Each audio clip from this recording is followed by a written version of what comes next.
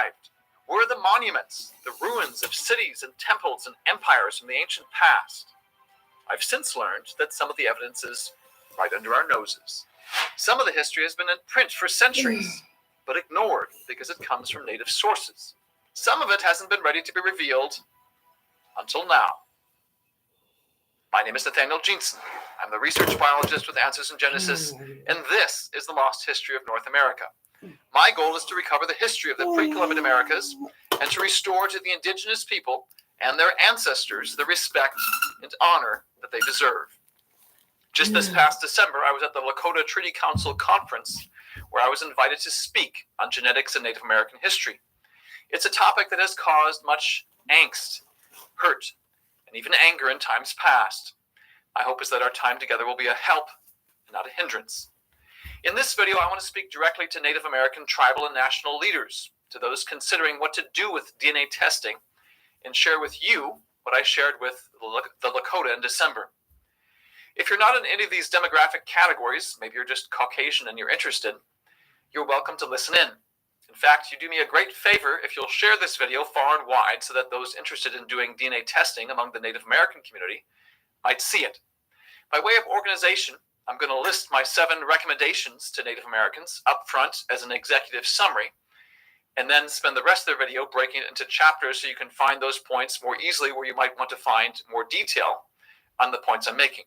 I'm going to give my contact information up front as part of the executive summary and then repeat it at the end if you want to get in touch with me. This is how the Lakotas got in touch with me. In the first place, we dialogued for a couple of months and then I came out to their conference. If you go to our homepage, answersingenesis.org/go/trace. So Answers in Genesis is a Christian nonprofit. We're not with the government. I don't get government money for my research. I'm relieved to say that. I know there's a long history of abuse from the government with the Native American community. So if you go to this page, Traced comes from a book I wrote. It'll take you to a button you can push, or you can just scroll down on this page and enter your name, email, message. This goes directly to my inbox, and we can begin dialoguing that way. So for Native Americans, especially the tribal leaders, president, council members, here are my 7 recommendations as you consider what to do with DNA testing. Number 1, the best path forward, I think, for DNA testing as it relates to human history, to Native American history, is the Y chromosome with a male inherited DNA. Second, there are ways to do DNA testing semi-privately. I say that because that's the least expensive of the options, or completely privately where you build your own labs, but that costs millions of dollars. Number 3, Y chromosome testing, and this is perhaps the most exciting part, has validated indigenous histories, including those that previously the mainstream community has dismissed as inauthentic, forgeries, these sorts of things. I'll explain more of that again in the chapter section. Number 4, Y chromosome testing can fill in gaps in indigenous history. What I don't mean is you take the indigenous histories and then you hold it as tentative and you only take those parts that genetics can directly confirm. No, I'm now with the attitude that I basically accept indigenous histories at the outset as true. You probably know yourselves that some of these histories aren't completely comprehensive. I'll give you examples of this again. And so genetics can add to that narrative and complement it. Number 5, I'm speaking to you as individual nations, but for reasons I'll explain in the chapter section, every Native American nation, I can virtually guarantee without knowing anything about your individual histories, are going to have branches from other Native American nations. And so to figure out what does your nation's DNA mean for history, it's essential to have the collaboration, the help of other tribes who are also doing DNA testing, say, aha, this is an Iroquoian branch, this is a Navajo branch, this is a Lakota branch, and then the pieces begin to come together. Number 6, if you're wondering where to start, how much do we need to do to have any hope of getting some sort of answers, I think 100 is a nice round number, a good place to start. With 100 men who aren't known to be related, you'll have a lot of information just in that one sample. And I think this is something that's financially doable rather than 1,000 or 10,000 or some massive, huge price tag study. Number 7, this is more of a question than a recommendation per se. It's a concern of mine for you on your behalf. There are DNA results that are accumulating. There are discoveries that are already being made. I know there's lots of concerns about DNA testing. My concern is if you wait, concerns are valid about privacy and these sorts of things. Is the government going to use it against me? Despite all that, my question to you is, my concern for you is someone else may get to your tribe's answer first before you do. It's not a threat, what I'm saying. I'm saying there's already a lot of publicly available data out there. People can just sit down, crunch the numbers, and they've got an answer. And then what? What if someone outside your tribe finds the answer before someone inside your tribe does? Then what? It may be advantageous, and I know there's lots of risks, to start the process sooner than later to make sure someone doesn't get ahead of it before you do. So that's the executive summary. Now, my background. I have no native blood in my family tree that I know of. It's all Caucasians, Europeans. I grew up in Wisconsin being taught U.S. history, which means I was taught virtually nothing about the pre-Columbian Americas that I know of. It's been a big blank spot in my mind for decades. For the last 14 years, I've been working in Christian nonprofits. I began my research studies not with American history, not with human history, but with the question of the origin of species. As research has it, it's unpredictable. I eventually got into the question of human origins about 7 or 8 years ago. And the last few years, I've been zeroing in on human history via DNA, and especially Native American history. Now, the individual recommendation is a bit more of a background explanation. Why do I recommend the Y chromosome test in particular? The typical DNA test, the autosomal DNA test that you'd get if you just go to Ancestry DNA, is one that tests DNA that comes from both parents. It's 99% of every person's DNA. It's great in that sense because it gives you both sides of your family tree. But that strength is also its fatal weakness. So the strength is the fact that you do get paternal side and maternal side. Good. But it only goes back so far, and here's what I mean. The amount of DNA in each person stays the same from generation to generation. Let's say I've got 6 billion DNA letters in my cells, in my individual DNA. My children are not going to have twice that. I don't pass on 6 billion letters. My wife passes on 6 billion letters, and so it's 12 billion. In the next generation, 24 billion. It's not like the amount of DNA just keeps ballooning every generation. It stays the same. So that means every parent contributes half of their DNA, total length of their DNA to each generation. Or to put it just simply without getting into all that technical detail I just mentioned, I'm 50% genetically each of my parents. They are also going to abide by the same reproductive, biological, genetic rules. They're 50% genetically each of their parents, which means that I, being descendants of my parents, are 25% genetically each of my grandparents. And if you go back even further and try to squeeze it all on the screen, same rule applies to my grandparents, their parents. So my great-grandparents, I'm 12.5% in theory genetically each of them. You can see how this number drops off by half. It drops off exponentially every generation. So 50%, 25%, 12.5%, 6.25, about 3%, 1.5%. In just a few generations, there's almost no genetic signal left. We're down at the 1%, less than 1% level, which is hard to analyze with current tools in a way that makes sense. And I should say it's hard to make sense of it even with current tools just because of the way genetic variation exists around the globe. It's hard to define ethnicities with this type of DNA. And so that's a dirty little secret of the genetic testing companies. Their typical test only gives you a few generations of history, gives you probably what you already know from your family tree, except you're $100 poor because of it.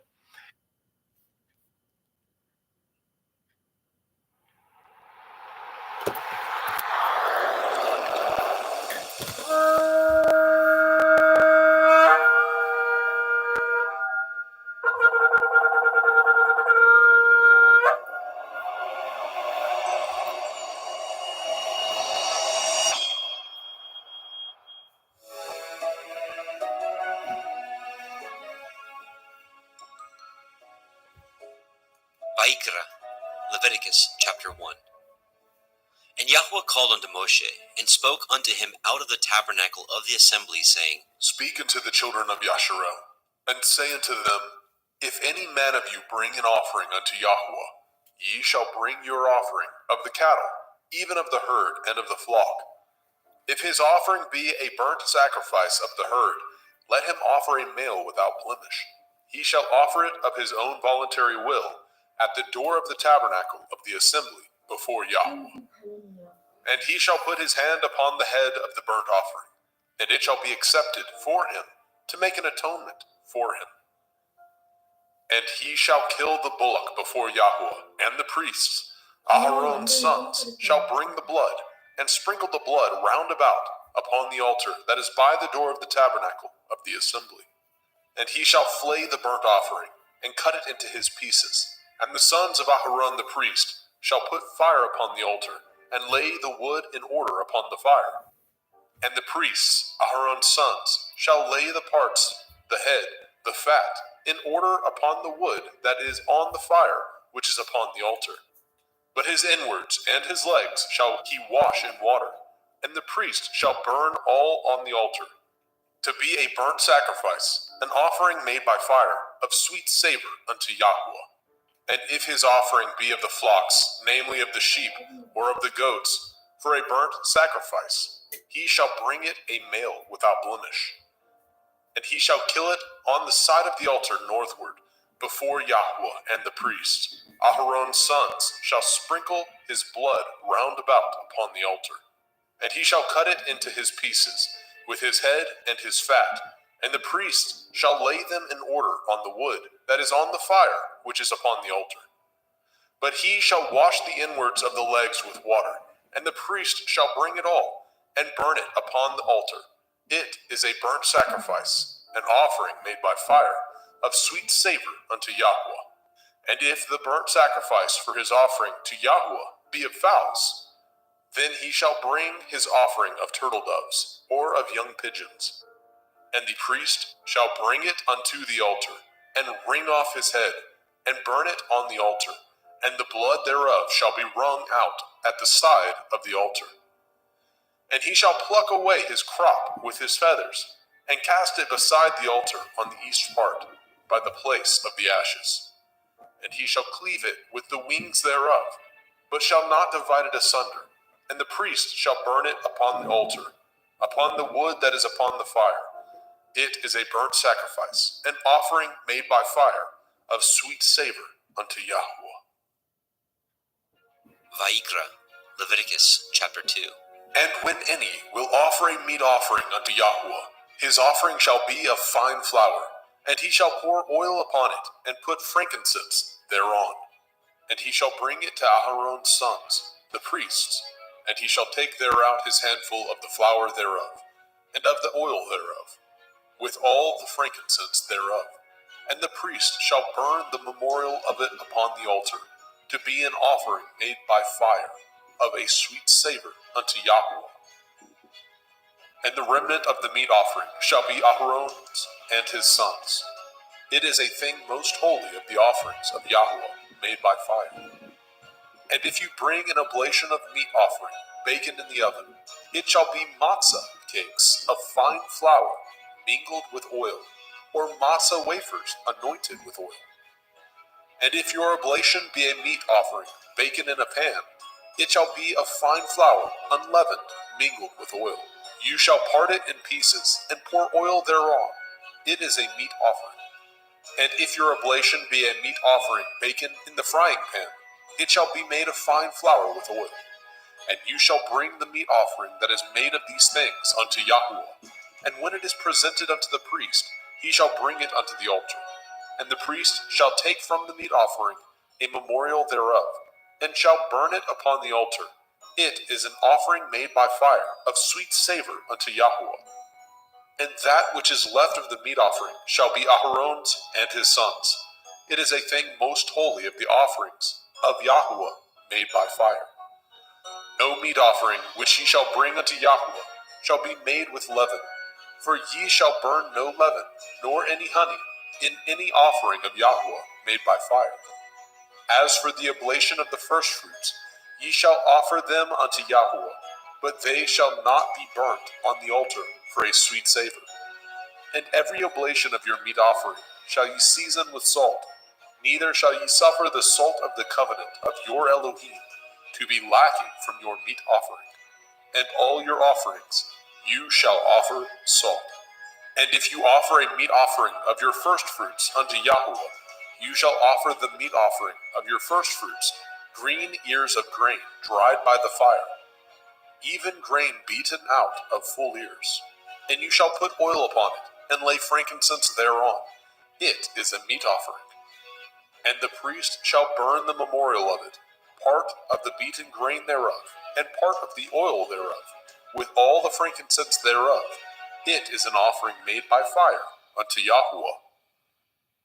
Vaikra, Leviticus chapter 3. And if his oblation be a sacrifice of peace offering, if he offer it of the herd, whether it be a male or a female, he shall offer it without blemish before Yahuwah. And he shall lay his hand upon the head of his offering, and kill it at the door of the tabernacle of the assembly.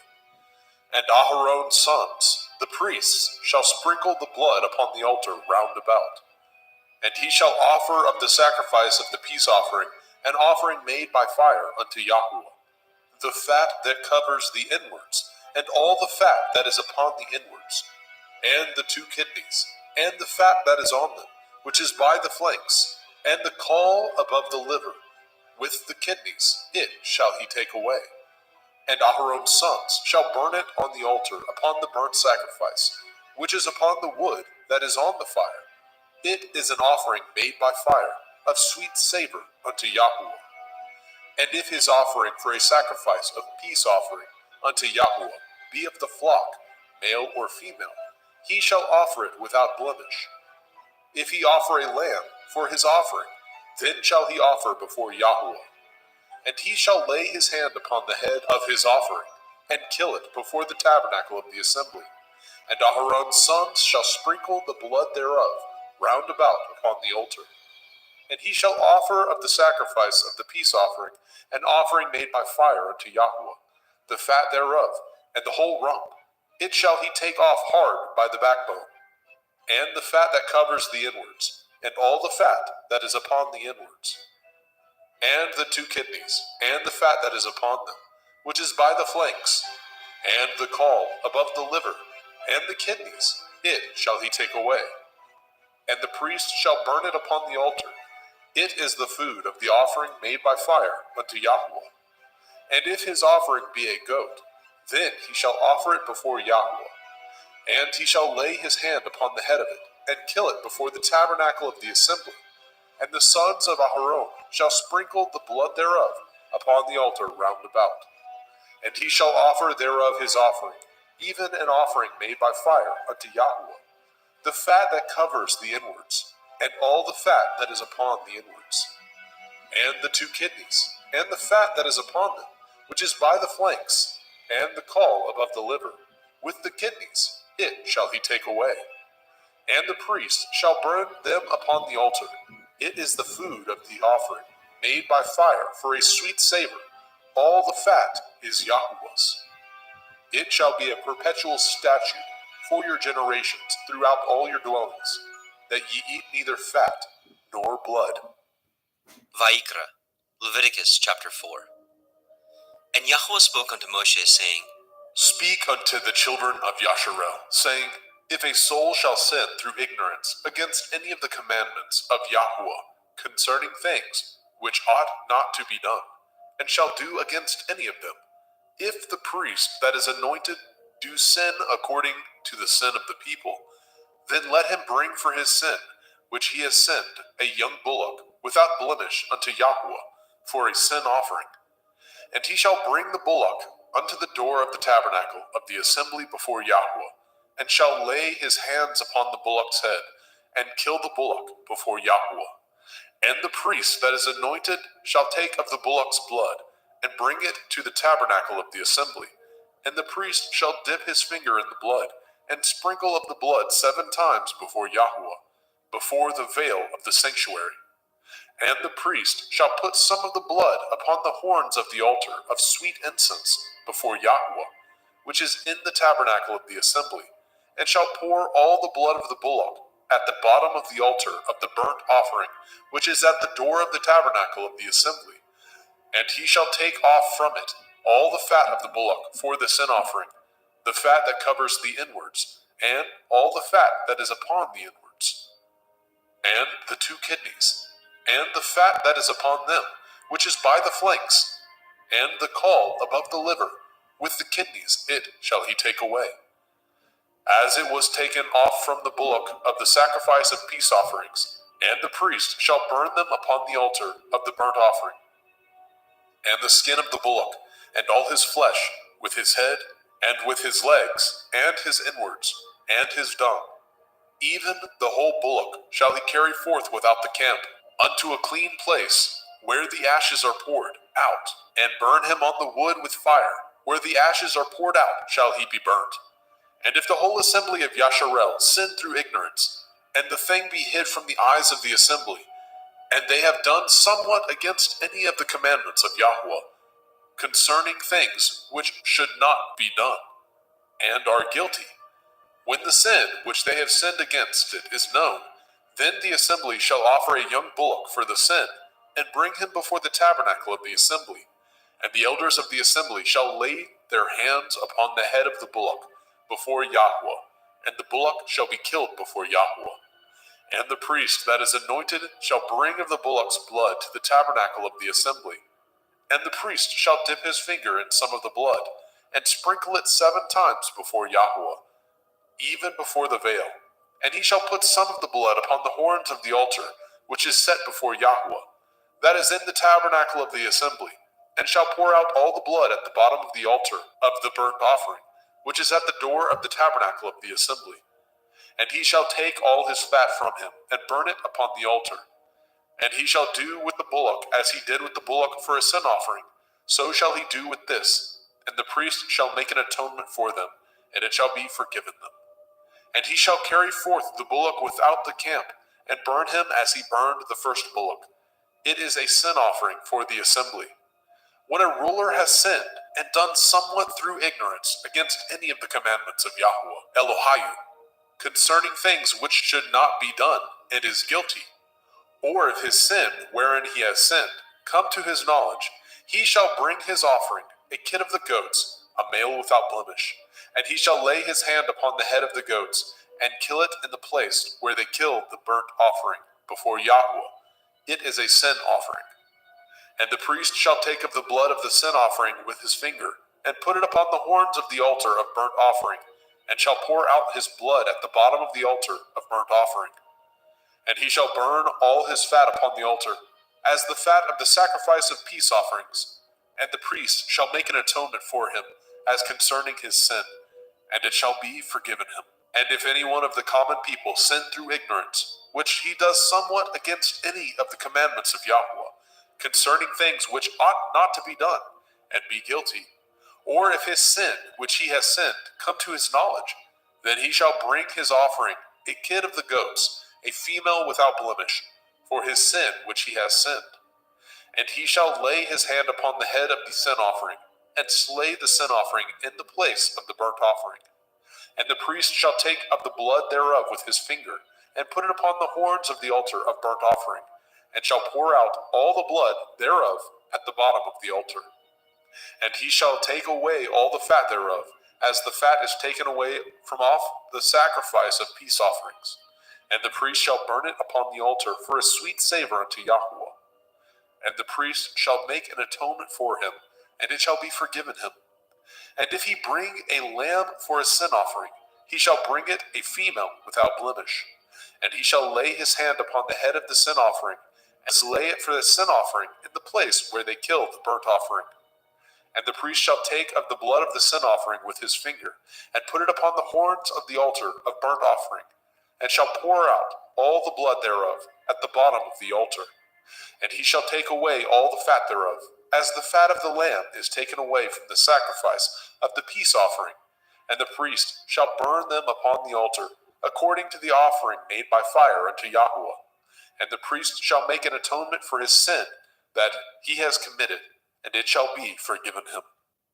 Vayikra, Leviticus chapter 5. And if a soul sin, and hear the voice of swearing, and is a witness, whether he has seen or known of it, if he do not utter it, then he shall bear his iniquity. Or if a soul touch any unclean thing, whether it be a carcass of an unclean beast, or a carcass of unclean cattle, or the carcass of unclean creeping things, and if it be hidden from him, he also shall be unclean and guilty. Or if he touch the uncleanness of man, whatsoever uncleanness it be, that a man shall be defiled withal, and it be hid from him, when he knows of it, then he shall be guilty. Or if a soul swear, pronouncing with his lips to do evil, or to do good, whatsoever it be that a man shall pronounce with an oath, and it be hid from him, when he knows of it, then he shall be guilty in one of these. And it shall be, when he shall be guilty in one of these things, that he shall confess that he has sinned in that thing. And he shall bring his trespass offering unto Yahweh, for his sin which he has sinned, a female from the flock, a lamb or a kid of the goats, for a sin offering, and the priest shall make an atonement for him concerning his sin. And if he is not able to bring a lamb, then he shall bring for his trespass which he has committed 2 turtle doves, or 2 young pigeons unto Yahweh, one for a sin offering, and the other for a burnt offering. And he shall bring them unto the priest, who shall offer that which is for the sin offering first, and wring off his head from his neck, but shall not divide it asunder. And he shall sprinkle of the blood of the sin offering upon the side of the altar, and the rest of the blood shall be wrung out at the bottom of the altar. It is a sin offering. And he shall offer the second for a burnt offering, according to the manner, and the priest shall make an atonement for him, for his sin which he has sinned, and it shall be forgiven him. But if he be not able to bring 2 turtle doves, or 2 young pigeons, then he that sinned shall bring for his offering the 10th part of an ephah of fine flour for a sin offering. He shall put no oil upon it, neither shall he put any frankincense thereon, for it is a sin offering. Then shall he bring it to the priest, and the priest shall take his handful of it, even a memorial thereof, and burn it on the altar, according to the offerings made by fire unto Yahweh. It is a sin offering. And the priest shall make an atonement for him, as touching his sin, that he has sinned in one of these, and it shall be forgiven him, and the remnant shall be the priest's, as a meat offering. And Yahweh spoke unto Moshe, saying, If a soul commit a trespass, and sin through ignorance, in the holy things of Yahweh, then he shall bring for his trespass unto Yahweh a ram without blemish, out of the flocks, with your estimation by shekels of silver, after the shekel of the sanctuary, for a trespass offering. And he shall make the amends for the harm that he has done in the holy thing, and shall add the 5th part thereto, and give it unto the priest, and the priest shall make an atonement for him with the ram of the trespass offering, and it shall be forgiven him. And if a soul sin, and commit any of these things which are forbidden to be done by the commandment of Yahweh, though he knew it not, yet is he guilty, and shall bear his iniquity. And he shall bring a ram without blemish out of the flock, with your estimation, for a trespass offering, unto the priest, and the priest shall make an atonement for him concerning his ignorance, wherein he erred, and knew it not, and it shall be forgiven him. It is a trespass offering. He has certainly trespassed against Yahweh. Vayikra, Leviticus chapter 6.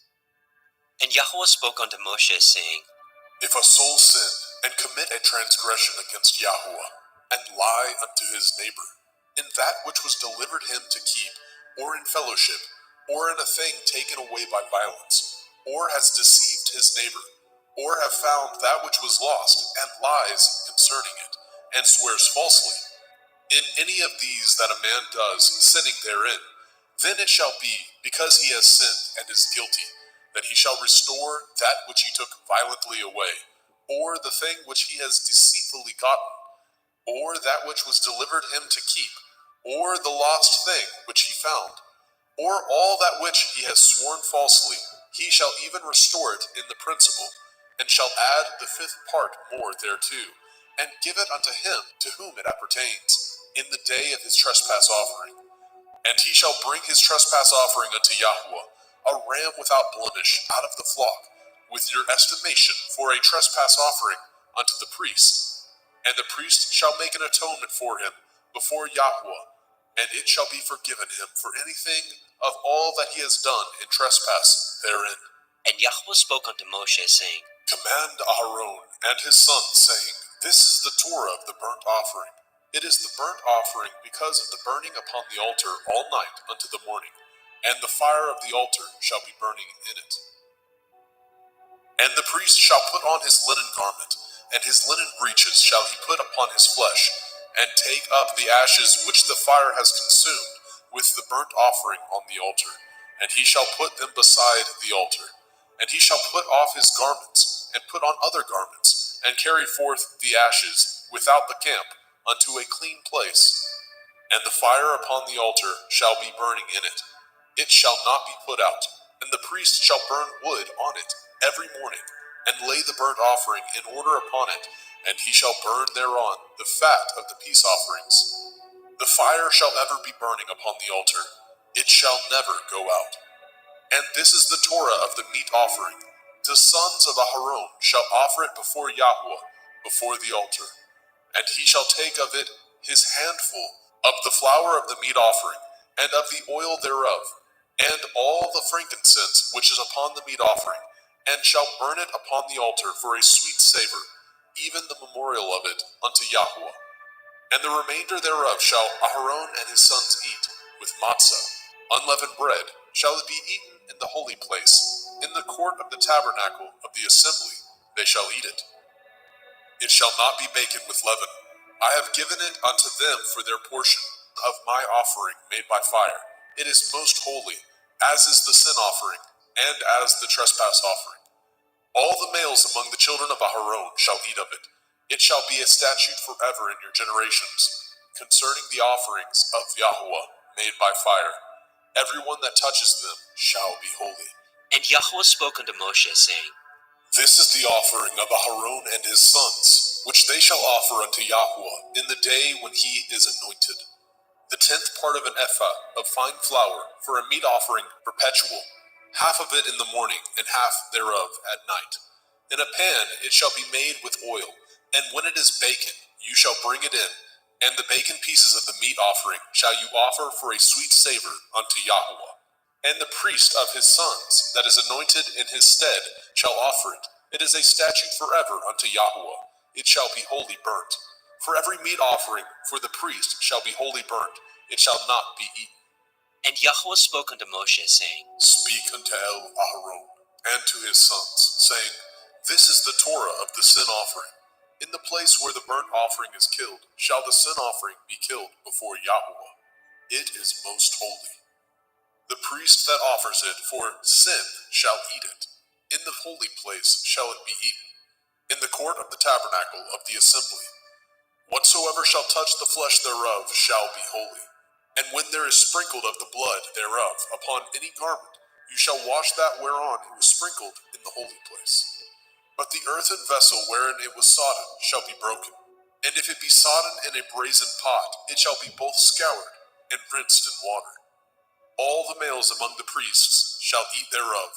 It is most holy. And no sin offering, whereof any of the blood is brought into the tabernacle of the assembly, to reconcile withal, in the holy place, shall be eaten. It shall be burnt in the fire. Vayikra, Leviticus chapter 7. Likewise, this is the Torah of the trespass offering. It is most holy. In the place where they kill the burnt offering, shall they kill the trespass offering, and the blood thereof shall he sprinkle round about upon the altar. And he shall offer it of all the fat thereof, the rump, the fat that covers the inwards, and the 2 kidneys, and the fat that is on them, which is by the flanks, and the caul that is above the liver, with the kidneys it shall he take away. And the priest shall burn them upon the altar for an offering made by fire unto Yahweh. It is a trespass offering. Every male among the priests shall eat thereof. It shall be eaten in the holy place. It is most holy. As the sin offering is, so is the trespass offering. There is one Torah for them. The priest that makes atonement therewith shall have it. And the priest that offers any man's burnt offering, even the priest shall have to himself the skin of the burnt offering which he has offered. And all the meat offering that is baken in the oven, and all that is dressed in the frying pan, and in the pan, shall be the priest's that offer it. And every meat offering mingled with oil, and dry, shall all the sons of Aharon have, one as much as another. And this is the Torah of the sacrifice of peace offerings. which he shall offer unto Yahweh. If he offer it for thanksgiving, then he shall offer with the sacrifice of thanksgiving matzah, unleavened cakes, mingled with oil, and matzah wafers, anointed with oil, and cakes mingled with oil, of fine flour, fried. Besides the cakes, he shall offer for his offering hametz, leavened bread, with the sacrifice of thanksgiving of his peace offerings. And of it he shall offer one out of the whole oblation, for a heave offering unto Yahweh, and it shall be the priest that sprinkles the blood of the peace offerings. And the flesh of the sacrifice of his peace offerings for thanksgiving shall be eaten the same day that it is offered. He shall not leave any of it until the morning. But if the sacrifice of his offering be a vow, or a voluntary offering, it shall be eaten the same day that he offers his sacrifice. On the morrow also the remainder of it shall be eaten. But the remainder of the flesh of the sacrifice on the third day shall be burnt with fire. And if any of the flesh of the sacrifice of his peace offerings be eaten at all on the third day, it shall not be accepted, neither shall it be imputed unto him that offers it. It shall be an abomination, and the soul that eats of it shall bear his iniquity. And the flesh that touches any unclean thing shall not be eaten. It shall be burnt with fire. And as for the flesh, all that be clean shall eat thereof. But the soul that eats of the flesh of the sacrifice of peace offerings that pertain unto Yahweh, having his uncleanness upon him, even that soul shall be cut off from his people. Moreover, the soul that shall touch any unclean thing, as the uncleanness of man, or any unclean beast, or any abominable unclean thing, and eat of the flesh of the sacrifice of peace offerings, which pertain unto Yahweh, even that soul shall be cut off from his people. And Yahweh spoke unto Moshe, saying, Speak unto the children of Yasharel, saying, Ye shall eat no manner of fat, of ox, or of sheep, or of goat, and the fat of the beast that dies of itself, and the fat of that which is torn with beast, may be used in any other use, but ye shall in no wise eat of it. For whosoever eats the fat of the beast, of which men offer an offering made by fire unto Yahweh, even the soul that eats it shall be cut off from his people. Moreover, ye shall eat no manner of blood, whether it be of fowl or of beast, in any of your dwellings. Whatsoever soul it be that eats any manner of blood, even that soul shall be cut off from his people. And Yahweh spoke unto Moshe, saying, Speak unto the children of Yasharel, saying, He that offers the sacrifice of his peace offerings unto Yahweh shall bring his oblation unto Yahweh of the sacrifice of his peace offerings. His own hand shall bring the offerings of Yahweh made by fire. The fat with the breast it shall he bring, that the breast may be waved for a wave offering before Yahweh. And the priest shall burn the fat upon the altar, but the breast shall be Aharon's and his sons'. And the right shoulder shall ye give unto the priest for a heave offering of the sacrifices of your peace offerings. He among the sons of Aharon that offers the blood of the peace offerings and the fat shall have the right shoulder for his part.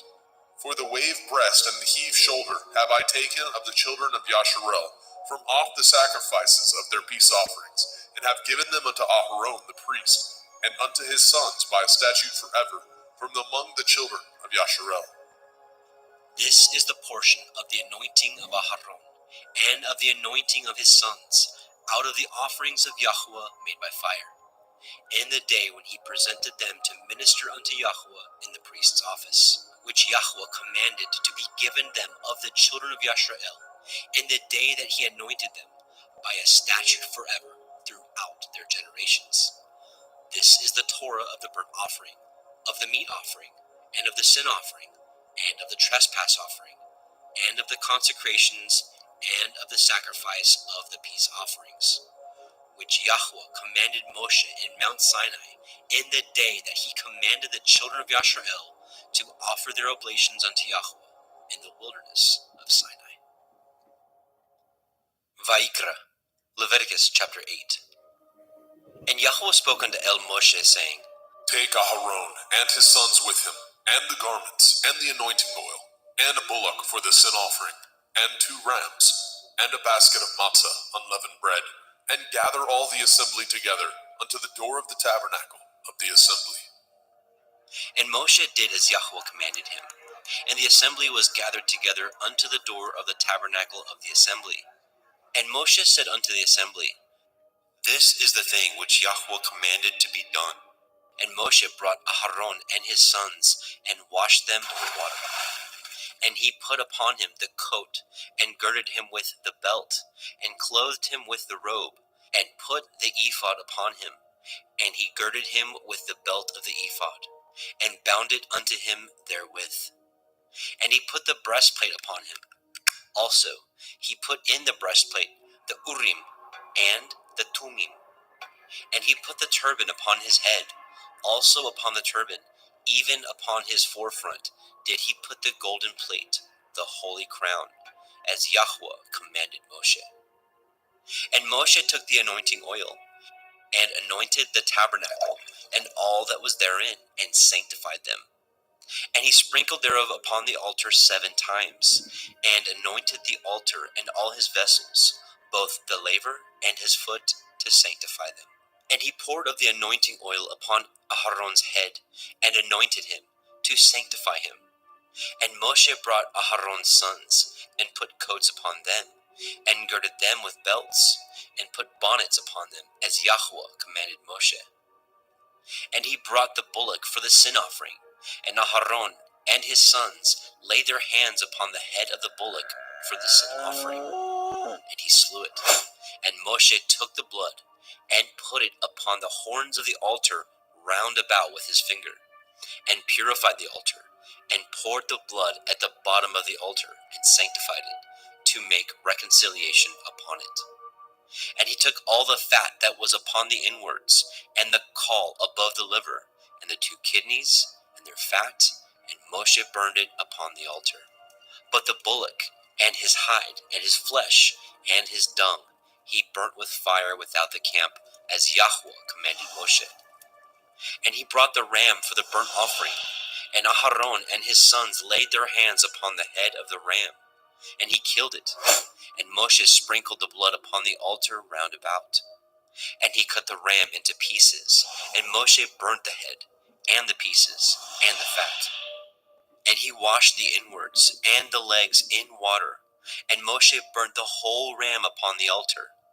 It was a burnt sacrifice for a sweet savor, and an offering made by fire unto Yahweh, as Yahweh commanded Moshe. And he brought the other ram, the ram of consecration, and Aharon and his sons laid their hands upon the head of the ram, and he slew it. And Moshe took of the blood of it, and put it upon the tip of Aharon's right ear, and upon the thumb of his right hand, and upon the great toe of his right foot.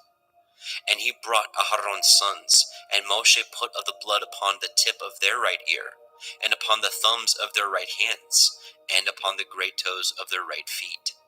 And Moshe sprinkled the blood upon the altar round about. And he took the fat, and the rump, and the fat that was upon the inwards, and the caul above the liver, and the 2 kidneys, and their fat, and the right shoulder. And out of the basket of matzah that was before Yahweh, he took 1 matzah cake, and a cake of oiled bread, and 1 wafer, and put them on the fat, and upon the right shoulder. And he put all upon Aharon's hands, and upon his sons' hands, and waved them for a wave offering before Yahweh. And Moshe took them from off their hands, and burnt them on the altar upon the burnt offering. They were consecrations for a sweet savor. It is an offering made by fire unto Yahweh. And Moshe took the breast, and waved it for a wave offering before Yahweh. For of the ram of consecration it was Moshe's part, as Yahweh commanded Moshe. And Moshe took of the anointing oil, and of the blood which was upon the altar, and sprinkled it upon Aharon, and his garments, and upon his sons, and upon his sons' garments with him, and sanctified Aharon, and his garments, and his sons' garments with him. And Moshe said unto Aharon and to his sons, Boil the flesh at the door of the tabernacle of the assembly, and there eat it, with the bread that is in the basket of consecrations, as I commanded, saying, Aharon and his sons shall eat it. And that which remains of the flesh and of the bread shall ye burn with fire. And ye shall not go out of the door of the tabernacle of the assembly in 7 days, until the days of your consecration be at an end. For 7 days shall he consecrate you. As he has done this day, so Yahweh has commanded to do, to make an atonement for you. Therefore shall ye abide at the door of the tabernacle of the assembly day and night 7 days, and guard the watch of Yahweh, that ye die not. For so I am commanded. So Aharon and his sons did all the things which Yahweh commanded by the hand of Moshe. Vaikra, Leviticus chapter 9. And it came to pass on the 8th day that Moshe called Aharon and his sons and the elders of Yisrael. And he said unto Aharon, Take a young calf for a sin offering, and a ram for a burnt offering, without blemish, and offer them before Yahweh. And unto the children of Yisrael you shall speak, saying, Take ye a kid of the goats for a sin offering, and a calf and a lamb, both of the first year, without blemish, for a burnt offering. Also a bullock and a ram for peace offerings, to sacrifice before Yahweh, and a meat offering mingled with oil. For today Yahweh will appear unto you. And they brought which Moshe commanded before the tabernacle of the assembly. And all the assembly drew near and stood before Yahweh. And Moshe said, This is the thing which Yahweh commanded that ye should do, and the glory of Yahweh shall appear unto you. And Moshe said unto Aharon, Go unto the altar, and offer your sin offering, and your burnt offering, and make an atonement for yourself and for the people, and offer the offering of the people, and make an atonement for them, as Yahweh commanded. Aharon therefore went unto the altar, and slew the calf of the sin offering, which was for himself. And the sons of Aharon brought the blood unto him, and he dipped his finger in the blood, and put it upon the horns of the altar, and poured out the blood at the bottom of the altar.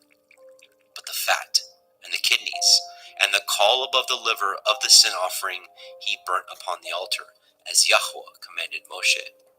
And the flesh and the hide he burnt with fire without the camp.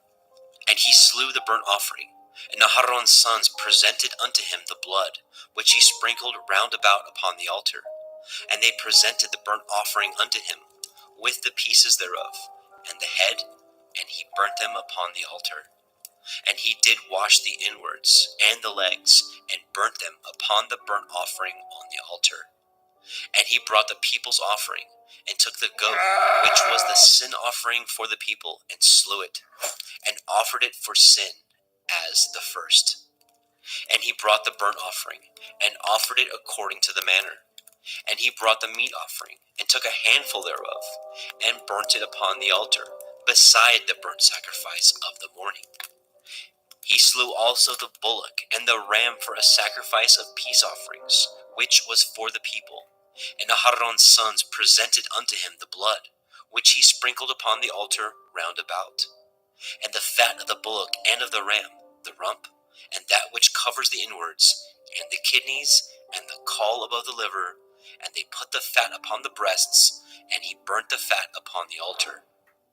And the breasts and the right shoulder Aharon waved for a wave offering before Yahweh, as Moshe commanded.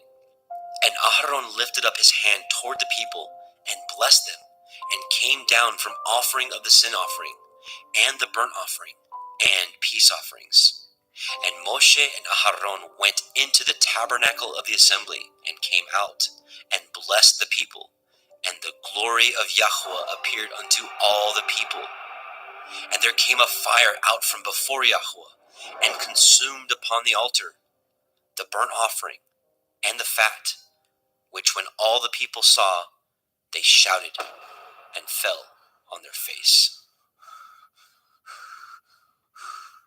Vaikra, Leviticus chapter 10. And Nadab and Abihu, the sons of Aharon, took either of them his censer, and put fire therein, and put incense thereon, and offered strange fire before Yahweh, which he commanded them not.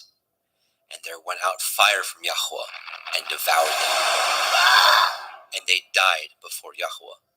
Then Moshe said unto Aharon, This is that Yahweh spoke, saying, I will be sanctified in them that come nigh me. and before all the people I will be glorified. And Aharon held his peace. And Moshe called Mishael and Elishaphan, the sons of Uzziel, the uncle of Aharon, and said unto them, Come near, carry your brethren from before the sanctuary out of the camp.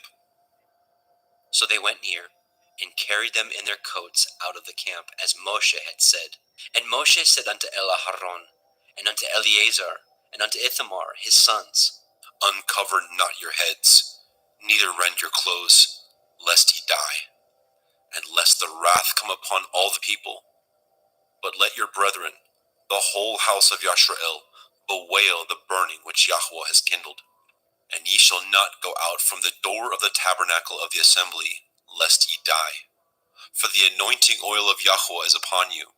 And they did according to the word of Moshe. And Yahweh spoke unto Aharon, saying, Do not drink wine, nor strong drink, you nor your sons with you, when ye go into the tabernacle of the assembly, lest ye die. It shall be a statute forever throughout your generations, and that ye may put difference between holy and unholy, and between unclean and clean, and that ye may teach the children of Yasharel all the statutes which Yahweh has spoken unto them by the hand of Moshe. And Moshe spoke unto Aharon, and unto Eleazar, and unto Ithamar, his sons that were left, Take the meat offering that remains of the offerings of Yahweh made by fire, and eat it without leaven beside the altar, for it is most holy. And ye shall eat it in the holy place, because it is your due, and your sons' due, of the sacrifices of Yahweh made by fire. For so I am commanded. And the wave breast and the heave shoulder shall ye eat in a clean place, you and your sons and your daughters with you, for they be your due, and your sons' due, which are given out of the sacrifices of peace offerings of the children of Yashrael. The heave shoulder and the wave breast shall they bring with the offerings made by fire of the fat, to wave it for a wave offering before Yahweh. And it shall be yours, and your sons with you, by a statute forever, as Yahweh has commanded. And Moshe diligently sought the goat of the sin offering, and behold, it was burnt. And he was angry with Eleazar and Ithamar, the sons of Aharon, which were left alive, saying, Wherefore have ye not eaten the sin offering in the holy place, seeing it is most holy? And Elohim has given it to you to bear the iniquity of the assembly, to make an atonement for them before Yahweh? Behold, the blood of it was not brought in within the holy place. Ye should indeed have eaten it in the holy place, as I commanded. And Aharon said unto Moshe, Behold, this day have they offered their sin offering and their burnt offering before Yahweh, and such things have befallen me. And if I had eaten the sin offering today, should it have been accepted in the sight of Yahweh? And when Moshe heard that, he was content. Vayikra, Leviticus chapter 11. And Yahweh spoke unto Moshe, and to Aharon, saying unto them, Speak unto the children of Yasharel, saying, These are the beasts which ye shall eat among all the beasts that are on the earth. Whatsoever parts the hoof, and is cloven-footed, and chews the cud, among the beasts, that shall ye eat. Nevertheless, these shall ye not eat of them that chew the cud, or of them that divide the hoof.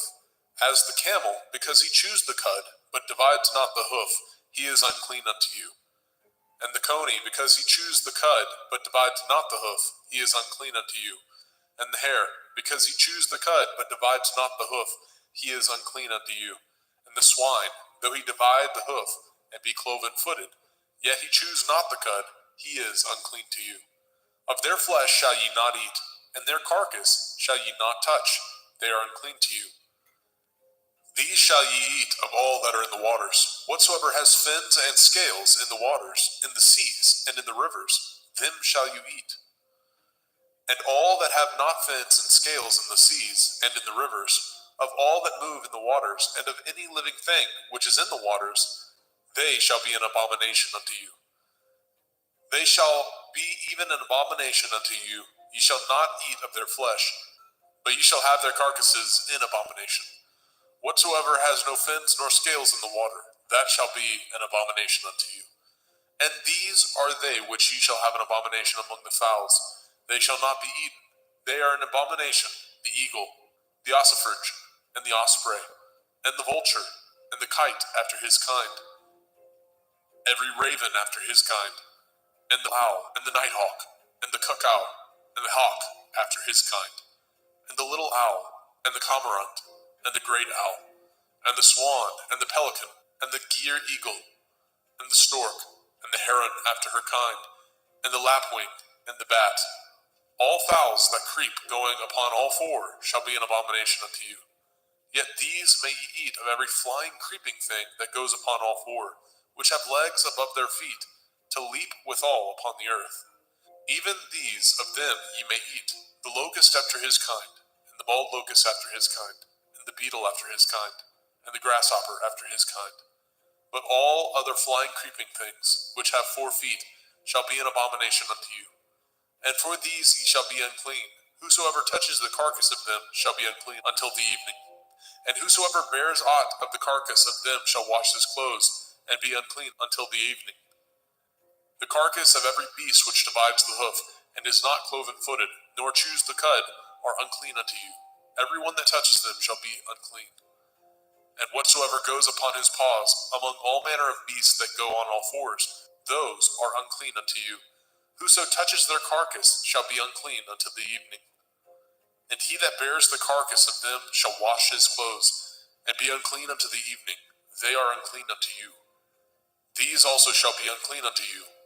Among the creeping things that creep upon the earth, the weasel, the mouse, and the tortoise, after his kind, and the ferret, and the chameleon, and the lizard, and the snail, and the mole, these are unclean to you among all that creep. Whosoever touches them, when they be dead, shall be unclean until the evening.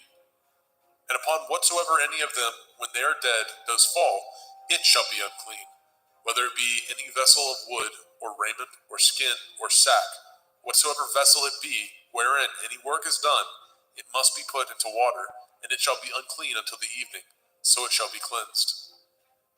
And every earthen vessel, where into any of them that falls, whatsoever is in it shall be unclean, and ye shall break it.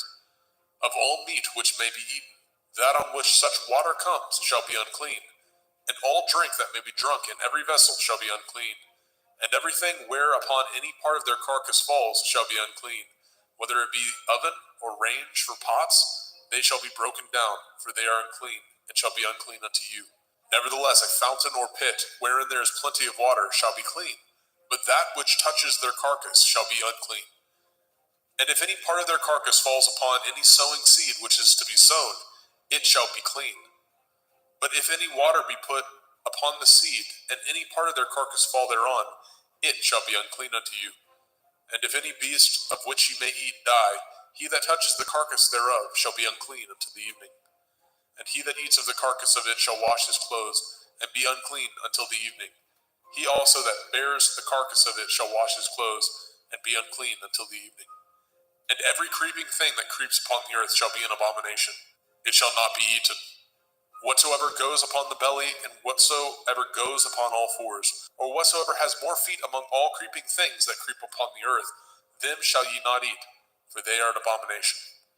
Ye shall not make yourselves abominable with any creeping thing that creeps, neither shall ye make yourselves unclean with them, that ye should be defiled thereby. For I am Yahuwah Elohim. Ye shall therefore sanctify yourselves, and ye shall be holy, for I am holy. Neither shall ye defile yourselves with any manner of creeping thing that creeps upon the earth. For I am Yahuwah, that brings you up out of the land of Mitzrayim, to be your Elohim. Ye shall therefore be holy, for I am holy. This is the Torah of the beasts, and of the fowl, and of every living creature that moves in the waters, and of every creature that creeps upon the earth, to make a difference between the unclean and the clean, and between the beast that may be eaten, and the beast that may not be eaten. Vaikra, Leviticus chapter 12. And Yahweh spoke unto Moshe, saying, Speak unto the children of Yasharel, saying, If a woman have conceived seed, and born a male child, then she shall be unclean 7 days. According to the days of the separation for her infirmity, shall she be unclean. And in the 8th day the flesh of his foreskin shall be circumcised. And she shall then continue in the blood of her purifying 33 days. She shall touch no hallowed thing, nor come into the sanctuary, until the days of her purifying be fulfilled. But if she bear a female child, then she shall be unclean 2 weeks, as in her separation, and she shall continue in the blood of her purifying 66 days. And when the days of her purifying are fulfilled, for a son or for a daughter, she shall bring a lamb of the first year for a burnt offering, and a young pigeon or a turtle dove for a sin offering, unto the door of the tabernacle of the assembly, unto the priest, who shall offer it before Yahweh, and make an atonement for her, and she shall be cleansed from the issue of her blood. This is the Torah for her that has borne a male or a female. And if she be not able to bring a lamb, then she shall bring 2 turtle doves or 2 young pigeons, the one for the burnt offering, and the other for a sin offering. And the priest shall make an atonement for her, and she shall be clean. Vaikra, Leviticus chapter 13. And Yahweh spoke unto El Moshe and El Aharon, saying, When a man shall have in the skin of his flesh a rising, a scab, or a bright spot, and it be in the skin of his flesh, like the plague of leprosy, then he shall be brought unto El Aharon the priest, or unto one of his sons the priests. And the priest shall look on the plague in the skin of the flesh, and when the hair in the plague is turned white, and the plague in sight be deeper than the skin of his flesh, it is a plague of leprosy, and the priest shall look on him and pronounce him unclean. If the bright spot be white in the skin of his flesh, and in sight be not deeper than the skin, and the hair thereof be not turned white, then the priest shall shut up him that has the plague 7 days. And the priest shall look on him the 7th day, and behold, if the plague in his sight be at a stay, and the plague spread not in the skin, then the priest shall shut him up 7 days more. And the priest shall look on him again the 7th day, and behold, if the plague be somewhat dark, and the plague spread not in the skin, the priest shall pronounce him clean. It is but a scab, and he shall wash his clothes and be clean. But if the scab spread much abroad in the skin, after that he has been seen of the priest for his cleansing, he shall be seen of the priest again. And if the priest see that, behold, the scab spreads in the skin, then the priest shall pronounce him unclean. It is a leprosy. When the plague of leprosy is in a man, then he shall be brought unto the priest. And the priest shall see him, and behold, if the rising be white in the skin, and it have turned the hair white, and there be quick raw flesh in the rising, it is an old leprosy in the skin of his flesh, and the priest shall pronounce him unclean, and shall not shut him up, for he is unclean. And if a leprosy break out abroad in the skin, and the leprosy cover all the skin of him that has the plague from his head even to his foot, wheresoever the priest looks, then the priest shall consider, and behold, if the leprosy have covered all his flesh, he shall pronounce him clean that has the plague.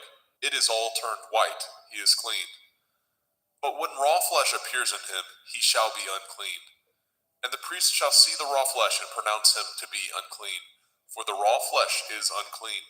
It is a leprosy. Or if the raw flesh turn again, and be changed unto white, he shall come unto the priest. And the priest shall see him, and behold, if the plague be turned unto white, then the priest shall pronounce him clean that has the plague. He is clean. The flesh also, in which even in the skin thereof was a boil, and is healed. And in the place of the boil, where there be a white rising, or a bright spot, white, and somewhat reddish, and it be showed to the priest. And if, when the priest sees it, behold, it be in sight lower than the skin, and the hair thereof be turned white, the priest shall pronounce him unclean. It is a plague of leprosy, broken out of the boil. But if the priest look on it, and behold, there be no white hairs therein, and if it be not lower than the skin, but be somewhat dark, then the priest shall shut him up 7 days. And if it spread much abroad in the skin, then the priest shall pronounce him unclean. It is a plague. But if the bright spot stay in his place and spread not, it is a burning boil, and the priest shall pronounce him clean. Or if there be any flesh in the skin whereof there is a hot burning, and the quick flesh that burns have a white bright spot, somewhat reddish or white.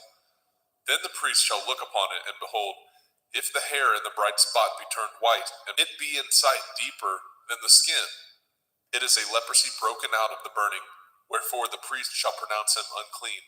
It is the plague of leprosy. But if the priest look on it, and behold, there be no white hair in the bright spot, and it be no lower than the other skin, but be somewhat dark, then the priest shall shut him up 7 days. And the priest shall look upon him the 7th day, and if it be spread much abroad in the skin, then the priest shall pronounce him unclean.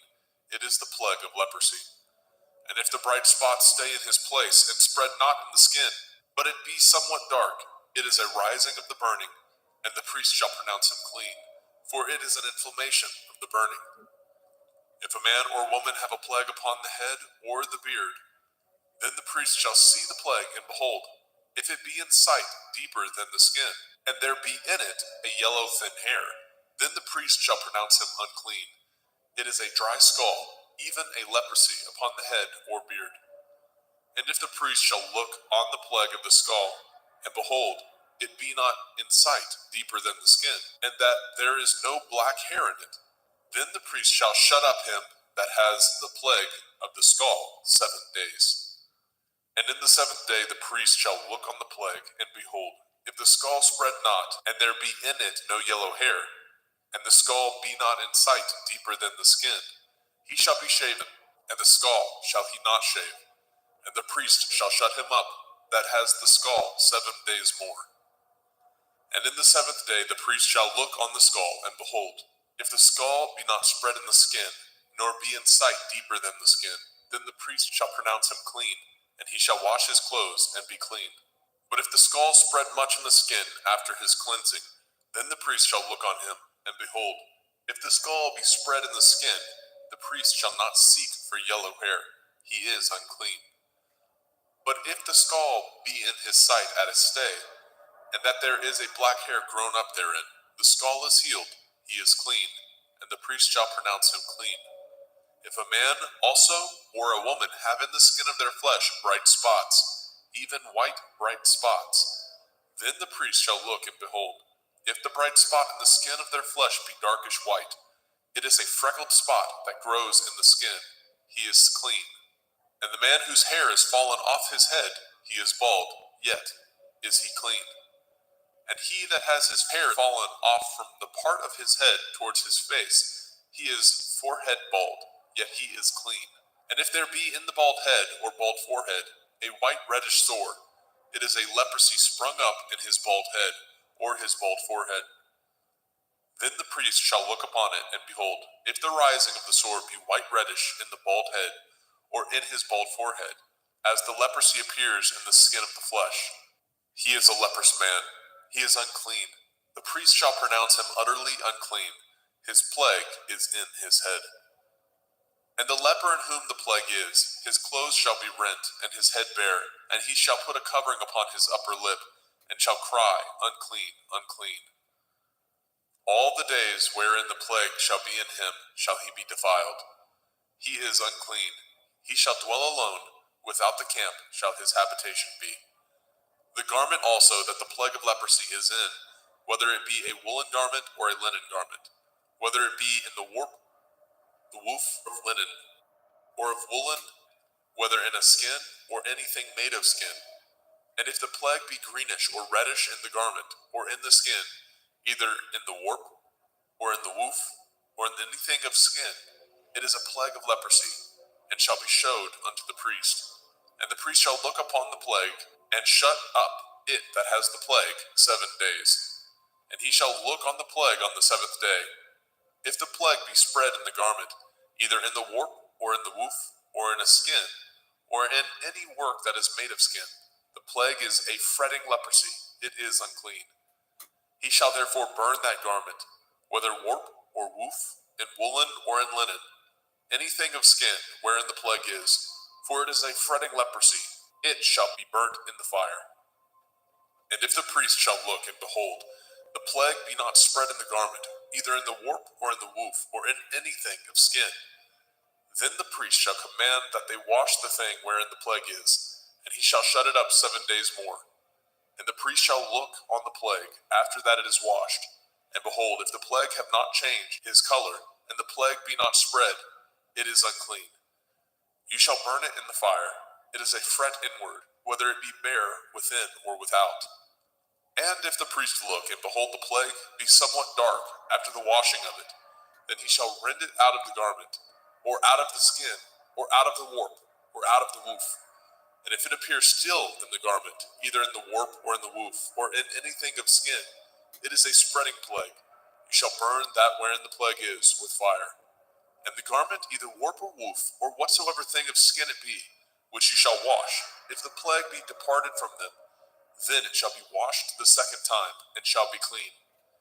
This is the Torah of the plague of leprosy, in a garment of woolen or linen, either in warp or woof, or in anything of skins, to pronounce it clean, or to pronounce it unclean. Vaikra, Leviticus chapter 14. And Yahweh spoke unto Moshe, saying, This shall be the Torah of the leper in the day of his cleansing. He shall be brought unto the priest, and the priest shall go forth out of the camp. And the priest shall look, and behold, if the plague of leprosy be healed in the leper, then shall the priest command to take for him that is to be cleansed 2 birds alive and clean, and cedar wood, and scarlet, and hyssop. And the priest shall command that one of the birds be killed in an earthen vessel over running water. As for the living bird, he shall take it, and the cedar wood, and the scarlet, and the hyssop, and shall dip them, and the living bird in the blood of the bird that was killed over the running water. And he shall sprinkle upon him that is to be cleansed from the leprosy 7 times, and shall pronounce him clean, and shall let the living bird loose into the open field. And he that is to be cleansed shall wash his clothes, and shave off all his hair, and wash himself in water, that he may be clean.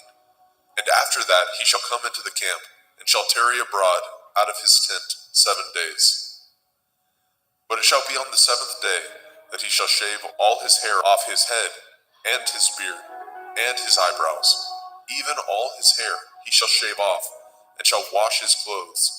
Also shall he wash his flesh in water, and shall be clean. And on the 8th day he shall take 2 he-lambs without blemish, and 1 ewe lamb of the first year without blemish, and 3/10 deal of fine flour for a meat offering, mingled with oil, and 1 log of oil. And the priest that makes him clean shall present the man that is to be made clean, and those things before Yahweh at the door of the tabernacle of the assembly. And the priest shall take 1 he-lamb, and offer him for a trespass offering, and the log of oil, and wave them for a wave offering before Yahweh. And he shall slay the lamb in the place where he shall kill the sin offering, and the burnt offering, in the holy place. For as the sin offering is the priest's, so is the trespass offering. It is most holy. And the priest shall take some of the blood of the trespass offering, and the priest shall put it upon the tip of the right ear of him that is to be cleansed, and upon the thumb of his right hand, and upon the great toe of his right foot. And the priest shall take some of the log of oil, and pour it into the palm of his own left hand. And the priest shall dip his right finger in the oil that is in his left hand, and shall sprinkle of the oil with his finger 7 times before Yahweh. And of the rest of the oil that is in his hand shall the priest put upon the tip of the right ear of him that is to be cleansed, and upon the thumb of his right hand, and upon the great toe of his right foot, upon the blood of the trespass offering.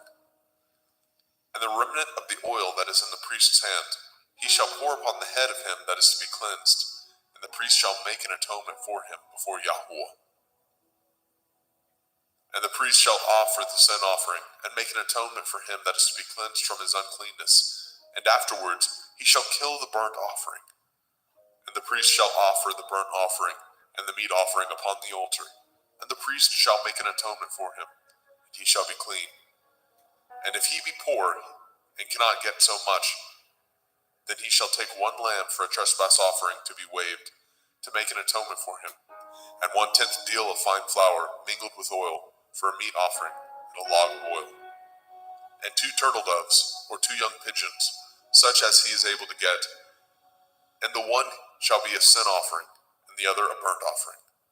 And he shall bring them on the 8th day for his cleansing unto the priest, unto the door of the tabernacle of the assembly before Yahweh. And the priest shall take the lamb of the trespass offering and the log of oil, and the priest shall wave them for a wave offering before Yahweh. And he shall kill the lamb of the trespass offering, and the priest shall take some of the blood of the trespass offering, and put it upon the tip of the right ear of him that is to be cleansed, and upon the thumb of his right hand, and upon the great toe of his right foot. And the priest shall pour of the oil into the palm of his own left hand. And the priest shall sprinkle with his right finger some of the oil that is in his left hand 7 times before Yahweh. And the priest shall put of that oil that is in his hand upon the tip of the right ear of him that is to be cleansed, and upon the thumb of his right hand, and upon the great toe of his right foot, upon the place of the blood of the trespass offering. And the rest of the oil that is in the priest's hand he shall put upon the head of him that is to be cleansed, to make an atonement for him before Yahweh. And he shall offer the one of the turtle doves, or of the young pigeons, such as he can get, even such as he is able to get, the one for a sin offering, and the other for a burnt offering, with the meat offering. And the priest shall make an atonement for him that is to be cleansed before Yahweh. This is the Torah of him, in whom is the plague of leprosy, whose hand is not able to get that which pertains to his cleansing. And Yahweh spoke unto El Moshe and unto El Aharon, saying, When ye are come into the land of Canaan, which I give to you for a possession, and I put the plague of leprosy in a house of the land of your possession, and he that owns the house shall come and tell the priest, saying, It seems to me there is, as it were, a plague in the house. Then the priest shall command that they empty the house before the priest go into it to see the plague, that all that is in the house be not made unclean. And afterward the priest shall go in to see the house. And he shall look on the plague, and behold, if the plague be in the walls of the house, with hollow strakes, greenish or reddish, which in sight are lower than the wall, then the priest shall go out of the house to the door of the house, and shut up the house 7 days. And the priest shall come again the 7th day, and shall look, and behold, if the plague be spread in the walls of the house, then the priest shall command that they take away the stones in which the plague is, and they shall cast them into an unclean place without the city. And he shall cause the house to be scraped within round about, and they shall pour out the dust that they scrape off without the city into an unclean place. And they shall take other stones, and put them in the place of those stones. And he shall take other mortar, and shall plaster the house. And if the plague come again, and break out in the house, after that he has taken away the stones, and after he has scraped the house, and after it is plastered, then the priest shall come and look, and behold, if the plague be spread in the house, it is a fretting leprosy in the house, it is unclean. And he shall break down the house, the stones of it, and the timber thereof, and all the mortar of the house, and he shall carry them forth out of the city into an unclean place. Moreover, he that goes into the house all the while that it is shut up shall be unclean until the evening. And he that lies in the house shall wash his clothes, and he that eats in the house shall wash his clothes. And if the priest shall come in and look upon it, and behold, the plague has not spread in the house, after the house was plastered, then the priest shall pronounce the house clean, because the plague is healed. And he shall take to cleanse the house 2 birds, and cedar wood, and scarlet, and hyssop. And he shall kill the one of the birds in an earthen vessel over running water. And he shall take the cedar wood, and the hyssop, and the scarlet, and the living bird, and dip them in the blood of the slain bird, and in the running water, and sprinkle the house 7 times. And he shall cleanse the house with the blood of the bird, and with the running water, and with the living bird, and with the cedar wood, and with the hyssop, and with the scarlet. But he shall let go of the living bird out of the city into the open field, and make an atonement for the house, and it shall be clean. This is the Torah for all manner of plague, of leprosy and scald, and for the leprosy of a garment and of a house, and for a rising, and for a scab, and for a bright spot, to teach when it is unclean, and when it is clean. This is the Torah of leprosy. Vayikra, Leviticus chapter 15. And Yahweh spoke unto El Moshe and to El Aharon, saying, Speak unto the children of Yasharel, and say unto them, When any man has a running issue out of his flesh, because of his issue he is unclean.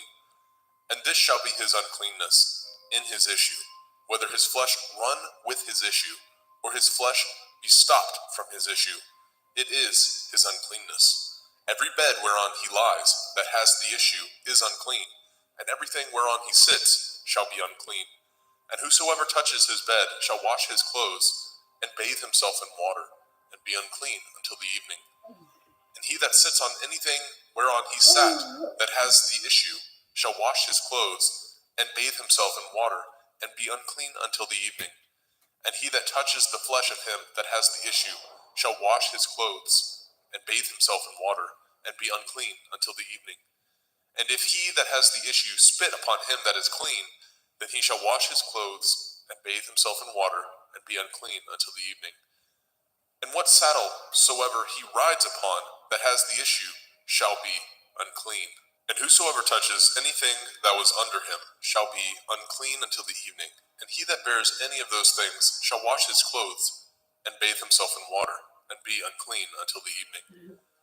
And whomsoever he touches that has the issue, and has not rinsed his hands in water, he shall wash his clothes, and bathe himself in water, and be unclean until the evening. And the vessel of earth that he touches which has the issue shall be broken, and every vessel of wood shall be rinsed in water. And when he that has an issue is cleansed of his issue, then he shall number to himself 7 days for his cleansing, and wash his clothes, and bathe his flesh in running water, and shall be clean. And on the 8th day he shall take to him 2 turtle doves or 2 young pigeons, and come before Yahuwah unto the door of the tabernacle of the assembly, and give them unto the priest. And the priest shall offer them, the one for a sin offering, and the other for a burnt offering. And the priest shall make an atonement for him before Yahuwah for his issue. And if any man's seed of copulation go out from him, then he shall wash all his flesh in water, and be unclean until the evening. And every garment and every skin whereon is the seed of copulation shall be washed with water, and be unclean until the evening. The woman also with whom the man shall lie with seed of copulation, they shall both bathe themselves in water, and be unclean until the evening.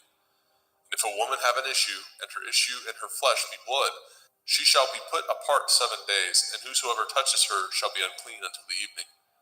And everything that she lies upon in her separation shall be unclean. Everything also that she sits upon shall be unclean. And whosoever touches her bed shall wash his clothes, and bathe himself in water, and be unclean until the evening. And whosoever touches anything that she sat upon shall wash his clothes, and bathe himself in water, and be unclean until the evening. And if it be on her bed, or on anything whereon she sits, when he touches it, he shall be unclean until the evening. And if any man lie with her at all, and her flower be upon him, he shall be unclean 7 days, and all the bed whereon he lies shall be unclean. And if a woman have an issue of her blood many days out of the time of her separation, or if it run beyond the time of her separation, all the days of the issue of her uncleanness shall be as the days of her separation. She shall be unclean. Every bed whereon she lies, all the days of her issue shall be unto her as the bed of her separation, and whatsoever she sits upon shall be unclean, as the uncleanness of her separation. And whosoever touches those things shall be unclean, and shall wash his clothes, and bathe himself in water, and be unclean until the evening. But if she be cleansed of her issue, then she shall number to herself 7 days, and after that she shall be clean. And on the 8th day she shall take unto her 2 turtle doves, or 2 young pigeons, and bring them unto the priest to the door of the tabernacle of the assembly. And the priest shall offer the one for a sin offering, and the other for a burnt offering. And the priest shall make an atonement for her before Yahuwah for the issue of her uncleanness. Thus shall ye separate the children of Yasharel from their uncleanness, that they die not in their uncleanness, when they defile my tabernacle that is among them. This is the Torah of him that has an issue, and of him whose seed goes from him, and is defiled therewith, and of her that is sick of her flowers, and of him that has an issue, of the man and of the woman, and of him that lies with her that is unclean. Vayikra, Leviticus chapter 16. And Yahweh spoke unto Moshe after the death of the 2 sons of Aharon, when they offered before Yahweh and died. And Yahweh said unto El Moshe, Speak unto El Aharon your brother, that he come not at all times into the holy place within the veil before the mercy seat, which is upon the ark, that he die not. For I will appear in the cloud upon the mercy seat. Thus shall Aharon come into the holy place, with a young bullock for a sin offering, and a ram for a burnt offering. He shall put on the holy linen coat, and he shall have the linen breeches upon his flesh, and shall be girded with a linen belt, and with the linen turban shall he be attired. These are holy garments. Therefore shall he wash his flesh in water, and so put them on. And he shall take of the assembly of the children of Yasharel 2 kids of the goats for a sin offering, and 1 ram for a burnt offering. And Aharon shall offer his bullock of the sin offering, which is for himself, and make an atonement for himself and for his house. And he shall take the 2 goats, and present them before Yahweh at the door of the tabernacle of the assembly. And Aharon shall cast lots upon the 2 goats, 1 lot for Yahuwah, and the other lot for Azazel. And Aharon shall bring the goat upon which Yahuwah's lot fell, and offer him for a sin offering. But the goat on which the lot fell to be for Azazel shall be presented alive before Yahuwah, to make an atonement with him, and to let him go for Azazel into the wilderness. And Aharon shall bring the bullock of the sin offering, which is for himself, and shall make an atonement for himself and for his house, and shall kill the bullock of the sin offering, which is for himself. And he shall take a censer full of burning coals of fire from off the altar before Yahuwah, and his hands full of sweet incense beaten small, and bring it within the veil. And he shall put the incense upon the fire before Yahuwah, that the cloud of the incense may cover the mercy seat that is upon the testimony, that he die not. And he shall take of the blood of the bullock, and sprinkle it with his finger upon the mercy seat eastward. And before the mercy seat shall he sprinkle of the blood with his finger 7 times.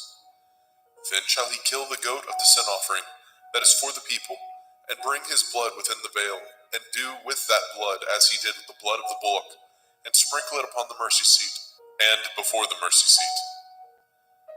And he shall make an atonement for the holy place, because of the uncleanness of the children of Yasharel, and because of their transgressions, in all their sins. And so shall he do for the tabernacle of the assembly, that remains among them in the midst of their uncleanness. And there shall be no man in the tabernacle of the assembly, when he goes to make an atonement in the holy place, until he comes out, and have made an atonement for himself, and for his household, and for all the assembly of Yasharel. And he shall go out unto the altar that is before Yahuwah, and make an atonement for it, and shall take of the blood of the bullock, and of the blood of the goat, and put it upon the horns of the altar round about. And he shall sprinkle the blood upon it with his finger 7 times, and cleanse it, and hallow it from the uncleanness of the children of Yasharel. And when he has made an end of reconciling the holy place, and the tabernacle of the assembly, and the altar, he shall bring the live goat. And Aharon shall lay both his hands upon the head of the live goat, and confess over him all the iniquities of the children of Yasharel, and all their transgression in all their sins, putting them upon the head of the goat, and shall send him away by the hand of a fit man into the wilderness. And the goat shall bear upon him all their iniquities, unto a land not inhabited, and he shall let go the goat in the wilderness. And Aharon shall come into the tabernacle of the assembly, and shall put off the linen garments which he put on when he went into the holy place, and shall leave them there. And he shall wash his flesh with water in the holy place, and put on his garments, and come forth, and offer his burnt offering, and the burnt offering of the people, and make an atonement for himself and for the people. And the fat of the sin offering shall he burn upon the altar. And he that let go the goat for Azazel shall wash his clothes, and bathe his flesh in water, and afterwards come into the camp. And the bullock for the sin offering, and the goat for the sin offering, and whose blood was brought in to make an atonement in the holy place, shall one carry forth without the camp, and they shall burn in the fire their skins, and their flesh, and their dung. And he that burns them shall wash his clothes, and bathe his flesh in water, and afterwards he shall come into the camp. And this shall be a statute forever unto you, that in the 7th month, on the 10th day of the month, ye shall afflict your souls, and do no work at all, whether it be one of your own country, or a stranger that sojourns among you.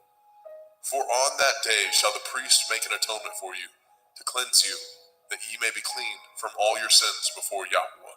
It shall be a Sabbath of rest unto you, and ye shall afflict your souls by a statute forever. And the priest whom he shall anoint, and whom he shall consecrate to minister in the priest's office in his father's stead, shall make the atonement, and shall put on the linen clothes, even the holy garments. And he shall make an atonement for the holy sanctuary, and he shall make an atonement for the tabernacle of the assembly, and for the altar, and he shall make an atonement for the priests, and for all the people of the assembly. And this shall be an everlasting statute unto you, to make an atonement for the children of Yasharel for all their sins once a year. And he did as Yahweh commanded Moshe.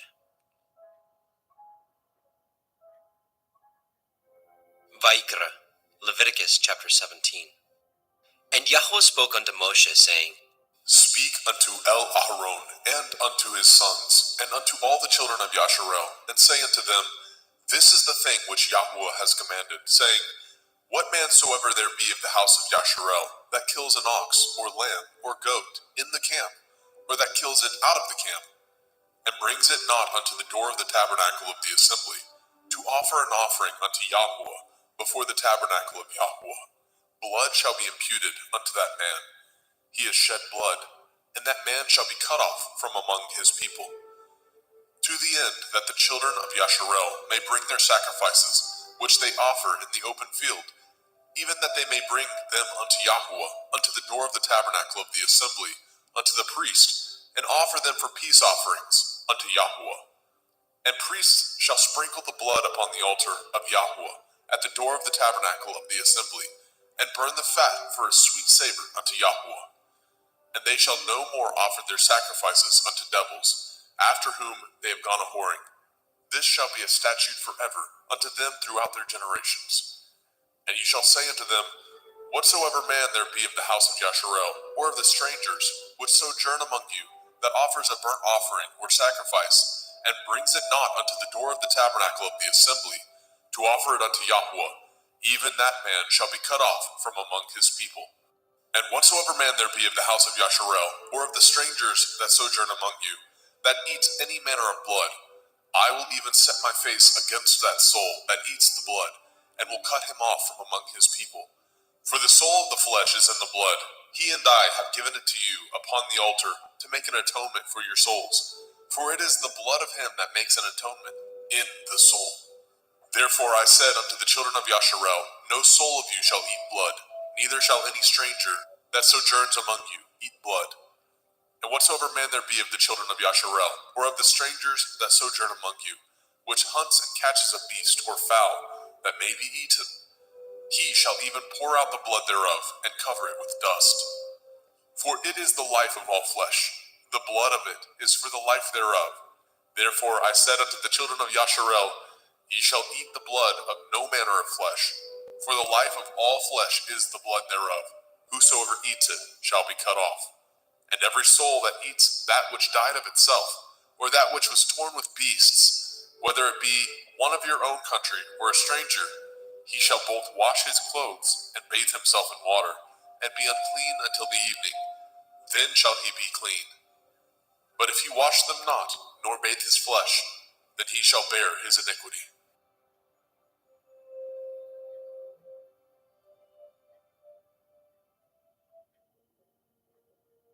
Vayikra, Leviticus chapter 18. And Yahweh spoke unto Moshe, saying, Speak unto the children of Yasharel, and say unto them, I am Yahweh Elohim. After the doings of the land of Mitzrayim, where ye dwell, shall ye not do. And after the doings of the land of Canaan, whither I bring you, shall ye not do. Neither shall ye walk in their ordinances. Ye shall do my judgments, and guard my ordinances, to walk therein. I am Yahuwah Elohim. Ye shall therefore guard my statutes and my judgments, which if a man do, he shall live in them. I am Yahweh. None of you shall approach to any that is near of kin to him, to uncover their nakedness. I am Yahweh.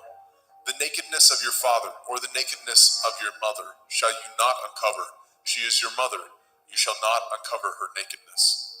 The nakedness of your father's woman shall you not uncover. It is your father's nakedness.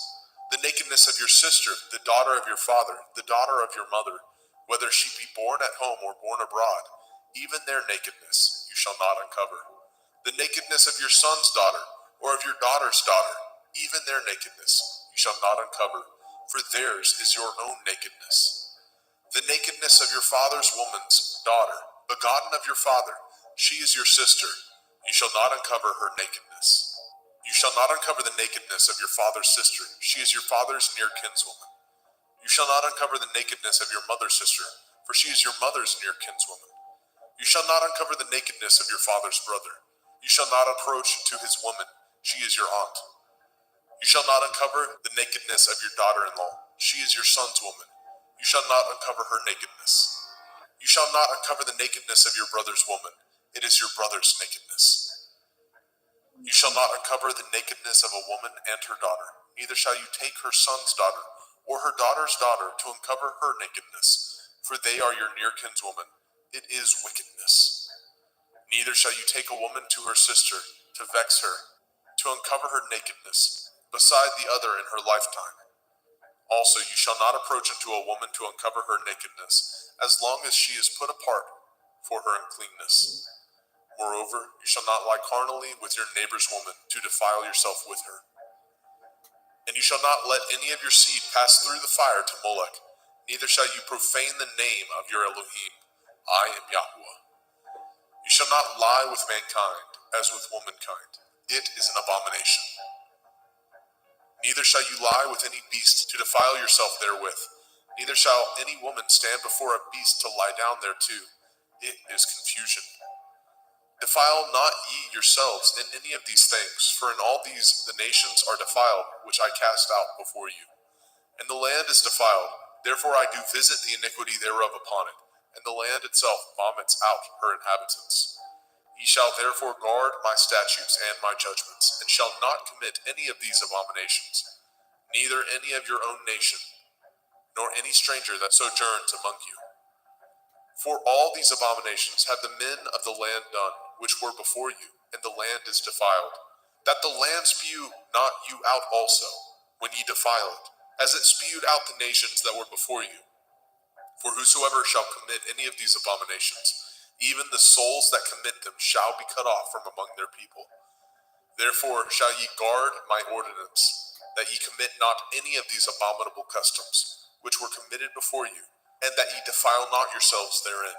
I am Yahuwah Elohaikum.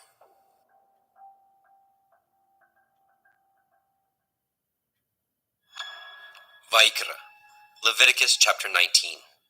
And Yahuwah spoke unto Moshe, saying, Speak unto all the assembly of the children of Yasharel, and say unto them, Ye shall be holy, for I, Yahuwah Elohaikum, am holy. Ye shall fear every man his mother and his father, and guard my Shabbathot. I am Yahuwah Elohaikum. Turn ye not unto idols, nor make to yourselves molten Elohim. I am Yahuwah Elohaikum. And if ye offer a sacrifice of peace offerings unto Yahuwah, ye shall offer it at your own will.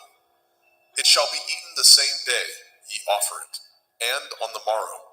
And if aught remain unto the third day, it shall be burnt in the fire. And if it be eaten at all on the third day, it is abominable. It shall not be accepted. Therefore everyone that eats it shall bear his iniquity, because he has profaned the hallowed thing of Yahuwah, and that soul shall be cut off from among his people.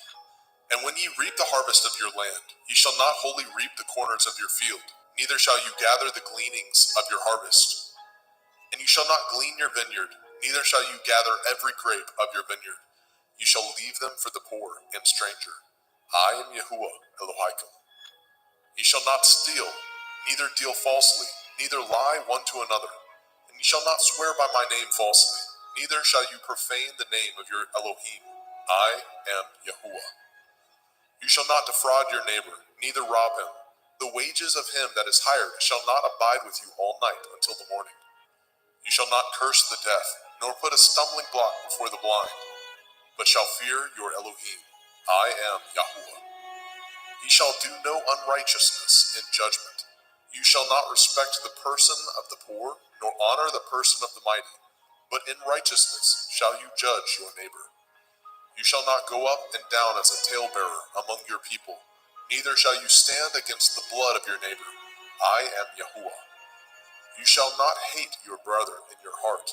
You shall in any wise rebuke your neighbor, and not suffer sin upon him. You shall not avenge, nor bear any grudge against the children of your people, but you shall love your neighbor as yourself. I am Yahuwah. Ye shall guard my statutes. You shall not let your cattle gender with a diverse kind. You shall not sow your field with mingled seed, neither shall a garment mingled of linen and woolen come upon you. And whosoever lies carnally with a woman that is a bondmaid, betrothed to a man, and not at all redeemed, nor freedom given her, she shall be scourged. They shall not be put to death, because she was not free. And he shall bring his trespass offering unto Yahuwah, unto the door of the tabernacle of the assembly, even a ram for a trespass offering. And the priest shall make an atonement for him with the ram of the trespass offering before Yahuwah, for his sin which he has done, and the sin which he has done shall be forgiven him. And when ye come into the land, and shall have planted all manner of trees for food, then ye shall count the fruit thereof as uncircumcised. 3 years shall it be as uncircumcised unto you. It shall not be eaten of. But in the 4th year all the fruit thereof shall be holy to praise Yahuwah withal. And in the 5th year shall ye eat of the fruit thereof, that it may yield unto you the increase thereof. I am Yahuwah Elohim. Ye shall not eat anything with the blood, neither shall ye use enchantment, nor practice sorcery. You shall not round the corners of your heads, neither shall you mar the corners of your beard. You shall not make any cuttings in your flesh for the dead, nor print any marks upon you. I am Yahuwah. Do not prostitute your daughter, to cause her to be a whore, lest the land fall to whoredom, and the land become full of wickedness. Ye shall guard my Shabbatot, and reverence my sanctuary. I am Yahuwah. Regard not them that have familiar spirits, neither seek after wizards to be defiled by them. I am Yahuwah Elohim. You shall rise up before the gray head, and honor the face of the old man, and fear your Elohim. I am Yahuwah. And if a stranger sojourn with you in your land, ye shall not vex him. But the stranger that dwells with you shall be unto you as one born among you, and you shall love him as yourself. For ye were strangers in the land of Mitzrayim. I am Yahuwah Elohim. Ye shall do no unrighteousness in judgment, in meat yard, in weight, or in measure. Just balances, just weights, a just ephah, and a just hin shall ye have. I am Yahuwah Elohim, which brought you out of the land of Mitzrayim. Therefore shall ye guard all my statutes, and all my judgments, and do them. I am Yahuwah.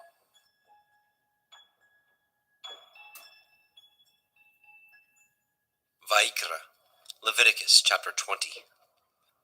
And Yahuwah spoke unto Moshe, saying, Again you shall say to the children of Yasharel, whosoever he be of the children of Yasharel, or of the strangers that sojourn in Yasharel, that gives any of his seed unto Molech, he shall surely be put to death. The people of the land shall stone him with stones. And I will set my face against that man, and I will cut him off from among his people, because he is given of his seed unto Molech, to defile my sanctuary, and to profane my holy name. And if the people of the land do any ways hide their eyes from the man, when he gives of his seed unto Molech, and kill him not, then I will set my face against that man, and against his family, and will cut him off, and all that go a-whoring after him, to commit whoredom with Molech, from among their people. And the soul that turns after such as have familiar spirits, and after wizards, to go a-whoring after them, I will even set my face against that soul, and will cut him off from among his people. Sanctify yourselves, therefore, and be ye holy, for I am Yahuwah Elohim, and ye shall guard my statutes, and do them. I am Yahuwah Mekodishkim. For everyone that curses his father or his mother shall surely be put to death. He has cursed his father or his mother, his blood shall be upon him. And the man that breaks wedlock with another man's woman, even he that breaks wedlock with his neighbor's woman, the man and the woman that breaks wedlock shall surely be put to death. And the man that lies with his father's woman has uncovered his father's nakedness. Both of them shall surely be put to death. Their blood shall be upon them. And if a man lie with his daughter-in-law, both of them shall surely be put to death. They have wrought confusion. Their blood shall be upon them. If a man also lie with mankind, as he lies with a woman, both of them have committed an abomination. They shall surely be put to death. Their blood shall be upon them. And if a man take a woman and her mother, it is wickedness. They shall be burnt with fire, both he and they, that there be no wickedness among you.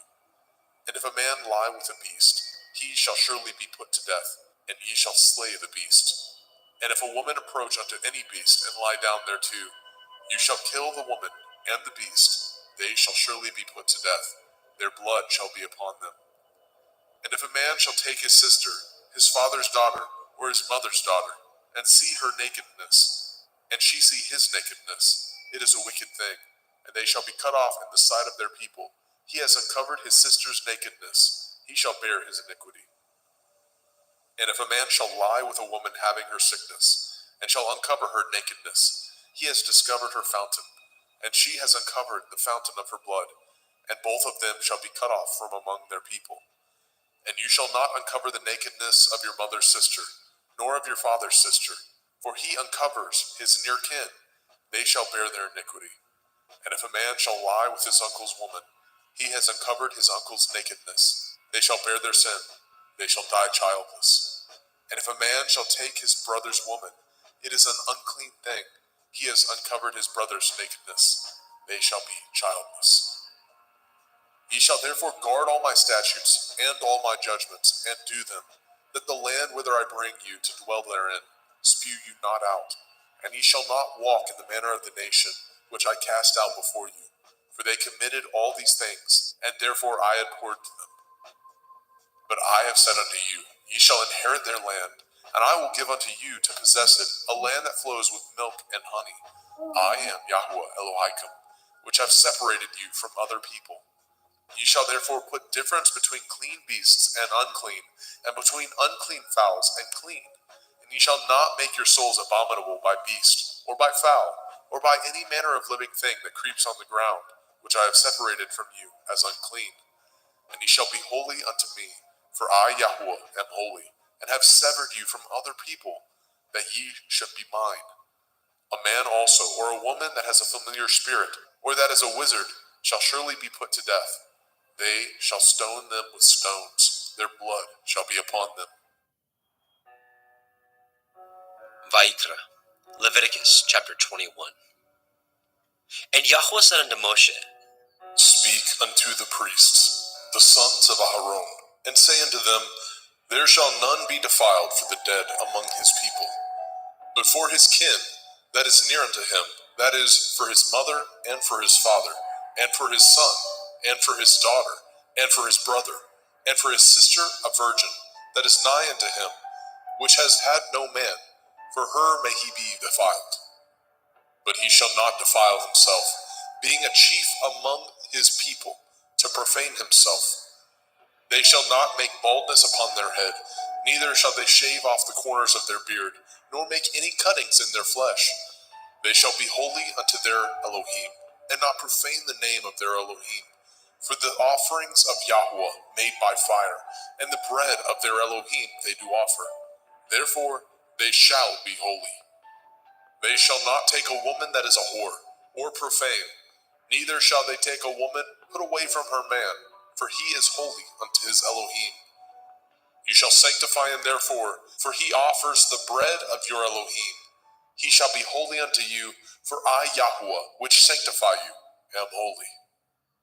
And the daughter of any priest, if she profane herself by playing the whore, she profanes her father, she shall be burnt with fire. And he that is high priest among his brethren, upon whose head the anointing oil was poured, and that is consecrated to put on the garments, shall not uncover his head, nor rend his clothes. Neither shall he go in to any dead body, nor defile himself for his father, or for his mother. Neither shall he go out of the sanctuary, nor profane the sanctuary of his Elohim. For the crown of the anointing oil of his Elohim is upon him. I am Yahweh. And he shall take a woman in her virginity, a widow or a divorced woman, or profane, or a harlot, these shall he not take, but he shall take a virgin of his own people to be his woman. Neither shall he profane his seed among his people, for I, Yahuwah, do sanctify him. And Yahweh spoke unto Moshe, saying, Speak unto El-Aharon, saying, Whosoever he be of your seed in their generations, that has any blemish, let him not approach to offer the bread of his Elohim. For whosoever man he be that has a blemish, he shall not approach, a blind man or a lame, or he that has a flat nose, or anything superfluous, or a man that is broken-footed, or broken-handed, or crook-backed, or a dwarf, or that has a blemish in his eye, or be scurvy, or scabbed, or has his stones broken. No man that has a blemish of the seed of Aharon the priest shall come nigh to offer the offerings of Yahuwah, made by fire. He has a blemish. He shall not come nigh to offer the bread of his Elohim. He shall not eat the bread of his Elohim, both of the most holy and of the holy. Only he shall not go in unto the veil, nor come nigh unto the altar, because he has a blemish, that he profane not my sanctuaries, for I, Yahuwah, do sanctify them. And Moshe told it unto El-Aharon, and to his sons, and to all the children of Yashrael. Vayikra, Leviticus chapter 22.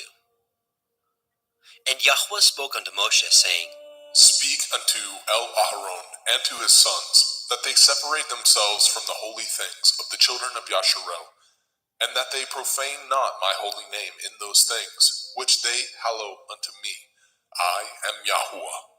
Say unto them, Whosoever he be of all your seed among your generations, that goes unto the holy things, which the children of Yasharel hallow unto Yahuwah, having his uncleanness upon him, that soul shall be cut off from my presence. I am Yahuwah. What man soever of the seed of Aharon is a leper, or has a running issue, he shall not eat of the holy things until he be clean. And whoso touches anything that is unclean by the dead, or a man whose seed goes from him, or whosoever touches any creeping thing whereby he may be made unclean, or a man of whom he may take uncleanness, whatsoever uncleanness he has, the soul which has touched any such thing shall be unclean until evening, and shall not eat of the holy things, unless he wash his flesh with water. And when the sun is down, he shall be clean, and shall afterward eat of the holy things, because it is his food. That which dies of itself, or is torn with beasts, he shall not eat, to defile himself therewith. I am Yahuwah. They shall therefore guard my ordinance, lest they bear sin for it, and die therefore. If they profane it, I, Yahuwah, do sanctify them. There shall no stranger eat of the holy thing. A sojourner of the priest, or a hired servant, shall not eat of the holy thing. But if the priest buy any soul with his money, he shall eat of it. And he that is born in his house, they shall eat of his meat. If the priest's daughter also be married unto a stranger, she may not eat of an offering of the holy things. But if the priest's daughter be a widow or divorced, and have no child, and is returned unto her father's house, as in her youth, she shall eat of her father's meat, but there shall no stranger eat thereof. And if a man eat of the holy thing unwittingly, then he shall put the fifth part thereof unto it, and shall give it unto the priest with the holy thing. And they shall not profane the holy things of the children of Yasharel, which they offer unto Yahuwah, or suffer them to bear the iniquity of trespass when they eat their holy things. For I, Yahuwah, do sanctify them. And Yahweh spoke unto El-Moshe, saying, Speak unto El-Aharon, and to his sons, and unto all the children of Yasharel, and say unto them, Whatsoever he be of the house of Yasharel, or of the strangers in Yasharel, that will offer his oblation for all his vows, and for all his freewill offerings, which they will offer unto Yahuwah for a burnt offering, ye shall offer at your own will a male without blemish, of the cattle, of the sheep, or of the goats. But whatsoever has a blemish, that shall ye not offer, for it shall not be acceptable for you. And whosoever offers a sacrifice of peace offerings unto Yahuwah to accomplish his vow, or a freewill offering in cattle or sheep, it shall be perfect to be accepted. There shall be no blemish therein.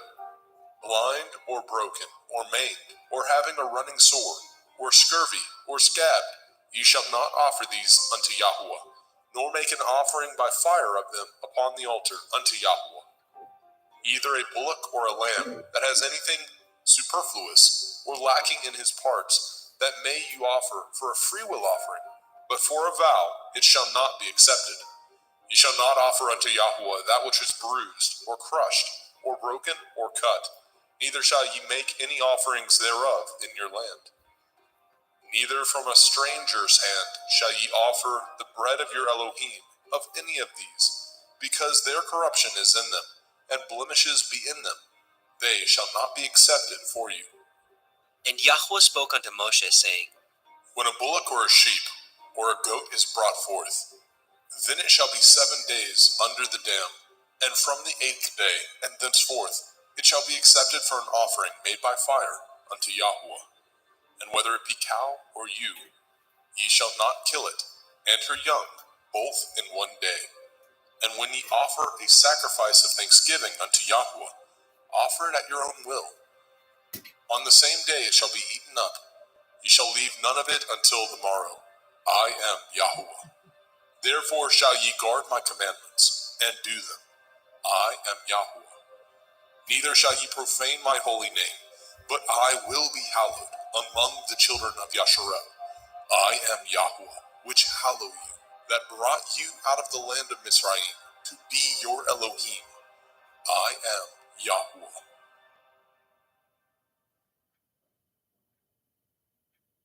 Vayikra, Leviticus chapter 23. And Yahweh spoke unto Moshe, saying, Speak unto the children of Yasharel, and say unto them concerning the feasts of Yahweh, which ye shall proclaim to be holy assemblies. Even these are my feasts. 6 days shall work be done, but the 7th day is the Sabbath of rest, a holy assembly. Ye shall do no work therein. It is the Sabbath of Yahweh in all your dwellings. These are the feasts of Yahweh, even holy assemblies, which ye shall proclaim in their appointed times. In the 14th day of the 1st month, at evening, is Yahweh's Pesach. And on the 15th day of the same month is the feast of Matzah unto Yahweh. 7 days ye must eat matzah, unleavened bread. In the 1st day ye shall have a holy assembly. Ye shall do no servile work therein. But ye shall offer an offering made by fire unto Yahweh 7 days. In the 7th day is a holy assembly. Ye shall do no servile work therein. And Yahweh spoke unto Moshe, saying, Speak unto the children of Yasharel, and say unto them, When ye are come into the land which I give unto you, and shall reap the harvest thereof, then ye shall bring a sheaf of the first fruits of your harvest unto the priest. And he shall wave the sheaf before Yahweh, to be accepted for you. On the morrow after the Sabbath, the priest shall wave it. And ye shall offer that day when ye wave the sheaf, a he-lamb without blemish, of the 1st year, for a burnt offering unto Yahweh. And the meat offering thereof shall be 2/10 deals of fine flour mingled with oil, an offering made by fire unto Yahweh, for a sweet savor. And the drink offering thereof shall be of wine, the 4th part of a hin. And ye shall eat neither bread, nor parched grain, nor green ears, until the selfsame day that ye have brought an offering unto your Elohim. It shall be a statute forever throughout your generations, in all your dwellings. And ye shall count unto you from the morrow after the Sabbath, from the day that ye brought the sheaf of the wave offering, 7 Shavuot. Sabbaths shall be complete. Even unto the morrow after the 7th Sabbath shall ye number 50 days, and ye shall offer a new meat offering unto Yahweh. Ye shall bring out of your habitations 2 wave loaves of 2/10 deals. They shall be of fine flour. They shall be baken with leaven. They are the first fruits unto Yahweh. And ye shall offer with the bread 7 lambs, without blemish of the 1st year, and 1 bullock, and 2 rams. They shall be for a burnt offering unto Yahuwah, with their meat offering and their drink offerings, even an offering made by fire of sweet savor unto Yahuwah. Then he shall sacrifice 1 kid of the goats for a sin offering, and 2 lambs of the first year for a sacrifice of peace offerings. And the priest shall wave them with the bread of the first fruits for a wave offering before Yahuwah. With the 2 lambs, they shall be holy to Yahuwah for the priest. And ye shall proclaim on the selfsame day, that it may be a holy assembly unto you. Ye shall do no servile work therein. It shall be a statute forever in your dwellings throughout your generations. And when ye reap the harvest of your land, you shall not make clean riddance of the corners of your field when you reap. Neither shall you gather any gleanings of your harvest. You shall leave them unto the poor, and to the stranger. I am Yahuwah Elohim.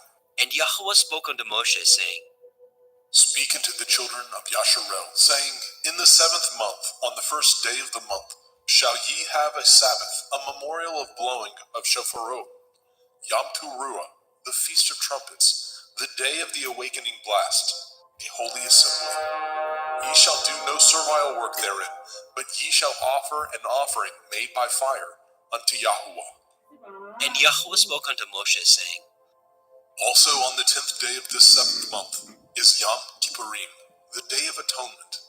It shall be a holy assembly unto you, and ye shall afflict your souls, and offer an offering made by fire unto Yahuwah. And ye shall do no work in that same day, for it is Yom Kippurim, to make an atonement for you before Yahuwah Elohim. For whatsoever soul it be that shall not be afflicted in that same day, he shall be cut off from among his people. And whatsoever soul it be that does any work in that same day, the same soul will I destroy from among his people. Ye shall do no manner of work. It shall be a statute forever throughout your generations, in all your dwellings. It shall be unto you a Sabbath of rest, and ye shall afflict your souls in the 9th day of the month at evening. From evening unto evening shall ye celebrate your Sabbath. And Yahuwah spoke unto Moshe, saying, Speak unto the children of Yasharel, saying, The 15th day of this 7th month shall be the feast of Sukkot, tabernacles, for 7 days unto Yahuwah. On the 1st day shall be a holy assembly. Ye shall do no servile work therein. 7 days ye shall offer an offering made by fire unto Yahuwah. On the 8th day shall be a holy assembly unto you, and ye shall offer an offering made by fire unto Yahuwah. It is a solemn assembly, and ye shall do no servile work therein. These are the feasts of Yahuwah, which ye shall proclaim to be holy assemblies, to offer an offering made by fire unto Yahuwah, a burnt offering and a meat offering, a sacrifice and drink offerings, everything upon his day. Besides the Shavuot, Sabbaths of Yahuwah, and beside your gifts, and beside all your vows, and beside all your freewill offerings, which ye give unto Yahuwah. Also in the 15th day of the 7th month, when ye have gathered in the fruit of the land, ye shall keep a feast unto Yahuwah 7 days. On the 1st day shall be a Sabbath, and on the 8th day shall be a Sabbath. And ye shall take you on the 1st day the boughs of goodly trees, branches of palm trees, and the boughs of thick trees, and willows of the brook, and ye shall rejoice before Yahuwah Elohim 7 days. And ye shall keep it a feast unto Yahuwah 7 days in the year. It shall be a statute forever in your generations. Ye shall celebrate it in the 7th month. Ye shall dwell in sukkahs, booths, 7 days. All that are Yasharel born shall dwell in sukkahs. That your generations may know that I made the children of Yasharel to dwell in sukkahs, when I brought them out of the land of Mitzrayim. I am Yahuwah Elohim. And Moshe declared unto the children of Yasharel the feasts of Yahuwah.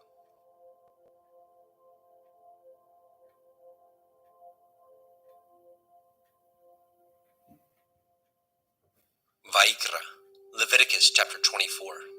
And Yahuwah spoke unto Moshe, saying, Command the children of Yasharel that they bring unto you pure olive oil, beaten for the light, to cause the lamps to burn continually. without the veil of the testimony. In the tabernacle of the assembly shall Aharon order it from the evening unto the morning before Yahuwah continually. It shall be a statute forever in your generations. He shall order the lamps upon the pure menorah, 7-branched candlestick, before Yahuwah continually. And you shall take fine flour, and bake 12 cakes thereof. 2/10 deals shall be in 1 cake. And you shall set them in 2 rows, 6 on a row, upon the pure table before Yahuwah. And you shall put pure frankincense upon each row, that it may be on the bread for a memorial, even a memorial made by fire unto Yahuwah. Every Sabbath he shall set it in order before Yahuwah continually, being taken from the children of Yasharel by an everlasting covenant. And it shall be Aharon and his sons, and they shall eat it in the holy place, for it is most holy unto him of the offerings of Yahuwah made by fire, by a perpetual statute. And the son of a Yashareliteth woman, whose father was a Mitzri, went out among the children of Yasharel. And this son of the Yashareliteth woman and a man of Yasharel strove together in the camp. And the Yashareliteth woman's son blasphemed the name of Yahuwah, and cursed. And they brought him unto Moshe, and his mother's name was Shelomith, the daughter of Divri, of the tribe of Dan. And they put him in ward, that the mind of Yahuwah might be showed them. And Yahuwah spoke unto Moshe, saying, Bring forth him that has cursed without the camp, and let all that heard him lay their hands upon his head, and let all the assembly stone him. And you shall speak unto the children of Yasharel, saying, Whosoever curses his Elohim shall bear his sin, and he that blasphemes the name of Yahuwah, he shall surely be put to death. And all the assembly shall certainly stone him, as well the stranger, as he that is born in the land, when he blasphemes the name of Yahuwah, shall be put to death. And he that kills any man shall surely be put to death. And he that kills a beast shall make it good, beast for beast. And if a man cause a blemish in his neighbor, as he has done, so shall it be done to him.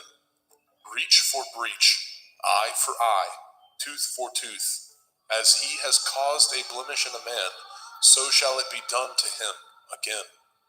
And he that kills a beast, he shall restore it. And he that kills a man, he shall be put to death. Ye shall have one manner of law, as well for the stranger, as for one of your own country. For I am Yahuwah Elohaikum. And Moshe spoke to the children of Yasharel, that they should bring forth him that had cursed out of the camp, and stone him with stones. And the children of Yasharel did as Yahuwah commanded Moshe.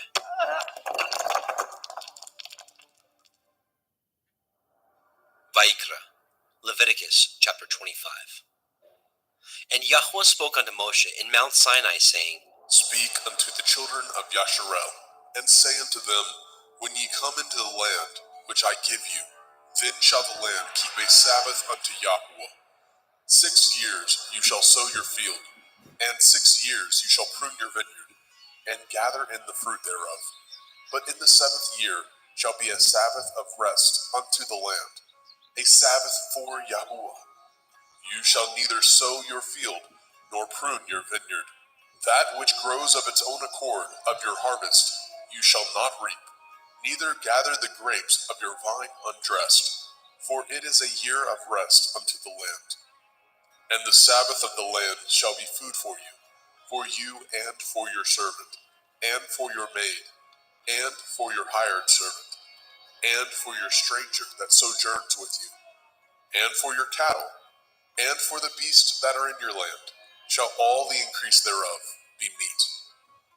And you shall number 7 Shabbathot, Sabbaths of years unto you, 7 times 7 years, and the space of the 7 Shabbathot of years shall be unto you 49 years.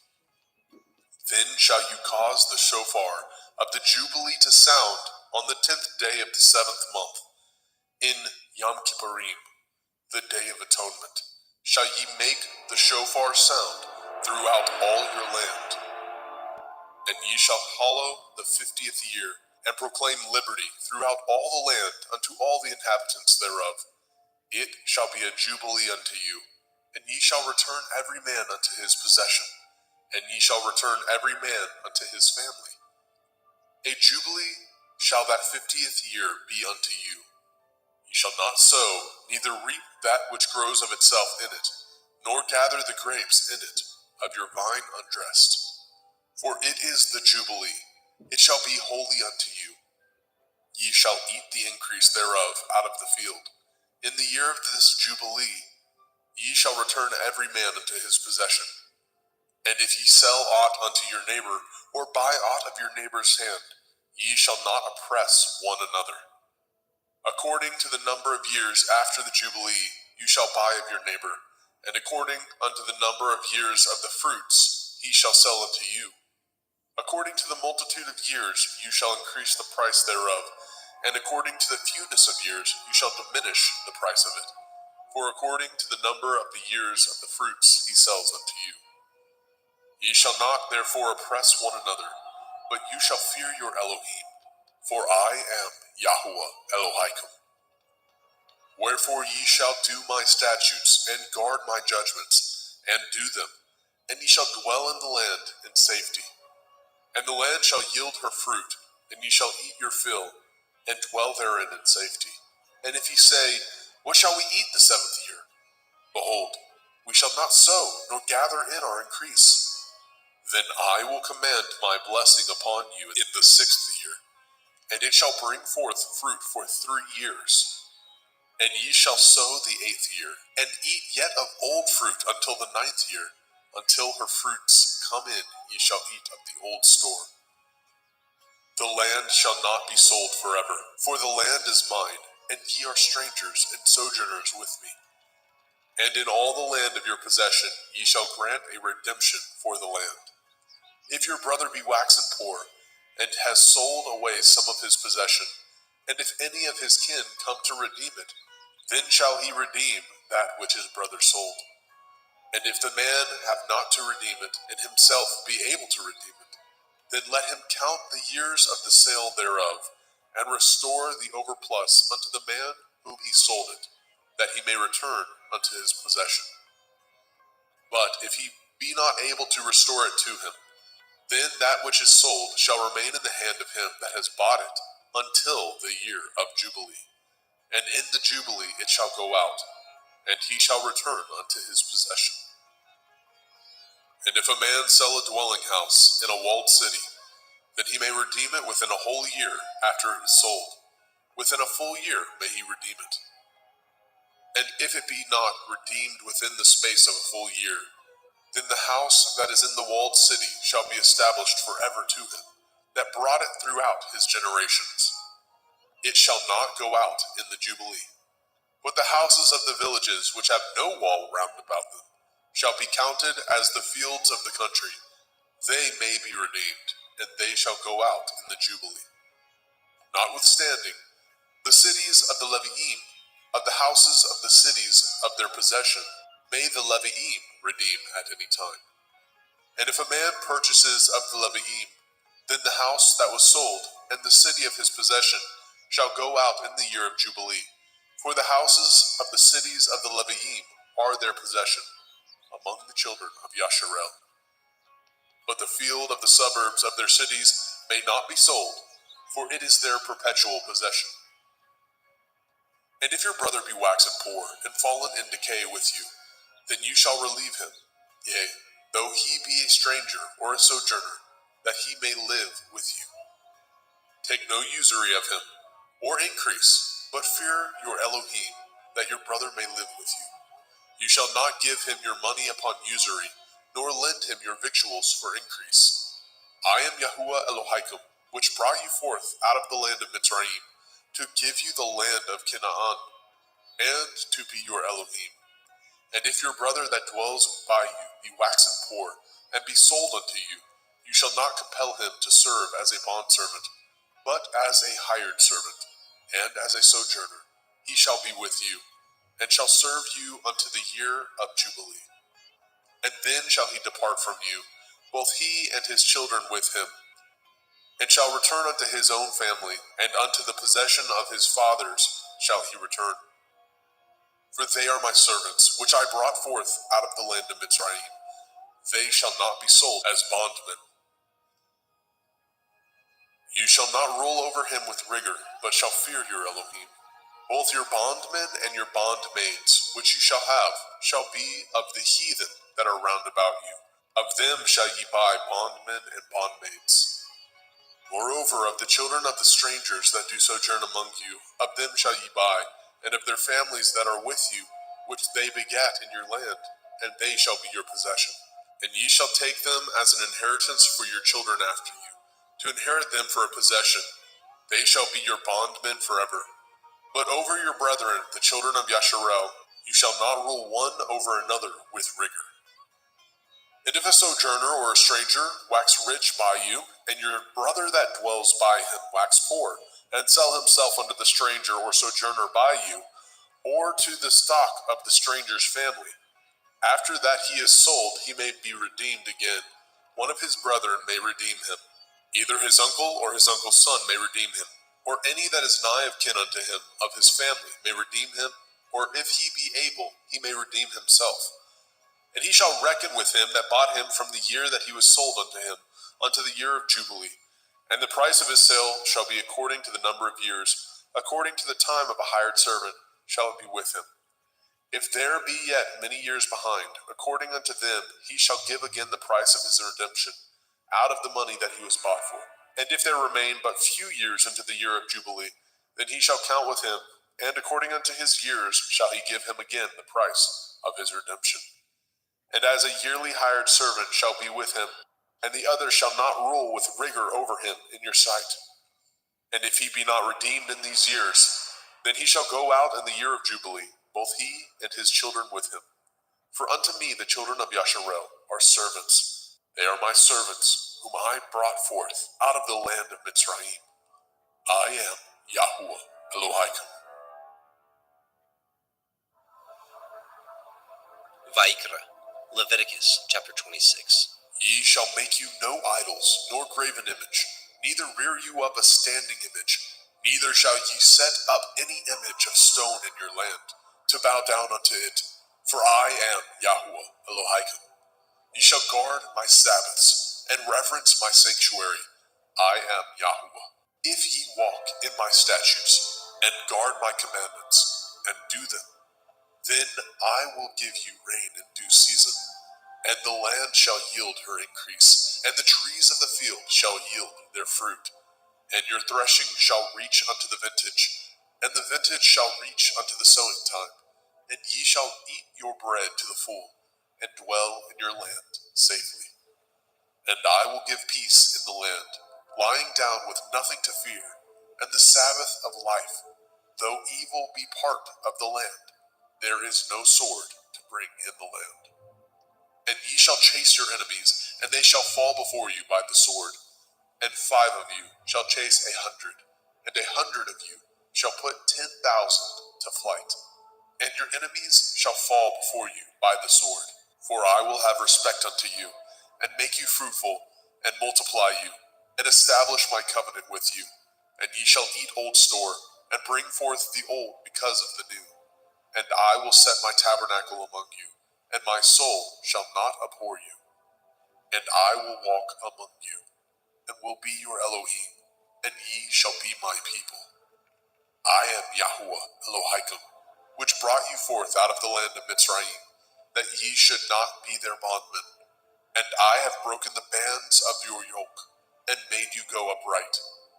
But if ye will not hearken unto me, and will not do all these commandments, and if ye shall despise my statutes, or if your soul abhor my judgments, so that ye will not do all my commandments, but that ye break my covenant, I also will do this unto you.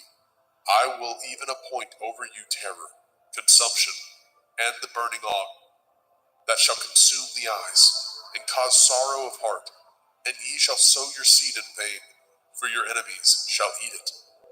And I will set my face against you, and ye shall be slain before your enemies. They that hate you shall reign over you, and ye shall flee when none pursues you.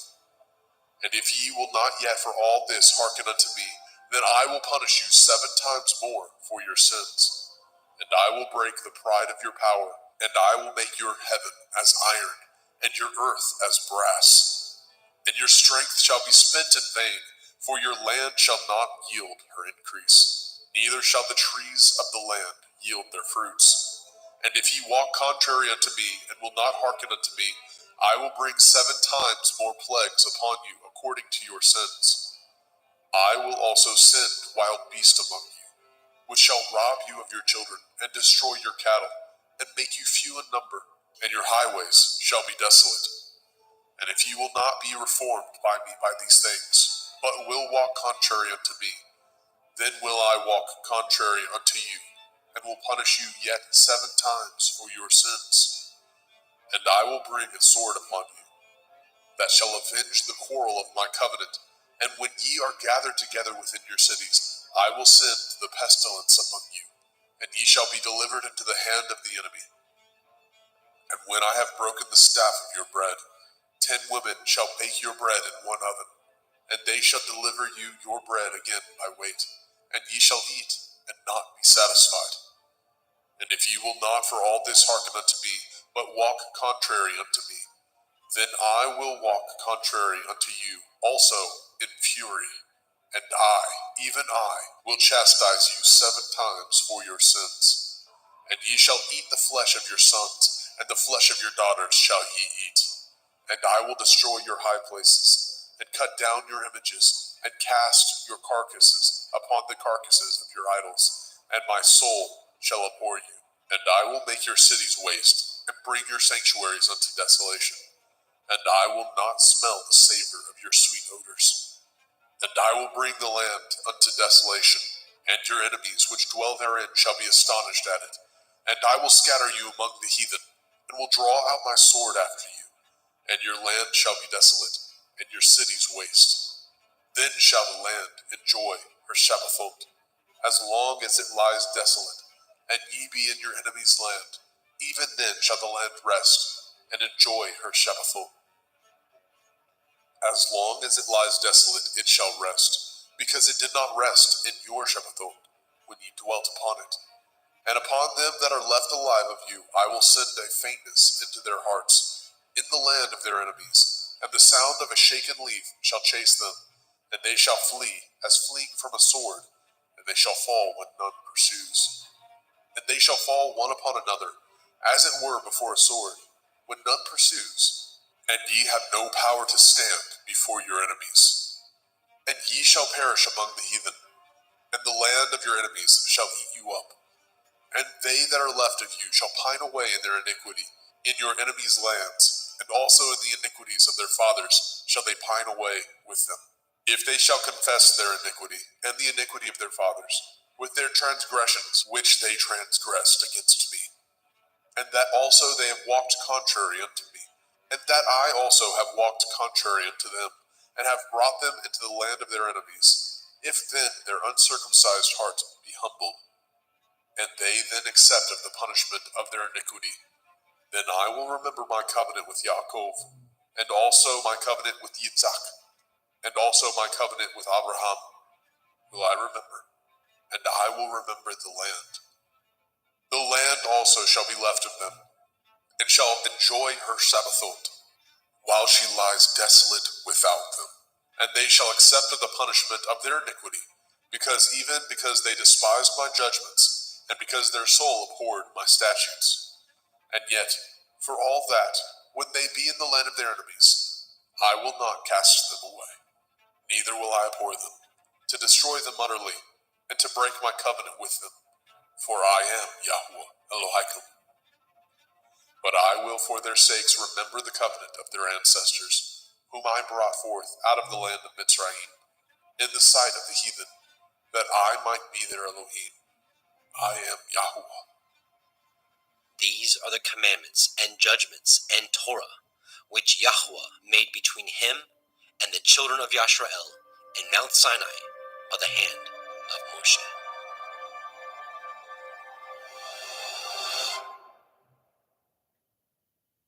Vayikra, Leviticus chapter 27. And Yahweh spoke unto Moshe, saying, Speak unto the children of Yasharel, and say unto them, when a man shall make a singular vow, the persons shall be for Yahuwah by your estimation. And your estimation shall be of the male from 20 years old, even unto 60 years old. Even your estimation shall be 50 shekels of silver, after the shekel of the sanctuary. And if it be a female, then your estimation shall be 30 shekels.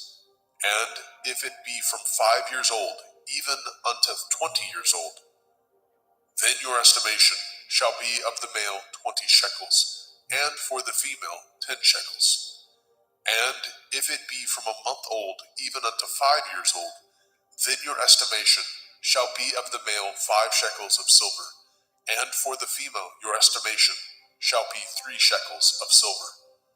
And if it be from 60 years old and above, if it be a male, then your estimation shall be 15 shekels, and for the female 10 shekels.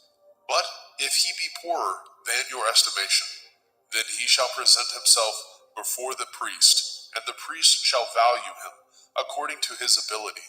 That vowed shall the priest value him. And if it be a beast, whereof men bring an offering unto Yahuwah, all that any man gives of such unto Yahuwah shall be holy. He shall not alter it, nor change it, a good for a bad, or a bad for a good. And if he shall at all change beast for beast, then it and the exchange thereof shall be holy.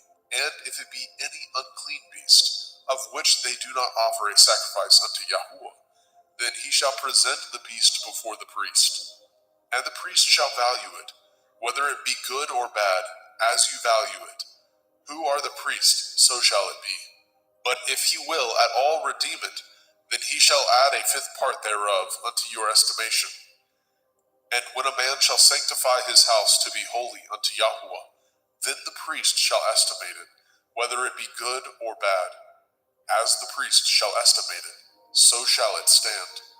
And if he that sanctified it will redeem his house, then he shall add the 5th part of the money of your estimation unto it, and it shall be his. And if a man shall sanctify unto Yahuwah some part of a field of his possession, then your estimation shall be according to the seed thereof. A omer of barley seed shall be valued at 50 shekels of silver. If he sanctify his field from the year of Jubilee, according to your estimation, it shall stand. But if he sanctify his field after the Jubilee, then the priest shall reckon unto him the money according to the years that remain, even unto the year of Jubilee, and it shall be abated from your estimation. And if he that sanctified the field will in any wise redeem it, then he shall add the 5th part of the money of your estimation unto it, and it shall be assured to him. And if he will not redeem the field, or if he have sold the field to another man, it shall not be redeemed any more. But the field, when it goes out in the Jubilee, shall be holy unto Yahuwah. As a field devoted, the possession thereof shall be the priest's. And if a man sanctify unto Yahuwah a field which he has bought, which is not of the fields of his possession, then the priest shall reckon unto him the worth of your estimation, even unto the year of the Jubilee. And he shall give your estimation in that day as a holy thing unto Yahuwah. In the year of the Jubilee, the field shall return unto him of whom it was bought, even to him to whom the possession of the land did belong. And all your estimation shall be according to the shekel of the sanctuary. 20 gerahs shall be the shekel. Only the firstling of the beasts, which should be Yahuwah's firstling. No man shall sanctify it, whether it be ox or sheep. It is Yahuwah's. And if it be of an unclean beast, and he shall redeem it according to your estimation, and shall add a 5th part of it thereto, or if it be not redeemed, then it shall be sold according to your estimation. Notwithstanding, no devoted thing that a man shall devote unto Yahuwah of all that he has, both of man and beast, and of the field of his possession, shall be sold or redeemed. Every devoted thing is most holy unto Yahuwah. None devoted, which shall be devoted of men, shall be redeemed, but shall surely be put to death. And all the tithe of the land, whether of the seed of the land, or of the fruit of the tree, is Yahuwah's. It is holy unto Yahuwah. And if a man shall at all redeem aught of his tithes, he shall add thereto the fifth part thereof. And concerning the tithe of the herd, or of the flock, even of whatsoever passes under the rod, the tenth shall be holy unto Yahuwah. He shall not search whether it be good or bad, neither shall he change it. And if he change it at all, then both it and the change thereof shall be holy. It shall not be redeemed. These are the commandments which Yahuwah commanded Moshe for the children of Yisrael in Mount Sinai.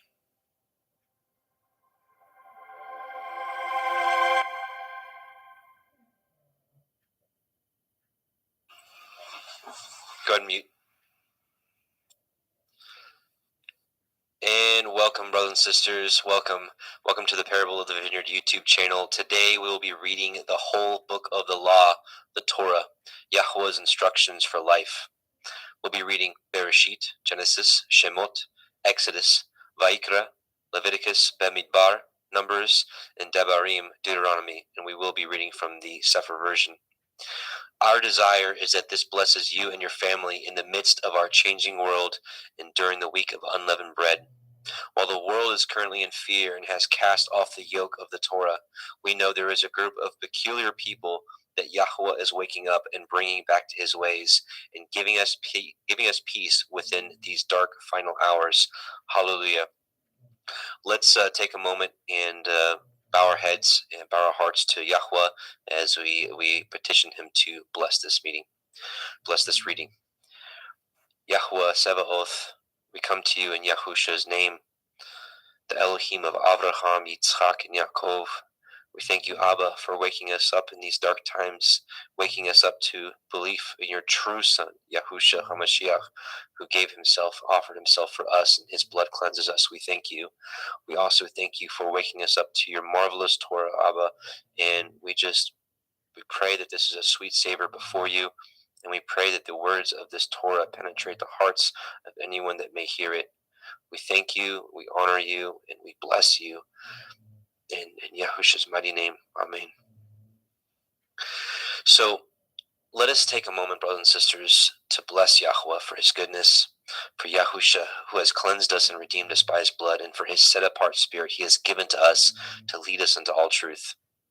O Yahuwah, open our eyes and ears to behold the wondrous things in your Torah, and to cultivate in our hearts seed that we may produce the fruit that you desire for man, to sing praises unto you for your mighty works, to bless you and our obedience to your eternal Torah. So, before we get started, Yevarechecha Yahuwah ve'yishmerecha, Ya'er Yahuwah panav elecha vechnuneka, Yisa Yahuwah panav elecha ve'yashem lecha shalom. Yahuwah bless you and keep you. Yahuwah make his face shine upon you and be gracious unto you. Yahuwah lift up his countenance upon you and give you peace. All right, brothers and sisters, here we go. We're going to read the entire Torah. So I pray that you're ready, and I pray that these words penetrate your heart today. We'll be myself, Adam Fink. We'll have two Adams. Myself, we'll have Adam Roberge. We'll have two Justins as well. We have Justin McRoberts, who's with me now. Justin Best from Christian Truthers will be joining us in a little bit, and Jeremy Fox. So two Adams, two Justins, and a Jeremy. So I'm going to do a screen share, and we will get started.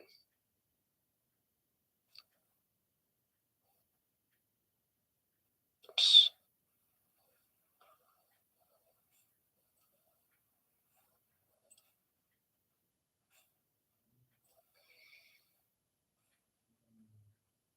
Okay.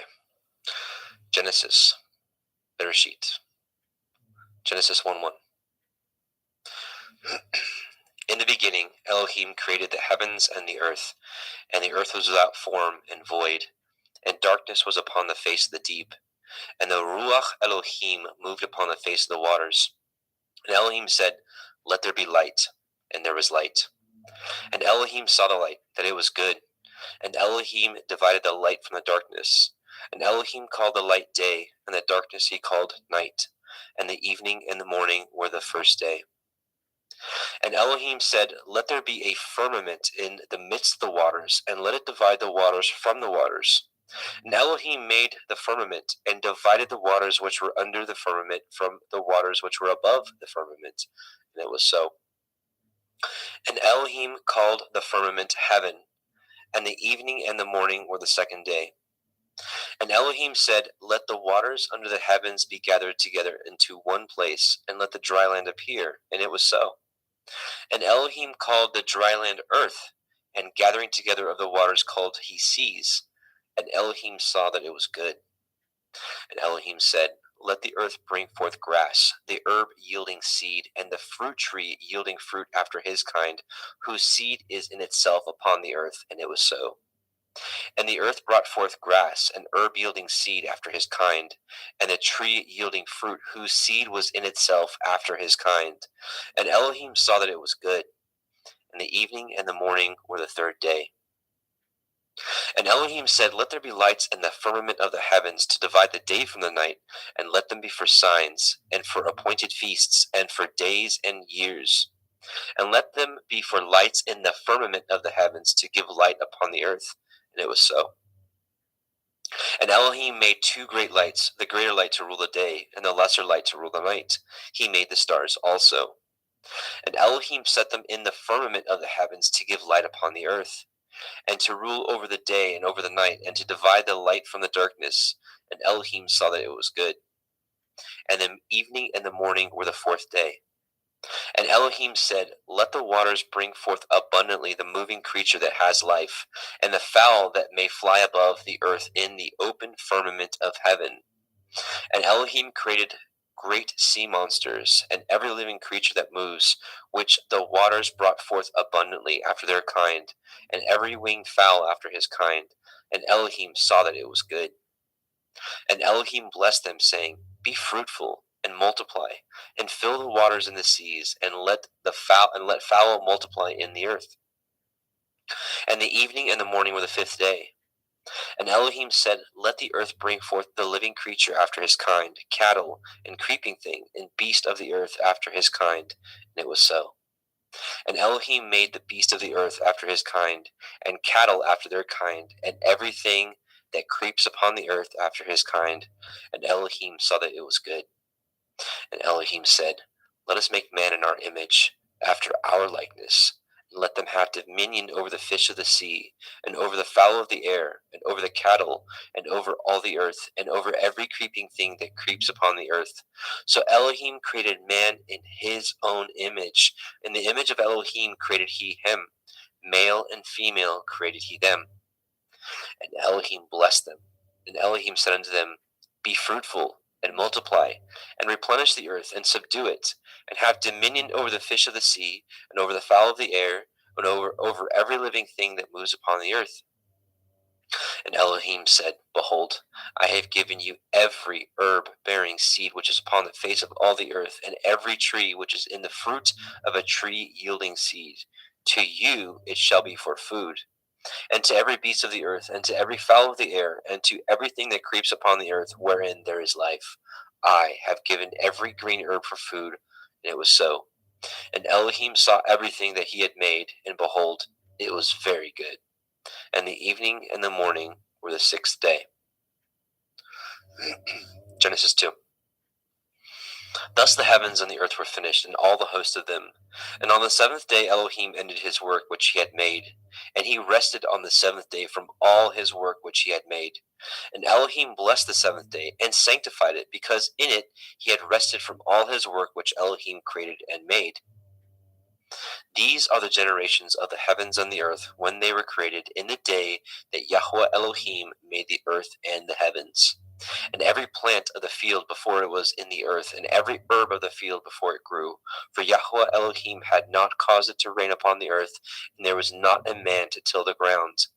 But there went up a mist from the earth, and watered the whole face of the ground. And Yahweh Elohim formed the man of the dust of the ground, and breathed into his nostrils the breath of life, and man became a living soul. And Yahweh Elohim planted a garden eastward in Eden, and there he put the man whom he had formed. And out of the ground made Yahweh Elohim to grow every tree that is pleasant to the sight and good for food, the tree of life also in the midst of the garden, and the tree of knowledge of good and evil. And a river went out of Eden to water the garden, and from thence it was parted and became into four heads. The name of the first is Pishon, that is, which compasseth the whole land of Havilah, where there is gold. And the gold of that land is good, and there is Delim and the onyx stone. And the name of the second river is Gihon, the same it is that compasseth the whole land of Cush. And the name of the third river is Hiddekel, that is, which goeth toward the east of Ashur. And the fourth river is Perath. And Yahweh Elohim took the man and put him into the garden of Eden to dress it and to guard it. And Yahweh Elohim commanded man, saying, Of every tree of the garden you may freely eat, but of the tree of the knowledge of good and evil you shall not eat of it. For in the day that you eat thereof you shall surely die. Yahweh Elohim said, It is not good that the man should be alone. I will make him a helpmeet for him. And out of the ground Yahweh Elohim formed every beast of the field and every fowl of the air, and brought them unto the man to see what he would call them. And whatsoever the man called every living creature, that was the name thereof. And the man gave names to all cattle, and to the fowl of the air, and to every beast of the field. But for the man there is not found a helpmeet for him. And Yahweh Elohim caused a deep sleep to fall upon the man, and he slept. And he took one of his ribs, and closed up the flesh instead thereof. And the rib which Yahweh Elohim had taken from man made he a woman, and brought her unto the man. And the man said, This is now bone of my bones, and flesh of my flesh. She shall be called woman, because she was taken out of man. Therefore shall a man leave his father and his mother, and shall cleave unto his woman, and they shall be one flesh. And they were both naked, and the man and his woman were not ashamed. Genesis 3. Now the serpent was more subtle than any beast of the field which Yahweh Elohim had made. And he said unto the woman, Yea, as Elohim said, Ye shall not eat of every tree of the garden. And the woman said unto the serpent, We may eat of the fruit of the trees of the garden, but of the fruit of the tree which is in the midst of the garden, Elohim hath said, Ye shall not eat of it, neither shall ye touch it, lest ye die. And the serpent said unto the woman, Ye shall not surely die. For Elohim knows that in the day that you eat thereof, then your eyes shall be opened, and ye shall be as Elohim, knowing good and evil. And when the woman saw that the tree was good for food, and that it was pleasant to the eyes, and a tree to be desired to make one wise, she took of the fruit thereof, and did eat, and gave also unto her man with her, and he did eat. And the eyes of them were both were opened, and they knew that they were naked, and they sewed fig leaves together, and made themselves aprons. And they heard the voice of Yahweh Elohim walking in the garden of the cool of the day, and the man and his woman hid themselves from the presence of Yahweh Elohim amongst the trees of the garden. And Yahweh Elohim called unto Adam and said unto him, Where are you? And he said, I heard your voice in the garden, and I was afraid because I was naked, and I hid myself. And he said, Who told you that you were naked? Have you eaten of the tree whereof I commanded you that you should not eat? And the man said, The woman who you gave to be with me, she gave me of the tree, and I did eat. And Yahweh Elohim said unto the woman, What is this that you have done? And the woman said, The serpent beguiled me, and I did eat. And Yahweh Elohim said unto the serpent, Because you have done this, you are cursed above all cattle, and above every beast of the field, and upon your belly shall you go, and dust shall you eat all the days of your life. And I will put enmity between you and the woman, and between your seed and her seed. It shall bruise your head, and you shall bruise his heel. Unto the woman he said, I will greatly multiply your sorrow and your conception. In sorrow shall you bring forth children, and your desire shall be to your man, and he shall rule over you. But unto Adam he said, Because you have hearkened unto the voice of your woman, and have eaten of the tree which of I commanded you, saying, Ye shall not eat of it, cursed is the ground for your sake. In sorrow shall you eat of it all the days of your life. Thorns also and thistles shall it bring forth to you, and ye shall eat the herb of the field. And the sweat of your face shall you eat bread, till you return unto the ground. For out of it you were taken, for dust you are, and unto dust shall you return.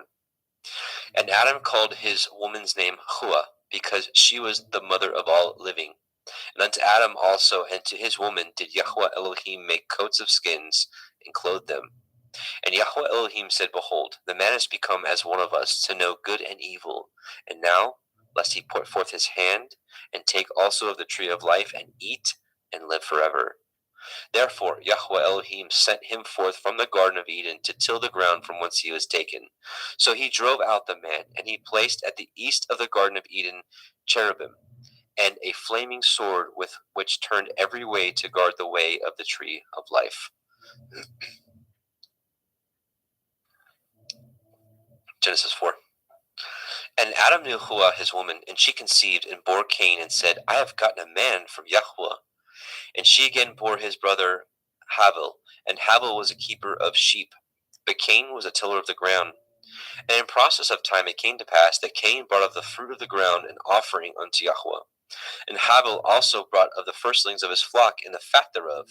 Yahweh had respect unto Havel and to his offering. But unto Cain and his offering he had not respect. And Cain was very wroth, and his countenance fell. And Yahweh said unto Cain, Why are you wroth? And why is your countenance fallen? If you do well, shall you not be accepted? And if you do not well, sin lies at the door. And unto you shall be his desire, and you shall rule over him. And Cain talked with Havel his brother.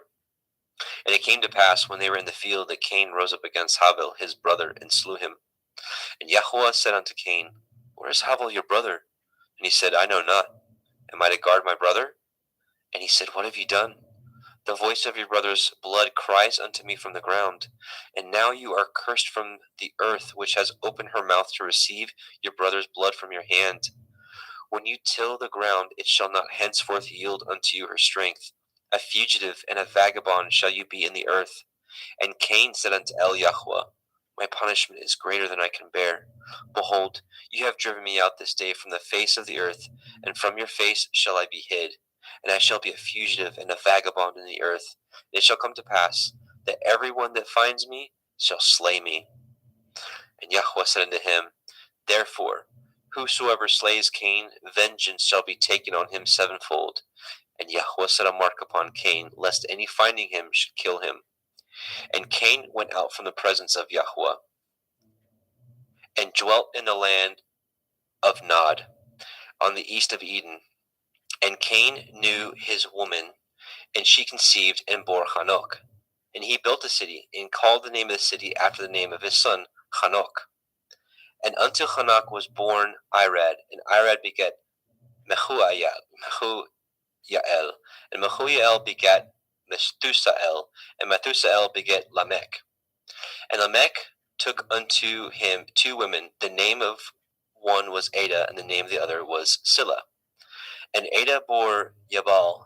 He was the father of such dwell in tents, and such as have cattle. And his brother's name was Yuval. He was the father of all such as handle the harp and organ. And Silla, she also bore Tubal-Cain, an instructor of every artificer in brass and in iron. And the sister of Tubal-Cain was Naamah. And Lamech said unto his woman, Ada and Zillah, Hear my voice, you woman of Lamech, hearken unto my speech. For I have slain a man to my wounding, and a young man to my hurt. If Cain shall be avenged sevenfold, truly Lamech 70 and sevenfold. And Adam knew his woman again, and she bore a son, and called his name Seth.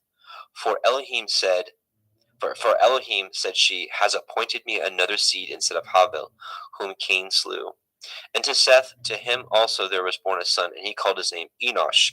Then began men to call upon the name of Yahweh. Genesis 5. This is the sefer of the generations of Adam. In the day that Elohim created man, in the likeness of Elohim made he him. Male and female created he them, and blessed them, and called their name Adam, and the day where they were created.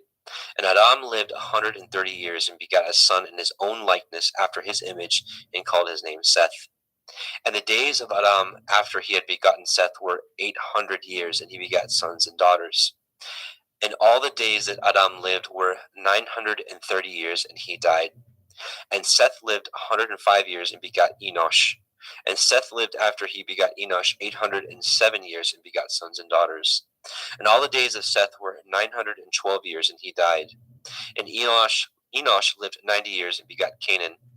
And Enosh lived after he begot Canaan 815 years and begot sons and daughters. And all the days of Enosh were 905 years, and he died. And Canaan lived 70 years and begot Mahalalel.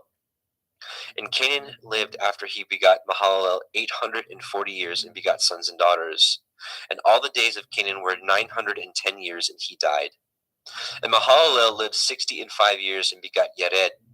And Mahalalel lived after he begot Yared 830 years and begot sons and daughters. And all the days of Mahalalel were 895 years, and he died. And Yared lived 162 years and begot Hanok. And Yared lived after he begot Hanok 800 years and begot sons and daughters. And all the days of Yared were 962 years, and he died. And Hanok lived 65 years and begot Methuselah. And Hanok walked with Elohim after he begot Methuselah 300 years and begot sons and daughters.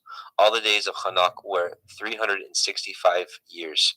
And Hanok walked with Elohim, and he was not, for Elohim took him. And Methuselah lived 807 years and begot Lamech. And Methuselah lived after he begot Lamech 782 years and begot sons and daughters. And all the days of Methuselah were 969 years, and he died. And Lamech lived 182 years and begot a son. And he called his name Noach, saying, "The same shall comfort us concerning our work and toil of our hands, because of the ground which Yahweh has cursed." And Lamech lived after he begot Noach 595 years and begot sons and daughters. And all the days of Lamech were 777 years, and he died. And Noach was 500 years old, and Noach begot Shem, Ham, and Japheth. All right, Genesis 6. And it came to pass, when men began to multiply on the face of the earth, and daughters were born unto them, that the sons of Elohim saw the daughters of men, that they were fair, and they took them women of all which they chose.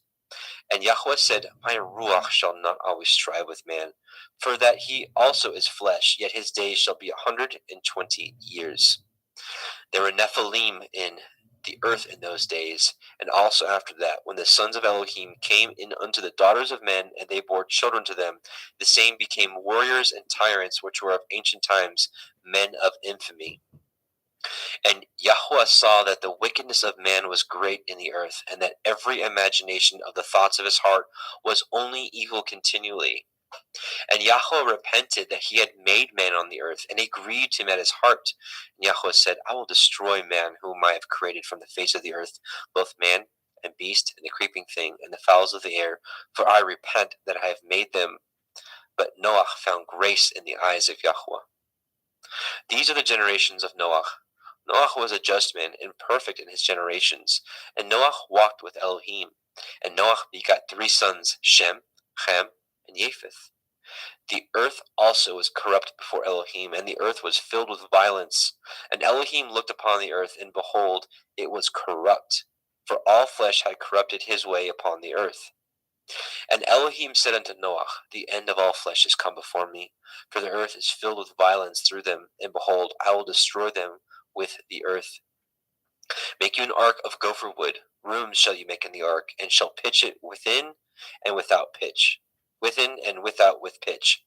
And this is the fashion which you shall make of it. The length of the ark shall be 300 cubits, the breadth of it 50 cubits, and the height of it 30 cubits.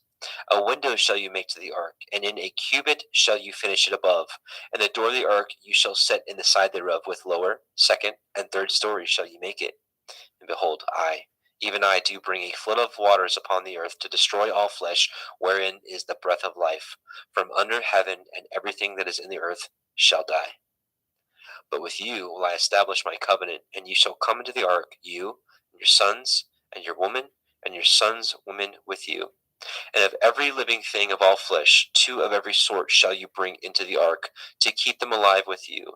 They shall be male and female.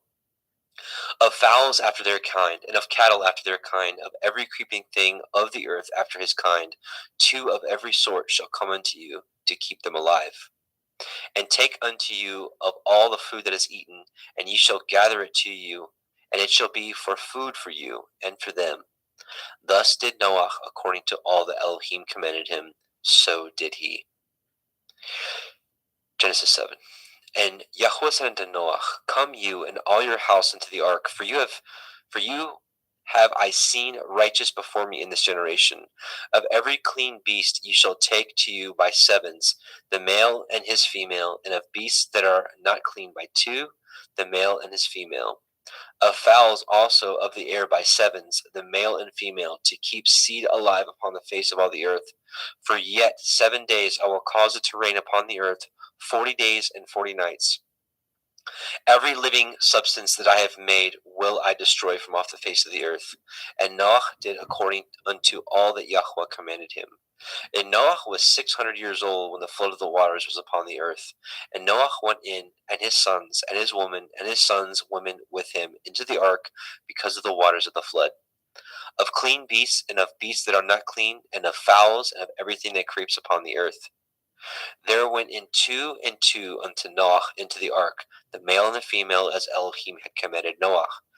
And it came to pass after 7 days that the waters of the flood were upon the earth. In the 600th year of Noah's life, in the 2nd month, in the 17th day of the month, the same day were all the fountains of the great deep broken up, and the windows of heaven were opened.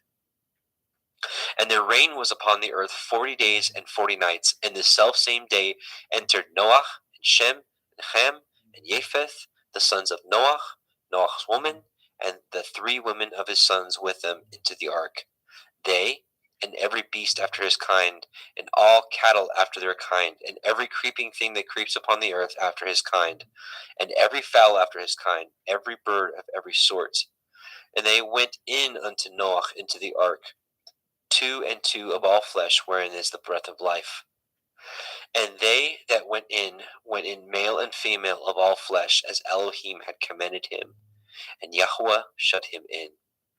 And the flood was 40 days upon the earth, and the waters increased, and bore up the ark, and it was lift up above the earth. And the waters prevailed, and were increased greatly upon the earth, and the ark went upon the face of the waters. And the waters prevailed exceedingly upon the earth, and all the high hills that were under the whole heaven were covered. 15 cubits upward did the waters prevail, and the mountains were covered. And all flesh died that moved upon the earth, both of fowl, and of cattle, and of beasts, and of every creeping thing that creeps upon the earth, and every man. All in whose nostrils was the breath of life, of all that was in the dry land, died. And every living substance was destroyed which was upon the face of the ground, both man and cattle, and the creeping things, and the fowls of the heavens, and they were destroyed from the earth. And Noah only remained alive, and they that were with him in the ark. And the waters prevailed upon the earth 150 days. Genesis 8. And Elohim remembered Noah, and every living thing, and all the cattle that was with him in the ark. And Elohim made a wind to pass over the earth, and the waters assuaged. The fountains also of the deep and the windows of heaven were stopped, and the rain from the heaven was restrained. And the waters returned from off the earth continually. And after the end of the 150 days, the waters were abated. And the ark rested in the 7th month, on the 17th day of the month, upon the mountains of Ararat. And the waters decreased continually until the 10th month. In the 10th month, on the 1st day of the month, were the tops of the mountains seen. And it came to pass at the end of 40 days that Noah opened the window of the ark which he had made. And he sent forth a raven, which went to and fro until the waters were dried up from off the earth. Also he sent forth a dove from him, to see if the waters were abated from off the face of the ground. But the dove found no rest for the sole of her foot, and she returned unto him into the ark, for the waters were on the face of the earth, face of the whole earth. Then he put forth his hand and took her, and pulled her in unto him into the ark. And he stayed yet other 7 days, and again he sent forth the dove out of the ark. And the dove came in to him in the evening, and lo, in her mouth was an olive leaf plucked off. So Noah knew that the waters were abated from off the earth. And he stayed yet other 7 days, and sent forth the dove, which returned not again unto him any more. And it came to pass in the 601st year, in the 1st month, The first day of the month the waters were dried up from off the earth, and Noah removed the covering of the ark, and looked, and behold, the face of the ground was dry. And in the second month, on the 7 and 20th day of the month, the earth dried. And Elohim spoke unto Noah, saying, Go forth of the ark, you and your woman, and your sons women with you. Bring forth with you every living thing that is with you, of all flesh, both of fowl and of the cattle, and of every creeping thing that creeps upon the earth, that they may breed abundantly in the earth, and be fruitful and multiply upon the earth. And Noah went forth, and his sons, and his woman, and his sons' women with him. Every beast, every creeping thing, and every fowl, and whatsoever creeps upon the earth after their kinds, went forth out of the ark. And Noah built an altar unto Yahweh, and took of every clean beast, and of every clean fowl, and offered burnt offerings on the altar. And Yahweh smelled a sweet savor. And Yahweh said in his heart, I will not again curse the ground any more for man's sake. For the imagination of man's heart is evil from his youth. Neither will I again smite any more everything living as I have done. While the earth remains, seed time and harvest, and cold and heat, and summer and winter, and day and night shall not cease. And Elohim blessed Noah and his sons, and said unto them, Be fruitful, and multiply, and replenish the earth.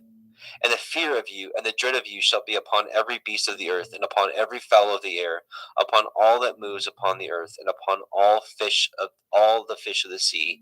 Into your hand are they delivered. Every moving thing that lives shall be meat for you, even as the green herb have I given you all things. But flesh with the life thereof, which is the blood thereof, shall you not eat. And surely your blood of your lives will I require. At the hand of every beast will I require it. At the hand of man, at the hand of every man's brother will I require the life of man.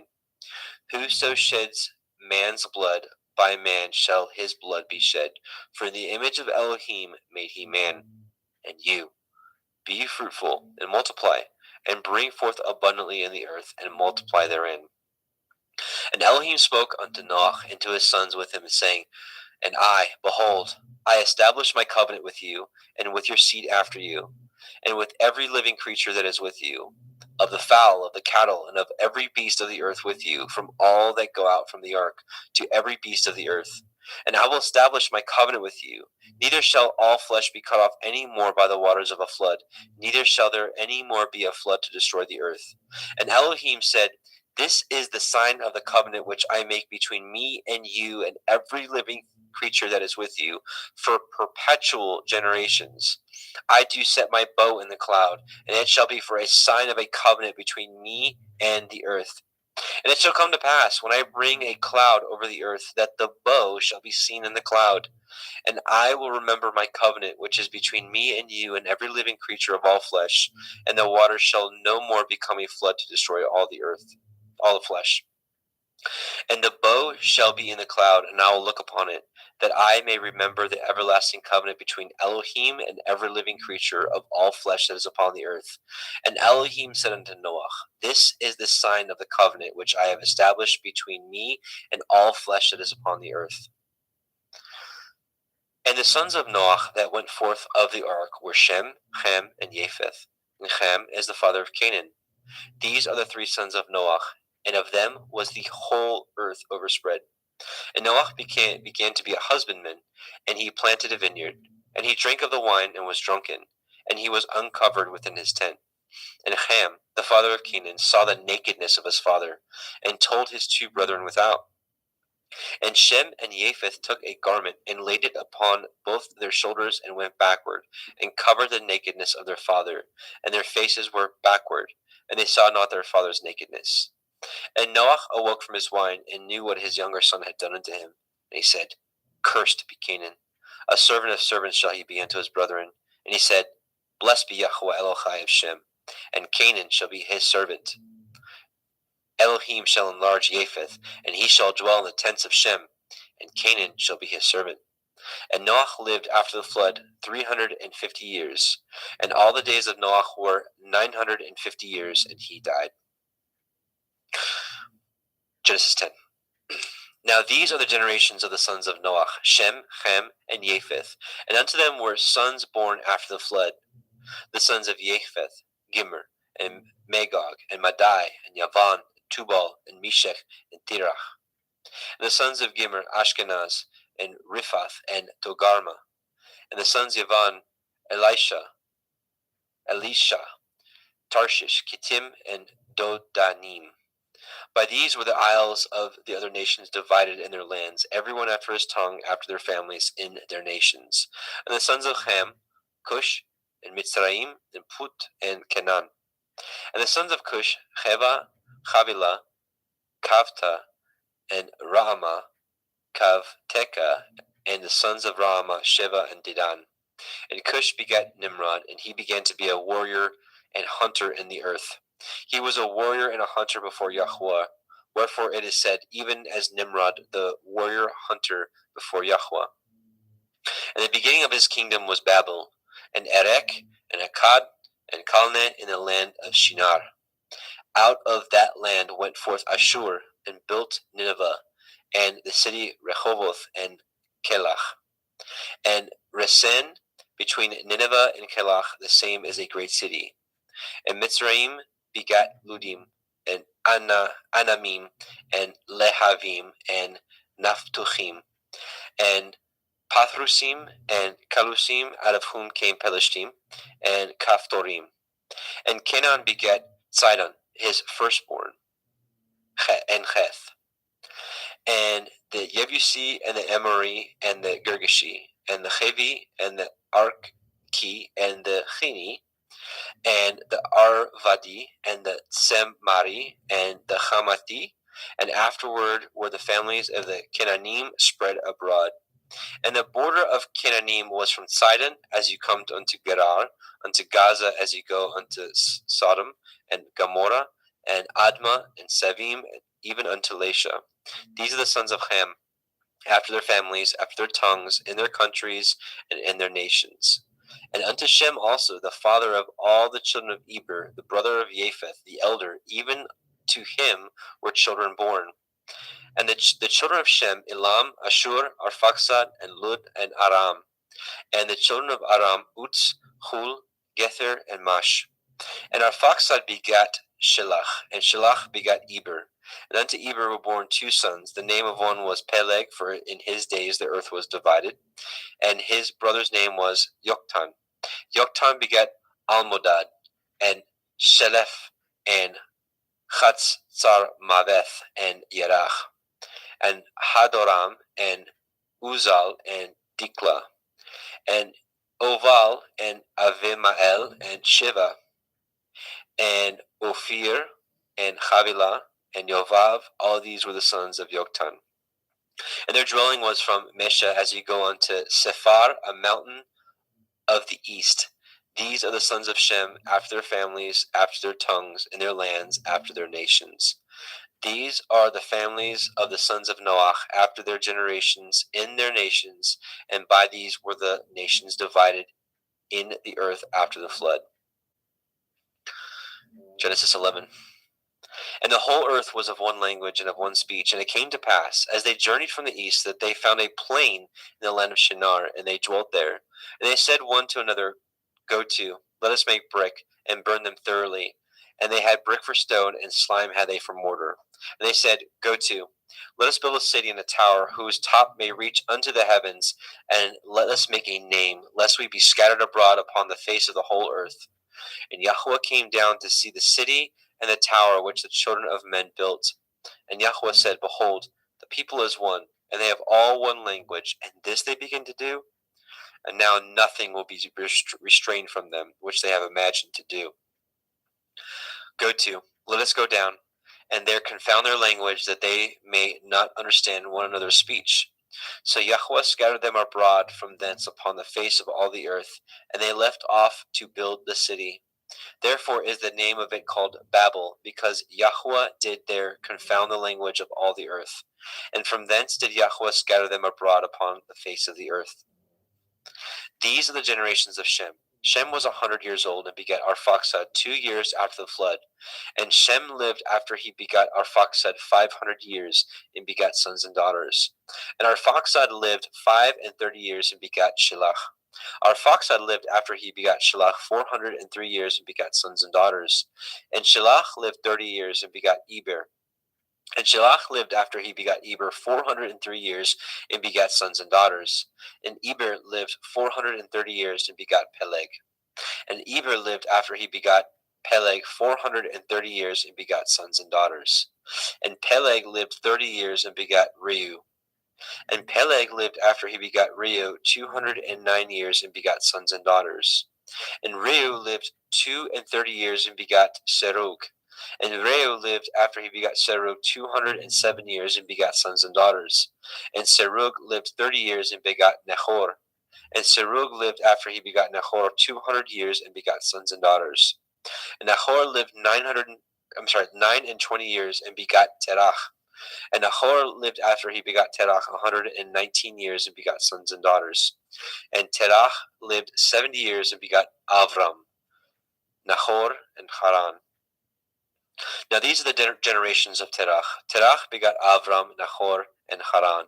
And Haran begat Lot. And Haran died before his father Terach in the land of his nativity in Ur of the Kasdim. And Avram and Nahor took them women. The name of Avram's woman was Sarai, and the name of Nahor's woman Milcah.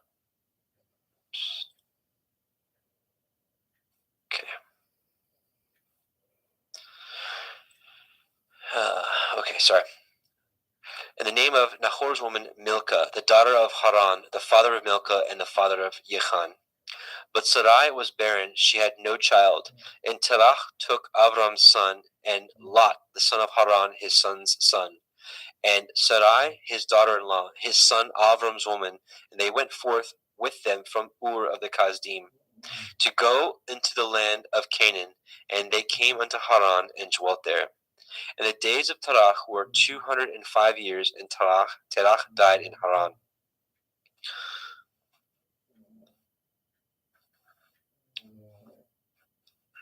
Genesis 12. Now Yahweh had said unto Avram, Get you out of your country, and from your kindred, and from your father's house, unto a land that I will show you. And I will make of you a great nation, and I will bless you, and make your name great, and you shall be a blessing. And I will bless them that bless you, and curse him that curses you.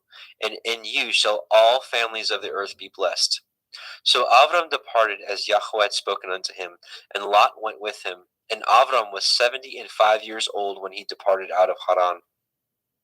And Avram took Sarai his woman, and Lot his brother's son, and all their substance they had gathered, and the souls that they had gotten in Haran. They went forth to go into the land of Canaan, and into the land of Canaan they came. And Avram passed through the land unto the place of Shechem, unto the plain of Moreh, and the Canaanite was then in the land. And Yahweh appeared unto Avram, and said, Unto your seed will I give this land. And there built he an altar unto Yahweh, who had appeared unto him. And he removed from thence unto a mountain on the east of Bethel, and pitched his tent, having Bethel on the west, and Ai on the east. And there he built an altar unto Yahweh, and called upon the name of Yahweh. And Avram journeyed, going on still towards the Negev. And there was a famine in the land, and Avram went down into Mitzrayim to sojourn there, and for the famine was grievous in the land. And it came to pass, when he was come near to enter into Mitzrayim, that he said unto Sarai his woman, Behold now, I know that you are a fair woman to look upon. Therefore it shall come to pass, when the Mitzrayim shall see you, that they shall say, This is his woman, and they will kill me, but they will save you alive. Say, I pray you, you are my sister, that it may be well with me for your sake, and my soul shall live because of you. And it came to pass, that when Avram was come into Mitzrayim, that Mitzrayim beheld the woman, that she was very fair. The princes also of Pharaoh saw her, and commended her before Pharaoh, and the woman was taken to Pharaoh's house. And he entreated Avram well for her sake, and he had sheep and oxen, and he asses, and men servants, and maidservants, and she asses, and camels. And Yahweh plagued Pharaoh, and his house was with great plagues because of Sarai, Avram's woman. And Pharaoh called Avram and said, "What is this that you have done unto me? Why did you not tell me that she was your woman? Why said you, She is my sister, so I might have taken to her to be my woman? Now therefore, behold, your woman, take her and go your way." And Pharaoh commanded his men concerning him, and they sent him away, and his woman, and all that he had. And Avram went up out of Mizraim, he and his woman, and all that he had, and Lot with him into the Negev. And Avram was very rich in cattle, in silver, and in gold.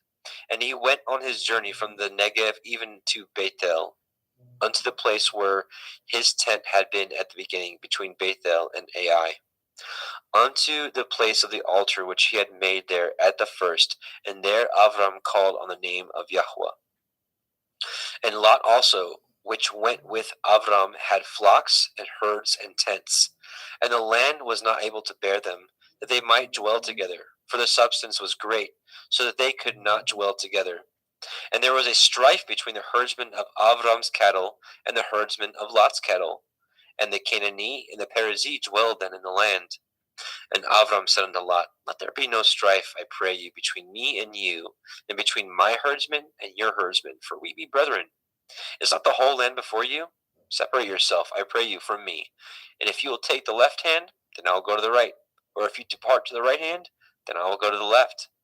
And Lot lifted up his eyes and beheld all the circle of the Yarden, that it was well watered everywhere, before Yahweh destroyed Sodom and Gomorrah, even as the garden of Yahweh, like the land of Mitzrayim, as you come unto Zoar. Then Lot chose him all the circle of the Yarden, and Lot journeyed east, and they separated themselves the one from the other. Avram dwelt in the land of Canaan, and Lot dwelt in the cities of the circle of the Yarden, and pitched his tent towards Sodom. But the men of Sodom were wicked and sinners before Yahweh exceedingly. Yahweh said unto Avram, after that Lot was separated from him, Lift up your eyes now, and look from the place where you are northward, and southward, and eastward, and westward. For all the land which you see, to you will I give it, and to your seed forever. And I will make your seed as the dust of the earth, so that if a man can number the dust of the earth, then shall your seed also be numbered. Arise, walk through the land in the length of it, and in the breadth of it, for I will give it unto you. Then Avram removed his tent, and came and dwelt in the plain of Mamre, which is in Hebron, and built there an altar unto Yahweh. Genesis 14. And it came to pass in the days of Amraphel, king of Shinar, Arioch, king of Elakar, and Chedorlaomer, king of Elam, and Tidal, king of nations, that these made war with Bera, king of Sodom, and with Birsha, king of Gomorrah, Shinav, king of Admah, and Shem-Eber, king of Tsevaim, and the king of Bela, which is Soar. All these were joined together in the valley of Siddim, which is the Salt Sea. 12 years they served Chedorlaomer. In the 13th year they rebelled. And in the 14th year came Chedorlaomer and the kings that were with him, and smote the Rephaim in Ashtaroth, Karnaim, and the Zuzim in Ham, and the Emim in Shave Kirathim, and the Horim in Mount Seir unto El Paran, which is by the wilderness. And they returned and came to Ain Mishpat, which is Kadesh, and smote all the country of Amalekim, and also the Amorim that dwelt in Chatzon Tamar. And there went out the king of Sodom, and the king of Gomorrah, and the king of Admah, and the king of Tsevim, and the king of Bela, the same as Zoar, and they joined battle with them in the valley of Siddim, with Chedorlaomer, the king of Elam, and with Tidal, king of nations, and Amraphel, king of Shinar, and Arioch, king of Elakar, 4 kings with 5. And the valley of Siddim was full of slime pits, and the kings of Sodom and Gomorrah fled, and fell there, and they that remained fled to the mountains. And they took all the goods of Sodom and Gomorrah, and all their victuals, and went their way. And they took Lot, Avram's brother's son, who dwelt in Sodom, and his goods, and departed. And there came one that had escaped, and told Avram the Ivri, for he dwelt in the plain of Mamre the Emori, brother of Eshcol, and brother of Aner, and these were confederate with Avram. And when Avram heard that his brother was taken captive, he armed his trained servants, born in his own house, 318, and pursued them unto Dan. And he divided himself against them, and he and his servants by night, and smote them, and pursued them unto Hova, which is on the left hand of Damascus. And he brought back all the goods, and also brought again his brother Lot and his goods, and the women also, and the people. And the king of Sodom went out to meet him after his return from the slaughter of Kedorlaomer, and of the kings that were with him at the valley of Shaveh, which is the king's valley. And Melchizedek, king of Shalem, brought forth bread and wine, and he was the priest of El Elyon. And he blessed him and said, Blessed be Avram of El Elyon, possessor of heaven and earth, and blessed be El Elyon, which has delivered your enemies into your hand. And he gave him tithes of all. And the king of Sodom said unto El Avram, Give me the persons, and take the goods to yourselves.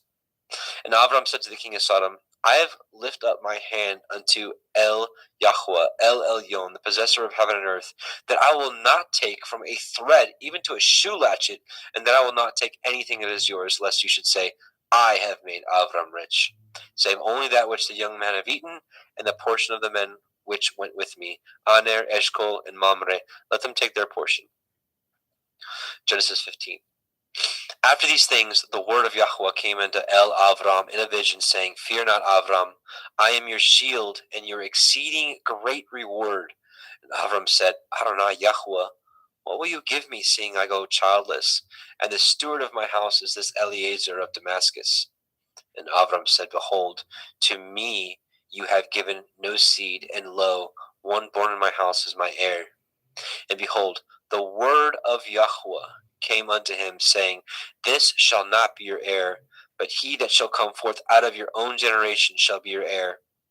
And he brought him forth abroad, and said, Look now toward the heavens, and count the stars, if you be able to number them. And he said unto him, So shall your seed be. And he believed in Yahweh, and he counted it to him for righteousness. And he said unto him, I am Yahweh, that brought you out of Ur of the Kasdim, to give you this land to inherit it.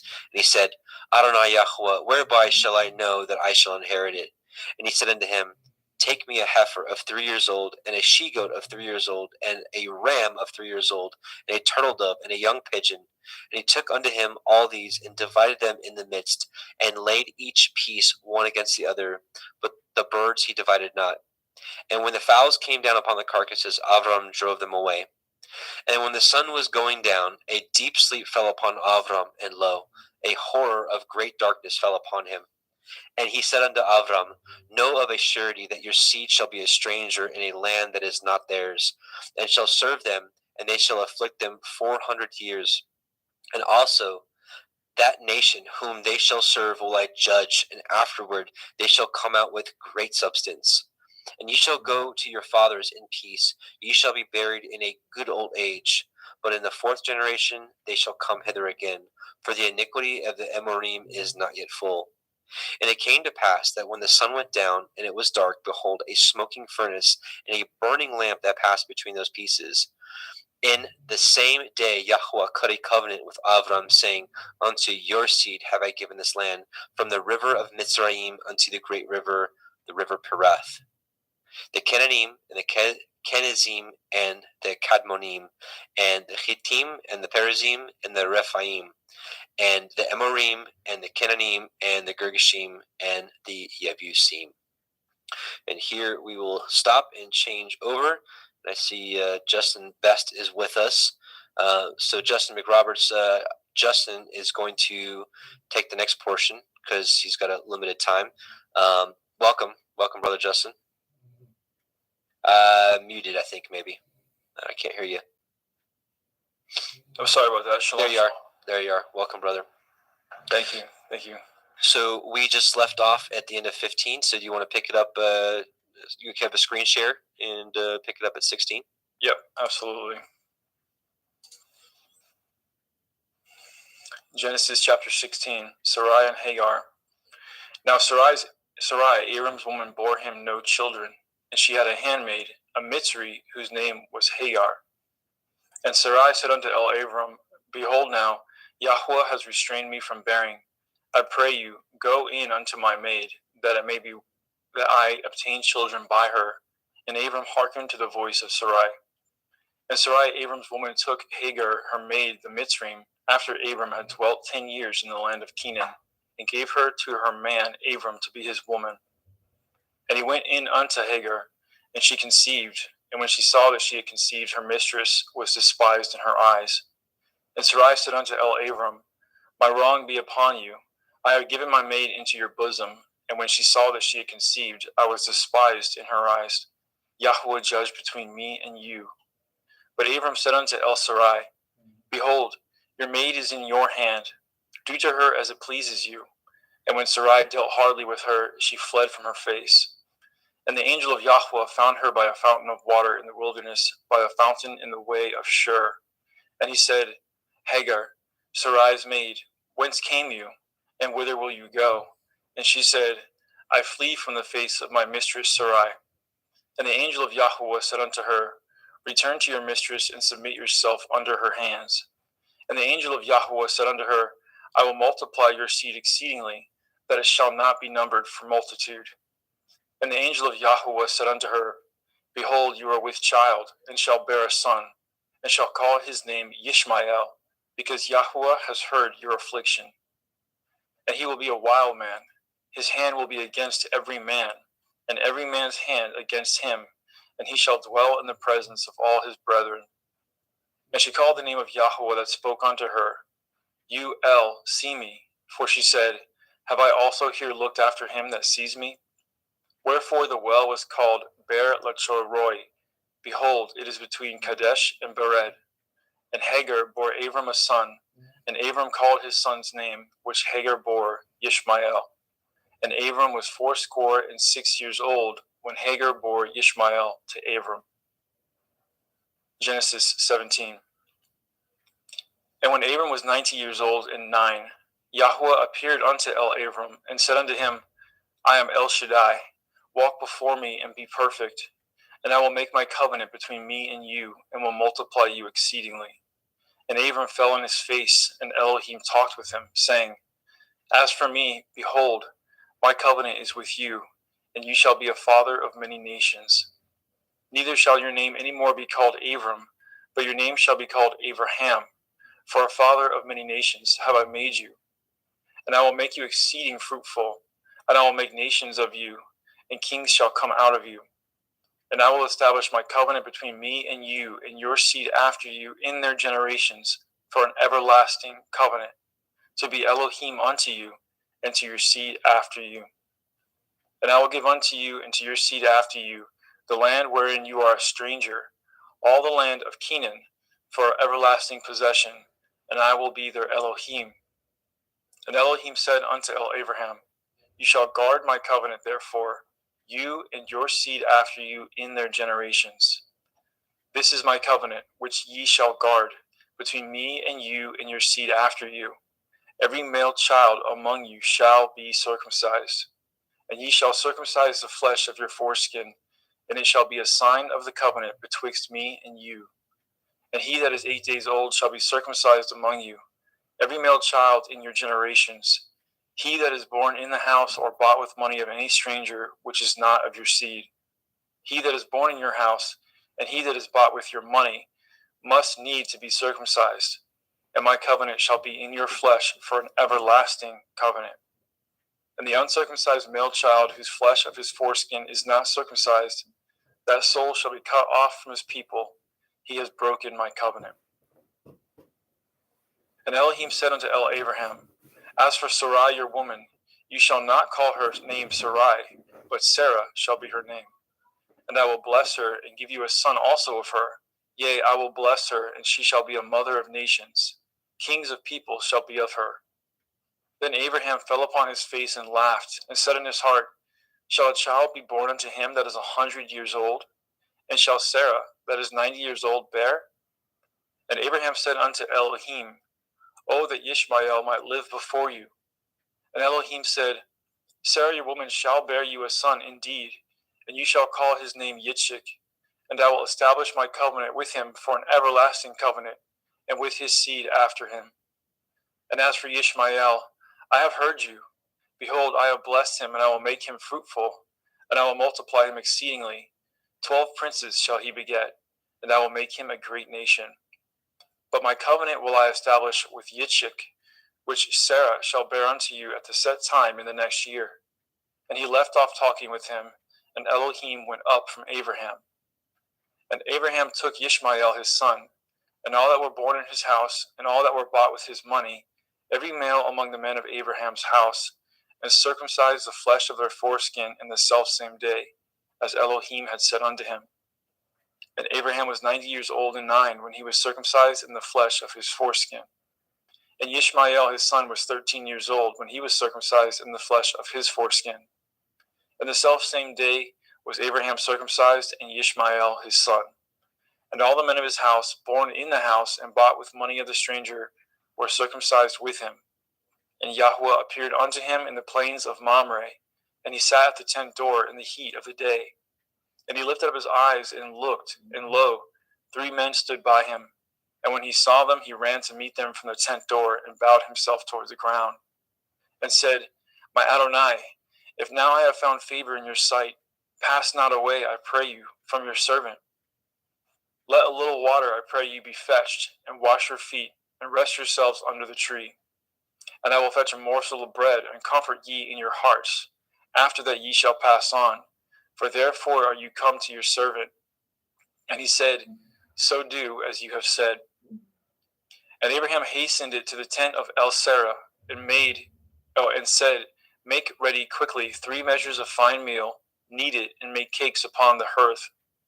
And Abraham ran to the herd, and fetched a calf tender and good, and gave it unto a young man, and he hastened to dress it.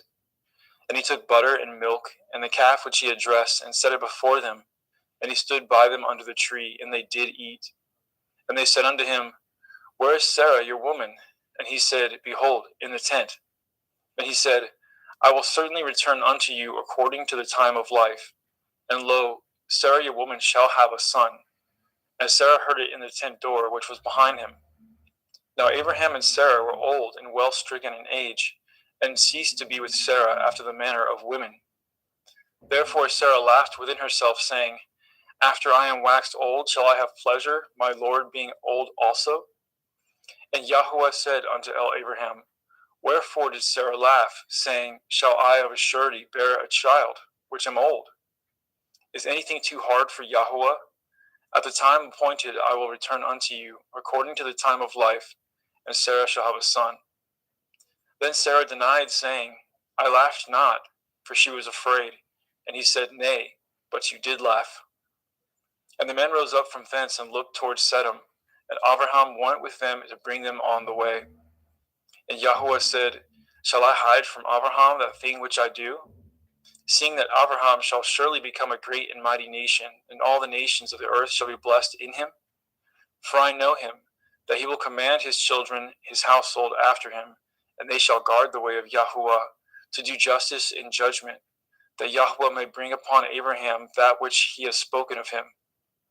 And Yahweh said, Because the cry of Sodom and Amorah is great, and because their sin is very grievous, I will go down now, and see whether they have done altogether according to the cry of it, which is come unto me, and if not, I will know.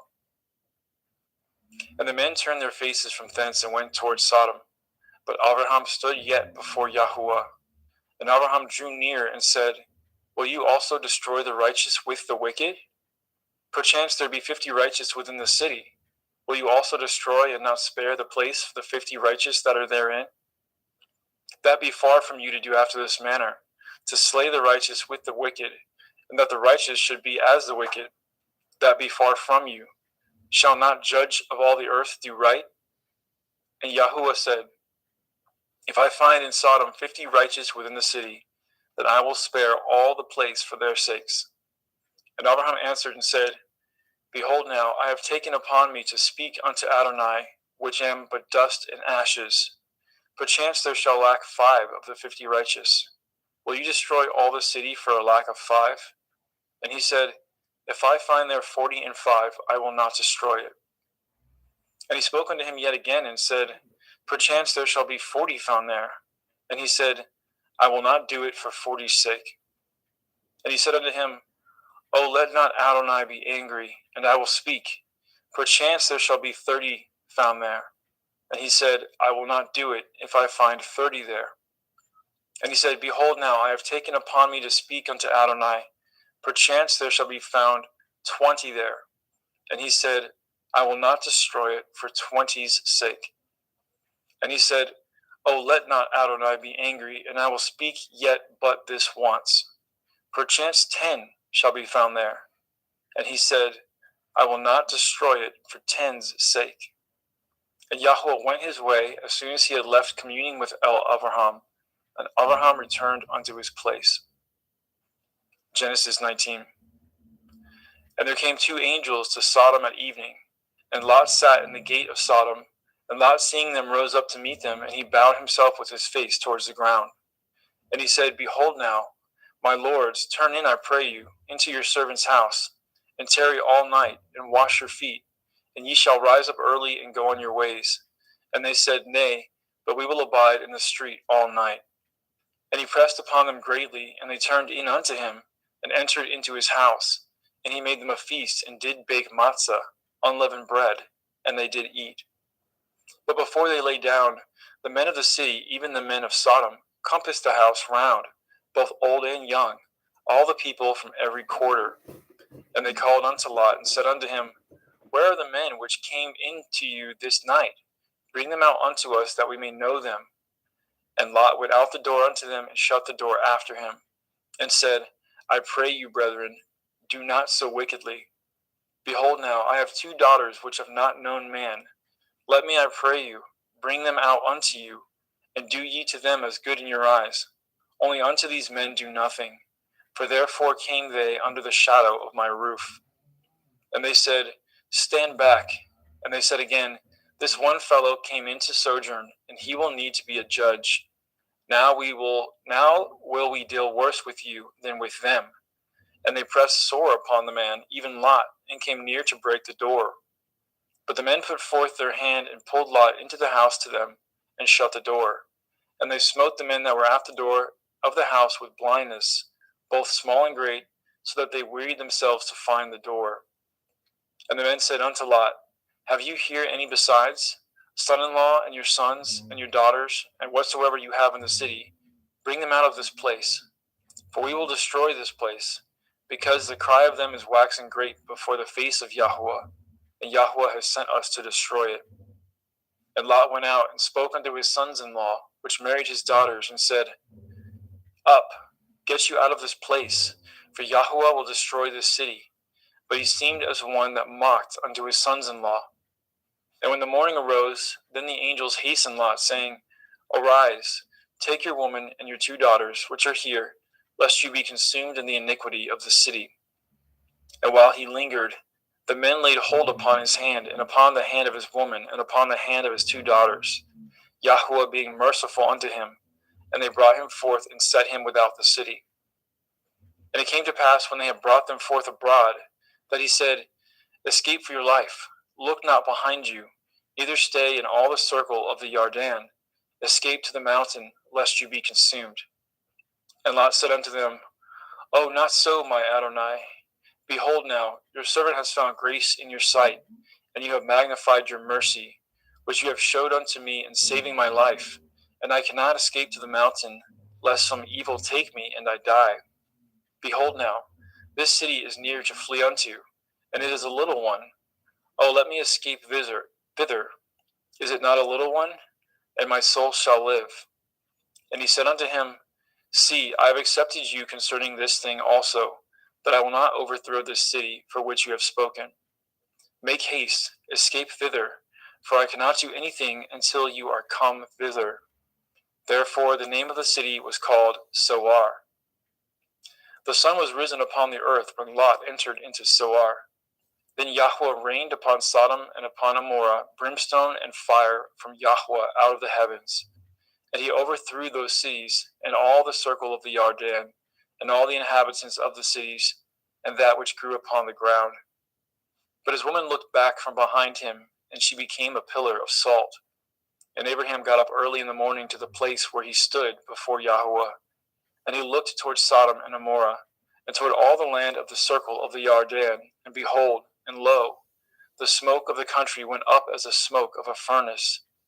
And it came to pass, when Elohim destroyed the cities of the circle of the Jordan, that Elohim remembered Abraham, and sent Lot out of the midst of the overthrow, when he overthrew the cities in which Lot dwelt. And Lot went up out of Zoar, and dwelt in the mountain, and his 2 daughters with him, for he feared to dwell in Zoar, and he dwelt in a cave, he and his 2 daughters. And the firstborn said unto the younger, Our father is old, and there is not a man in the earth to come in unto us after the manner of all the earth. Come, let us make our father drink wine, and we will lie with him, that we may preserve seed of our father.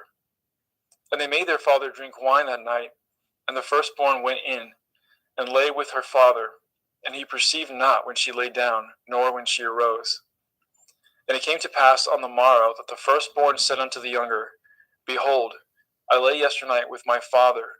Let us make him drink wine this night also, and go in, and lie with him, that we may preserve seed for our father. And they made their father drink wine that night also, and the younger arose, and lay with him, and he perceived not when she lay down, nor when she arose. Thus were both the daughters of Lot with child by their father. And the firstborn bore a son, and called his name Moab. The same is the father of Moabim unto this day. And the younger, she also bore a son, and called his name Ben-Ami. The same is the father of the children of Ammon unto this day. Genesis 20. Let's get a sip of water.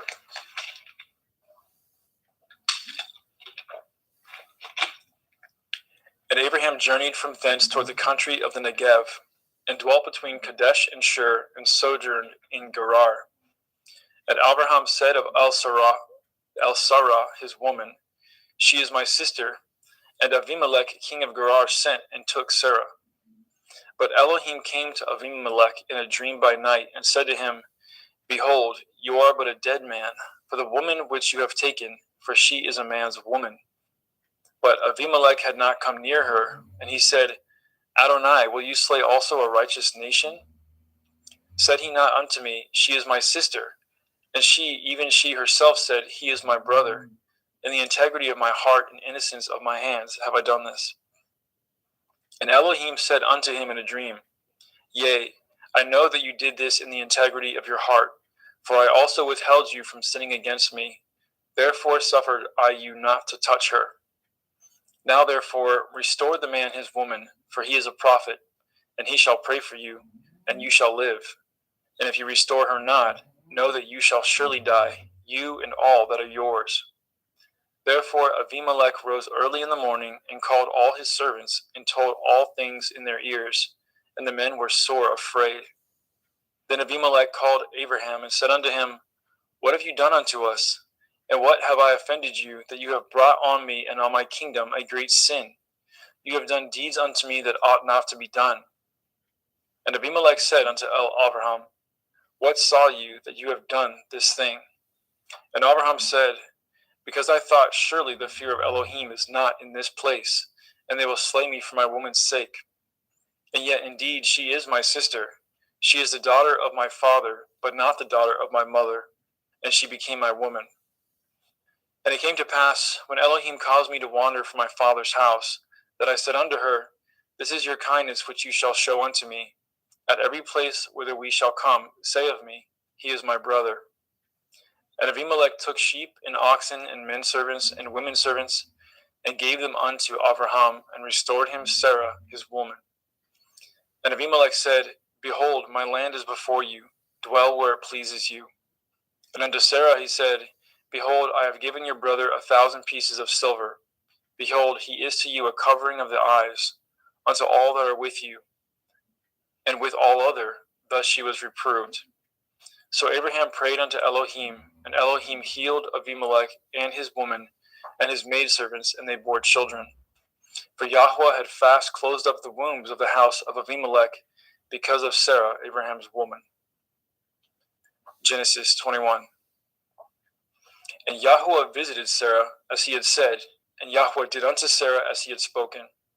For Sarah conceived and bore Abraham a son in his old age, at the set time of which Elohim had spoken to him. And Abraham called the name of his son that was born unto him, whom Sarah bore to him, Yitzchak. And Abraham circumcised his son Yitzchak, being 8 days old, as Elohim had commanded him.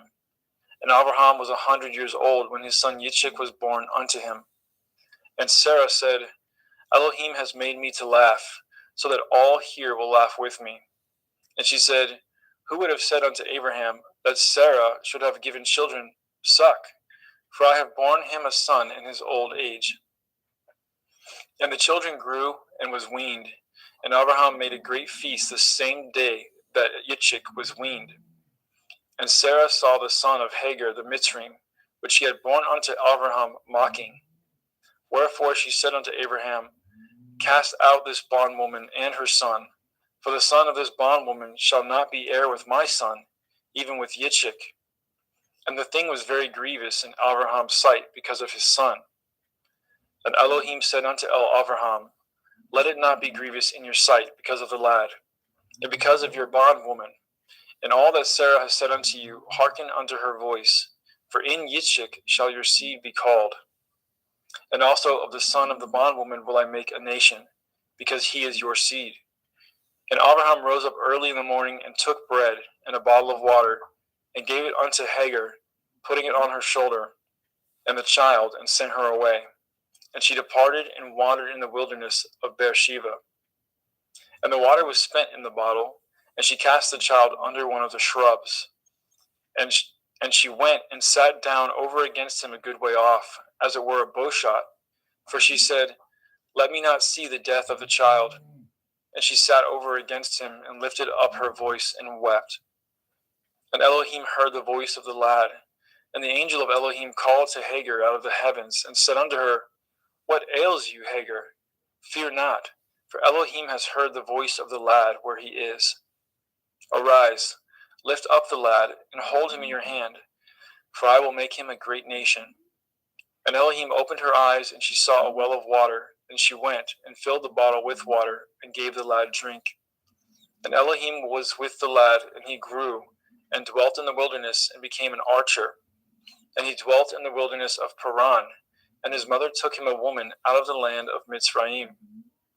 And it came to pass at that time, that Abimelech and Pekol, the chief captain of his host, spoke unto Abraham, saying, Elohim is with you in all that you do. Now therefore swear unto me here by Elohim that you will not deal falsely with me, nor with my son, nor with my son's son, but according to the kindness that I have done unto you, you shall do unto me, and to the land wherein you have sojourned. And Abraham said, I will swear. And Abraham reproved Abimelech because of a well of water, which Abimelech's servants had violently taken away. And Abimelech said, I know not who has done this thing, neither did you tell me, neither yet heard I of it, but today. And Abraham took sheep and oxen and gave them to Abimelech, and both of them cut a covenant. And Abraham set 7 ewe lambs of the flock by themselves. And Abimelech said unto Abraham, What mean these 7 ewe lambs which you have set by themselves? And he said, For these 7 ewe lambs shall you take of my hand, and they may be a witness unto me that I have dug this well. Wherefore he called that place Beersheba, because there they swore, both of them. Thus they cut a covenant of Beersheba. Then Abimelech rose up, and Pekol, the chief captain of his host, and they returned into the land of the Pelishtim. And Abraham planted a grove in Beersheba, and called there on the name of Yahweh El Olam. And Abraham sojourned in the Pelishtim's land many days. Genesis 22. And it came to pass after these things, that Elohim did try Abraham, and said unto him, Abraham. And he said, Behold, here I am. And he said, Take now your son, your Yakid, Yitzchak, whom you love, and get you into the land of the Moriah, and offer him there for a burnt offering upon one of the mountains which I will tell you of. And Abraham rose up early in the morning and saddled his ass, and took 2 of his young men with him, and Yitzchak his son, and clave wood for the burnt offering, and rose up and went unto the place which Elohim has told him. Then on the 3rd day, Abraham lifted up his eyes and saw the place afar off. And Abraham said unto his young men, Abide ye here with the ass, and I and the lad will go yonder and worship, and come again to you. And Abraham took the wood of the burnt offering, and laid it upon Yitzchak his son.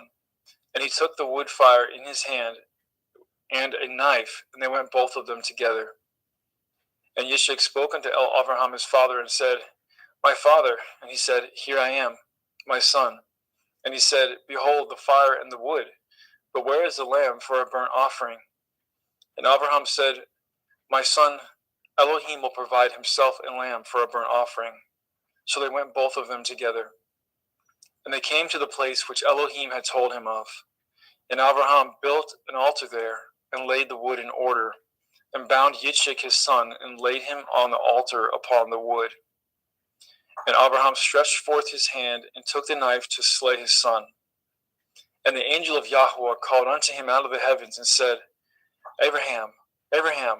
And he said, Here I am. And he said, Lay not your hand upon the lad, neither do you anything unto him. For now I know that you fear Elohim, seeing you have not withheld your son, your Yakid, from me. And Abraham lifted up his eyes and looked, and behold, behind him a ram caught in a thicket by his horns. And Abraham went and took the ram, and offered him up for a burnt offering in the stead of his son. And Abraham called the name of that place Yahweh Yireh, as it is said to this day, In the mount of Yahweh it shall be seen. And the angel of Yahweh called unto Abraham out of the heavens the 2nd time, and said, By myself have I sworn, says Yahweh, for because you have done this thing, and have not withheld your son, your Yakid, that in blessing I will bless you, and in multiplying I will multiply your seed as the stars of the heavens, and as the sand which is upon the seashore, and your seed shall possess the gate of his enemies. And in your seed shall all the nations of the earth be blessed, because you have obeyed my voice. So Abraham returned unto his young men, and they rose up and went together to Beersheba, and Abraham dwelt at Beersheba. And it came to pass after these things, that it was told Abraham, saying, Behold, Milcah, she has also borne children unto your brother Nachor, Huz his firstborn, and Buz his brother, and Kemuel the father of Aram, and Kesed, and Chazo, and Pildash, and Yidlaph, and Bethuel. And Bethuel begat Rivkah. These 8 Milcah did bear to Nachor, Abraham's brother. And his concubine, whose name was Reumah, she bore also Teba, and Gama, and Thahash, and Ma'akah. Genesis chapter 23. And Sarah was 107 and 20 years old. These were the years of the life of Sarah. And Sarah died in Kiryat Arba. The name is Hebron, in the land of Canaan. And Abraham came to mourn for Sarah, and to weep for her. And Abraham stood up from before his dead, and spoke unto the sons of Heth, saying, I am a stranger and a sojourner with you. Give me possession of a burying place with you, that I may bury my dead out of my sight. And the children of Heth answered Abraham, saying unto him, Hear us, my lord. You are a mighty prince among us. In the choice of our sepulchres bury your dead. None of us shall withhold from you his sepulchre, but that you may bury your dead. And Abraham stood up and bowed himself to the people of the land, even to the children of Heth. And he communed with them, saying, If it be your mind that I should bury my dead out of my sight, hear me, and entreat for me to Ephron the son of Sochar, that he may give me the cave of Machpelah, which he has, which is in the end of this field. For as much money as it is worth, he shall give it me for a possession of a burying place among you. And Ephron dwelt among the children of Heth. And Ephron the Hittite answered, and Abraham in the audience of the children of Heth, even of all that went in at the gate of the city, saying, Nay, my lord, hear me. The field I give you, and the cave that is therein, I give it to you. In the presence of the sons of my people, I give it to you. Bury your dead. And Abraham bowed down himself before the people of the land. And he spoke unto Ephron in the audience of the people and of the land, saying, But if you will give it, I pray you hear me. I will give you money for the field. Take it of me, and I will bury my dead there. And Ephron answered Abraham, saying unto him, My lord, hearken unto me. The land is worth 400 shekels of silver. What is that betwixt me and you? Bury therefore your dead. And Abraham hearkened unto Ephron, and Abraham weighed to Ephron the silver, which he had named in the audience of the sons of Heth, 400 shekels of silver, current money with the merchant. And the field of Ephron, which was in Machpelah, which was before Mamre, the field, and the cave which was therein, and all the trees that were in the field, that were in the borders round about, were made sure unto Abraham for a possession in the presence of the children of Heth, before all that went in at the gate of the city. And after this, Abraham buried Sarah his woman in the cave of the field of Machpelah before Mamre. The same is Hebron in the land of Canaan. And the field and the cave that is therein were made sure unto Abraham for a possession of a burying place by the sons of Heth. Genesis 24. And Abraham was old and well stricken in age, and Yahweh had blessed Abraham in all things.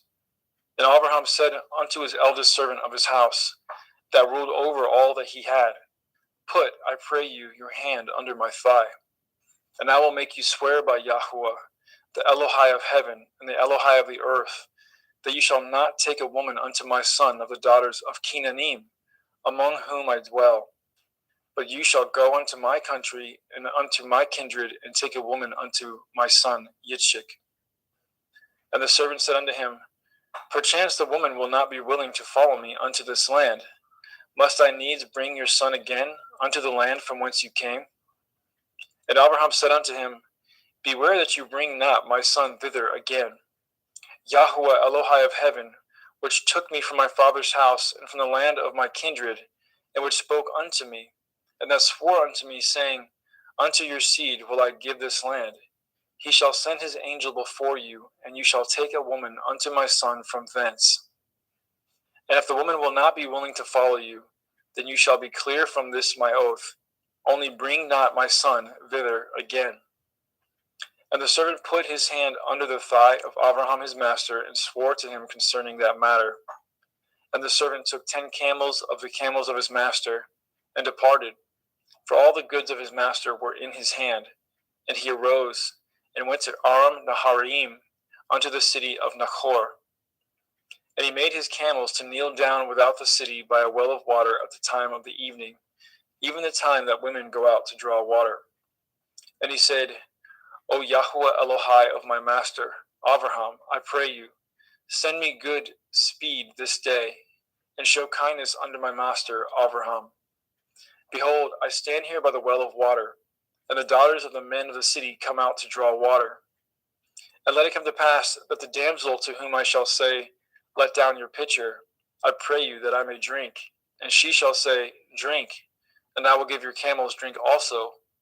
Let this same be she that you have appointed for your servant Yitzchak, and thereby shall I know that you have showed kindness unto my master.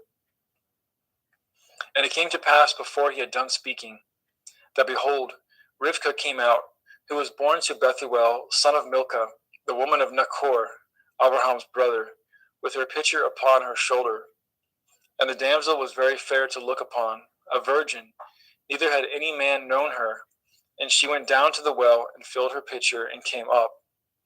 And the servant ran to meet her, and said, Let me, I pray you, drink a little water of your pitcher. And she said, Drink, my lord.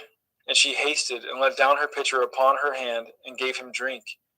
And when she had done giving him drink, she said, I will draw water for your camels also, until they have done drinking. And she hasted, and emptied her pitcher into the trough, and ran again unto the well to draw water, and drew for all his camels. And the man wondering at her held his peace, to wit whether Yahweh had made his journey prosperous or not. And it came to pass, as the camels had done drinking, But the man took a golden earring of half a shekel weight, and 2 bracelets for her hands of 10 shekel weights of gold. And he said, Whose daughter are you? Tell me, I pray you. Is there room in your father's house for us to lodge in? And she said unto him, I am the daughter of Bethuel, son of Milcah, which she bore unto Nachor. She said moreover unto him, We have both straw and provender enough, and room to lodge in. And the man bowed down his head and worshipped Yahweh. And he said, Blessed be Yahweh Elohai of my master Abraham, who has not left destitute my master of his mercy and his truth. I being in the way, Yahweh led me to the house of my master's brethren. And the damsel ran, and told them of her mother's house these things. And Rivkah had a brother, and his name was Lavan. And Lavan ran out unto the man unto the well. And it came to pass, when he saw the earring and the bracelets upon his sister's hands, and when he heard the words of Rivkah his sister, saying, Thus spoke the man unto me, that he came unto the man, and behold, he stood by the camels at the well. And he said, Come in, you blessed of Yahweh. Wherefore stand you without? For I have prepared the house and room for the camels. And the man came into the house, and he ungirded his camels, and gave straw and provender for the camels, and water to wash his feet, and the men's feet that were with him. And there was set meat before him to eat. But he said, I will not eat until I have told my errand. And he said, Speak on. And he said, I am Abraham's servant, and Yahweh has blessed my master greatly, and he has become great. And he has given him flocks and herds and silver and gold, and men servants and maidservants and camels and asses. And Sarah, my master's woman, bore a son to my master when she was old, and unto him he has given all that he has. And my master made me swear, saying, You shall not take a woman to my son of the daughters of the Canaanim, in whose land I dwell. But you shall go to my father's house, and to my kindred, and take a woman unto my son. And I said unto my master, Perchance the woman will not follow me. And he said unto me, Yahweh, before whom I walk, will send his angel with you, and prosper your way. And you shall take a woman for my son of the kindred and of my father's house. Then shall you be clear from this my oath, when you come to my kindred. And if they give not you one, you shall be clear from my oath. And I came this day unto the well, and said, O Yahweh Elohai of my master Abraham, if now you do prosper my way which I go, behold, I stand by the well of water. And it shall come to pass that when the virgin comes forth to draw water, and I say to her, Give me, I pray you, a little water of your pitcher to drink. And she say to me, Both drink you, and also I will draw for your camels. Let the same be the woman whom Yahweh has appointed out for my master's son. And before I had done speaking in my heart, behold, Rivkah came forth with her pitcher on her shoulder, and she went down unto the well and drew water. And I said unto her, Let me drink, I pray you. And she made haste and let down her pitcher from her shoulder, and said, Drink, and I will give your camels drink also. So I drank, and she made the camels to drink also. And I asked her and said, Whose daughter are you? And she said, The daughter of Bethuel, Nachor's son, whom Milcah bore unto him. And I put the earring upon her face and the bracelets upon her hands. And I bowed down my head and worshipped Yahweh, and blessed Yahweh Elohai of my master Abraham, which had led me in the right way to take my master's brother's daughter unto his son. And now, if ye will deal kindly and truly with my master, tell me, and if not, tell me, that I may turn to the right hand or to the left. Then Lavan and Bethuel answered and said, The thing proceeds from Yahweh. We cannot speak unto you bad or good. Behold, Rivkah is before you. Take her and go, and let her be your master's son's woman, as Yahweh has spoken. And it came to pass that when Abraham's servant heard their words, he worshipped Yahweh, bowing himself to the earth. And the servant brought forth jewels of silver and jewels of gold, and raiment, and gave them to Rivkah. And he also gave to her brother and to her mother precious things. And they did eat and drink, he and the men that were with him, and tarried all night. And they rose up in the morning, and he said, Send me away unto my master. And her brother and her mother said, Let the damsel abide with us a few days, at the least 10, After that she shall go. And he said unto them, Hinder me not, seeing Yahweh has prospered my way. Send me away that I may go to my master. And they said, We will call the damsel and inquire at her mouth. And they called Rivkah and said unto her, Will you go with this man? And she said, I will go. And they sent away Rivkah their sister, and her nurse, and Abraham's servant, and his men. And they blessed Rivkah and said unto her, You are our sister. Be the mother of thousands of millions, and let your seed possess the gate of those which hate them. And Rivkah arose, and her damsels, and they rode upon the camels and followed the man. And the servant took Rivkah and went his way. And Yitzchak came from the way of the well of Beer Lachoi, for he dwelt in the country of the Negev. And Yitzchak went out to meditate in the field in the evening, and he lifted up his eyes and saw, and behold, the camels were coming. And Rivkah lifted up her eyes, and when she saw Yitzchak, she lighted off the camel. For she had said unto the servant, What man is this that walks in the field to meet us? And the servant had said, It is my master. Therefore she took a veil and covered herself. And the servant told Yitzchak all things that he had done. And Yitzchak brought her into his mother Sarai's tent, and took Rivkah, and she became his woman, and he loved her. And Yitzchak was comforted after his mother's death.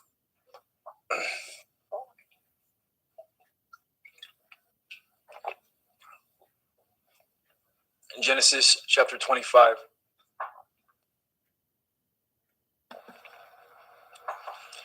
And again Abraham took a woman, and her name was Keturah, and she bore him Zimran, and Yokshan, and Medan, and Midian, and Yishbak, and Shuach. And Yokshan begot Shiva, and Dedan, and the sons of Dedan were Ashurim, Letushim, and Leumim. And the sons of Midian, Ephah, and Epher, and Hanok, and Avida, and Eldaah, and these were the children of Keturah. And Abraham gave all that he had unto Yitzchak. But unto the sons of the concubines which Abraham had, Abraham gave gifts, and sent them away from Yitzchak his son, while he yet lived, eastward unto the east country. And these are the days of the years of Abraham's life which he lived, 160 years. Then Abraham gave up his ruach, and died in a good old age, an old man and full of years, and was gathered to his people. And his sons Yitzchak and Yishmael buried him in the cave of Machpelah, in the field of Ephron, the son of Sochar, the Hittite, which is before Mamre, the field which Abraham purchased of the sons of Heth. There was Abraham buried, and Sarah his woman. And it came to pass after the death of Abraham, that Elohim blessed his son Yitzchak, and Yitzchak dwelt by the well of Be'er Lachoi. Now these are the generations of Yishmael, Abraham's son, whom Hagar the Mitzrayim, Sarah's handmaid, bore unto Abraham. And these are the names of the sons of Yishmael, by their names according to their generations: the firstborn of Yishmael, Nevayoth, and Kedar, and Adbeel, and Mibsam, and Mishma, and Duma, and Massa, Hadar, and Tema, Yetur, Naphish, and Kedama. These are the sons of Yishmael, and these are their names, by their towns and by their castles, 12 princes according to their nations. And these are the years of the life of Yishmael, 137 years. And he gave up his ruach and died, and was gathered unto his people. And they dwelt from Havilah unto Shur, that is before Mitzrayim, as you go towards Asherah. And he died in the presence of all his brethren. And these are the generations of Yitzchak, Abraham's son. Abraham begot Yitzchak, and Yitzchak was 40 years old when he took Rivkah to be his woman, the daughter of Bethuel, the Arami of Paddan Aram, the sister to Lavan, the Arami. And Yitzchak entreated Yahweh for his woman, because she was barren. And Yahweh was entreated of him, and Rivkah his woman conceived. And the children struggled together within her. And she said, If it be so, why am I thus? And she went to inquire of Yahuwah. And Yahuwah said unto her, 2 nations are in your womb, and 2 manner of people shall be separated from your generation. And the one people shall be stronger than the other people, and the elder shall serve the younger. And when her days to be delivered were fulfilled, behold, there were twins in her womb. And the first came out red, all over like a hairy garment, and they called his name Esau. And after that came his brother out, and his hand took hold on Esau's heel, and his name was called Yaakov. And Yitzchak was 80 years old when she bore them. And the boys grew, and Esau was a cunning hunter, a man of the field, and Yaakov was an upright man, dwelling in tents. And Yitzchak loved Esau because he did eat of his venison, but Rivkah loved Yaakov. And Yaakov sawed pottage, and Esau came from the field, and he was faint. And Esau said to Yaakov, Feed me, I pray you, with that same red pottage, for I am faint. Therefore his name was called Edom. And Yaakov said, Sell me this day your birthright. And Esau said, Behold, I am at the point to die, and what profit shall this birthright do to me? And Yaakov said, Swear to me this day. And he swore unto him, and he sold his birthright unto Yaakov. Then Yaakov gave Esau bread and pottage of lentils, and he did eat and drink, and rose up and went his way. Thus Esau despised his birthright.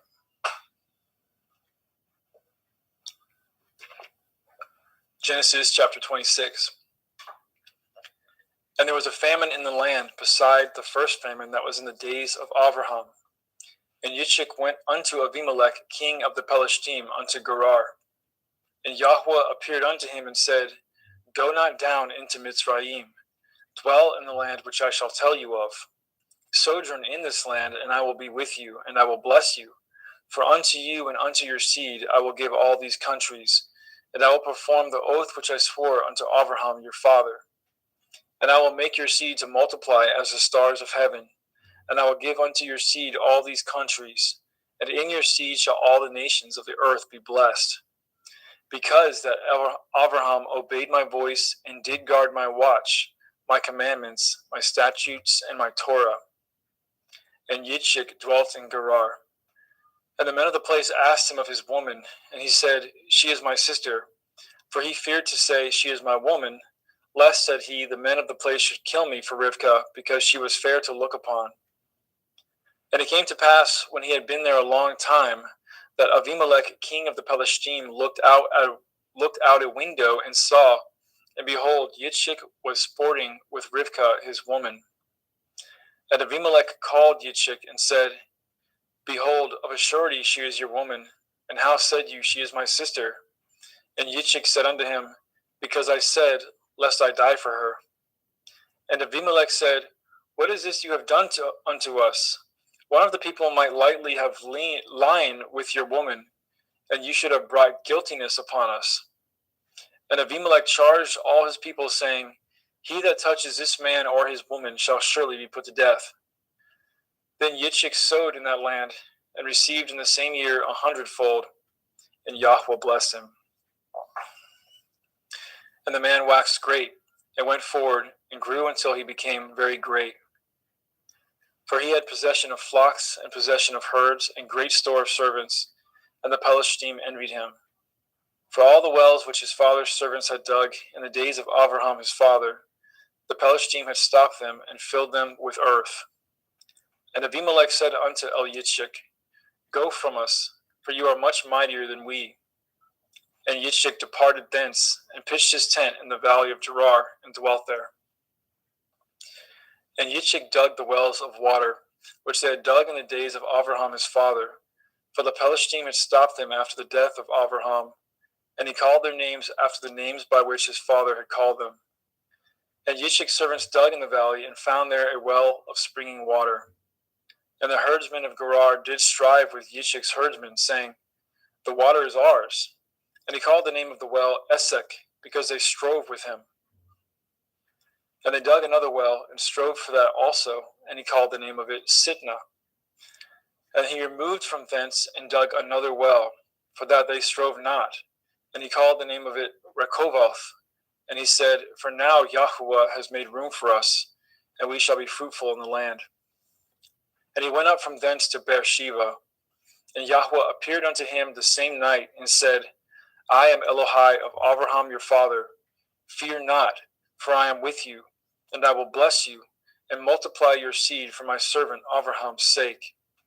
And he built an altar there, and called upon the name of Yahuwah, and pitched his tent there, and there Yitzchak's servants dug a well.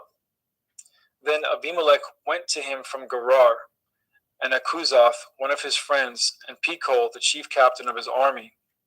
And Yitzchak said unto them, Wherefore come ye to me, seeing you hate me, and have sent me away from you? And they said, We saw certainly that Yahuwah was with you. And we said, Let there be now an oath betwixt us, even betwixt us and you, and let us cut a covenant with you, that ye will do us no hurt, as we have not touched you, and as we have done unto you nothing but good, and have sent you away in peace. You are now the blessed of Yahuwah. And he made them a feast, and they did eat and drink. And they rose up early in the morning, and swore to one another, and Yitzchak sent them away, and they departed from him in peace.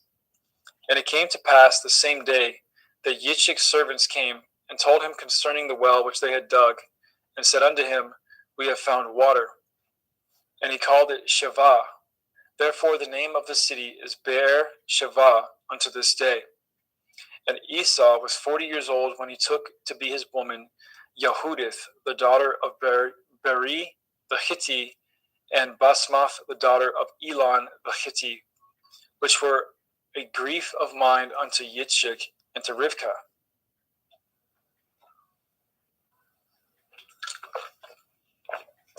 Genesis 27. And it came to pass that when Yitzchak was old, and his eyes were dim, so that he could not see, he called Esau his eldest son, and said unto him, My son. And he said unto him, Behold, here I am. And he said, Behold now, I am old, I know not the day of my death. Now therefore take, I pray you, your weapons, your quiver, and your bow, and go out to the field, and take me some venison, and make me savory meat, such as I love, and bring it to me, that I may eat it, that my soul may bless you before I die. And Rivkah heard when Yitzchak spoke to Esau his son. And Esau went to the field to hunt for venison and to bring it. And Rivkah spoke unto Yaakov her son, saying, Behold, I heard your father speak unto Esau your brother, saying, Bring me some venison, and make me savory meat, that I may eat and bless you before Yahuwah, before my death. Now therefore, my son, obey my voice according to that which I command you. Go now to the flock, and fetch me from thence 2 good kids of the goats, and I will make them savory meat for your father, such as he loves. And you shall bring it to your father, that he may eat, and that he may bless you before his death.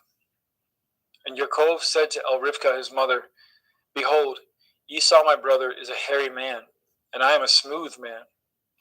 My father perchance will feel me, and I shall seem to him as a deceiver, and I shall bring a curse upon me, and not a blessing.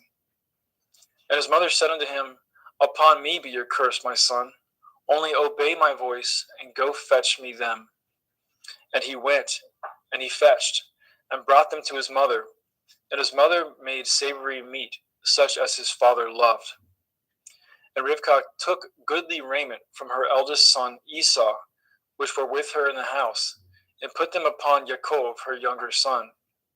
And she put the skins of the kids of the goats upon his hands, and upon the smooth of his neck. And she gave the savory meat, the bread, which she had prepared, into the hand of her son Yaakov. And he came unto his father, and said, My father. And he said, Here I am. Who are you, my son? And Yaakov said unto his father, I am Esau, your firstborn. I have done according as you bade me. Arise, I pray you. Sit and eat of my venison, that your soul may bless me. And Yitzchak said unto his son, How is it that you have found it so quickly, my son? And he said, Because Yahuwah Elohika brought it to me.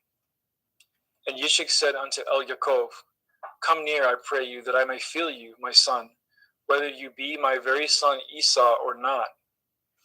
And Yaakov went near unto Yitzchak his father, and he felt him, and said, The voice is Yaakov's voice, but the hands are the hands of Esau. And he discerned him not, because his hands were hairy, as his brother Esau's hands. So he blessed him.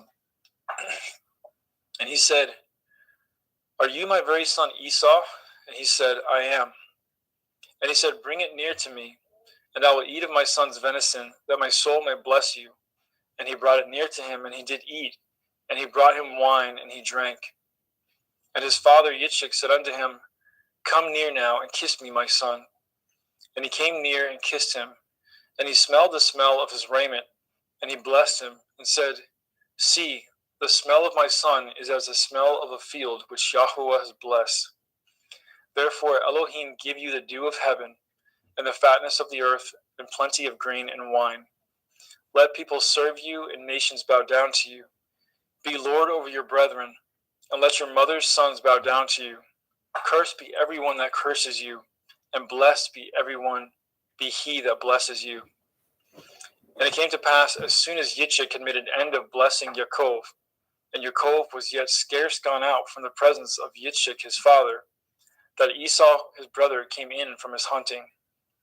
And he also made a savory meat, and brought it unto his father, and said unto his father, Let my father arise, and eat of his son's venison, that your soul may bless me.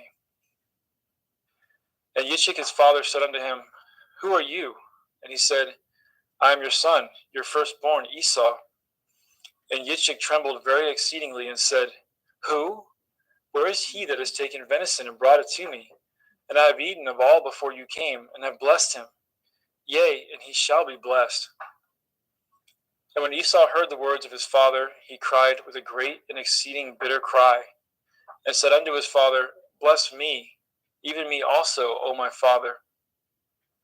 And he said, Your brother came with subtlety, and has taken away your blessing.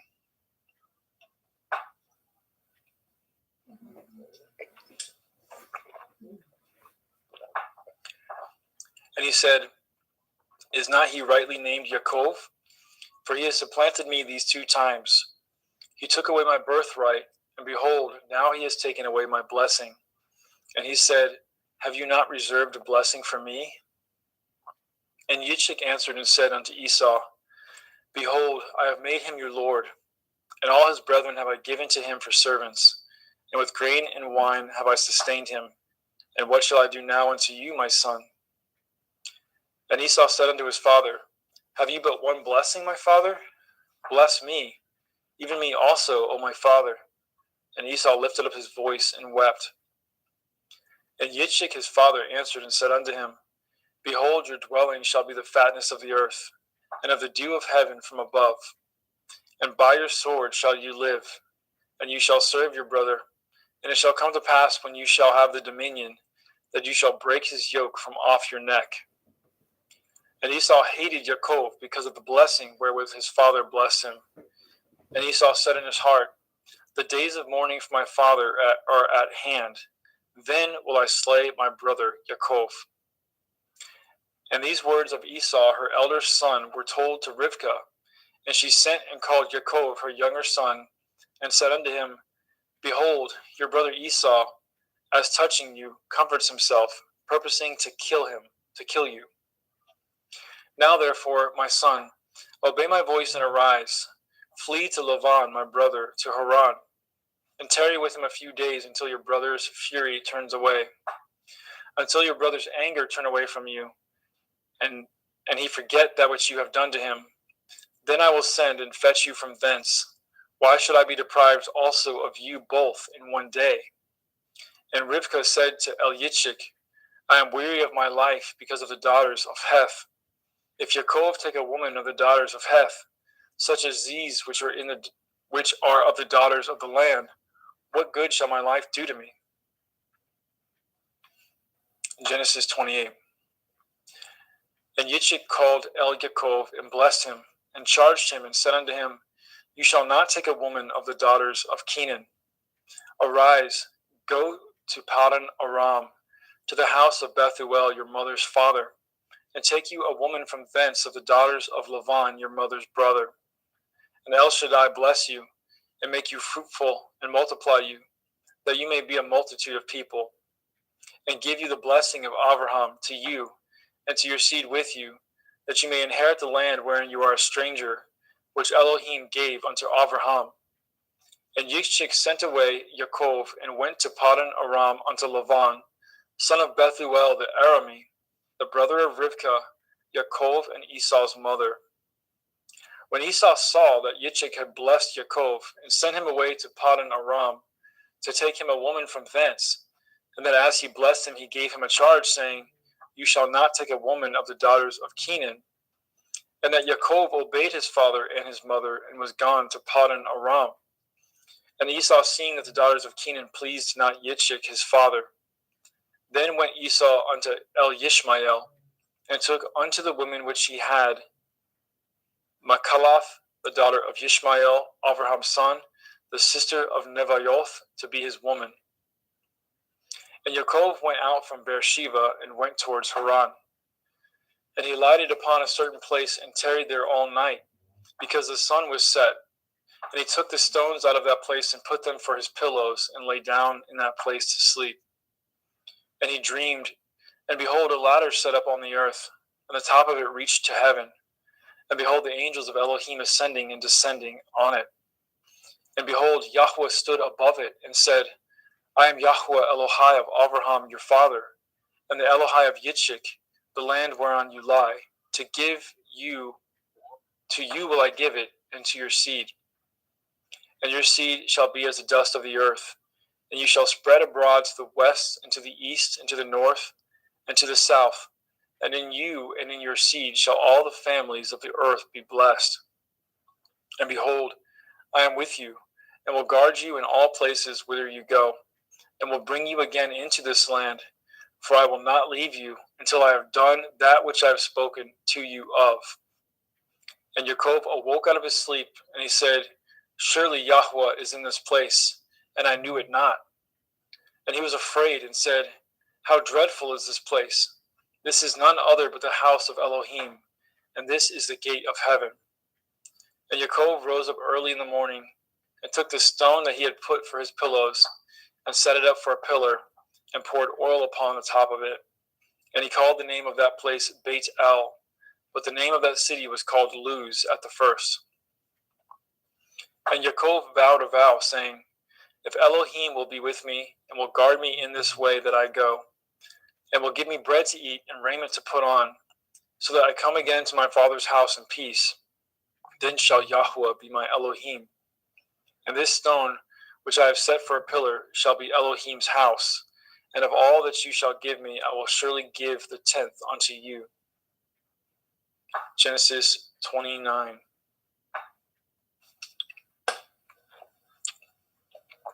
Then Yaakov went on his journey and came into the land of the people of the east.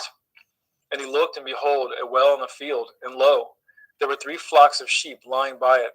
For out of that well they watered the flocks, and a great stone was upon the well's mouth. And thither there were all the flocks gathered, and they rolled the stone from the well's mouth, and watered the sheep, and put the stone again upon the well's mouth in its place. And Yaakov said unto them, My brethren, whence be ye? And they said, Of Haran are we. And he said unto them, Know ye Lavan, the son of Nachor? And they said, We know him. And he said unto them, Is he well? And they said, He is well. And behold, Rachel his daughter comes with the sheep. And he said, Lo, it is yet high day, neither is it time that the cattle should be gathered together. Water ye the sheep, and go and feed them. And they said, We cannot, until all the flocks be gathered together, until they roll the stone from the well's mouth. Then we water the sheep. And while he yet spoke with them, Rachel came with her father's sheep, for she kept them.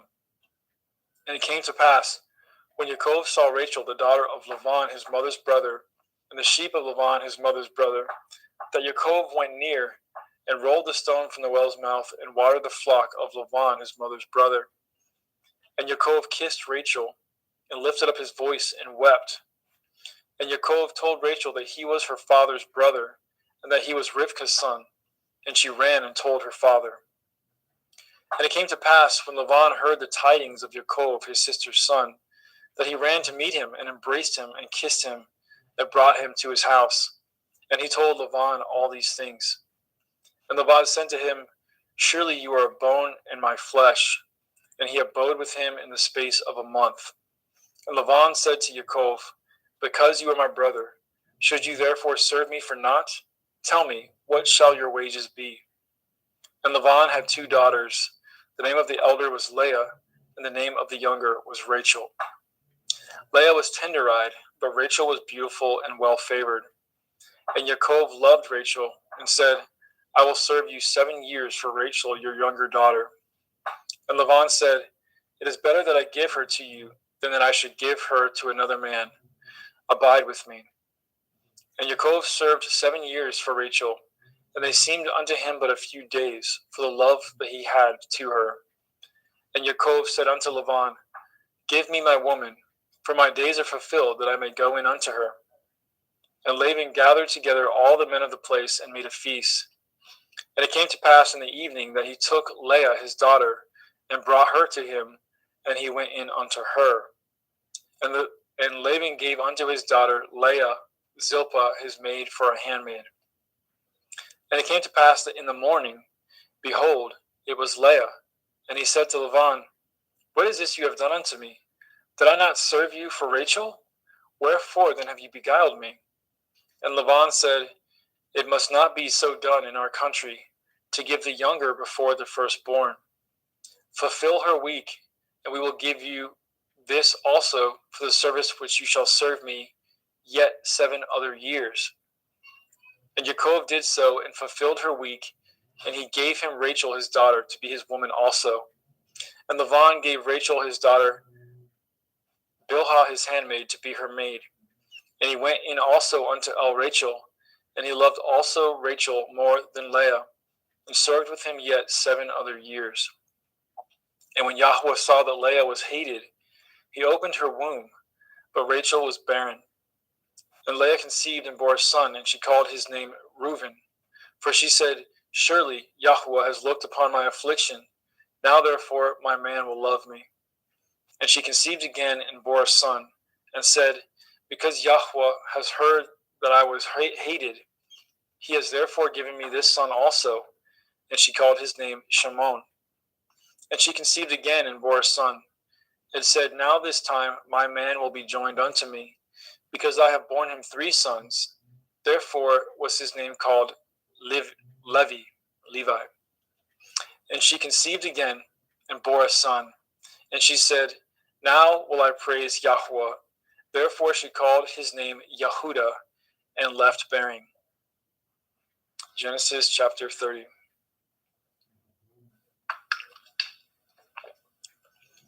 And when Rachel saw that she bore Yaakov no children, Rachel envied her sister, and said unto Yaakov, Give me children, or else I die.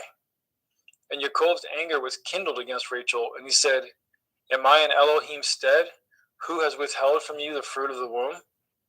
And she said, Behold, my maid Bilhah, go in unto her, and she shall bear upon my knees, that I may also have children by her. And she gave him Bilhah her handmaid to be his woman, and Yaakov went in unto her. And Bilhah conceived and bore Yaakov a son. And Rachel said, Elohim has judged me, and has also heard my voice, and has given me a son. Therefore called she his name Dan. And Bilhah, Rachel's maid, conceived again, and bore Yaakov a second son. And Rachel said, With great wrestlings have I wrestled with my sister, and I have prevailed. And she called his name Naphtali. And when Leah saw that she had left bearing, she took Zilpah, her maid, and gave her to Yaakov to be his woman. And Zilpah, Leah's maid, bore Yaakov a son. And Leah said, A troop comes, and she called his name Gad. And Zilpah, Leah's maid, bore Yaakov a second son. And Leah said, Happy am I, for the daughters will call me blessed. And she called his name Asher. And Reuben went in the days of wheat harvest, and found mandrakes in the field, and brought them unto his mother Leah. Then Rachel said unto Leah, Give me, I pray you, of your son's mandrakes. And she said unto her, Is it a small matter to you that you have taken my man? And would you take away my son's mandrakes also? And Rachel said, Therefore he shall lie with you tonight for your son's mandrakes. And Yaakov came out of the field in the evening, and Leah went out to meet him, and said, You must come in unto me, for surely I have hired you with my son's mandrakes. And he lay with her that night. And Elohim hearkened unto Leah, and she conceived and bore Yaakov the 5th son. And Leah said, Elohim has given me my hire, because I have given my maiden to my man. And she called his name Yishakar. And Leah conceived again, and bore Yaakov the 6th son. And Leah said, Elohim has endued me with good dowry. Now will my man dwell with me, because I have borne him 6 sons. And she called his name Zebulun. And afterwards she bore a daughter, and called her name Dinah. And Elohim remembered Rachel, and Elohim hearkened to her, and opened her womb. And she conceived, and bore a son, and said, Elohim has taken away my reproach. And she called his name Joseph, and said, Yahweh shall add to me another son. And it came to pass, when Rachel had borne Joseph, that Yaakov said unto Laban, Send me away, that I may go unto my own place, and to my own country. Give me my woman and my children, for whom I have served you, and let me go, for you know my service which I have done to you. And Laban said unto him, I pray you, if I have found favor in your eyes, tarry, for I have learned by experience that Yahweh has blessed me for your sake. And he said, Appoint me your wages, and I will give it. And he said unto him, You know how I have served you, and how your cattle was with me. For it was little which you had before I came, and it is now increased unto a multitude. And Yahweh has blessed you since my coming. And now when shall I provide for my own house also? And he said, What shall I give you? And Yaakov said, You shall not give me anything. If you will do this thing for me, I will again feed and guard your flock. I will pass through all your flock today, removing from thence all the speckled and spotted cattle, and all the brown cattle among the sheep, and the spotted and speckled among the goats, and of such shall be my hire. So shall my righteousness answer for me in time to come, when it shall come for my hire before your face. Every one that is not speckled and spotted among the goats, and brown among the sheep, that shall be counted stolen with me. And Laban said, Behold, I would it might be according to your word. And he removed that day the he-goats that were ring-straked and spotted, and all the she-goats that were speckled and spotted, and every one that had some white in it, and all the brown among the sheep, and gave them into the hands of his sons. And he set 3 days' journey betwixt himself and Yaakov, and Yaakov fed the rest of Laban's flock. And Yaakov took him rods of green poplar, and of the hazel and chestnut tree, and piled white strakes in them, and made the white appear which was in the rods. And he set the rods which he had pilled before the flocks in the gutters and the watering troughs, when the flocks came to drink, that they should conceive when they came to drink.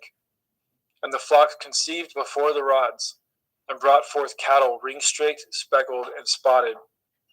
And Yaakov did separate the lambs, and set the faces of the flocks towards the ring-straked, and all the brown in the flock of Laban. And he put his own flocks by themselves, and put them not unto Laban's cattle. And it came to pass, whensoever the stronger cattle did conceive, that Yaakov laid the rods before the eyes of the cattle in the gutters, that they might conceive among the rods. But when the cattle were feeble, he put them not in. So the feebler were Laban's, and the stronger Yaakov's.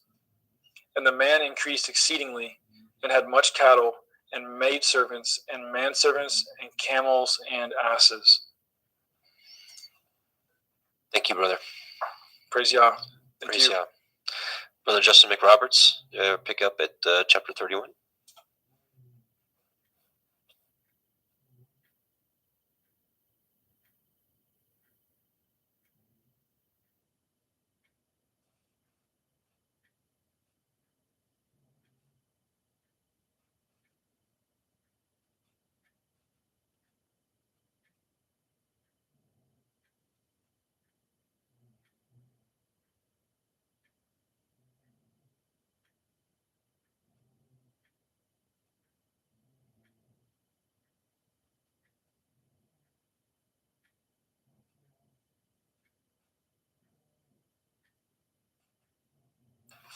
I apologize for that. Genesis 31.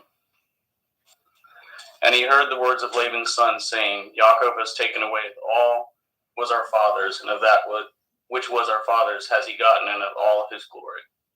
And Jacob beheld the countenance of Laban, and behold, it was not toward him as before. And Yahweh said unto Jacob, Return unto the land of your fathers, and to your kindred, and will be with you. And Jacob sent and called Rachel and Leah to the field unto his flock, and said unto them, I seeth your father's countenance, that it is not toward me as before, but the Elohim of my father has been with me. And ye know that with all my power I have served it to your father. And your father has deceived me, and changeth my wages 10 times, but Elohim suffered him not to hurt me. And if he said thus, the speckle shall be your wages, then all the cattle bore speckled. And if he said thus, the ring straight shall be your hire, then bore all the cattle ring straight.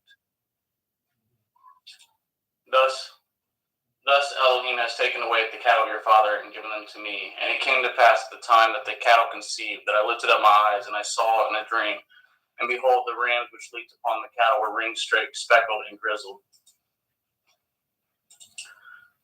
And the angel of Elohim spoke unto me in a dream, saying, Jacob. And I said, Here am I. And he said, Lift up now your eyes, and see, all the rams which leap upon the cattle are ring straight, speckled, and grizzled. For I have seen all that Laban does unto you.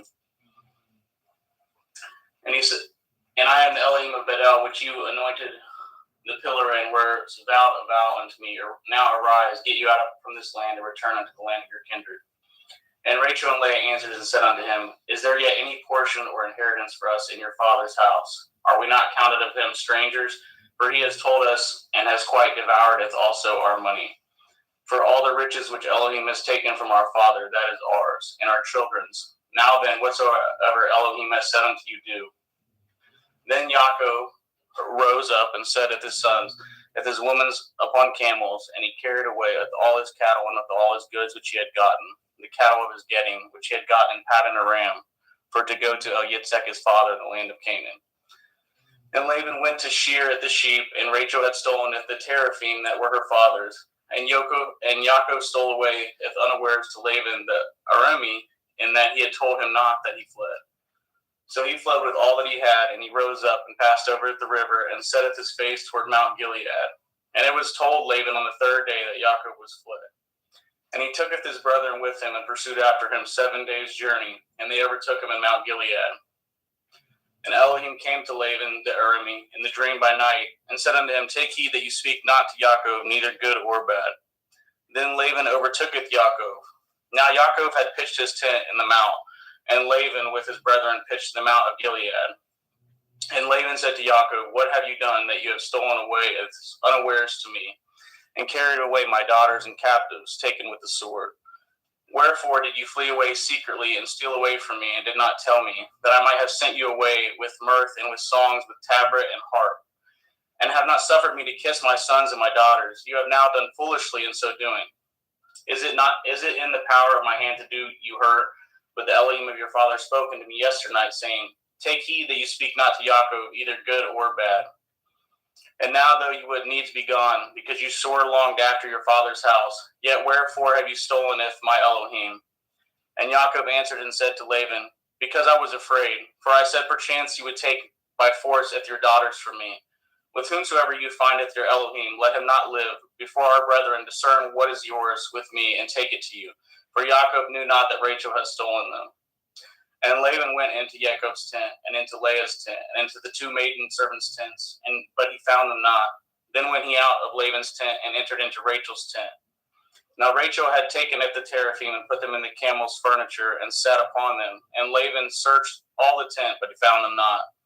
And she said to her father, Let it not displease my lord, that I cannot rise up before you, for the custom of women is upon me. And he searched, but found not the teraphim. And Jacob was wroth, and showed with Laban. And Jacob answered and said to Laban, What is my transgression? What is my sin, that you have hotly pursued after me? Whereas you have searched all my stuff, what have you found of all your household stuff? Set it here before my brethren and your brethren, that they may be judged betwixt us both.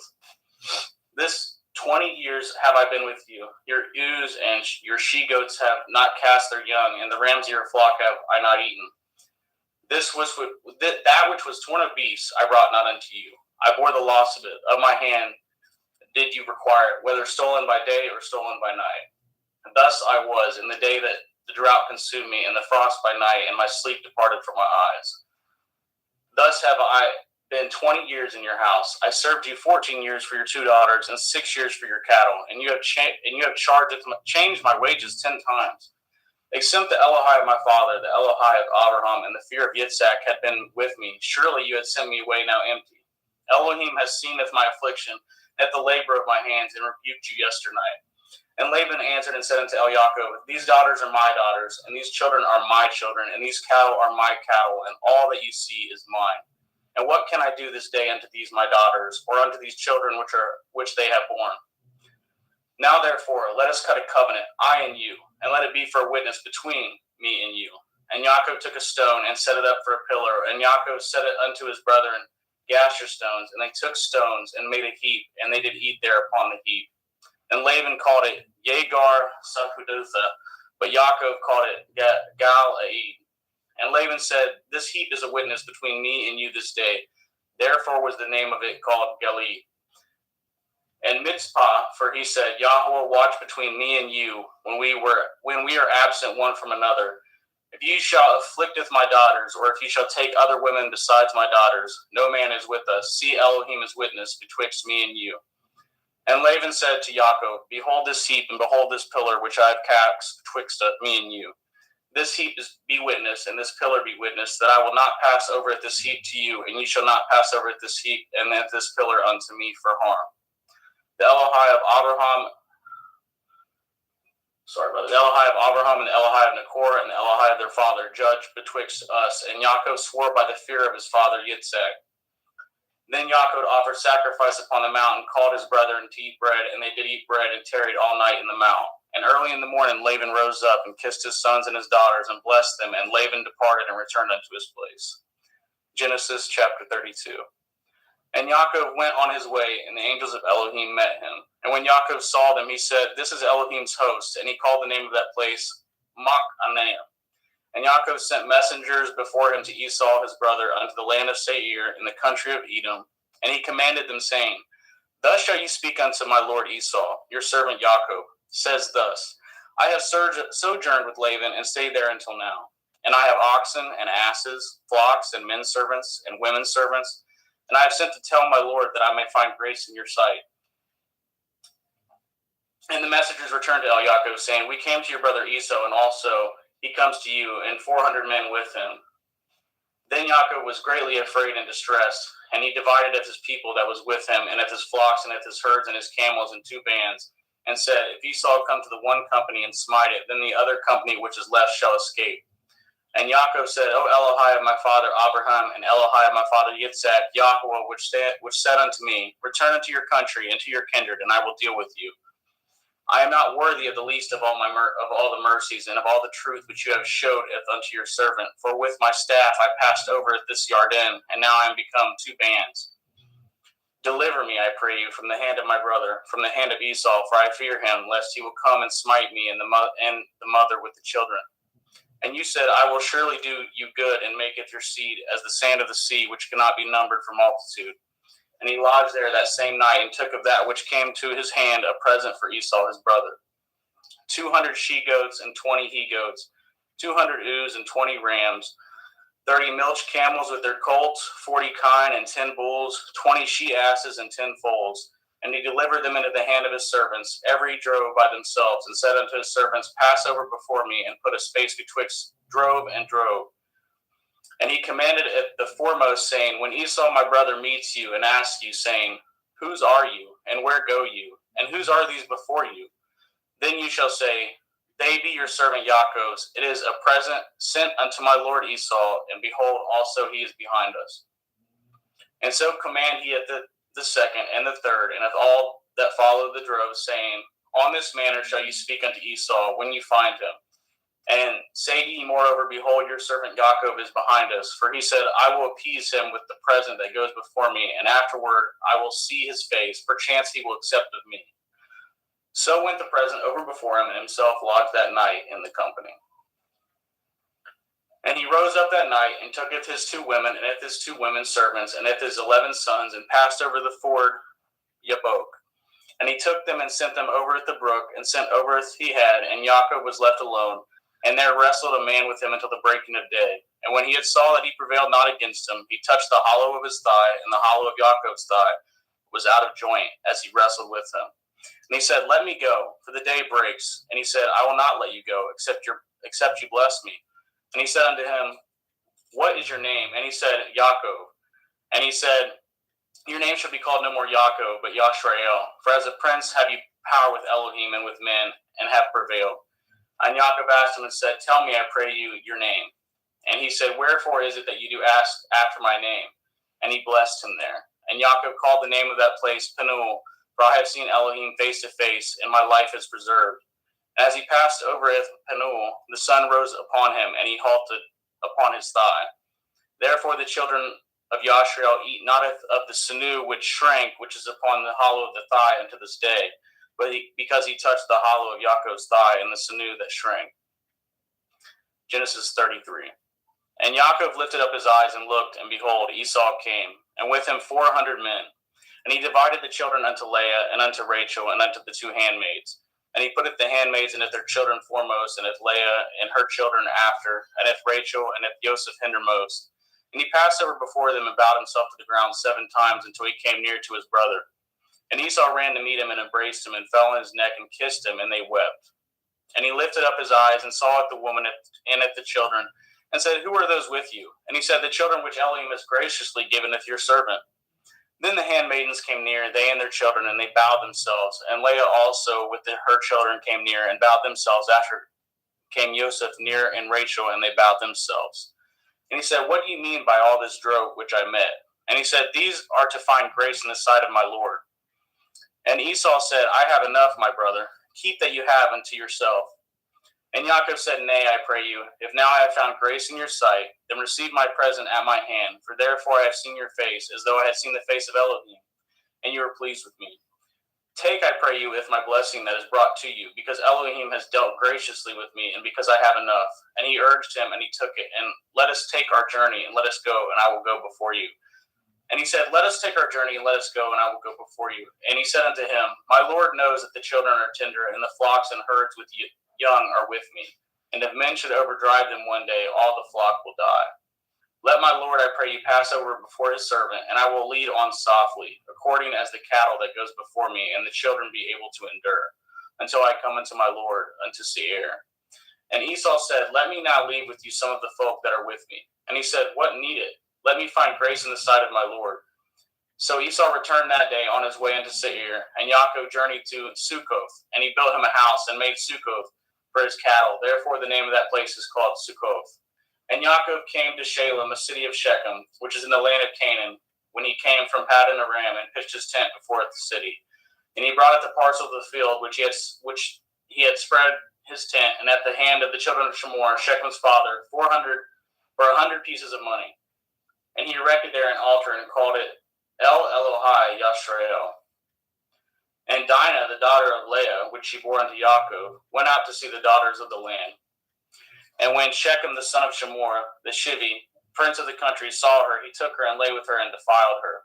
And his soul clave unto Dinah, the daughter of Jacob, and he loved at the damsel, and spoke kindly unto the damsel. And Shechem spoke unto his father Hamor, saying, Get me at this damsel to be my woman. And Jacob heard that he had defiled Dinah, his daughter. Now his sons were with his cattle in the field, and Jacob held his peace until they were come. And Hamor, the father of Shechem, went out unto Jacob to commune with him. And the sons of Jacob came out of the field when they had heard it, and the men were grieved, and they were very wroth, because they had wrought folly in Yashrael and lying with Jacob's daughter, which thing ought not to be done. And Hamor communed with them, saying, The soul of my son Shechem longs for your daughter. I pray you give him to be his woman. And make ye marriages with us, and giveth your daughters unto us, and take our daughters unto you. And ye shall dwell with us, and the land shall be before you. Dwell and trade ye therein, and get your possessions therein. And Shechem said unto her father and unto her brethren, Let me find grace in your eyes, and what shall ye say unto me, I will give. Ask me never so much dowry and gift, and I will give according as ye shall say unto me, but give me at the damsel to be my woman. And the sons of Jacob answered as Shechem and as Hamor his father deceitfully, and said, because he has defiled Dinah their sister. And they said unto them, We cannot do this thing, to giveth our sister to one that is uncircumcised, for that were reproach unto us. But in this will we consent unto you, if you will be as we be, that every male of you be circumcised, then will we give our daughter unto you, and we will take your daughter to us, and we will dwell with you, and we will become one people. But if you will not hearken unto us to be circumcised, then will we taketh our daughter, and we will be gone. And the words pleased Hamor and Shechem, Hamor's son. And the young man deferred not to do this thing, because he had delight in Jacob's daughter, and he was more honorable than all the house of his father. And Hamor and Shechem his son came into the gate of their city, and communed with the men of their city, saying, These men are peaceable with us, therefore let them dwell in the land and trade therein, for the land, behold, it is large enough for them. Let us take their daughters to us for women, and let us give them our daughters. Only herein will the men consent unto us for to dwell with us, to be one people. If every male among us be circumcised as they are circumcised. Shall not their cattle and their substance and every beast of theirs be ours? Only let us consent unto them, and they will dwell with us. And unto Hamor and unto Shechem his son hearkened all that went out of the gate of his city, and every male was circumcised, all that went out of the gate of his city. And it came to pass on the third day, when they were sore, that two of the sons of Jacob, Shimon and Levi, Dinah's brethren, took each man his sword, and came upon the city boldly, and slew all the males. And they sleweth Hamor and Shechem his son with the edge of the sword, and tooketh Dinah out of Shechem's house, and went out. The sons of Jacob came upon the slain, and spoiled the city, because they had defiled their sister. They took at their sheep, and at their oxen, and at their asses, and at that which was in the city, at that which was in the field, and at all their wealth, and at all their little ones, and all their women took they captive, and spoiled at even all that was in the house. And Jacob said to Shimon and Levi, Yet have troubled me to stink among the inhabitants of the land, among the Canaanim and the Perizim, and I being few in number, they shall gather themselves together against me and slay me, and I shall be destroyed, I and my house. And they said, Should he deal with our sister as with a harlot? Genesis 35. And Elohim said unto Jacob, Arise, and go up to Bethel, and dwell there, and make there an altar unto Elohim that appeared unto you when you fled from the face of Esau your brother. Then Jacob said unto his household and to all that were with him, Put away the strange Elohai that are among you, and be clean, and change your garments. And let us arise, and go up to Bethel, and will make there an altar unto Elohim, who answered me in the day of my distress, and was with me in the way which I went. And they gave unto Jacob all the strange Elohai which were in their hand, and all their earrings which were in their ears, and Jacob hid them under the oak which was by Shechem. And they journeyed, and the terror of Elohim was upon the cities which were round about them, and they did not pursue after the sons of Jacob. So Jacob came to Luz, which is in the land of Canaan, that is Bethel, and all the people that were with him. And he built there an altar, and called the place El Bethel, because there Elohim appeared unto him when he had fled from the face of his brother. But Deborah, Rivkah's nurse, died, and she was buried beneath Bethel under an oak, and the name of it was called Alon Bakuth. And Elohim appeared unto Jacob again when he came out of Paddan Aram, and blessed him. And Elohim said unto him, Your name is Jacob, your name shall not be called any more Jacob, but Yashrael shall be your name. And he calleth his name Yashrael. And Elohim said unto him, I am El Shaddai, be fruitful and multiply. A nation and a company of nations shall be of you, and kings shall come out of your loins. And that the land which I gave Abraham and Yitzhak, to you I will give it, and to your seed after you will I give it the land.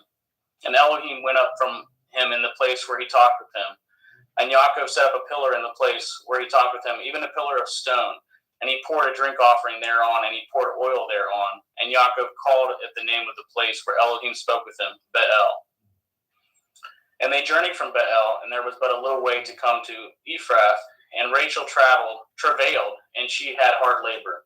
And it came to pass, when she was in hard labor, that the midwife said unto her, Fear not, ye shall have this son also. And it came to pass, as her soul was in departing, for she died, that she called his name Benoni, but his father called him Benjamin. And Rachel died, and she was buried in the way of Ephrath, which is in Bethlehem. And Jacob set a pillar upon her grave. That is the pillar of Rachel's grave unto this day. And Yashrael journeyed and spread his tent beyond Migdal Eder. And it came to pass, when Yashrael dwelt in that land, that Reuben went and lay with Bilhah, his father's concubine, and Yashrael heard it. Now the sons of Jacob were 12. The sons of Leah, Reuben, Yaakov's firstborn, and Shimon, and Levi, and Yehuda, and Issachar, and Zebulun. The sons of Rachel, Joseph, and Benjamin.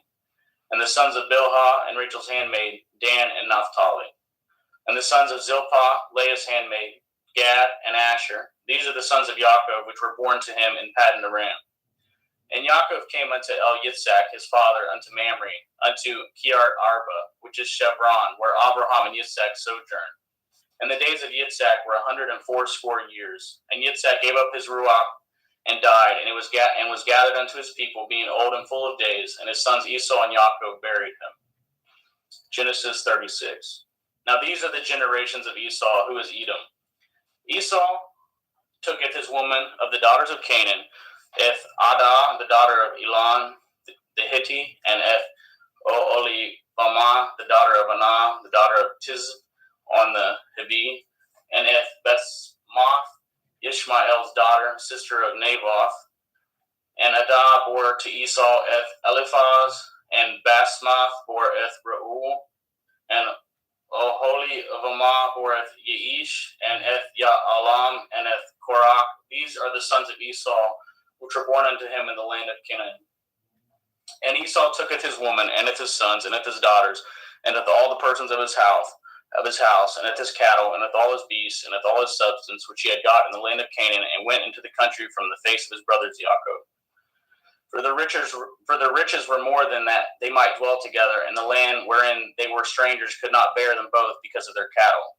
Thus dwelt Esau in Mount Seir, and Esau is Edom. And these are the generations of Esau, the father of the Edim, in Mount Seir. These are the names of Esau's sons: Eliphaz, the son of Adah, the woman of Esau; Reuel, the son of Basmath, the woman of Esau. And the sons of Eliphaz were Taman, Omar, Sapho, and Gatam, and Kenaz.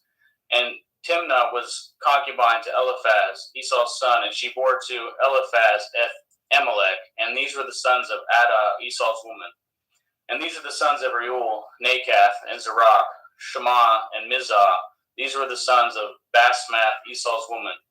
And these were the sons of Oholibamah, the daughter of Anah, the daughter of Tizivon, Esau's woman. And she bore to Esau Eth Yeish, and Eth Ya'alam, and Eth Korach. And these were dukes of the sons of Esau, the sons of Eliphaz, the firstborn son of Esau: Duke Taman, Duke Omar, Duke Sapho, Duke Kenaz, Duke Korach, Duke Gatam, and Duke Amalek. These are the dukes that come of Eliphaz in the land of Edom. These were the sons of Adah.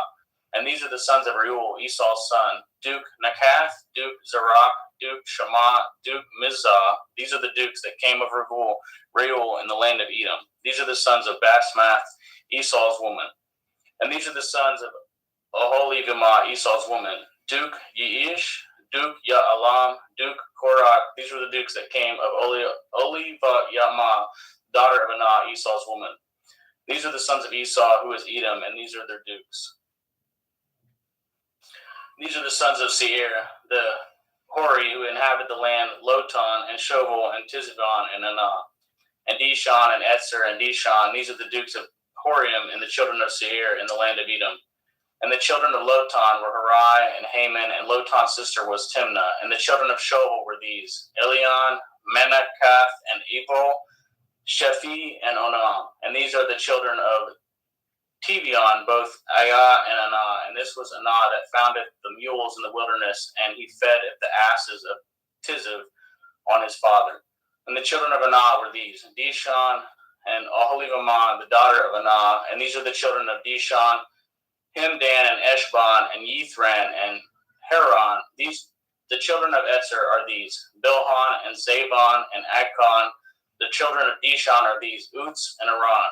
These are the dukes that came of the Chorim: Duke Lotan, Duke Shoval, Duke Sivan, Duke Anah, Duke Dishon, Duke Etzer, Duke Dishon. These are the dukes that came of Hori among their dukes in the land of Seir. And these are the kings that reigned in the land of Edom, before they reigned any king over the children of Yashrael. And Bela, the son of Beor, reigned in Edom, and the name of his city was Dinhabah. And Bela died, and Jovab, the son of Zerach of Botzrah, reigned in his stead. And Jovab died, and Shusham of the land of Taimani reigned in his stead. And Husham died, and Hadad son of Bedad, who smoteth Midian in the field of Moab, reigned in his stead, and the name of his city was Aviath. And Hadad died, and Sumlah of Masrekah reigned in his stead. And Sumlah died, and Shaul of Rechoboth by the river reigned in his stead. And Shaul died, and Baal-Shannon, the son of Achbor, reigned in his stead. And Baal-Hanan, the son of Achbor, died, and Hadar reigned in his stead. And the name of his city was Pau, and his woman's name was Mehetabel, and the daughter of Metred, the daughter of Mezahav.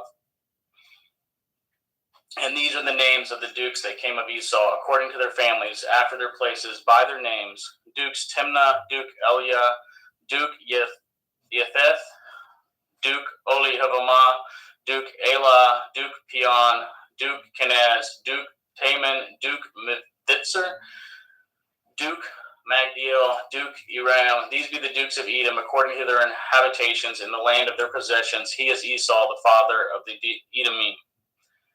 Genesis chapter 37. And Yaakov dwelt in the land wherein his father was a stranger, in the land of Canaan. These are the generations of Yaakov. Joseph, being 17 years old, was feeding a flock with his brethren, and the lad was with his sons of Bilhah, and with the sons of Zilpah, his father's woman. And Joseph broughteth unto his father their evil report. Now Yashrael loveth Joseph more than all his children, because he was the son of his old age, and made him a coat of many colors. And when his brethren saw that their father loved him more than all his brethren, they hated him, and could not speak peaceably unto him. And Joseph dreamed a dream, and he told it his brethren, and they hated him yet the more. And he said unto them, Hear, I pray you, this dream which I have dreamed. For behold, we were binding sheaves in the field, and lo, my sheaf arose, and also stood upright. And behold, your sheaf stood round about, and made obeisance to my sheaf. And his brethren said to him, Shall you indeed reign over us, or shall you indeed have dominion over us? And they hated him yet the more for his dreams and for his words. And they dreamed yet another dream, and told it his brethren, and said, Behold, I have dreamed a dream more, and behold, the sun and the moon and 11 stars made obeisance to me. And he told it to his father and to his brethren, and his father rebuked him, and said unto him, What is this dream that you have dreamed? Shall I and your mother and your brethren indeed come bow down ourselves to you, to the earth? And his brethren envied him, but his father observed this saying. And his brethren went to feed their father's flock in Shechem. And Yashrael said unto Elioseph, Do not your brethren feed the flock in Shechem? Come, and I will send you unto them. And he said to him, Here am I. And he said unto him, Go, I pray you, seeth whether it will be well with your brethren, and if well with your flocks, and bring me word again. So he sent him out of the valley of Chevron, and he came to Shechem. And a certain man found him, and behold, he was wandering in the field. And the man asked him, saying, What do you seek? And he said, I seeketh my brethren. Tell me, I pray you, where they feed their flocks. And the man said, They departed hence, for I heard them say, Let us go to Dothan. And Joseph went after his brethren, and found them in Dothan. And when they saw him afar off, even before he came near unto them, they conspired against him to slay him. And they said one to another, Behold, this dreamer comes. Come now, therefore, and let us slay him, and cast him into some pit. And we will say, Some evil beast has devoured him, and we shall see what will become of his dreams. And Reuben heard it, and delivered him out of their hands, and said, Let us not kill him. And Reuben said unto them, Shed no blood, but cast him into this pit that is in the wilderness, and lay no hand upon him, that he might rid him out of their hands, to deliver him to his father again. And it came to pass, when Joseph was come unto his brethren, that they stripped Joseph out of his coat, and the coat of many colors that was on him. And they took him and cast him into a pit, and the pit was empty. There was no water in it. And they sat down to eat bread, and they lifted up their eyes and looked, and behold, a company of Ishmaelim came from Gilead with their camels, bearing spicery and balm and myrrh, going to carry it down to Mitzrayim. And Yehudah said unto his brethren, What profit is it if we slayeth our brother and concealeth his blood? Come and let us sell him to the Ishmaelim, and let not our hand be upon him, for he is our brother and our flesh. And his brethren were content. Then there passed by Midianim merchantmen, and they drew and lifted up Joseph out of the pit, and soldeth Joseph to the Ishmaelim for 20 pieces of silver, and they broughteth Joseph into Mitzrayim. And Reuben returned into the pit, and beheld Joseph was not in the pit, and he returned his clothes, and he returned unto his brethren, and said, The child is not, and I, whither shall I go? And they took Joseph's coat and killed a kid of the goats and dipped the coat in the blood. And they sent the coat of many colors, and they brought it to their father and said, This have we found. Know now whether it be your son's coat or no. And he knew it, and said, It is my son's coat. An evil beast has devoured him. Joseph is without doubt rent in pieces. And Yaakov rent his clothes and put sackcloth upon his loins and mourned for his son many days. And all his sons and all his daughters rose up to comfort him, but he refused to be comforted. And he said, For I will go down into Sheol unto my son mourning. Thus his father wept for him. And the Midianim sold him into Mitzrayim unto Potiphar, an officer of Pharaoh's and captain of the guard. Genesis 38. And it came to pass at that time that Yehudah went down from his brethren and turned into a certain Adulami, whose name was Hiriah. And Yehudah saweth their daughter of a certain Canaanite, whose name was Shuach, and he tooketh her and went in unto her, and she conceived and bore a son. And he called his name And she conceived again and bore a son, and she called his name Onan. And yet she again conceived and bore a son, and called his name Shelach, and he was at Kaziv, and when she bore him. And Yehudah took a woman from his firstborn, whose name was Tamar, and Yehudah's firstborn, was wicked in the sight of Yahweh, and Yahweh slew him. And Yehudah said unto Onan, Go in unto your brother's woman, and marry her, and raise up seed to your brother. And Onan knew that the seed should not be his. And it came to pass, when he went in unto his brother's woman, that he spilled it on the ground, lest that he should give seed to his brother. And the thing which he did displeased Yahweh, wherefore he slew him also. Then said Yehudah to Tamar, to his daughter-in-law, Remain a widow at your father's house, till Shelach my son be grown. For he said, Lest perchance he die also, as his brethren did. And Tamar went and dwelt in her father's house.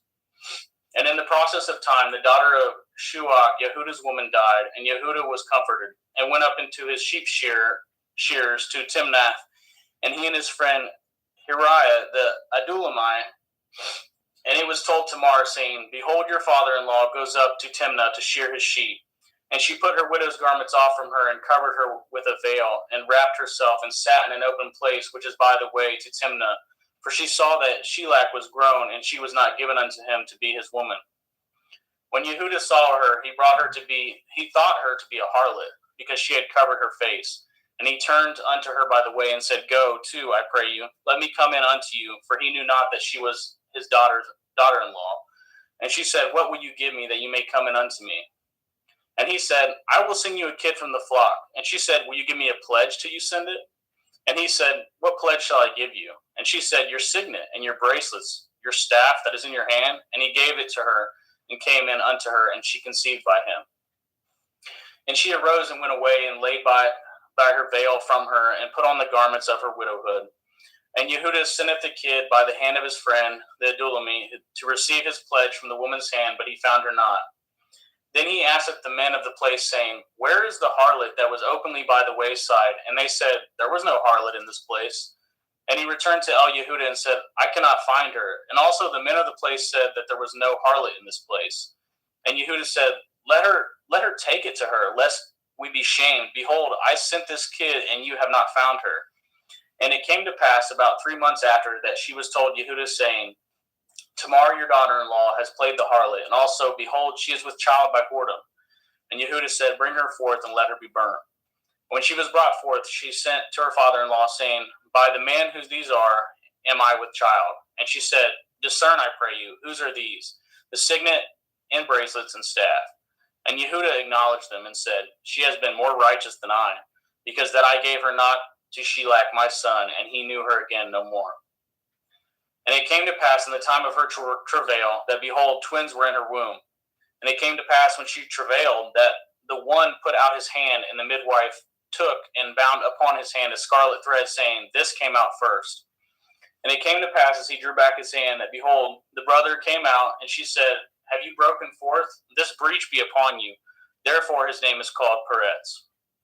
And afterward came out his brother, that had a scarlet thread upon his hand, and his name was called Zerah. Genesis chapter 39. And Joseph was brought down to Mitzrayim, and Potiphar, an officer of Pharaoh, captain of the guard, a Mitzri, brought him of the hands of the Ishmaelim, which had brought him down thither. And Yahweh was with Yosef, and he was a prosperous man, and he was in the house of his master, the Mitzri. And his master saweth that Yahweh was with him, and that Yahweh made all that he did to prosper in his hand. And Yosef found grace in his sight, and he served him, and he made him overseer over his house, and all that he had put in his hand. And it came to pass from the time that he had made him overseer in the house, and over all that he had, that Yahweh blessed at the Mitzri's house, for Yosef's sake. And the blessing of Yahweh was upon all that he had in the house and in the field. And he left all that he had in Joseph's hand, and he knew not aught he had, save the bread which he did eat. And Joseph was a goodly person and well favored. And it came to pass after these things that his master's woman casteth her eyes upon Joseph, and she said, Lie with me. But he refused, and said unto his master's woman, Behold, my master knows not which is with me in the house, and he has committed all that he has to my hand. There is none greater in this house than I, neither has he kept anything from me but you. Because you are his woman, how then can I do this great wickedness and sin against Elohim?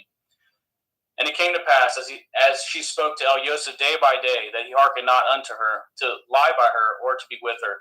And it came to pass about this time, that Joseph went into the house to do his business, and there arose none of the men of the house there within. And she caught him by the garment, saying, Lie with me. And he left his garment in her hand, and fled, and got him out. And it came to pass, when she saw that he had left his garment in her hand, and was fled forth, that she called unto the men of the house, and spoke unto them, saying, See, he has brought in an Ivri unto us, to mock us. He came in unto me to lie with me, and cried with a loud voice. And it came to pass, when he had heard that I lifted up my voice and cried, that he left his garment with me, and fled, and got him out. And she laid up his garment by her, until his Lord came home. And she spoke unto him according to these words, saying, The Ivri servant which you have brought unto us came in unto me to mock me. And it came to pass, as I lifted up my voice and cried, that he left his garment with me, and fled out. And it came to pass, when his master heard the words of his woman, which she spoke unto him, saying, After this manner did your servant to me, that his wrath was kindled. And Joseph's master took him, and put him in the prison, a place where the king's prisoners were bound, and he was there in prison. But Yahweh was with Joseph, and showed him mercy, and gave him favor in the sight of the keeper of the prison. And the keeper of the prison committed to Joseph's hand all the prisoners that were in the prison, and that whatsoever they did there, he was the doer of it. The keeper of the prison looked as not to anything that was under his hand, because Yahweh was with him, and that which he did, Yahweh made him to prosper. Genesis chapter 40. And it came to pass after these things, that the butler of the king of Mitzrayim and his baker had offended the Lord, the king of Mitzrayim. And Pharaoh was wroth against two of his officers, against the chief of his butlers, and against the chief of his bakers. And he put them in ward in the house of the captain of the guard, into the prison, the place where Joseph was bound. And the captain of the guard was charged at Joseph with him, and he served them, and they continued a season in a ward. And they dreamed a dream, both of them, each man his dream in one night, each man according to the interpretation of his dream, the butler and the baker of the king of Mitzrayim, which were bound in the prison. And Joseph came in unto them in the morning, and looked upon them, and behold, they were sad. And he asked of Pharaoh's officers that were with him in the ward of the Lord's house, saying, Wherefore look ye so sadly today? And they said unto him, We have dreamed a dream, and there is no interpreter of it. And Joseph said unto them, Do not interpretations belong to Elohim? Tell me them, I pray you. And the chief butler tooketh his dream to Joseph, and said to him, In my dream, behold, a vine was before me. And in the vine were 3 branches, and it was as though it budded. And her blossoms shot forth, and the clusters thereof brought forth ripe grapes. And Pharaoh's cup was in my hand, and I took it the grapes, and pressed them into Pharaoh's cup, and gave it the cup into Pharaoh's hand. And Joseph said unto him, This is the interpretation of it. The 3 branches are 3 days. Yet within 3 days shall Pharaoh lift up your head, and restore unto your place, and you shall deliver Pharaoh's cup into his hand, after the former manner when you were his butler. But think on me when it shall be well with you, and show kindness, I pray you, unto me, and make mention of me unto Pharaoh, and bring me out of this house. For indeed I was stolen away out of the land of the Ivrim, and here also I have done nothing, that they should put me in this dungeon. When the chief baker saw that the interpretation was good, he said unto Joseph, I also was in my dream, and behold, I had 3 white baskets on my head. And in the uppermost basket there was of all manner of baked meats for Pharaoh, and the birds did eat them out of the basket upon my head. And Joseph answered and said, This is the interpretation thereof. The 3 baskets are 3 days. Yet within 3 days shall Pharaoh lift up your head from off you, and shall hang you on a tree, and the birds shall eat your flesh from off you. And it came to pass the 3rd day, which was at Pharaoh's birthday, that he made a feast unto all his servants, and he lifted up his head off the chief butler and the chief baker among the servants. And he restored the chief butler unto his butlership again, and he gave the cup into Pharaoh's hand. But he hanged the chief baker, as Joseph had interpreted to them. Yet did not the chief butler remember Joseph, but forgot him. Genesis chapter 41. And it came to pass at the end of the 2 full years that Pharaoh dreamed, and behold, he stood by the river. And behold, there came up out of the river 7 well-favored kine and fat-fleshed, and they fed in a meadow. And behold, 7 other kine came up after them out of the river, ill-favored and lean-fleshed, and stood by the other kine upon the bank of the river. And the ill-favored and the lean-fleshed kine did eat up at the 7 well-favored and fat kine. So Pharaoh awoke. And he slept and dreamed the 2nd time, and behold, 7 ears of grain came upon one stalk, rank and good. And behold, 7 thin ears, and blasted with the east wind sprung up after them. And 7 thin ears devoured at the 7 rank and full ears. And Pharaoh awoke, and behold, it was a dream. And it came to pass in the morning that his ruach was troubled, and he sent and called for the magicians of Mitzrayim, and at the wise men thereof. And Pharaoh told them his dream, but there was none that could interpret them unto Pharaoh. Then spoke the chief butler unto Pharaoh, saying, I do remembereth my faults this day. Pharaoh was wroth with the servants, and put me in ward in the captain of the guard's house, both me and the chief baker. And we dreamed the dream in one night, I and he. We dreamed each man according to the interpretation of his dream. And there was there with us a young man, and a servant to the captain of the guard. And we told him, and he interpreted to us with our dreams, to each man according to his dream he did interpret. And it came to pass, as he interpreted to us, so it was. Me he restored into my office, and him he hanged. Then Pharaoh sent and called Joseph, and they brought him hastily out of the dungeon, and shaved himself, and changed his raiment, and came in unto Pharaoh. And Pharaoh said unto Joseph, I have dreamed a dream, and there is none that can interpret it.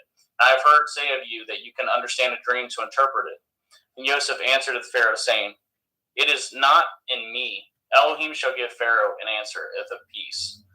And Pharaoh said unto Joseph, In my dream, behold, I stood upon the bank of the river, and behold, there came up out of the river 7 kine fat-fleshed and well-favored, and they fed in a meadow.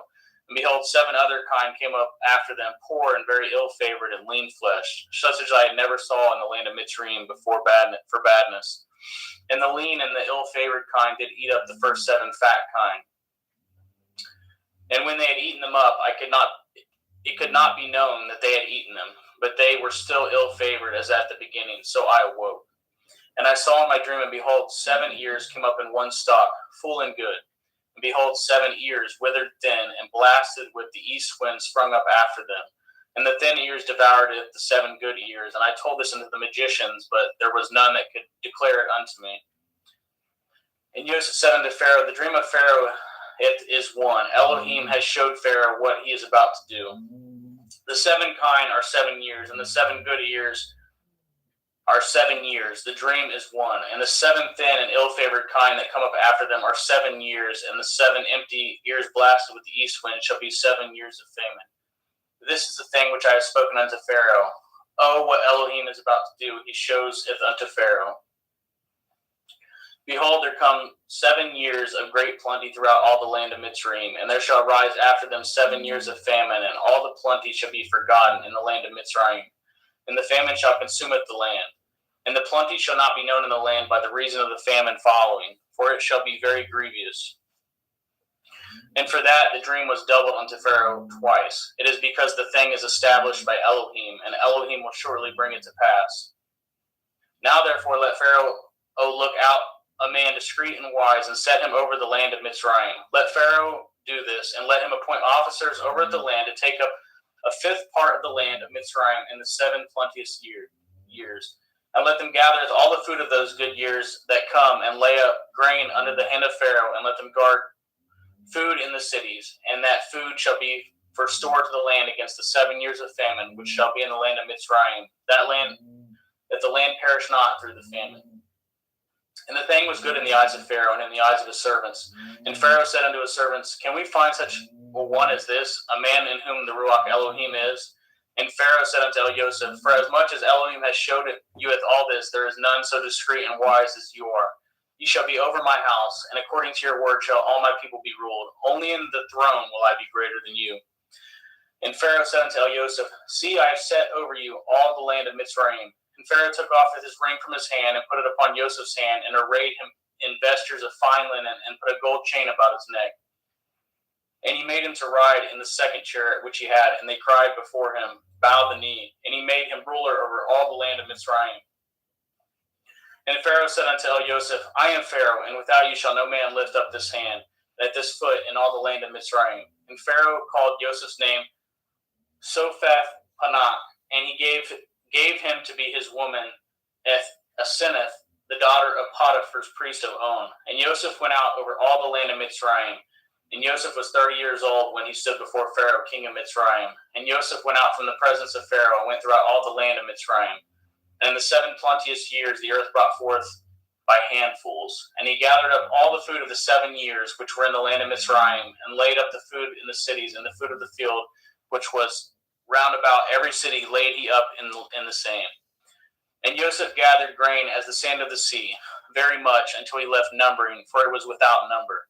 And unto Joseph were born 2 sons before the years of famine came, which Asenath, the daughter of Potiphar, priest of On, bore unto him.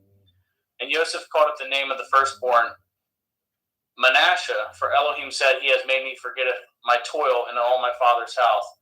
And at the name of the second he called Ephraim, for Elohim has called me to be fruitful in the land of my affliction. And the 7 years of plenteous that was in the land of Mitzrayim were ended, and the 7 years of famine began to come, according as Joseph had said. And the famine was in all the lands, but in all the land of Mitzrayim there was bread. And when all the land of Mitzrayim was famished, the people cried to Pharaoh for bread. And Pharaoh said unto all the Mitzrayim, Go unto Joseph, what he says to you do. And the famine was over all the face of the earth. And Joseph opened all the storehouses and sold unto the Mitzrayim. And the famine was waxed sore in the land of Mitzrayim. And all the countries came into Mitzrayim to Joseph to buy grain, because that the famine was so sore in all the lands. Genesis 42.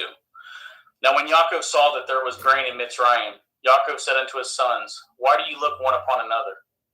And he said, Behold, I have heard that there is grain in Mitzrayim. Get you down thither, and buy for us from thence, that we may live and not die. And Joseph's 10 brethren went down to buy grain in Mitzrayim. But if Benjamin, Joseph's brother, Yaakov sent not with his brethren, for he said, Lest perchance mischief befall him. And the sons of Yashriel came to buy grain among those that came, for the famine was in the land of Canaan. And Joseph was the governor over the land, and he it was that sold all the people of the land. And Joseph's brethren came and bowed down themselves before him with their faces to the earth. And Joseph saweth his brethren, and he knew them, but made himself strange unto them, and spoke roughly unto them. And he said unto them, Whence come ye? And they said, From the land of Canaan to buy food. And Joseph knew if his brethren, and they knew him not. And Joseph remembered the dreams which he dreamed of them, and he said unto them, Ye are spies, to see if the nakedness of the land ye are come. And they said unto him, Nay, my lord, but to buy food are your servants come. We are all one man's sons. We are true men. Your servants are no spies. And he said unto them, Nay, but to see the nakedness of the land ye are come. And they said, Your servants are 12 brethren, the sons of one man, in the land of Canaan. And behold, the youngest is this day with our father, and one is not. And Joseph said unto them, This is that I spoke unto you, saying, Ye are spies. Hereby ye shall be proved. By the life of Pharaoh ye shall not go forth hence, except your youngest brother come hither. Send one of you, and let him fetcheth your brother, and ye shall be kept in prison, that your words may be proved, whether there be any truth in you, or else by the life of Pharaoh surely ye are spies. And he put them all together into work 3 days. And Joseph said unto them the 3rd day, This do and live, for I feareth Elohim. If ye be true men, let one of your brethren be found in the house of your prison. Go ye carry grain for the famine of your houses. But bringeth your youngest brother unto me, so shall your words be verified, and ye shall not die. And they did so. And they said one to another, We are truly guilty concerning our brother, in that we saw the anguish of his soul when he besought us, and we could not hear. Therefore is this distress come upon us. And Reuben answered them, saying, Spoke I not unto you, saying, Do not sin against the child, and you would not hear? Therefore, behold, all this blood is required. And they knew not that Joseph understood them, for he spoke unto them by an interpreter. And he turned himself about from them and wept, and returned to them again, and communed with them, and took from them Ithsheman, and bound him before their eyes. And Joseph commanded to fill up their sacks with grain, and restore every man's money into his sack, and to give them provision for the way. And thus did he unto them. And they laded their asses with the grain, and departed thence. And as one of them opened his sack to give his ass provender in the inn, he espied his money, for behold, it was in his sack's mouth. And he said unto his brethren, My money is restored, and lo, it is even in my sack. And their heart failed them, and they were afraid, saying one to another, What is this that Elohim has done unto us? And they came unto Jacob their father unto the land of Canaan, and told him all that befall unto them, saying, The man who is the Lord of the land spoke roughly unto us, and took us for spies of the country. And we said unto him, We are true men, we are no spies. We be 12 brethren, the sons of our father. One is not, and the youngest is this day witheth our father in the land of Canaan. And the man, the Lord of the country, said unto us, Hereby shall I know that ye are true men. Leave one of your brethren here with me, and taketh food for the famine of your households, and be gone. And bringeth your youngest brother unto me. Then I shall know that ye are no spies, but ye are true men, and so will I deliver you with your brother, and ye shall traffic in the land. And it came to pass, as they emptied their sacks, that behold, every man's bundle of money was in his sack. And when both they and their father saw the bundles of money, they were afraid. And Jacob saw their father, and said unto them, Me have ye bereaved of my children. Joseph is not, and Shimon is not, and ye will take Benjamin away. All these things are against me. And Reuben spoke unto his father, saying, Slayeth my two sons, if I bring him not to you, deliver him into my hand, and I will bring him to you again. And he said, My son shall not go down with you, for his brother is dead, and he is left alone. If mischief shall befall him by the way in which ye go, then shall you bring down my gray hairs with sorrow to Sheol. Genesis chapter 43. And the famine was sore in the land. And it came to pass, when they had eaten up the grain which they had brought out of Mitzrayim, their father said unto them, Go again, buy us a little food. And Yehudah spoke unto him, saying, The man did solemnly protest unto us, saying, Ye shall not see my face, except your brother be with you. If you will sendeth our brother with us, we will go down and buy you food. But if you will not send him, we will not go down. For the man said unto us, Ye shall not see my face, except your brother be with you. And Yashrael said, Wherefore dealt ye so ill with me, as to tell the man whether ye had yet a brother? And they said, The man asked us strangely of our state and of our kindred, saying, Is your father yet alive? Have ye another brother? And we told him according to the tenor of these words. Do we certainly know that he would say, Bringeth your brother down? And Yehudah said unto Yashrael his father, Send the lad with me, and we will arise and go, that we may live and not die, both we and you, and also our little ones. I will be surety for him. Of my hand shall you require him, if I bring him not unto you, and set him before you. Then let me bear the blame forever. For if we had lingered, surely now we had returned the second time. And their father Yashrael said unto them, If it must be so now, do this. Take of the best fruits in the land in your vessels, and carry down the man a present, a little balm, a little honey, spices and myrrh, nuts and almonds.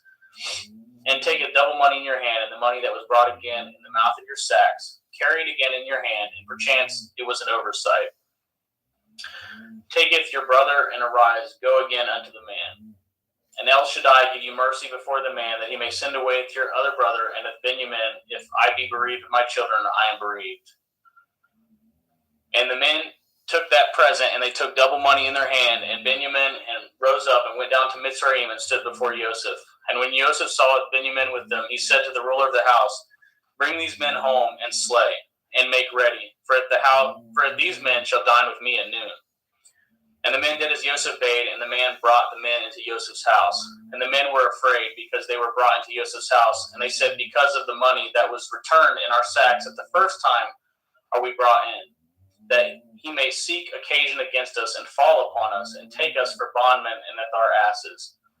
And they came near to the steward of Joseph's house, and they communed with him at the door of the house, and said, O sir, we came indeed down at the first time to buy food. And it came to pass, when we came to the inn, that we opened our sacks, and behold, every man's money was in the mouth of his sack, and our money is full weight, and we have brought it again in our hand.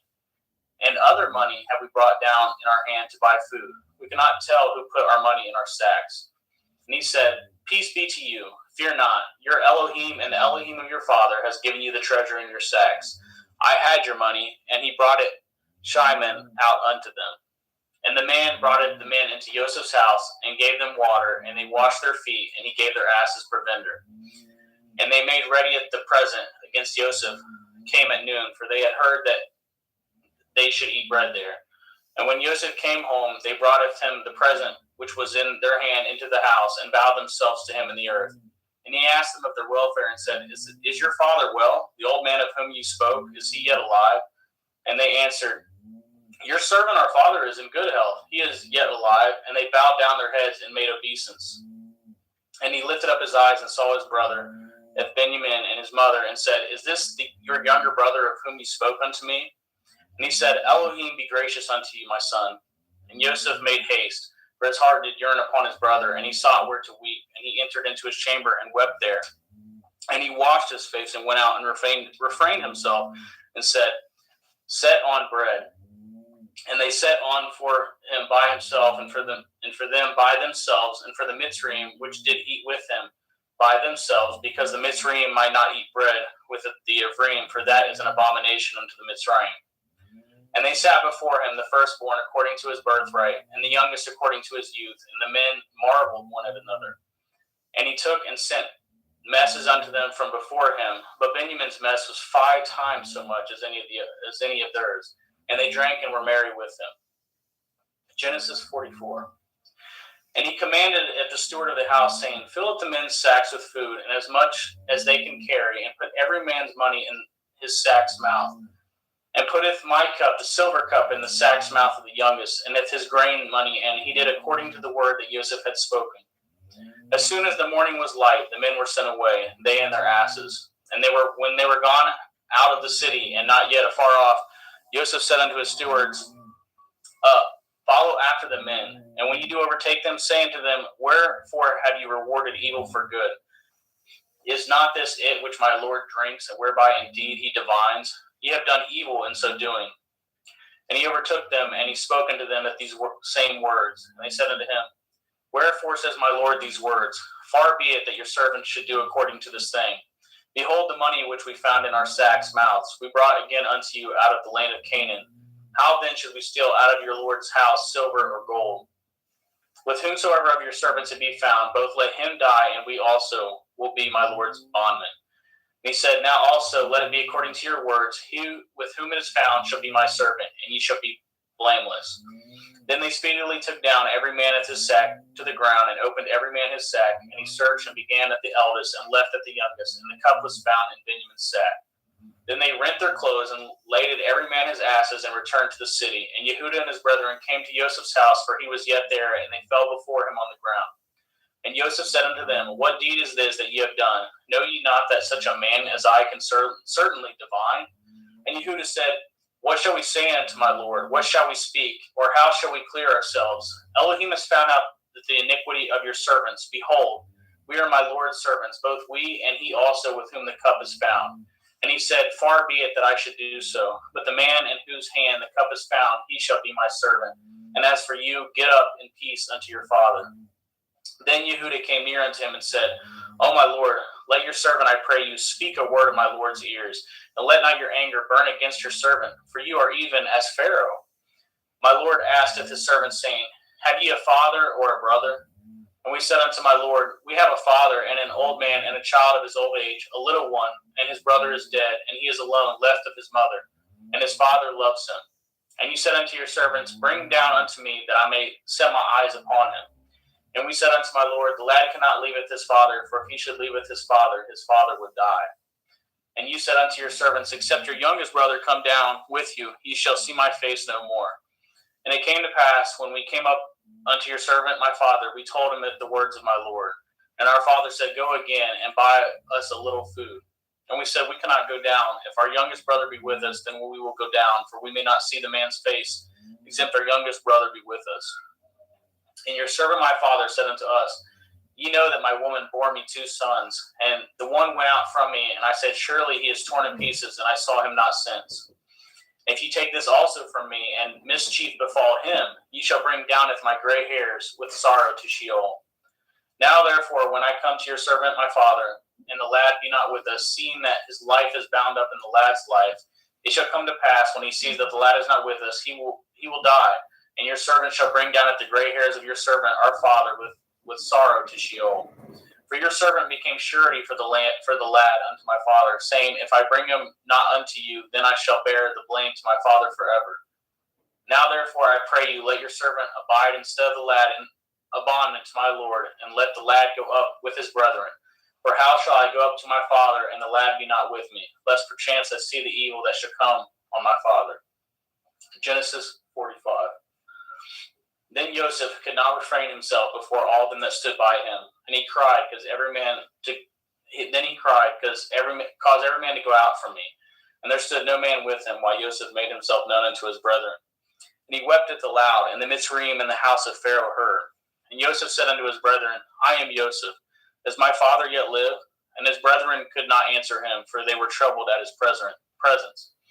And Joseph said unto his brethren, Come near to me, I pray you. And they came near. And he said, I am Joseph your brother, whom you sold into Mitzrayim. Now therefore be not grieved nor angry with yourselves that ye sold me hither, for Elohim did send me before you to preserve life. For these 2 years has the famine been in the land, and yet there are 5 years in the which that there shall neither be earing nor harvest. And Elohim sent me before you to preserve you a posterity in the earth, and to save your life by a great deliverance. So now it was not you that sent me hither, but Elohim, and he has made me a father to Pharaoh, and the lord of all his house, and the ruler throughout all the land of Mitzrayim. Haste ye, and go up to my father, and say unto him, Thus says your son Joseph, Elohim has made me the lord of Mitzrayim. Come down unto me, tarry not. And ye shall dwell in the land of Goshen, and ye shall be near unto me, you and your children, and your children's children, and your flocks, and your herds, and all that you have. And there will I nourish you, for yet there are 5 years of famine, lest you and your household and all that you have come to poverty. And behold, your eyes see, and the eyes of my brother Benjamin that is in my mouth that speaks unto you. And ye shall tell my father all my glory in Mitzrayim, and all that ye have seen, and ye shall haste and bring down my father hither. And he fell upon his brother Benjamin's neck and wept, and Benjamin wept upon his neck. Moreover, he kissed all his brethren and wept upon them, and after that his brethren talked with him. And the fame thereof was heard in Pharaoh's house, saying, Joseph's brethren are come, and it pleased Pharaoh well and his servants. And Pharaoh said unto Joseph, Say unto your brethren, This do ye, ladeth your beasts, and go get you unto the land of Canaan, and taketh your father and your households, and come unto me, and I will give you the good of the land of Mitzrayim, and ye shall eat the fat of the land. Now you are commanded, this do ye, take your wagons out of the land of Mitzrayim for your little ones and for your women, and bringeth your father, and come. Also regard not your stuff, for the good of all the land of Mitzrayim is yours. And the children of Yashriel did so, and Joseph gave them wagons according to the commandment of Pharaoh, and gave them provision for the way. To all of them he gave each man changes of raiment, but to Benjamin he gave 300 pieces of silver and 5 changes of raiment. And to his father he sent after this manner 10 asses laden with good things of Mitzrayim, and 10 she-asses laden with grain and bread and meat for his father by the way. So he sent his brethren away, and they departed, and he said unto them, See that ye fall not out by the way. And they went up out of Mitzrayim, and came into the land of Canaan, unto Yaakov their father, and told him, saying, Joseph is yet alive, and he is governor over all the land of Mitzrayim. And Yaakov's heart fainted, for he believed them not. And they told him if all the words of Joseph, which he had said unto them. And when he had saw the wagons which Joseph had sent to carry him, the ruach of Yaakov their father revived. And Yashriel said, It is enough. Joseph my son is yet alive. I will go and see him before I die. Thank you, brother.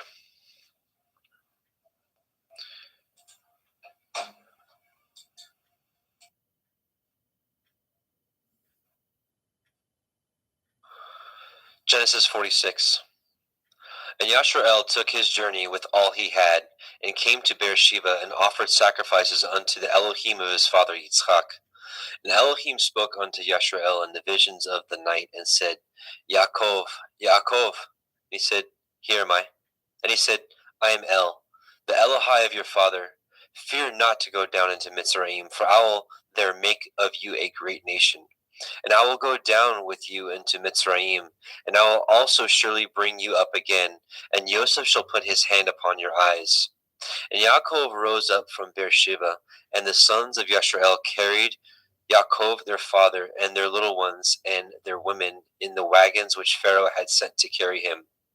And they took their cattle and their goods which they had gotten in the land of Canaan and came into Mitzrayim, Yaakov and all his seed with him, his sons and his sons' sons with him, his daughters and his sons' daughters, and all his seed brought he with him into Mitzrayim. And these are the names of the children of Yashrael, which came into Mitzrayim, Yaakov and his sons, Reuben, Yaakov's firstborn. And the sons of Reuben, Hanok, and Palu, and Chetzron, and Carmi. And the sons of Shimon, Yemuel, Yamin, Ohad, and Yakin, and Sochar, and Shaul, the son of a Canaanite woman. And the sons of Levi, Gershon, Kohath, and Merari. And the sons of Yehuda, and Onan, and Shelach, and Peretz, and Zerach. But and Onan died in the land of Canaan. And the sons of Peretz were Chetzron and Hamul. The sons of Yisachar, Tola, Pua, and Yov, and Shimron. The sons of Zebulun, Sered, and Elyon, and Yachael. These be the sons of Leah, which she bore unto Yaakov in Padan Aram, with his daughter Dinah. All the souls of his sons and daughters were 33. And the sons of Gad, Siphon, Chagai, Shunai, and Etzbon, and Eri, and Arodai, and Arelai. The sons of Asher, Yimna, Yitzchav, and Yishvai, and Berai, and Serach, their sister. The sons of Beriah, Hever, and Malkiel. These are sons of Zilpah, whom Laban to Leah his daughter, who gave to Leah his daughter. And these she bore unto Yaakov, even 16 souls. The sons of Rachel, Yaakov's woman, Joseph and Benjamin. And unto Joseph in the land of Mitzrayim were born Manasseh and Ephraim, with Asenath, the daughter of Potiphera, priest of On, bore unto him. And the sons of Benjamin were Bela, Becher, Ashbel, Gera, Naaman, Echai, Rosh, Mupim, and Shupim, and Ard. These are the sons of Rachel, which were born unto Yaakov. All the souls were 14. And the sons of Dan, Cushim. And the sons of Naphtali, Yachzeel, and Gunai, and Yetzer, and Shilem. These are the sons of Bilhah, which Laban gave unto Rachel his daughter, and she bore these unto Yaakov. All the souls were 7. All the souls that came with Yaakov into Mitzrayim were, which came out of his loins, besides Yaakov's women, all the souls were 66. And the sons of Joseph, which were born him in Mitzrayim, were 2 souls. All the souls of the house of Yaakov, which came into Mitzrayim, were 70. And he sent Yehuda before him unto Joseph to direct his face unto Goshen. And they came into the land of Goshen. And Joseph made ready his chariot, and went up to meet Yashrael his father to Goshen, and presented himself unto him. And he fell on his neck, and he wept on his neck a good while. And Yashrael said unto Joseph, Now let me die, since I have seen your face, because you are yet alive. And Joseph said unto his brethren and unto his father's house, I will go up and show Pharaoh, and say unto him, My brethren and my father's house, which were in the land of Canaan, are come unto me. And the men are shepherds, for their trade has been to feed cattle, and they have brought their flocks and their herds and all that they have. And it shall come to pass, when Pharaoh shall call you, and shall say, What is your occupation? That you shall say, Your servant's trade has been about cattle from our youth even until now, both we and also our fathers, that you may dwell in the land of Goshen. For every shepherd is an abomination unto the Mitzrayim. Genesis 47. Then Joseph came and told Pharaoh, and said, My father and my brethren, and their flocks and their herds, and all that they have, are come out of the land of Canaan, and behold, they are in the land of Goshen. And he took some of his brethren, even 5 men, and presented them unto Pharaoh. And Pharaoh said unto his brethren, What is your occupation? And they said unto Pharaoh, Your servants are shepherds, both we and also our fathers. They said moreover unto Pharaoh, For to sojourn in the land are we come, for your servants have no pasture for their flocks, for the famine is sore in the land of Canaan. Now therefore, we pray you, let your servants dwell in the land of Goshen. And Pharaoh spoke unto El Yosef, saying, Your father and your brethren are come unto you. The land of Mitzrayim is before you. In the best of the land make your father and your brethren to do well. In the land of Goshen let them dwell. And if you know any men of activity among them, then make them rulers over my cattle. And Yosef brought in Yaakov his father, and set him before Pharaoh, and Yaakov blessed Pharaoh. And Pharaoh said unto El Yaakov, How old are you? And Yaakov said unto Pharaoh, The days of the years of my pilgrimage are 130 years. Few and evil have the days of the years of my life been, and have not attained unto the days of the years of the life of my fathers in the days of their pilgrimage. And Yaakov blessed Pharaoh, and went out from before Pharaoh. And Joseph placed his father and his brethren, and gave them a possession in the land of Mitzrayim, in the best of the land, in the land of Ramesses, as Pharaoh had commanded. And Joseph nourished his father and his brethren, and all his father's household, with bread according to their families. And there was no bread in all the land, for the famine was very sore, so that the land of Mitzrayim and all the land of Canaan fainted by reason of the famine. And Joseph gathered all the money that was found in the land of Mitzrayim and in the land of Canaan for the grain which they bought. And Joseph brought the money into Pharaoh's house. And when money failed in the land of Mitzrayim and in the land of Canaan, all the Mitzrayim came unto El Joseph and said, Give us bread, for why should we die in your presence? For the money fails. And Joseph said, Give your cattle, and I will give you for your cattle if money fail. And they brought their cattle unto El Joseph, and Joseph gave them bread in exchange for horses, and for the flocks, and for the cattle of the herds, and for asses. And he fed them with bread for all their cattle for that year. When that year was ended, they came unto him a second year, and said unto him, We will not hide it from my lord, how that our money is spent. My lord also has our herds of cattle. There is not aught left in the sight of my lord but our bodies and our lands. Wherefore shall we die before your eyes, both we and our land? Buy us and our land for bread, and we and our land will be servants to the Pharaoh, and give us seed that we may live and not die, that the land be not desolate. And Joseph bought all the land of Mitzrayim for Pharaoh, and the Mitzrayim sold every man his field, because of the famine prevailed over them. So the land became Pharaoh's. And as for the people, he removed them to cities from one end of the borders of Mitzrayim even to the other end thereof. Only the land of the priests bought he not, for the priests had a portion assigned them of Pharaoh, and did eat their portion which Pharaoh gave them, wherefore they sold not their lands. Then Joseph said unto the people, Behold, I have bought you this day and your land for Pharaoh. Lo, here is seed for you, and ye shall sow the land.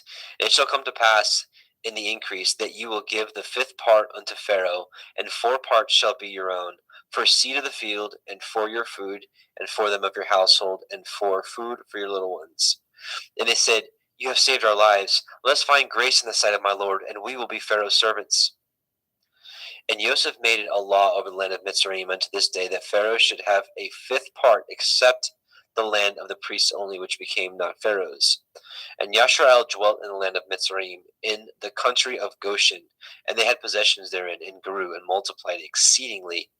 And Yaakov lived in the land of Mitzrayim 17 years. So the whole age of Yaakov was 147 years. And the time drew nigh that Yashrael must die. And he called his son Joseph, and said unto him, If now I have found grace in your sight, put, I pray you, your hand under my thigh, and deal kindly and truly with me. Bury me not, I pray you, in Mitzrayim. But I will lie with my fathers, and ye shall carry me out of Mitzrayim, and bury me in their burying place. And he said, I will do as you have said. And he said, Swear unto me. And he swore unto him. And Yashrael bowed himself upon the bed's head. Genesis 48. And it came to pass after these things, that one told Joseph, Behold, your father is sick. And he took him with him his 2 sons, Manasseh and Ephraim.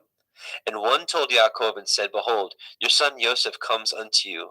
And Yashrael strengthened himself, and sat upon the bed. And Yaakov said unto El Joseph, El Shaddai appeared unto me at Luz in the land of Canaan, and blessed me, and said unto me, Behold, I will make you fruitful, and multiply you, and I will make of you a multitude of people, and will give this land to your seed after you for an everlasting possession. And now your two sons, Ephraim and Manasseh, which were born unto you in the land of Mitzrayim, before I came unto you in Mitzrayim, are mine. As Reuben and Shimeon, they shall be mine. And your issue, which you beget after them, shall be yours, and shall be called after the name of their brethren in their inheritance. And as for me, when I came from Padan Aram, Rachel died by me in the land of Canaan in the way, when yet there was but a little way to come unto Ephratah. And I buried her there in the way of Ephratah, the same as Bethlehem. And Yashrael beheld Joseph's sons, and said, Who are these?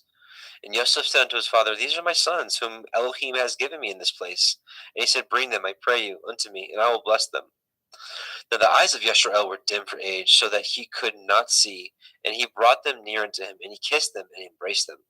And Yashrael said unto Elioseph, I had not thought to see your face, and lo, Elohim has showed me also your seed. And Joseph brought them out from between his knees, and he bowed himself with his face to the earth. And Joseph took them both, Ephraim in his right hand toward Yashrael's left hand, and Manasseh at his left hand toward Yashrael's right hand, and brought them near unto him. And Yashrael stretched out his right hand and laid it upon Ephraim's head, who was the younger, and his left hand on Manasseh's head, guiding his hands wittingly, for Manasseh was the firstborn. And he blessed Joseph and said, Elohim, before whom my fathers Abraham and Yitzchak did walk, the Elohim which fed me all my life long until this day, the angel which redeemed me from all evil, bless the lads, and let my name be named on them, and the name of my fathers Abraham and Yitzchak, and let them grow into a multitude in the midst of the earth. And when Joseph saw that his father had laid his right hand upon the head of Ephraim, it displeased him. And he held up his father's hand to remove it from Ephraim's head unto Manasseh's head. And Joseph said unto his father, Not so, my father, for this is the firstborn. Put your right hand upon his head. And his father refused and said, I know it, my son, I know it. He shall also become a people, and he also shall be great. But truly his younger brother shall be greater than he, and his seed shall become a multitude of nations. And he blessed them that day, saying, In you shall Yashrael bless, saying, Elohim make you as Ephraim and as Manasseh. And he set Ephraim before Manasseh. And Yashrael said unto Elioseph, Behold, I die, but Elohim shall be with you, and bring you again into the land of your fathers. Moreover, I have given to you one portion above your brethren, which I took out of the hand of the Emori with my sword and with my bow. Genesis 49. And Yaakov called unto his sons, and said, Gather yourselves together, that I may tell you that which shall befall you in the last days. Gather yourselves together, and hear, ye sons of Yaakov, and hearken unto Yashrael your father. Reuben, you are my firstborn, my might, in the beginning of my strength, the excellency of dignity, and the excellency of power. Unstable as water, you shall not excel, because you went up to your father's bed, then defiled it. He went up to my couch. Shimon and Levi are brethren. Instruments of cruelty are in their habitations. O my soul, come not into their secret, unto their assembly. My honor, be not united. For in their anger they slew a man, and in their self-will they dug down a wall. Cursed be their anger, for it was fierce, and their wrath, for it was cruel. I will divide them in Yaakov, and scatter them in Yashrael. Yehuda, you are he whom your brethren shall praise. Your hand shall be in the necks of your enemies. Your father's children shall bow down before you. Yehuda is a lion's whelp. From the prey, my son, you are gone up. He stooped down. He couched as a lion, and as an old lion. Who shall rouse him up? The scepter shall not depart from Yehuda, nor a Torah giver from between his feet, until Shiloh come, and unto him shall the gathering of the people be. Binding his foal unto the vine, and his ass's colt unto the choice vine, he washed his garments in wine, and his clothes in the blood of grapes. His eyes shall be red with wine, and his teeth white with milk. Zebulun shall dwell at the haven of the sea. He shall be a haven for ships, and his border shall be unto Sidon. Issachar is a strong asses couching down between two burdens. And he saw that rest was good, and the land that it was pleasant, and bowed his shoulder to bear. and became a servant unto tribute. Dan shall judge his people as one of the tribes of Yashrael. Dan shall be a serpent by the way, an adder in the path that bites the horse's heels, so that his rider shall fall backwards. I have waited for your Yeshua, O Yahweh. Gad, a troop shall overcome him, but he shall overcome at the last. Out of Asher his bread shall be fat, he shall yield royal dainties. Naphtali is a hind let loose, he gives goodly words. Joseph is a fruitful bough, even a fruitful bough by a well, whose branches run over the wall. The archers have sorely grieved him, and shot at him, and hated him. But his bow abode in strength, and the arms of his hands were made strong by the hands of the mighty Elohim of Yaakov. From thence the shepherd, the stone of Yashrael.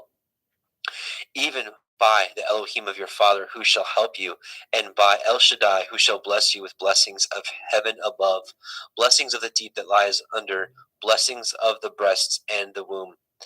The blessings of your father have prevailed above the blessings of my progenitors unto the utmost bound of the everlasting hills. They shall be on the head of Joseph, and on the crown of the head of him that was separate from his brethren. Benjamin shall raven as a wolf. In the morning he shall devour the prey, and at night he shall divide the spoil. All these are the 12 tribes of Yashrael, and this is it that their father spoke unto them and blessed them, every one according to his blessing he blessed them. And he charged them and said unto them, I am to be gathered unto my people.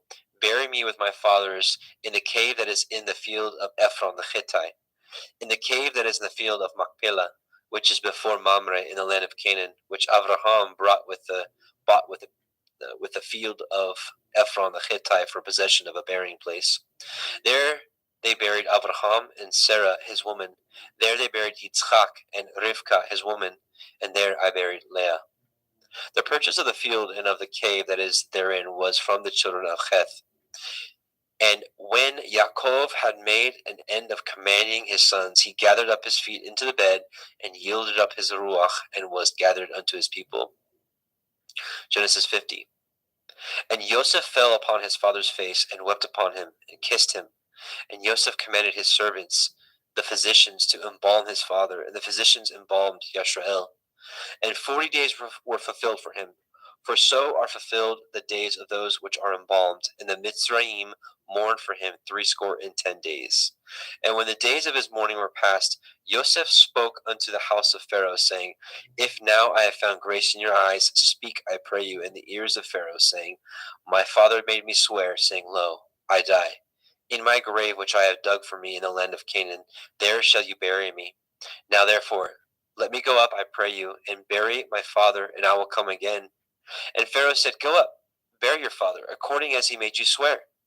And Joseph went up to bury his father, and with him went all the servants of Pharaoh, the elders of his house, and all the elders of the land of Mitzrayim. And all the house of Joseph and his brethren and his father's house, only their little ones and their flocks and their herds they left in the land of Goshen. And there went up with him both chariots and horsemen, and it was a very great company. And they came to the threshing floor of Atad, which is beyond the Yarden, and there they mourned with a great and very sore lamentation. And he made a mourning for his father 7 days. And when the inhabitants of the land, the Canaanim, saw the mourning in the floor of Atad, they said, This is a grievous mourning to the Mitzrayim. Wherefore the name of it was called Avel Mitzrayim, which is beyond the Yarden. And his sons did unto him according as he commanded them. For his sons carried him into the land of Canaan, and buried him in the cave of the field of Machpelah, which Abraham bought with the field for a possession of a burying place of Ephron the Hittite before Mamre. And Joseph returned into Mitzrayim, he and his brethren, and all that went up with him to bury his father after he had buried his father. And when Joseph's brethren saw that their father was dead, they said, Joseph will perchance hate us, and will certainly requite us all the evil which we did unto him. They sent a messenger unto Joseph, saying, Your father did command before he died, saying, So shall you say unto Joseph, Forgive, I pray you now, the transgression of your brethren and their sin, for they did unto you evil, and now we pray you, forgive the transgression of the servants of the Elohai of your father. And Joseph wept when they spoke unto him. And his brethren also went and fell down before his face, and they said, Behold, we be your servants. And Joseph said unto them, Fear not, For am I in the place of Elohim? But as for you, you thought evil against me, but Elohim meant it unto good, to bring to pass as it is this day, to save much people alive. Now therefore, fear ye not, I will nourish you and your little ones. And he comforted them and spoke kindly to them. And Joseph dwelt in Mitzrayim, he and his father's house. And Joseph lived 110 years. And Joseph saw Ephraim's children of the third generation. The children also of Machir, the son of Manasseh, were brought up upon Joseph's knees. And Joseph said unto his brethren, I die, and Elohim will surely visit you, and bring you out of this land unto the land which he swore unto Abraham, to Yitzchak, and to Yaakov. And Joseph took an oath of the children of Yashrael, saying, Elohim will surely visit you, and you shall carry up my bones from hence. So Joseph died, being 110 years old, and they embalmed him, and he was put in a coffin in Mitzrayim. And there is the end of the book of Bereshit, Genesis. Now we will go into Shemot, Exodus.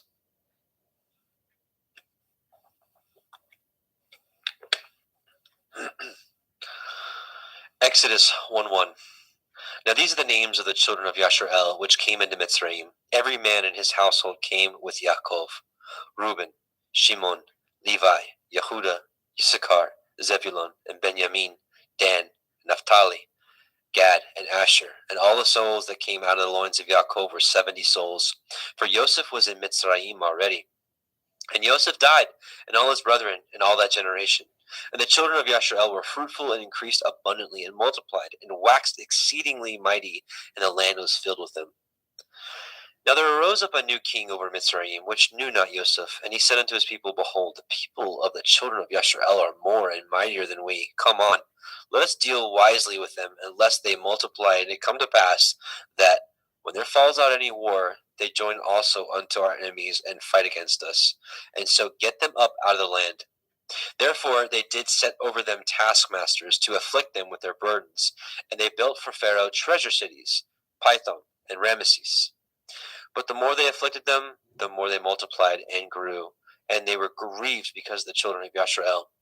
And the Mitzrayim made the children of Yashrael to serve with rigor, and they made their lives bitter with hard bondage, in mortar and in brick, and in all manner of service in the field.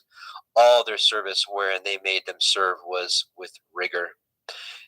And the king of Mitzrayim spoke to the Ivri midwives, of which the name of the one was Shifra, and the name of the other was Pua. And he said, When you do the office of a midwife to the Ivrith women, and see them upon the stools, if it be a son, then you shall kill him. But if it be a daughter, then she shall live. But the midwives feared Elohim, and did not as the king of Mitzrayim commanded them, but saved the men children alive. And the king of Mitzrayim called for the midwives, and said unto them, Why have ye done this thing, and have saved the men children alive? And the midwives said unto Pharaoh, Because the Ivrith women are not as the Mitzri women, for they are lively, and are delivered before the midwives come in unto them. Therefore Elohim dealt well with the midwives, and the people multiplied and waxed very mighty. And it came to pass, because the midwives feared Elohim, that he made them houses. And Pharaoh charged all his people, saying, Every son that is born ye shall cast into the river, and every daughter ye shall save alive. Exodus 2. There went a man of the house of Levi, and took to be his woman a daughter of Levi. And the woman conceived, and bore a son. And when she saw him that he was a goodly child, she hid him 3 months. And when she could no longer hide him, she took for him an ark of bulrushes, and daubed it with slime and with pitch, and put the child therein, and she laid it in the reeds by the river's brink. And his sister stood afar off, to wit what would be done to him. And the daughter of Pharaoh came down to wash herself at the river, and her maidens walked along the riverside. When she saw the ark among the reeds, she sent her maid to fetch it. And when she had opened it, she saw the child, and behold, the babe wept. And she had compassion on him, and said, This is one of the Ephraim children. Then said his sister to Pharaoh's daughter, Shall I go and call to you a nurse of the Evrith woman, that she may nurse the child for you? And Pharaoh's daughter said to her, Go. And the maid went and called the child's mother. And Pharaoh's daughter said unto her, Take this child away and nurse it for me, and I will give you your wages. And the woman took the child and nursed it. The child grew, and she brought him unto Pharaoh's daughter, and became her son. And she called his name Moshe. And she said, Because I drew him out of the water. And it came to pass in those days, when Moshe was grown, that he went out unto his brethren, and looked on their burdens. And he spied a Mitzrayim smiting an Ivri, one of his brethren. And he looked this way and that way. And when he saw that there was no man, he slew the Mitzri, and hid him in the sand. And when he went out the second day, behold, 2 men of the Ephraim strove together. And he said unto him that did wrong, Wherefore smite you your fellow? And he said, Who made you a prince and a judge over us? Intend you to kill me as you did the Mitzri? And Moshe feared and said, Surely this thing is known. Now when Pharaoh heard this thing, he sought to slay Moshe. But Moshe fled from the face of Pharaoh, and dwelt in the land of Midian. And he sat down by a well. Now the priest of Midian had 7 daughters, and they came and drew water, and filled the troughs to water their father's flock. And the shepherds came and drove them away, but Moshe stood up and helped them, and watered the flock. And when they came to Reuel, their father, he said, How is it that you are come so soon today? And they said, A Mitzri delivered us out of the hand of the shepherds, and also drew water enough for us, and watered the flock. And he said to his daughters, Where is he? Why is it that ye have left the man? Call him, that he may eat bread. And Moshe was content to dwell with the man. And he gave Moshe Zipporah his daughter. And she bore him a son, and he called his name Gershom, for he said, I have been a stranger in a strange land. And it came to pass in the process of time that the king of Mitzrayim died, and the children of Yashrael sighed by reason of the bondage, and they cried, and their cry came up unto Elohim by reason of the bondage. And Elohim heard their groaning, and Elohim remembered his covenant with Avraham, and with Yitzchak, and with Yaakov. And Elohim looked upon the children of Yashrael, and Elohim had respect unto them. Now, Exodus chapter 3. Now, Moshe kept the flock of Yithro, his father-in-law, the priest of Midian, and he led the flock to the backside of the desert, and came to the mountains of Elohim, even to Horeb. And the angel of Yahweh appeared unto him in a flame of fire out of the midst of a thorn bush. And he looked, and behold, the thorn bush burned with fire, and the thorn bush was not consumed. And Moshe said, I will now turn aside and see this great sight, for why the thorn bush is not burnt? And Yahweh saw that he had turned aside to see. Elohim called to him out of the midst of the thorn bush, and said, Moshe, Moshe. He said, Here am I. He said, Draw not nigh hither, put off your shoes from off your feet, for the place whereon you stand is holy ground. Moreover he said, I am the Elohai of your father, the Elohai of Avraham, the Elohai of Yitzchak, the Elohai of Yaakov. And Moshe hid his face, for he was afraid to look upon Elohim. And Yahweh said, I have surely seen the affliction of my people, which are in Mitzrayim, and have heard their cry by reason of their taskmasters, for I know their sorrows. And I come down to deliver them out of the hand of the Mitzrayim, and to bring them up out of the land unto a good land, and a large, and unto a land flowing with milk and honey, unto the place of the Canaanim, and the Chittim, and the Amorim, and the Perizim, and the Chivim, and the Yebusim. Now therefore, behold, the cry of the children of Yashrael is come unto me, and I have also seen the oppression wherewith the Mitzrayim oppress them. Come now therefore, and I will send you unto Pharaoh, that you may bring forth my people, the children of Yashrael, out of Mitzrayim. And Moshe said unto Elohim, Who am I that I should go unto Pharaoh, that I should bring forth the children of Yashrael out of Mitzrayim? He said, Certainly, I will be with you, and this shall be a sign unto you that I have sent you. When you have brought forth the people out of Mitzrayim, you shall serve Elohim upon this mountain. And Moshe said unto Elohim, Behold, when I come unto the children of Yashrael, and shall say unto them, The Elohai of your fathers has sent me unto you, and they shall say to me, What is his name? What shall I say unto them?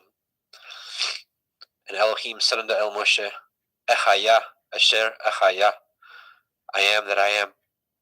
And he said, Thus shall you say unto the children of Yashrael, Ahaya, I am, has sent me unto you. And Elohim said moreover unto Moshe, Thus shall you say unto the children of Yashrael, Yahuwah Elohai of your fathers, The Elohai of Avraham, the Elohai of Yitzchak, and the Elohai of Yaakov has sent me unto you. This is my name forever, and this is my mention unto all generations. Go and gather the elders of Yashrael together, and say unto them, Yahweh Elohai of your fathers, the Elohai of Avraham, of Yitzchak, and Yaakov appeared unto me, saying, I have surely visited you, and seen that which is done unto you in Mitzrayim. And I have said, I will bring you up out of the affliction of the Mitzrayim unto the land of the Canaanim, and the Chittim, and the Amorim, and the Perizim, and the Chavim, and the Yebusim, unto a land flowing with milk and honey. And they shall hearken to your voice, and ye shall come, you and the elders of Yashrael, unto the king of Mitzrayim, and ye shall say unto him, Yahuwah Elohai of the Ivrim has met with us. And now, let us go, we beseech you, 3 days' journey into the wilderness.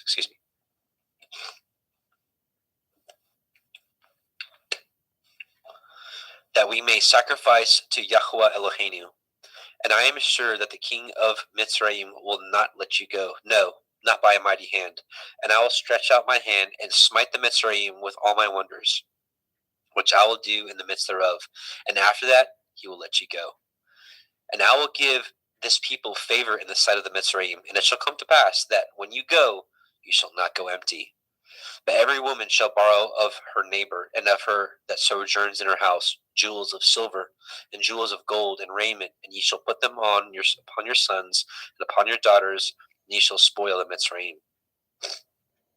Exodus 4. And Moshe answered and said, But behold, they will not believe me, nor hearken unto my voice, for they will say, Yahuwah has not appeared unto you. And Yahuwah said unto him, What is that in your hand?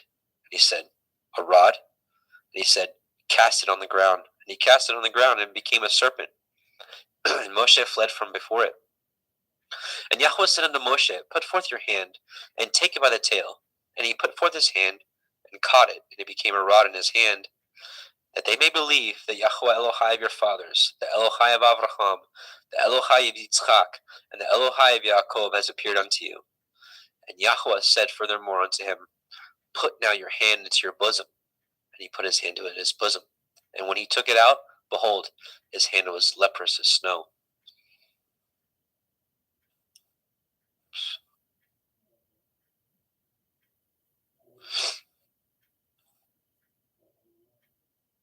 And he said, Put your hand into your bosom again. And he put his hand into his bosom again, and plucked it out of his bosom. And behold, it was turned again after his other flesh. And it shall come to pass, if they will not believe you, neither hearken to the voice of the first sign, that they will believe the voice of the latter sign. And it shall come to pass, if they will not believe also these two signs, neither hearken unto your voice, that you should take of the water of the river, and pour it upon the dry land, and the water which you take out of the river shall become blood upon the dry land. And Moshe said unto El Yahweh, O my Adonai, I am not eloquent, neither heretofore, nor since you have spoken unto your servant, but I am of slow speech, and of a slow tongue. And Yahweh said unto him, Who has made man's mouth? Or who makes the dumb, or the deaf, or the seeing, or the blind? Have not I, Yahweh? Now therefore go, and I will be with your mouth, and teach you what to say, what you shall say. And he said, O my Adonai, send, I pray you, by the hand of him whom you will send. And the anger of Yahweh was kindled against Moshe, and he said, Is not Aharon the Levi your brother? I know that he can speak well. And also, behold, he comes forth to meet you, and when he sees you, he will be glad in his heart. And you shall speak unto him, and put the words in his mouth, and I will be with your mouth, and with his mouth, and I will teach you what you shall do. And he shall be your spokesman unto the people, and he shall be even as he shall be to you instead of a mouth, and ye shall be to him instead of Elohim. And ye shall take this rod in your hand, wherewith you shall do signs. And Moshe went and returned to Yithro his father-in-law, and said unto him, Let me go, I pray you, and return unto my brethren which are in Mitzrayim, and see whether they yet be alive. And Yithro said to Moshe, Go in peace. And Yahweh said unto Moshe in Midian, Go, return into Mitzrayim, for all the men are dead which sought your life. And Moshe took his woman and his sons, and set them upon an ass, and returned to the land of Mitzrayim. And Moshe took the rod of Elohim in his hand. And Yahweh said unto Moshe, When you go to return into Mitzrayim, say that you do all those wonders before Pharaoh, which I have put in your hand. But I will harden his heart, that he shall not let the people go. And ye shall say unto Pharaoh, Thus says Yahweh, Yashrael is my son, even my firstborn. And I say unto you, Let my son go, that he may serve me. And if you refuse to let him go, behold, I will slay your son, even your firstborn. And it came to pass by the way in the inn, that Yahweh met him and sought to kill him. Then Zipporah took a sharp stone and cut off the foreskin of her son, and cast it at his feet, and said, Surely a bloody man you are to me. So he let him go. Then she said, A bloody man you are, because of the circumcision. And Yahweh said unto Aharon, Go into the wilderness to meet Moshe. And he went, and he met him in the mount of Elohim, and kissed him. And Moshe told Aharon all the words of Yahweh who had sent him, and all the signs which he had commanded him. And Moshe and Aharon went and gathered together all the elders of the children of Yisrael. And Aharon spoke all the words which Yahweh had spoken unto Moshe, and did the signs in the sight of the people. And the people believed. And when they heard that Yahweh had visited the children of Yisrael, and that he had looked upon their affliction, then they bowed their heads and worshipped. Exodus 5. And afterward Moshe and Aharon went in and told Pharaoh, Thus says Yahweh Elohai of Yisrael, Let my people go, that they may hold a feast unto me in the wilderness. And Pharaoh said, Who is Yahweh, that I should obey his voice and let Yisrael go? I know not Yahweh, neither will I let Yisrael go. And they said, The Elohai of the Ivrim has met with us. Let us go, we pray you, 3 days' journey into the desert, and sacrifice unto Yahweh Eloheinu, lest he fall upon us with pestilence, or with the sword. And the king of Mitzrayim said unto them, Wherefore do ye, Moshe and Aharon, let the people from their works get you unto your burdens? And Pharaoh said, Behold, the people of the land now are many, and ye make them rest from their burdens. And Pharaoh commanded this same day the taskmasters of the people and their officers, saying, Ye shall no more give the people straw to make brick, as heretofore. Let them go and gather straw for themselves. And the tale of the bricks which they did make heretofore ye shall lay upon them. Ye shall not diminish aught thereof, for they be idle. Therefore they cry, saying, Let us go and sacrifice to our Elohim. Let their more work be laid upon the men, that they may labor therein, and let them not regard vain words. And their taskmasters of the people went out, and their officers, and they spoke to the people, saying, Thus says Pharaoh, I will not give you straw. Go ye, get you straw where you can find it, yet not aught of your work shall be diminished. So the people were scattered abroad throughout all the land of Mitzrayim to gather stubble instead of straw. And the taskmasters hasted them, saying, Fulfill your works, your daily tasks, as when there was straw. And the officers of the children of Yisrael, which Pharaoh's taskmasters had set over them, were beaten and demanded, Wherefore have ye not fulfilled your task in making brick both yesterday and today as heretofore? Then the officers of the children of Yisrael came and cried unto Pharaoh, saying, Wherefore deal you thus with your servants? There is no straw given unto your servants. And they say to us, Make brick, and behold, your servants are beaten, but the fault is in your own people. And he said, Ye are idle. Therefore ye say, Let us go and do sacrifice to Yahweh. Go therefore now and work, for there shall no straw be given you, yet ye shall deliver the tale of bricks. And the officers of the children of Yisrael did see that they were in evil case after it was said, Ye shall not diminish aught from your bricks of your daily tasks. And they met Moshe and Aharon, who stood in the way, as they came forth from Pharaoh. And they said unto him, Yahweh look upon you and judge, because you have made our savor to be abhorred in the eyes of Pharaoh and in the eyes of his servants, to put a sword in their hand to slay us. And Moshe returned unto Yahweh and said, Adonai, wherefore have you so evil entreated this people? Why is it that you have sent me? For since I came to Pharaoh to speak in your name, he has done evil to this people, neither have you delivered your people at all. Exodus chapter 6. Then Yahweh said unto Moshe, Now you shall see what I will do to Pharaoh, for with a strong hand shall he let them go, and with a strong hand shall he drive them out of his land. And Elohim spoke unto Moshe and said to him, I am Yahweh. And I appeared unto El Avraham, unto El Yitzchak, and unto El Yaakov by El Shaddai, but by the name of Yahweh was I not known to them. And I have also established my covenant with them to give them the land of Canaan, the land of their pilgrimage, wherein they were strangers. And I have also heard the groaning of the children of Yashrael, whom the Mitzrayim keep in bondage, and I have remembered my covenant. Wherefore say unto the children of Yashrael, I am Yahweh, and I will bring you out from under the burdens of the Mitzrayim, and I will rid you out of their bondage, and I will redeem you with a stretched out arm with great judgments. And I will take you to me for a people, and I will be to you Elohim, and ye shall know that I am Yahweh Elohaikim, which brings you out from under the burdens of the Mitzrayim. And I will bring you in unto the land concerning the which I did swear to give it to Avraham, to Yitzchak, and to Yaakov, and I will give it to you for a heritage. I am Yahweh. And Moshe spoke so unto the children of Yashrael, but they hearkened not unto Moshe for anguish of the Ruach, and for cruel bondage. And Yahweh spoke unto Moshe, saying, Go in, speak unto Pharaoh, king of Mitzrayim, that he let the children of Yashrael go out of his land. And Moshe spoke before Yahweh, saying, Behold, the children of Yashrael have not hearkened unto me. How then shall Pharaoh hear me, who am of uncircumcised lips? And Yahweh spoke unto El Moshe and El Aharon, and gave them a charge unto the children of Yashrael, and unto Pharaoh, king of Mitzrayim, to bring the children of Yashrael out of the land of Mitzrayim. These be the heads of their fathers' houses, the sons of Reuben, the firstborn of Yashrael, Chanok and Palu, Chetzron and Carmi. These be the families of Reuben. And the sons of Shimon, Yemuel and Yamin, and Ohad and Yakin and Sochar and Shaul, and the son of a Canaanite woman. These are the families of Shimon. And these are the names of the sons of Levi, according to their generations: Gershon, Kohath, Merari. And the years of the life of Levi were 137 years. The sons of Gershon, Livni and Shimi, according to their families. And the sons of Kohath, Amram, Yitzhar, Hebron, and Uziel. And the years of the life of Kohath were 133 years.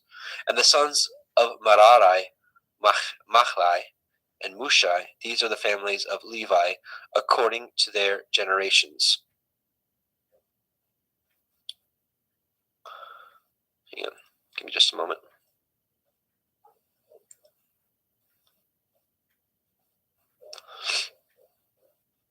And Amram took him Jochebed, his father's sister, to be his woman, and she bore him Aharon and Moshe. And the years of the life of Amram were 137 years. And the sons of Yitzhar, Korach, and Nepheg, and Zikri. And the sons of Uziel, Mishael, and Elishaphan, and Chithrai. And Aharon took him Elisheva, daughter of Aminadab, sister of Nachshon, to be his woman, and she bore him Nadab, and Abihu, and Eleazar, and Ithamar. And the sons of Korach, Achir, Elkanah, Avisachaf. These are the families of Korchai.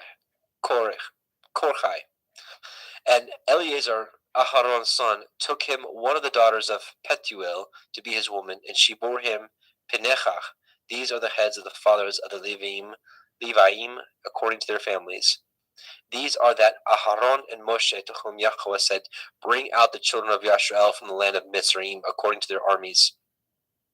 These are they which spoke to Pharaoh, king of Mitzrayim, to bring out the children of Yashrael from Mitzrayim.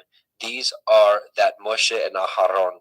And it came to pass on that day, when Yahweh spoke unto Moshe in the land of Mitzrayim, that Yahweh spoke unto Moshe, saying, I am Yahweh. Speak you unto Pharaoh, king of Mitzrayim, all that I say unto you. And Moshe said before Yahweh, Behold, I am of uncircumcised lips. How shall Pharaoh hearken unto me?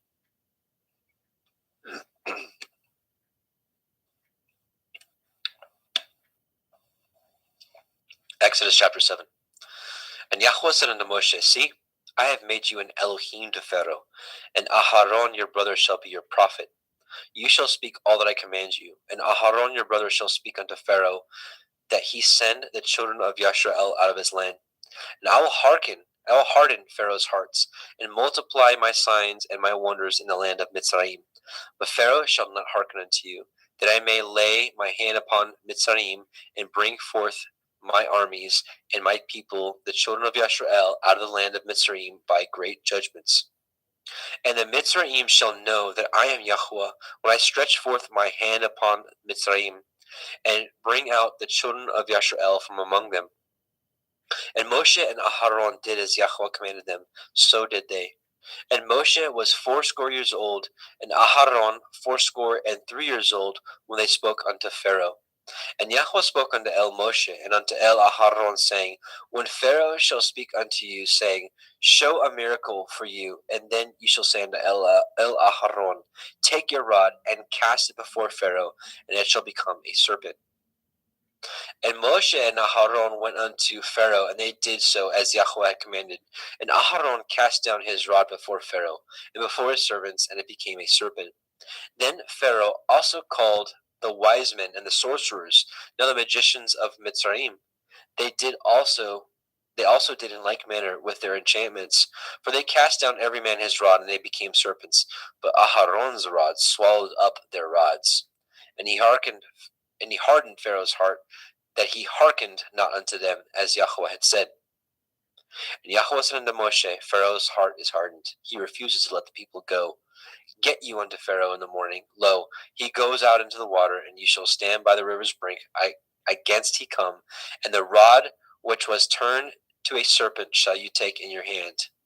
And you shall say unto him, Yahweh Elohai of the Ivrim has sent me unto you, saying, let my people go, that they may serve me in the wilderness. And behold, hitherto you would not hear. Thus says Yahweh, and this you shall know that I am Yahweh. Behold, I will smite with the rod that is in my hand upon the waters which are in the river, and they shall be turned to blood. And the fish that is in the river shall die, and the river shall stink, and the Mitzrayim shall loathe to drink of the water of the river. And Yahweh spoke unto Moshe, saying, Moshe, say unto Aharon, take your rod, and stretch out your hand upon the waters of Mitzrayim, upon their streams, upon their rivers, and upon their ponds, and upon all their pools of water, that they may become blood, and all that here may be blood throughout all the land of Mitzrayim, both in vessels of wood and in vessels of stone. And Moshe and Aharon did so, and Yahweh commanded, and he lifted up the rod, and smote the waters that were in the river in the sight of Pharaoh, and in the sight of his servants, and all the waters that were in the river were turned to blood. And the fish that was in the river died, and the river stank, and the Mitzrayim could not drink of the water of the river, and there was blood throughout all the land of Mitzrayim. And the magicians of Mitzrayim did so with their enchantments, and Pharaoh's heart was hardened, neither did he hearken unto them, as Yahweh had said. And Pharaoh turned and went into his house, neither did he set his heart to this also. And all the Mitzrayim dug round about the river for water to drink, for they could not drink of the water. And 7 days were fulfilled after that Yahweh had smitten the river. Exodus chapter 8. And Yahweh spoke unto Moshe, go unto Pharaoh, and say unto him, thus says Yahweh, let my people go, that they may serve me. And if you refuse to let them go, behold, I will smite all your borders with frogs. And the river shall bring forth frogs abundantly, which shall go up and come into your house, and into your bedchamber, and upon your bed, and into the house of your servants, and upon your people, and into your ovens, and in your kneading troughs. And the frogs shall come up both on you, and upon your people, and upon all your servants. And Yahweh spoke unto El Moshe, say unto El Aharon, stretch forth your hand with your rod over the streams, over the rivers, and over the ponds, and cause frogs to come up upon the land of Mitzrayim. And Aharon stretched out his hand over the waters of Mitzrayim, and the frogs came up and covered the land of Mitzrayim. And the magicians did so with their enchantments, and brought up the frogs upon the land of Mitzrayim.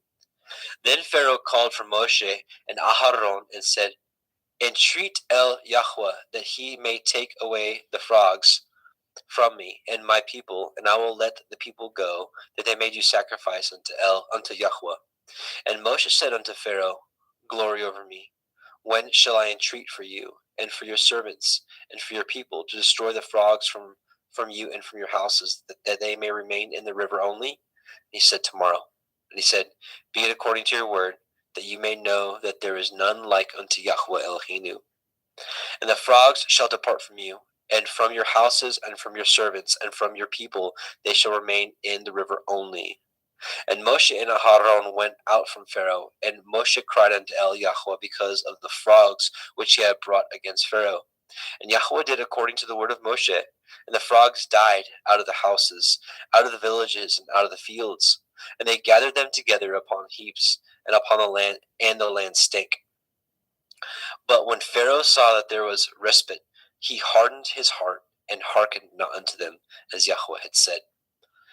And Yahweh said unto El Moshe, say unto El Aharon, stretch out your rod, and smite the dust of the land, that it may become lice throughout all the land of Mitzrayim. They did so. For Aharon stretched out his hand with his rod, and he smote the dust of the earth, and it became lice in man and in beast, and all the dust of the land became lice throughout all the land of Mitzrayim. And the magicians did so with their enchantments to bring forth lice, but they could not, because so there were lice upon man and upon beast. Then the magician said unto Pharaoh, this is the finger of Elohim. And Pharaoh's heart was hardened, and he hearkened not unto them, as Yahweh had said. And Yahweh said unto Moshe, rise up early in the morning, and stand before Pharaoh. Lo, he comes forth to the water, and say unto him, thus says Yahweh, let my people go, that they may serve me. Else, if you will not let my people go, behold, I will send swarms of flies upon you, and upon your servants, and upon your people, and into your houses, and the houses of the Mitzrayim shall be full of the swarm of flies, and also the ground whereon they are. And I will sever in that day the land of Goshen, in which my people dwell, that no swarms of flies shall be there, to the end you may know that I am Yahweh in the midst of the earth. And I will put a division between my people and your people. Tomorrow this shall this sign be. And Yahweh did so, and there came a grievous swarm of flies into the house of Pharaoh, and into his servants' houses, and into all the land of Mitzrayim. The land was corrupted by reason of the swarm of the flies. And Pharaoh called for Moshe and for Aharon, and said, go ye, sacrifice to your Elohim in the land. And Moshe said, it is not meet so to do, for we shall sacrifice the abomination of the Mitzrayim to Yahweh Eloheinu. Lo, shall we sacrifice the abomination of the Mitzrayim before their eyes, and will they not stone us? We will go 3 days' journey into the wilderness, and sacrifice to Yahweh Eloheinu, as he commanded us. And Pharaoh said, I will let you go, that you may sacrifice to Yahweh Elohika in the wilderness. Only ye shall not go very far away. Entreat for me. And Moshe said, behold, I go out from you, and I will entreat El Yahweh, that the swarms of flies may depart from Pharaoh, from his servants, and from his people tomorrow. But let not Pharaoh deal deceitfully any more in letting the people go to sacrifice, and not letting the people go to sacrifice to Yahweh. And Moshe went out from Pharaoh, and entreated Yahweh. And Yahweh did according to the word of Moshe, and he removed the swarms of flies from Pharaoh, from his servant, and from his people. There remained not one. And Pharaoh hardened his heart at this time also, neither would he let the people go. Exodus chapter 9. Then Yahweh said unto El Moshe, go in unto Pharaoh, and tell him, thus says Yahweh Elohai of the Ivrim, let my people go, that they may serve me. For if you refuse to let them go, and will hold them still, behold, the hand of Yahweh is upon your cattle which is in the field, upon the horses, upon the asses, upon the camels, upon the oxen, and upon the sheep. There shall be a very grievous pestilence. And Yahweh shall sever between the cattle of Yashrael and the cattle of Mitzrayim, and there shall nothing die of all that is the children of Yashrael. And Yahweh appointed a set time, saying, tomorrow Yahweh shall do this thing in the land. And Yahweh did that thing on the morrow, and all the cattle of Mitzrayim died, but the cattle of the children of Yashrael died not one. And Pharaoh sent, and behold, there was not one of the cattle of Yashrael's dead. And the heart of Pharaoh was hardened, and he did not let the people go. And Yahweh said unto El Moshe and unto El Aharon, take to you handfuls of ashes of the furnace, and let Moshe sprinkle it toward the heavens in the sight of Pharaoh. And that shall become small dust in the land of Mitzrayim, and shall be a boil breaking forth with blains upon man and upon beast throughout all the land of Mitzrayim. And they took ashes of the furnace, and stood before Pharaoh, and Moshe sprinkled it up towards the heavens, and it became a boil breaking forth with blains upon man and upon beast. And the magicians could not stand before Moshe because of the boils, for the boil was upon the magicians and upon all the Mitzrayim. And Yahweh hardened the heart of Pharaoh, and he hearkened not unto them, as Yahweh had spoken unto Moshe. And Yahweh said unto Moshe, Rise up early in the morning, and stand before Pharaoh, and say unto him, Thus says Yahweh Elohai of the Ivrim, Let my people go, that they may serve me. For I will at this time send all my plagues upon your heart, and upon your servants, and upon your people, that you may know that there is none like me in all the earth. For now I will stretch out my hand, that I may smite you and your people with pestilence, and you shall be cut off from the earth. And in very deed for this cause have I raised you up, for to show in you my power, and that my name be declared throughout all the earth. Yet, as yet, exalt you yourself against my people, that you will not let them go? Behold, tomorrow, about this time, I will cause it to rain a very grievous hail, such as has not been in Mitzrayim since the foundation thereof, even until now. Send therefore now, and gather your cattle, and all that you have in the field, upon every man and beast which shall be found in the field, and shall not be brought home. The hail shall come down upon them, and they shall die. He that feared the word of Yahweh among the servants of Pharaoh made his servants and his cattle flee into the houses. And he that regarded not the word of Yahweh left his servants and his cattle in the field. And Yahweh said unto Moshe, Stretch forth your hand towards the heavens, that there may be a hail in all the land of Mitzrayim, upon man, and upon beast, and upon every herb of the field throughout the land of Mitzrayim.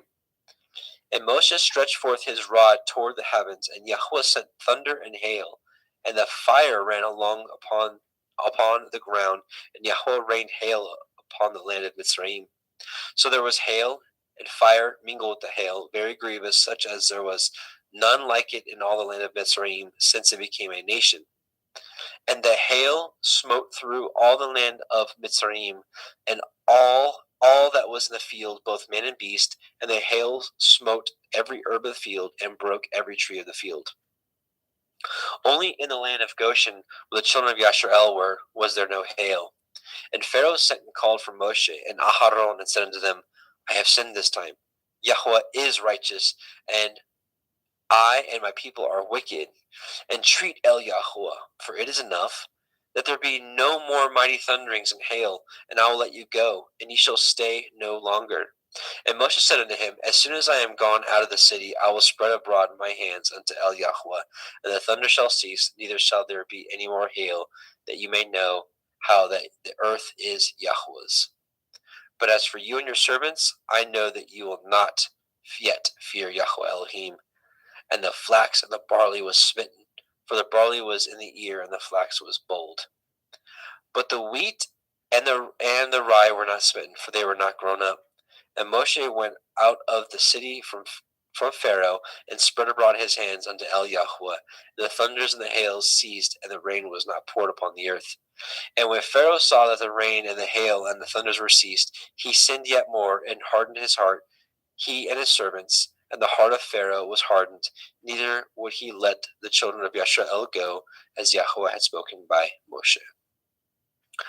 Exodus chapter 10. And Yahweh said unto Moshe, Go in unto Pharaoh, for I have hardened his heart, and the heart of his servants, that I might show these my signs before him, and that you may tell in the ears of your son, and of your son's son, that what things I have wrought in Mitzrayim, and my signs which I have done among them, that ye may know how that I am Yahweh. And Moshe and Aharon came in unto Pharaoh, and said unto him, Thus says Yahweh Elohai of the Ivrim, How long will you refuse to humble yourselves before me? Let my people go, that they may serve me. Else, if you refuse to let my people go, behold, tomorrow I will bring the locust into your coasts, and they shall cover the face of the earth, that one cannot be able to see the earth, and they shall eat eat the remnant of that which is escaped, which remains of you from the hail, and ye shall eat every tree which grows for you out of the field. And they shall fill your houses, and the houses of all your servants, and the houses of all the Mitzrayim, which neither your fathers nor your fathers' fathers have seen since the day that they were upon the earth unto this day. And he turned himself and went out from Pharaoh. And Pharaoh's servant said unto him, How long shall this man be a snare unto us? Let the men go, that they may serve Yahweh Elohim. Know you not that Mitzrayim is destroyed? And Moshe and Aharon were brought again unto Pharaoh, and he said unto them, Go, serve Yahweh Elohim. But who are they that shall go? And Moshe said, We will go with our young and with our old, with our sons and with our daughters, with our flocks and with our herds will we go, for we must hold a feast unto Yahweh. And he said unto them, Let Yahweh be so with you, as I will let you go, and your little ones. Look to it, for evil is before you. Not so. Go now ye, that ye are men, and serve Yahweh, for that ye did desire. And they were driven out from Pharaoh's presence. And Yahweh said unto Moshe, Stretch out your hand over the land of Mitzrayim for the locusts, that they may come up upon the land of Mitzrayim, and eat every herb of the land, even all that the hail has left. And Moshe stretched forth his rod over the land of Mitzrayim, and Yahweh brought an east wind upon the land all that day and all that night. And when it was morning, the east wind brought the locust. And the locust went up over all the land of Mitzrayim, and rested in the coasts of Mitzrayim. Very grievous were they. Before them there were no such locusts as they, neither after them shall there be any such. For they covered the face of the whole earth, so that the land was darkened. They did eat of every herb of the land, and fruit of the trees which the hail had left, and there remained not any green thing in the trees or in the herbs of the field through all the land of Mitzrayim. Then Pharaoh called for Moshe and Aharon in haste, and he said, I have sinned against Yahweh Elohim and against you. Now therefore forgive, I pray you, my sin only this once, and entreat Yahweh Elohim that he may take away from me this death only. And he went out from Pharaoh and entreated Yahweh. And Yahweh turned a mighty strong west wind, which took away the locusts, and cast them into the Red Sea.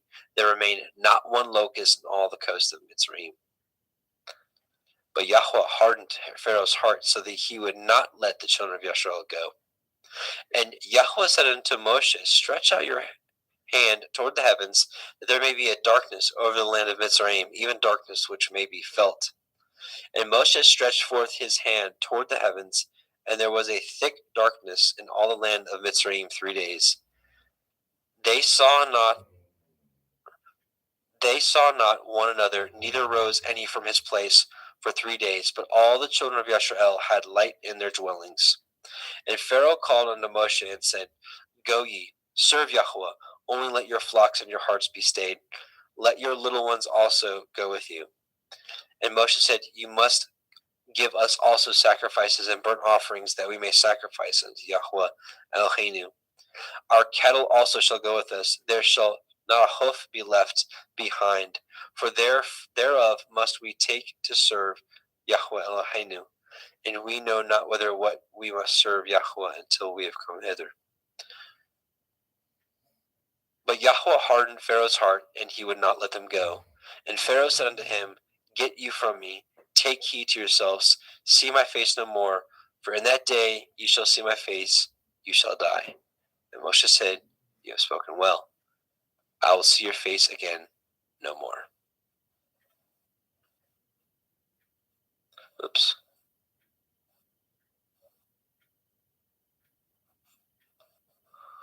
Okay. And Brother Jeremy? Yes, sir. Okay. I'm going to pick it back up at chapter 11, verse 1. Yep.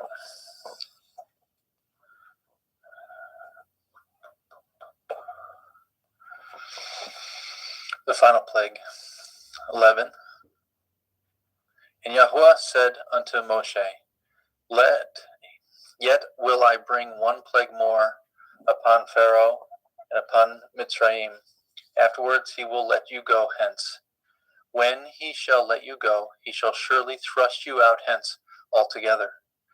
Speak now in the ears of the people, and let every man borrow of his neighbor, and every woman of her neighbor, jewels of silver and jewels of gold. And Yahweh gave the people favor in the sight of the Mitzrayim. Moreover, the man Moshe was very great in the land of Mitzrayim, in the sight of Pharaoh's servants and in the sight of the people. And Moshe said, Thus says Yahweh, About midnight will I go out into the midst of Mitzrayim, and all the firstborn in the land of Mitzrayim shall die, from the firstborn of Pharaoh who sits upon his throne, even unto the firstborn of the maidservant that is behind the mill, and all the firstborn of beasts. And there shall be a great cry throughout all the land of Mitzrayim, such as there was none like it, nor shall be like it any more. But against any of the children of Yasharel shall not a dog move his tongue, against man or beast, that ye may know how that Yahuwah put a difference between the Mitzrayim and Yasharel. And all these your servants shall come down unto me, and bow down themselves unto me, saying, Get you out, and all the people that follow you. After that I will go out. And he went out from Pharaoh in great anger. And Yahuwah said unto Moshe, Pharaoh shall not hearken unto you, that my wonders may be multiplied in the land of Mitzrayim. And Moshe and Aharon did all these wonders before Pharaoh, and Yahuwah hardened Pharaoh's heart, so that he would not let the children of Yasharel go out of his land. And Yahuwah spoke unto El Moshe and El Haron in the land of Mitzrayim, saying, This month shall be unto you the beginning of months. It shall be the first month of the year to you. Speak ye unto all the assembly of Yasharel, saying, In the 10th day of this month they shall take to them every man a lamb according to the house of their fathers, a lamb for a house. And if a household be too little for the lamb, let him and his neighbor next unto his house take it according to the number of souls. Every man according to his eating shall make your count for the lamb. Your lamb shall be without blemish, a male of the first year. Ye shall take it out from the sheep or the goat, or from the goats. Ye shall take it up until the 14th day of the same month, and the whole multitude of the assembly of Yasharel shall kill it in the evening. And they shall take the blood and shall strike it on the 2 side posts and on the upper doorpost of the houses wherein they shall eat it. And they shall eat the flesh in the night, roast with fire, and matzah, unleavened bread, and with bitter herbs they shall eat it. Eat not of it raw, nor sodden it at all with water, but roast with fire his head with his legs, and the purtenance thereof. And ye shall let nothing of it remain until the morning. That which remains of it until the morning shall ye burn with fire.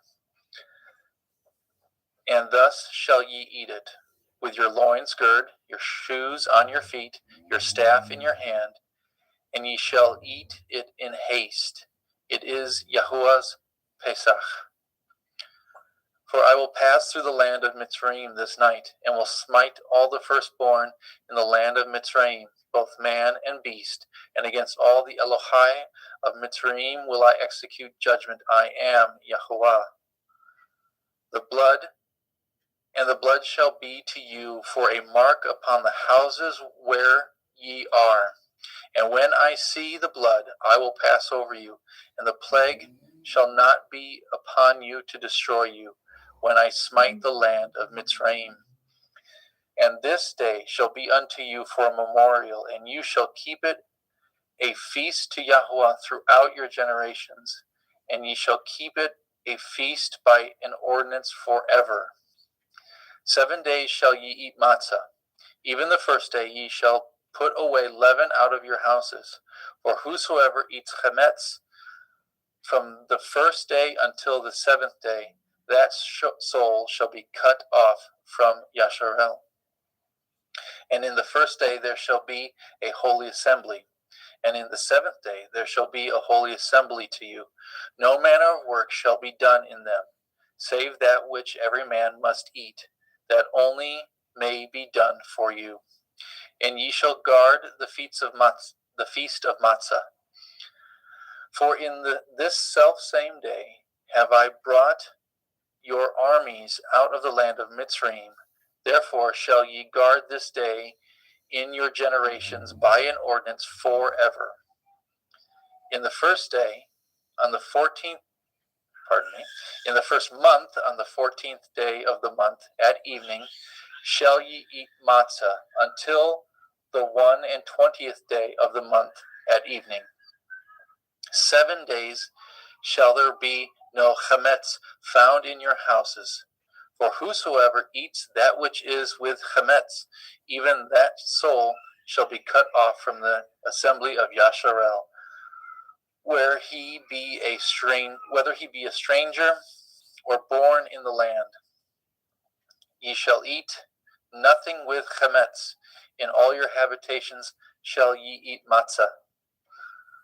Then Moshe called for all the elders of Yasharel and said unto them, Draw out and take you a lamb according to your families, and kill the Pesach. And ye shall take a bunch of hyssop, and dip it in the blood that is in the basin, and strike the lintel and 2 side posts with the blood that is in the basin. And none of you shall go out at the door of your house until the morning. For Yahuwah shall pass through to smite the Mitzrayim when he sees the blood upon the lintel and on the 2 side posts. Yahuwah will pass over the door and will not suffer the destroyer to come in unto your houses to smite you.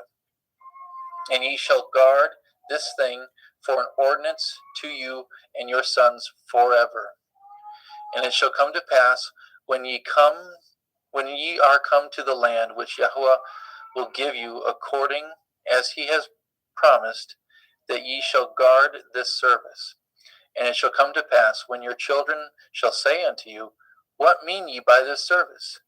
That ye shall say, This is the sacrifice of Yahuwah's Pesach, who passed over the houses of the children of Yasharel in Mitzrayim, when he smote the Mitzrayim and delivered our houses, and the people bowed the head and worshipped.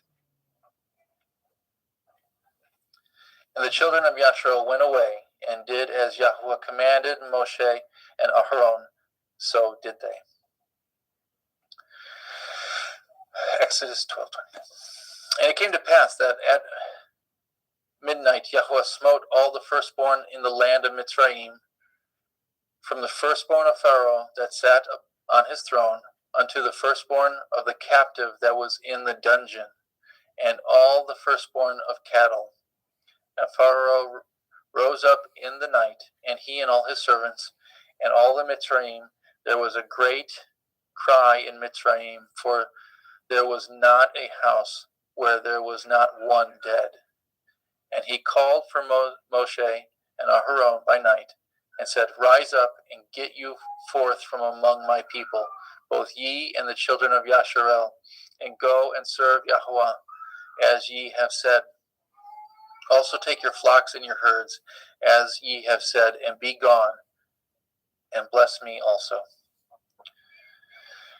And the Mitzrayim were urgent upon the people, that they might send them out of the land in haste, for they said, We be all dead men. And the people took their dough before it was leavened, their kneading troughs being bound up in their clothes upon their shoulders. And the children of Yasharel did according to the word of Moshe, and they borrowed of the Mitzrayim jewels of silver and jewels of gold and raiment. And Yahuwah gave the people favor in the sight of Mitzrayim, so that they lent unto them such things as they required, and they spoiled the Mitzrayim. And the children of Yasharel journeyed from Ra'amech to Sukkot, about 6,000 on foot, that were men beside children. A mixed multitude went up also with them, and flocks and herds, very much cattle. And they baked matzah cakes, the dough which they brought forth out of Mitzrayim, for it was not leavened, because they were thrust out of Mitzrayim, and could not tarry, neither had they prepared for themselves any victuals. Now the sojourning of the people of the children of Yasharel, who dwelt in the land of Mitzrayim and in the land of Canaan, they and their fathers, was 430 years. And it came to pass, at the end of 430 years, even the self same day, it came to pass that all the hosts of Yahuwah went out from the land of Mitzrayim. It was a night to be much observed unto Yahuwah for bringing them out of the land of Mitzrayim. This is that night of Yahuwah to be observed for all the children of Yasharel in their generations. And Yahuwah said unto Moshe and Aharon, This is the ordinance of the Pesach. There shall no stranger eat thereof, but every man's servant that is bought for money, when ye have circumcised him, then shall he eat thereof. A foreigner and a hired servant shall not eat thereof. In one house shall it be eaten. You shall not carry forth aught the flesh abroad out of the house, neither shall ye break a bone thereof. And all the assembly of Yasharel shall keep it. And when a stranger shall sojourn with you, and will keep the Pesach of Yahuwah, let all his males be circumcised. Then let him come near and keep it, and he shall be as one that is born in the land. For no uncircumcised person shall eat thereof. One Torah shall there be to him that is homeborn, and unto the stranger that sojourns among you. Thus did all the children of Yasharel, as Yahuwah commanded Moshe and Aharon, so did they. And it came to pass the selfsame day that Yahuwah did bring the children of Yasharel out of the land of Mitzrayim by their armies. Exodus 13. And Yahuwah spoke unto Moshe, saying, Sanctify unto me all the firstborn, whatsoever opens the womb among the children of Yasharel, both man and of beast, it is mine. And Moshe said unto the people, Remember this day in which ye came from Mitzrayim out of the house of bondage, for by strength of hand Yahuwah brought you out of this place. There shall no chametz be eaten. This day came ye out of in the month of Aviv. And it shall be when Yahuwah shall bring you into the land of the Canaanim, and the Chittim, and the Emorim, and the Chivaim, and the Yevusim, which he swore unto your father, to give you a land flowing with milk and honey, that you shall keep this service in this month. 7 days you shall eat matzah, and in the seventh day there shall be a feast to Yahuwah. Matzah shall be eaten 7 days, and there shall be no chametz be seen with you, neither shall there be leaven seen with you in all your quarters. And you shall show your son in that day, saying, This is done because of that which Yahuwah did unto me when I came forth out of Mitzrayim. And it shall be as a sign upon your hand, and for a memorial between your eyes, that Yahuwah's Torah may be in your mouth. For with a strong hand has Yahuwah brought you out of Mitzrayim. You shall therefore guard this ordinance in his appointed time from year to year. And it shall be when Yahuwah shall bring you into the land of the Canaanim, as he swore unto you and to your fathers, shall give it to you, that you shall set apart unto Yahuwah all that open the womb, and every firstling that comes of a beast which you have. The males shall be Yahuwah's. And every firstling of an ass you shall redeem with a lamb. And if you will not redeem it, then you shall break his neck. And all the firstborn of man among your children shall you redeem. It shall be when your son asks you in time to come, saying, What is this? That you shall say unto him, By strength of hand Yahweh brought us out of Mitzrayim from the house of bondage. And it came to pass, when Pharaoh would hardly let us go, that Yahweh slew all the firstborn in the land of Mitzrayim, both the firstborn of man and the firstborn of beast. Therefore I sacrifice to Yahweh all that opens the womb, being males. But all the firstborn of my children I redeem.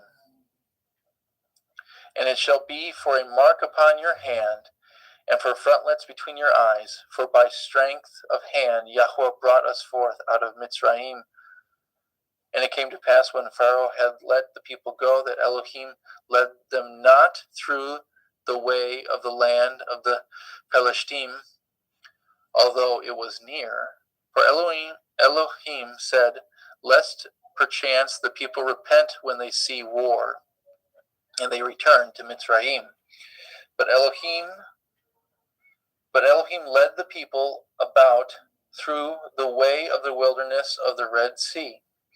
And the children of Yasharel went up harnessed out of the land of Mitzrayim. And Moshe took the bones of Yosef with him, for he had straitly sworn the children of Yasharel, saying, Elohim will surely visit you, and shall carry you, and ye shall carry up my bones away hence with you. And they took their journey from Sukkot, and encamped in Ethem, in the edge of the wilderness.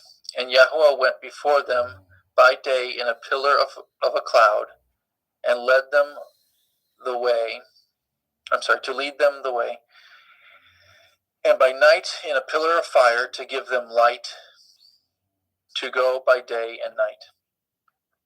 He took not away the pillar of the cloud by day, nor the pillar of fire by night from before the people. And Yahweh spoke to Moshe, saying, Speak unto the children of Yasharel, that they turn and encamp before Pi Hikroth, between Migdol and the sea, over against Baal Zephon. Before it shall ye encamp by the sea. And Pharaoh will say to the children of Yasharel, They are entangled in the land, the wilderness has shut them in. And I will harden Pharaoh's heart, that he shall follow after them, and I will be honored upon Pharaoh and upon all his hosts, that the Mitzrayim may know that I am Yahweh. And they did so. And it was told the king of Mitzrayim that the people fled, and the heart of Pharaoh and his servants was turned against the people. And they said, Why have we done this, that we have let Yasharel go from serving us? And he made ready his chariot, and took his people with him. He took 600 chosen chariots, and all the chariots of Mitzrayim, and the captains over every one of them. And Yahweh hardened the heart of Pharaoh, the king of Mitzrayim, and he pursued after the children of Yasharel, and the children of Yasharel went out with a high hand. But the Mitzrayim pursued after them all the horses and chariots of Pharaoh, and the horsemen and his army, and overtook them encamping by the sea, besides Pi-ha-Kiroth, before Baal-Zephon. And when Pharaoh drew nigh, the children of Yasharel lifted up their eyes, and behold, the Mitzrayim marched after them, and they were sore afraid. And the children of Yasharel cried out unto Yahweh, and they said unto Moshe, Because there were no graves in Mitzrayim, have you taken us away to die in the wilderness? Wherefore have you dwelt with us, to carry us forth out of Mitzrayim? Is not this the word that we did tell you in Mitzrayim, saying, Let us alone, that we may serve the Mitzrayim? For it had been better for us to serve the Mitzrayim than that we should die in the wilderness. And Moshe said unto the people, Fear not, and stand still, and see the Yeshua of Yahuwah, which he will show you today. For the Mitzrayim whom ye have seen today, ye shall see them again no more forever. Yahuwah shall fight for you, and ye shall hold your peace. And Yahuwah said unto Moshe, Wherefore cry you unto me? Speak unto the children of Yasharel, that they go forward. But lift up your rod, and stretch out your hand over the sea, and divide it. And the children of Yasharel shall go on dry ground through the midst of the sea. And I, behold, I will harden the hearts of the Mitzrayim, and they shall follow them. And I will get me honor upon Pharaoh, and upon all his hosts, upon his chariots, and upon his horsemen. And the Mitzrayim shall know that I am Yahuwah, when I have gotten me honor upon Pharaoh, upon his chariots, and upon his horsemen. And the angel of Elohim, which went before the camp of Yasharel, removed and went before them, and the pillar of cloud went from before their face and stood behind them. And it came to pass, and it came between the camp of Mitzrayim and the camp of Yasharel, and it was a cloud and a darkness to them, but it gave light by night to these, so that the one came not near the other all the night. And Moshe stretched out his hand over the sea, and Yahuwah caused the sea to go back by a strong east wind all that night, and made the sea dry land, and the waters were divided. And the children of Yasharel went into the midst of the sea upon the dry ground, and the waters were a wall unto them on their right hand and on their left. And the Mitzrayim pursued and went in after them in the midst of the sea, even all Pharaoh's horses, his chariots, and his horsemen. And it came to pass that in the morning watch Yahuwah looked unto the host of Mitzrayim through the pillar of fire and the cloud, and troubled the host of Mitzrayim, and took off their chariot wheels, that they drove them heavily, so that the Mitzrayim said, Let us flee from the face of Yasharel, for Yahuwah fights for them against the Mitzrayim. And Yahuwah said unto Moshe, Stretch out your hand over the sea, that the waters may come again upon the Mitzrayim, upon their chariots, and upon their horsemen. And Moshe stretched forth his hand over the sea, and the sea returned to his strength when the morning appeared. And the Mitzrayim fled against it, and Yahuwah overthrew the Mitzrayim in the midst of the sea. And the waters returned and covered the chariots and the horsemen and all the host of Pharaoh that came into the sea after them. There remained not so much as one of them. But the children of Yisrael walked upon dry land in the midst of the sea, and the waters were a wall unto them on their right hand and on their left. Thus Yahuwah saved Yasharel that day out of the hand of Mitzrayim, and Yasharel saw the Mitzrayim dead upon the seashore. And Yasharel saw that great work which Yahuwah did upon the Mitzrayim, and the people feared Yahuwah and believed Yahuwah and his servant Moshe. The Song of Moshe. Adam, did you want me to read it, or did you want to? What happened? Yeah, let's just keep it a reading. Okay. As exciting the other would be, let's just keep it a reading. Okay. Then sang Moshe and the children of Yasharel this song unto Yahuwah, and spoke, and sang, I will sing unto Yahuwah, for he has triumphed gloriously. The horse and his rider has he thrown into the sea.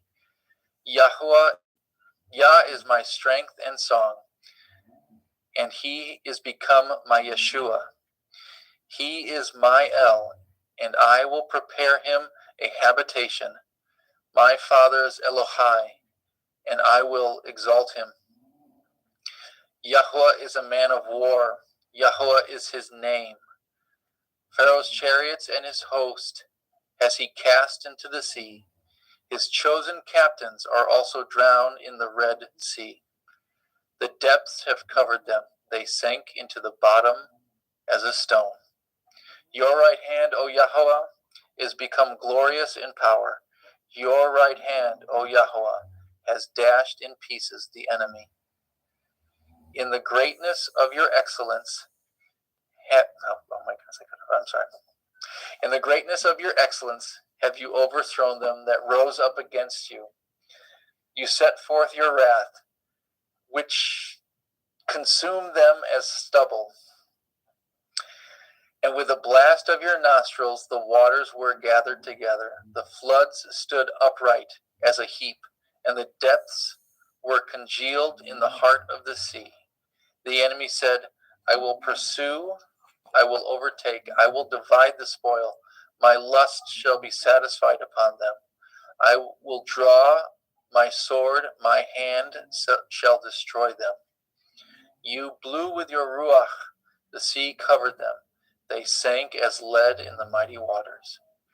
Who is like unto you, O Yahweh, among the Elohim?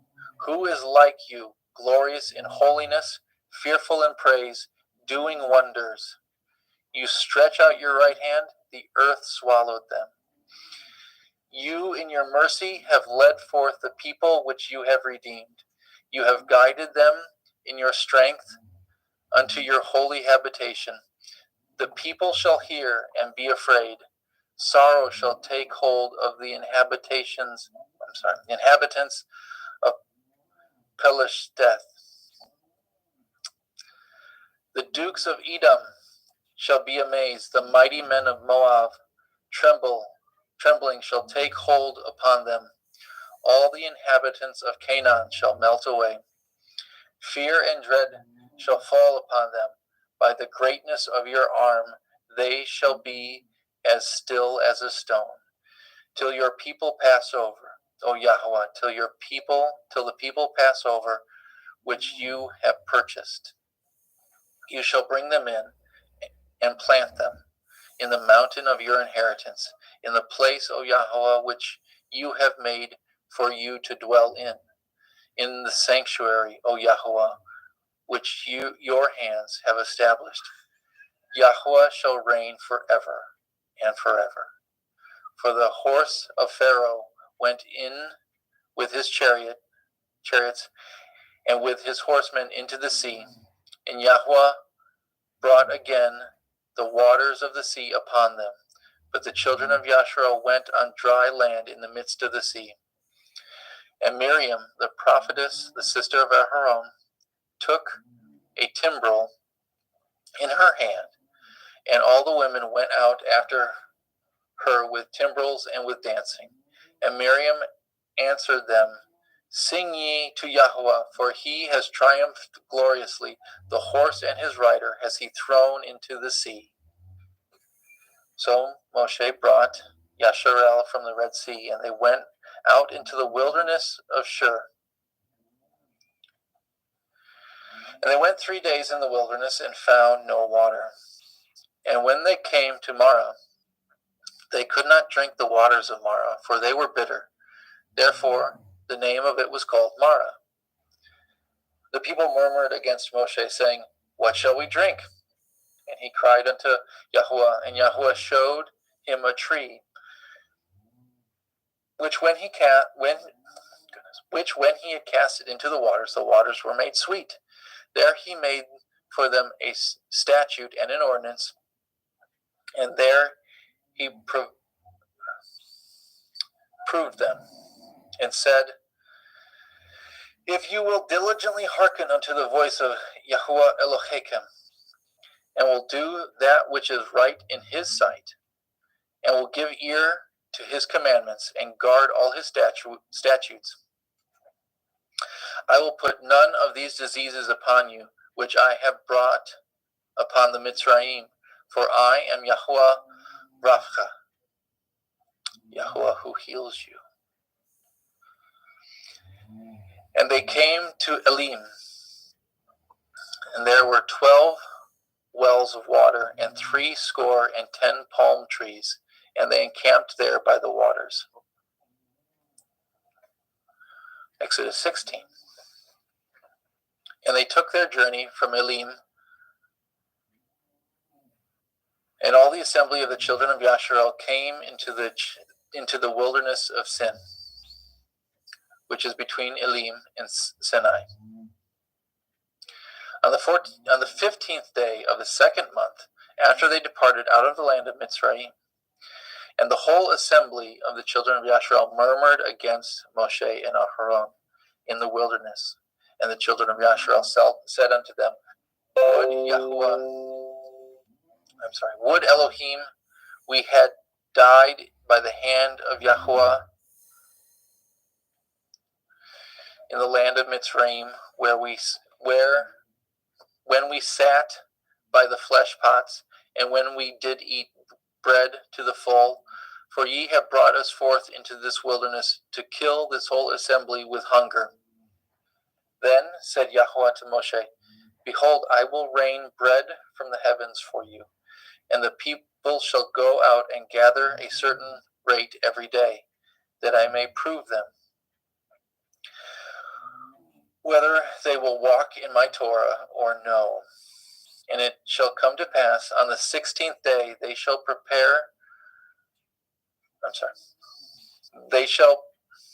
come to pass that on the 6th day they shall prepare that which they bring in, and it shall be twice as much as they gather daily.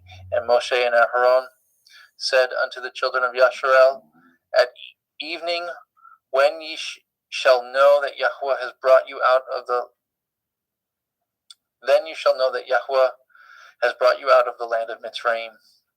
And in the morning, then ye shall see the glory of Yahuwah.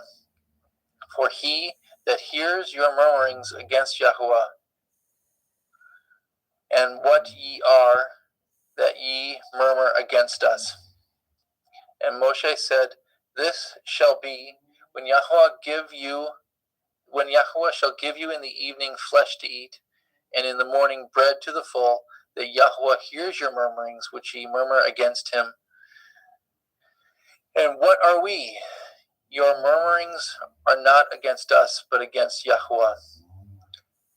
And Moshe spoke unto Elharon, Say unto all the assembly of the children of Yasharel, Come near before Yahuwah, for he has heard your murmurings. And it came to pass, as Aharon spoke unto the whole assembly of the children of Yasharel, that they looked toward the wilderness, and behold, the glory of Yahuwah appeared in the cloud. And Yahuwah spoke unto Moshe, saying, I have heard the murmurings of the children of Yasharel. Speak unto them, saying, At evening ye shall eat flesh, and in the morning ye shall be filled with bread. And ye shall know that I am Yahuwah Elohechem. And it came to pass that at evening the quails came up and covered the camp, and in the morning the dew lay around about the host. And when the dew that lay was gone up, behold, upon the face of the wilderness there lay a small round thing, as small as the hoarfrost on the ground. And the children of Yasharel saw it, and said one to another, It is manna, for they knew not what it was. And Moshe said unto them, This is the bread which Yahuwah has given you to eat. This is the thing which Yahuwah has commanded. Gather of it each man according to his eating, an omer for every man, according to the number of your persons. Take ye every man for them which are in his tents. And the children of Yasharel did so, and gathered some more and some less. And when they did meet it with an omer, he that gathered much had nothing left, had nothing over, and he that gathered little had no lack. They gathered every man according to his eating.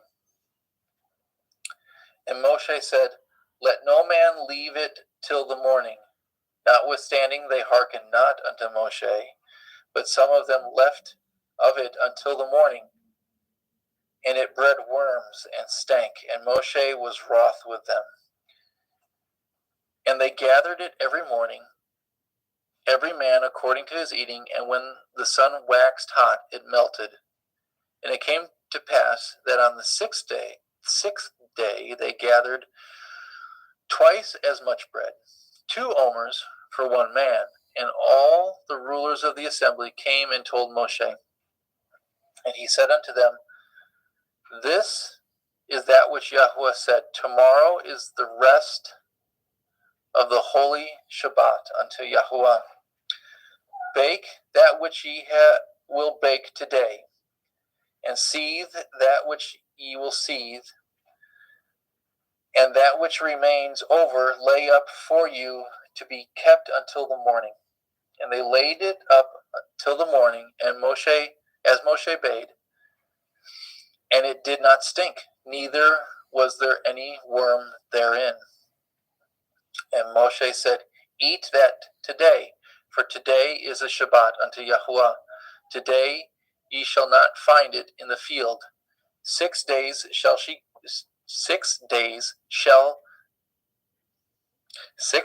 ye shall gather it, but on the 7th day, which is the Shabbat, in it there shall be none.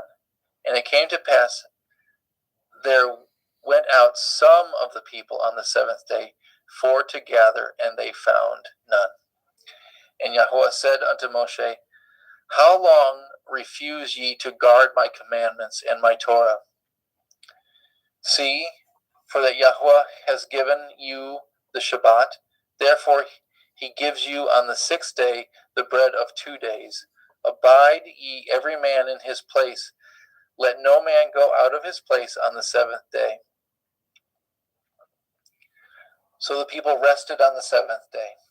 And the house of Yasharel called the name thereof manna, and it was like coriander seed, white, and the taste of it was like wafers made with honey.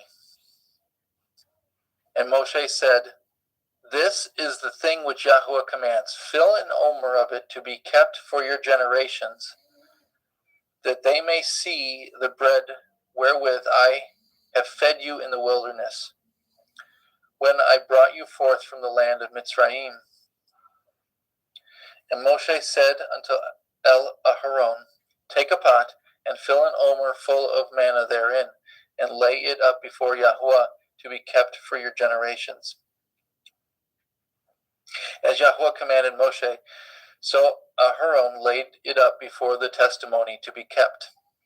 And the children of Yasharel did eat manna 40 years, until they came into the land inhabited. They did eat manna until they came into the borders of the land of Canaan. Now an omer is the 10th part of an ephah. One moment, sorry.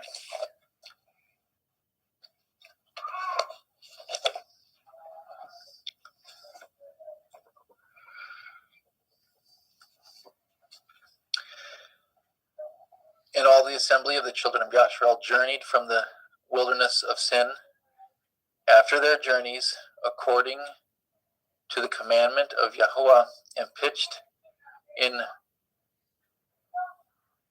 Rephidim. There was no water for the people to drink.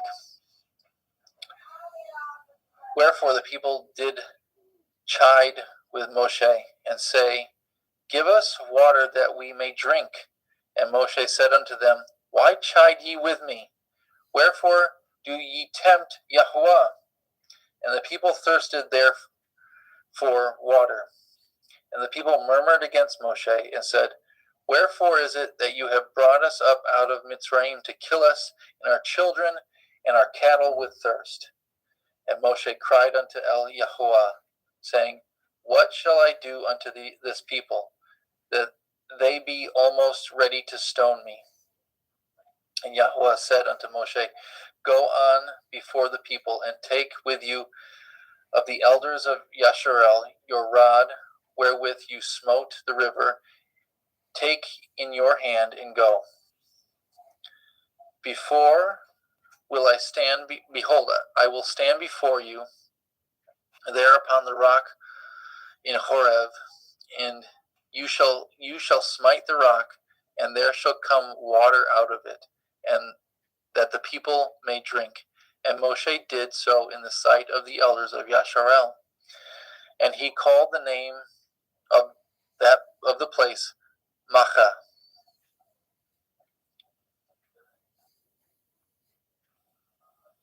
And Meribah, because of the chiding of the children of Yasharel, and because they tempted Yahuwah, saying, Is Yahuwah among us or not? Then came Amalek and fought with Yasharel in Rephidim. And Moshe said unto Yahusha, Choose us out men, and go out and fight with Amalek. Tomorrow I will stand on the top of the hill with the rod of Elohim in my hand. So Yahusha did as Moshe had said to him, and fought with Amalek. And Moshe and Aharon and Hur went up on the top of the hill. And it came to pass, when Moshe held up his hand, that Yasharel prevailed. And when he let down his hand, Amalek prevailed. But Moshe's hands were heavy, and they took a stone and put it under him, and he sat thereon. And Aharon and Hur stayed up his hands, the one on the one side and the other on the other side, and his hands were steady until the going down of the sun. And I apologize, I need to pause for just a moment, if I can, and I can't. Daddy, I love you. Or, It's a George. no. I'm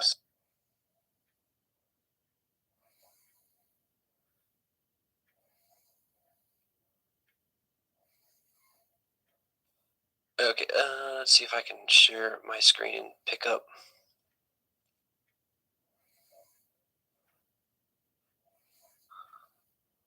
He was at 17, what was it? Justin, did you see he was at 17 what? I believe he just started at 17-2. Okay. Okay, so 17:3 or 17:2. Wherefore the people did chide with Moshe, say, Give us water that we may drink. And Moshe said unto them, Why chide ye with me? Wherefore do ye tempt Yahuwah? And the people thirsted there for water, and the people murmured against Moshe and said, Wherefore is it that you have brought us up out of Mitzrayim to kill us and our children and our cattle with thirst? And Moshe cried unto El Yahuwah, saying, What shall I do unto these people? They be almost ready to stone me. And Yahuwah said unto Moshe, Go on before the people, and take with you of the elders of Yasharel and your rod, wherewith you smote the river, take in your hand, and go. Behold, I will stand before you there upon the rock in Horeb, and you shall smite the rock, and there shall come water out of it, that the people may drink. And Moshe did so in the sight of the elders of Yasharel. And he called the name of the place Makkah and Meribah, because of the chiding of the children of Yasharel, and because they tempted Yahuwah, saying, Is Yahuwah among us or not? Then came Amalek and fought with Yasharel in Rephidim. And Moshe said unto El Yahusha, Choose us out men, and go out, fight with Amalek tomorrow. I will stand on the top of the hill with the rod of Elohim in my hand. So Yahusha did as Moshe had said unto him, and fought with Amalek. And Moshe, Aharon, and Hur went up to the top of the hill. And it came to pass, when Moshe held up his hand, that Yasharel prevailed. And when he let down his hand, Amalek prevailed. But Moshe's hands were heavy, and they took a stone and put it under him, and he sat thereon. And Aaron, Aharon, and Hur stayed up his hands, but the one on the the one on the one side and the other on the other side, and his hands were steady until the going down of the sun. And Yahusha discomfited Amalek and his people with the edge of the sword. And Yahweh said unto Moshe, write this for a memorial in the Sefer, and rehearse it in the ears of Yahusha, for I will utterly put out the remembrance of Amalek from under the heavens. And Moshe built an altar and called the name of it Yahweh Niki, Yahweh my banner. For he said, because Yah has sworn that Yahweh will have war with Amalek from generation to generation. Exodus 18. When Yitro, the priest of Midian, Moshe's father-in-law, heard of all that Elohim had done for Moshe and for Yashrael his people, and that Yahweh had brought Yashrael out of Mitzrayim, then Yitro, Moshe's father-in-law, took Zipporah, Moshe's woman, after he had sent her back, and her 2 sons, of which the name of one was Gershom, for he said, I have been an alien in a strange land, and the name of the other was Eliezer, for Elohai of my father said he was my help and delivered me from the sword of Pharaoh. And Yitro, Moshe's father-in-law, came with his sons and with his woman unto Moshe into the wilderness, where he encamped at the mount of Elohim. And he said unto Moshe, I, your father-in-law Yitro, come unto you and your woman and her 2 sons with her. And Moshe went out to meet his father-in-law, and did obeisance, and kissed him. And they asked each other of their welfare, and they came into the tent. And Moshe told his father-in-law all that Yahweh had done unto Pharaoh, and unto the Mitzrayim for Yashrael's sake, and all the travail that had come upon them by the way, and how Yahweh delivered them. And Yitro rejoiced for all the goodness which Yahweh had done unto Yashrael, whom he had delivered out of the hand of the Mitzrayim. And Yitro said, blessed be Yahweh, who has delivered you out of the hand of the Mitzrayim, and out of the hand of Pharaoh, who has delivered the people from under the hand of the Mitzrayim. Now I know that Yahweh is greater than all Elohim, for in the thing wherein they dealt proudly he was above them. And Yitro, Moshe's father-in-law, took a burnt offering and sacrifices for Elohim. And Aharon came, and all the elders of Yashrael, to eat bread with Moshe's father-in-law, before Elohim. And it came to pass on the morrow that Moshe sat to judge the people, and the people stood by Moshe from morning unto the evening. And when Moshe's father-in-law saw all that he did to the people, he said, what is this thing that you do to the people? Why sit you yourself alone, and all the people stand by you from morning unto evening? And Moshe said unto his father-in-law, because the people come unto me to inquire of Elohim. When they have a matter, they come unto me, and I judge between one and another, and I do make them know the statutes of Elohim and his Torah. And Moshe's father-in-law said unto him, the thing that you do is not good. You will surely wear away both you and this people that is with you, for this thing is too heavy for you. You are not able to perform it yourself alone. Hearken now unto my voice, I will give you counsel, and Elohim shall be with you. Be for the people to Elohim ward, and you may bring the causes unto Elohim. And ye shall teach them the ordinances and the Torah, and shall show them the way wherein they must walk, and the work that they must do. Moreover, you shall provide out of all the people able men, such as fear Elohim, men of truth, hating covetousness, and place such over them to be rulers of thousands, and rulers of hundreds, and rulers of 50s, and rulers of 10s. And let them judge the people at all seasons. And it shall be that every great matter they shall bring unto you, but every small matter they shall judge.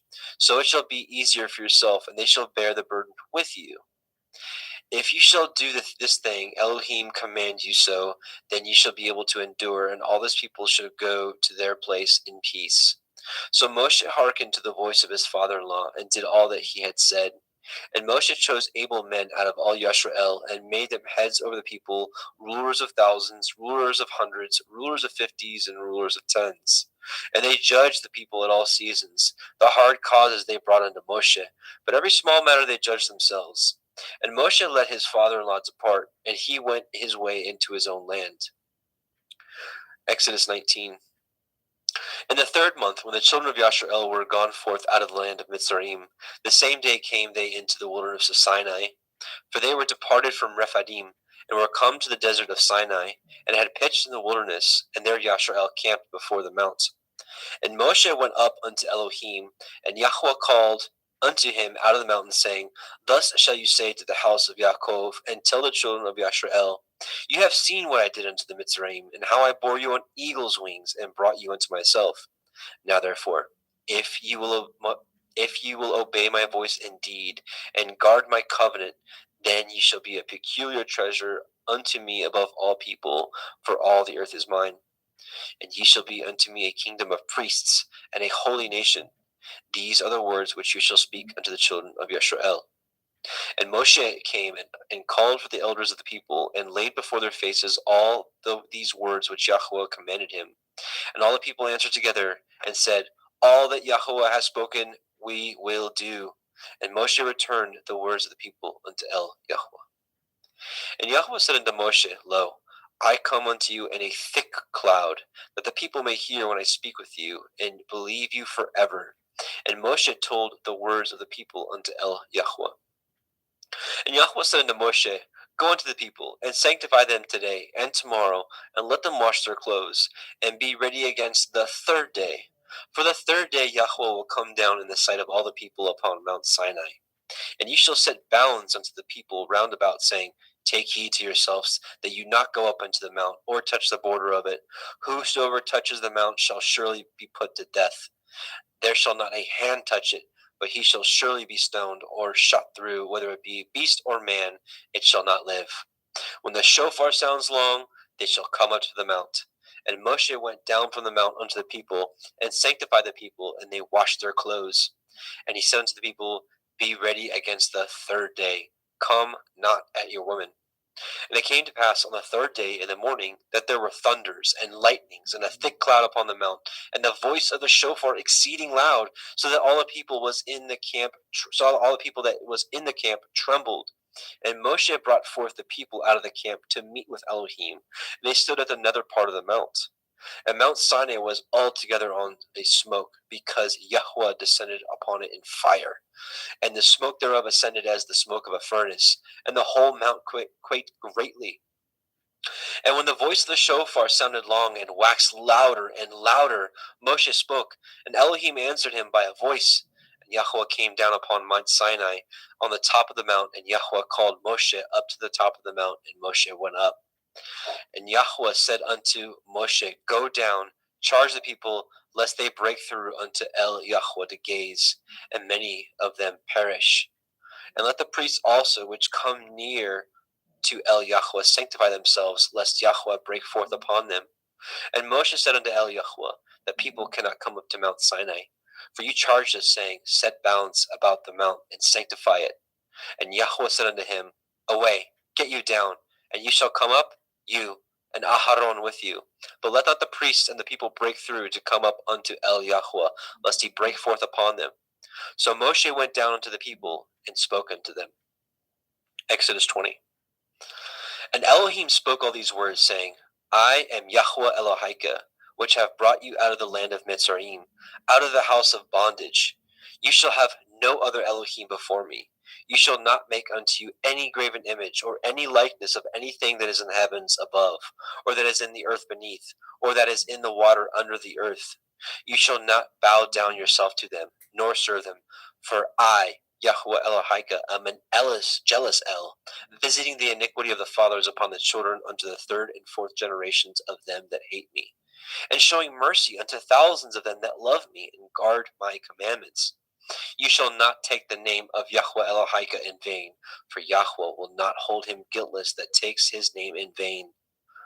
Remember the day of the Shabbat, to keep it holy. 6 days you shall labor and do all your work, but the seventh day is the Shabbat of Yahweh Elohika.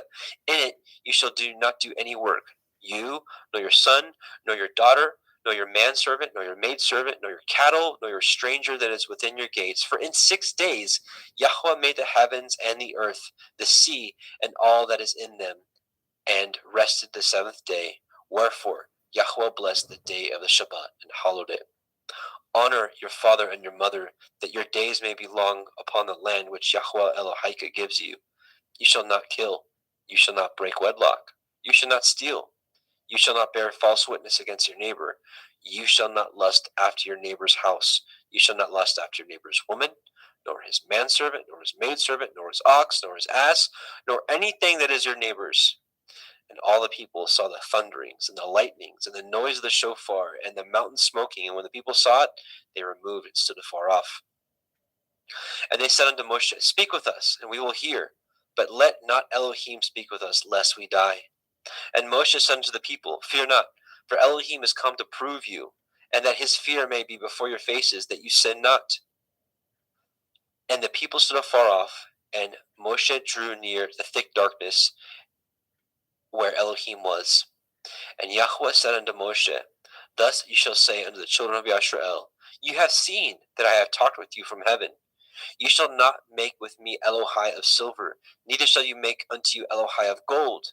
An altar of earth you shall make unto me, and shall sacrifice thereon your burnt offerings, and your peace offerings, your sheep, your oxen. In all places where I record my name, I will come unto you, and I will bless you.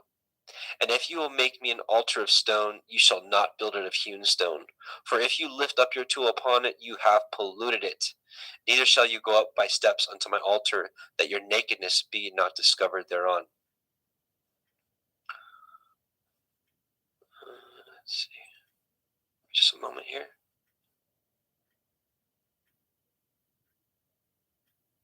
Okay. Jeremy, you ready to take 21? Yeah. Okay. Please stop. Please stand there.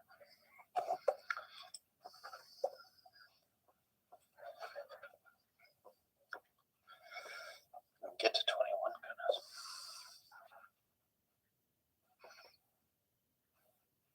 Sorry.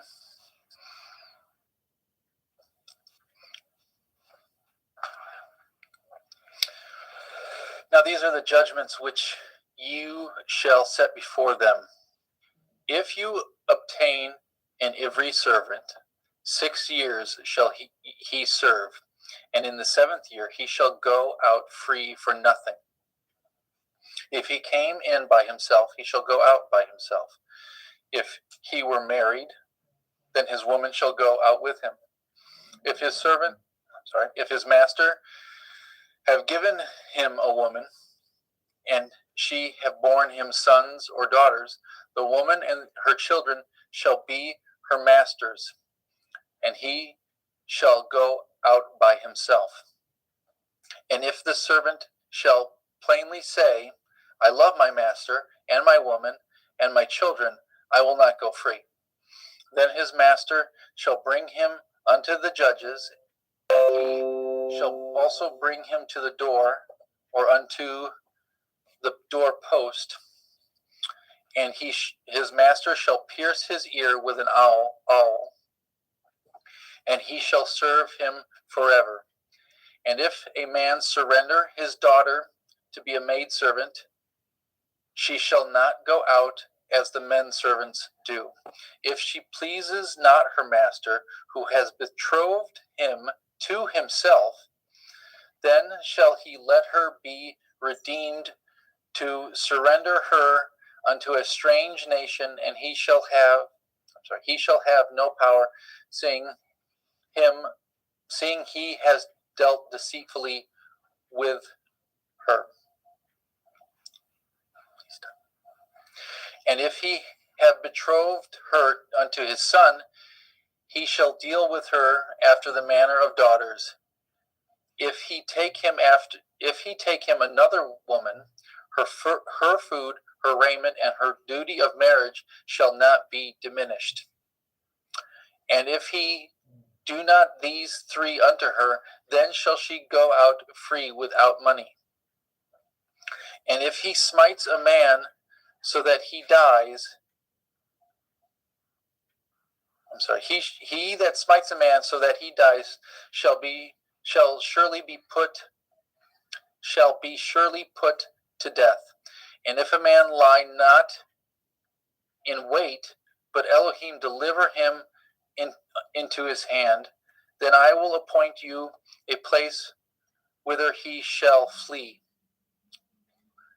But if a man come presumptuously upon his neighbor to slay him with guile, you shall take him from my altar that he may die. And he that smites his father or his mother shall be surely put to death. And he that steals a man and sells him, or if he be found in his hand, he shall surely be put to death. And he that curses his father or his mother shall surely be put to death. If men strive together, and one smite another with a stone or with his fist, and he die not, but keeps his bed, if he rise again and walk abroad upon his staff, then shall he that smote him be innocent, only shall he pay for the loss of his time, and shall cause him to be thoroughly healed. And if a man smite his servant or his maid with a rod, and he die under his hand, he shall surely be punished. Notwithstanding, if he continue a day or two, he shall not be punished, for he is his money. If men strive and hurt a woman with child, so that her fruit depart from her, and yet no mischief follow, he shall surely be punished according as the woman's man will lay upon him, and he shall pay as the judge determines. And if any mischief follow, then you shall give life for life, eye for eye, tooth for tooth, hand for hand, foot for foot. Burning for burning, wound for wound, stripe for stripe. If a man smite the eye of his servant, or the eye of his maid, that it perish, he shall let him go free for his eye's sake. And if he smite out his manservant's tooth, or his maidservant's tooth, then he shall let him go free for his tooth's sake. And if an ox gore a man or a woman that they die, then the ox shall surely be stoned, and his flesh shall not be eaten, but the owner of that ox shall be innocent. But if the ox were wont to push with his horn in time past, and it has been testified to his owner, and he has not kept him in, but that he has killed a man or a woman, that ox shall be stoned, and his owner also shall be put to death. If there be laid upon him a sum of money, then he shall give for the ransom of his life whatsoever is laid upon him. Whether he have gored a son or have gored a daughter, according to this judgment shall be done unto him. If the ox shall push a manservant or maidservant, he shall give unto their master 30 shekels of silver, and the ox shall be stoned. And if a man shall open a pit, or if a man shall dig a pit and not cover it, and an ox or an ass fall therein, the owner of the pit shall make it good and give the money unto the owner, and the dead beast shall be his. And if the ox of one man hurts the ox of another, that he die, then they shall sell the live ox and divide the money of it, and the dead ox also shall they divide. Or if it be known that the ox has used to push in time past, his owner has not kept him in, he shall surely pay ox for ox, the dead shall be his own. If a man shall steal an ox or a sheep, and kill it or sell it, he shall restore 5 oxen for an ox, and 4 sheep for a sheep. If a thief be found breaking up, and being smitten that he die, there shall be no blood be shed for him. If the sun be risen upon him, there shall be blood shed for him, for he should make full restitution. If he have nothing, then he shall be sold for his theft. If the theft be certainly found in his hand alive, whether it be ox or ass or sheep, he shall restore double. If a man shall cause a field or vineyard to be eaten, and shall put in his beast, and shall feed in another man's field, of the best of his own field and of the best of his own vineyard shall he make restitution. If fire break out and catch in thorns, so that the stacks of grain or the standing grain or field be consumed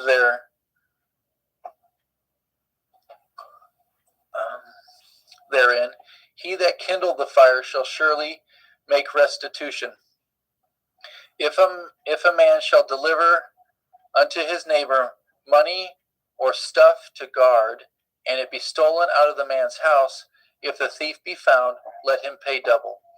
If the thief not be found, then the master of the house shall be brought unto the judges to see whether he have put his hand unto his neighbor's goods. For all manner of transgressions, whether it be for ox, for ass, for sheep, for raiment, or for any manner of lost thing, that which another challenges to be his, the cause of both parties shall come before the judges, and whom the judge shall condemn, he shall pay double unto his neighbor. If a man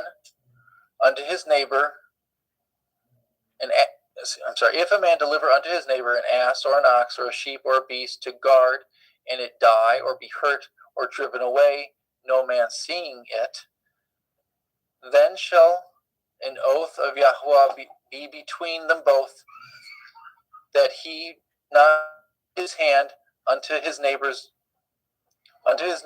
goods, and the owner shall accept thereof, and he shall make it good.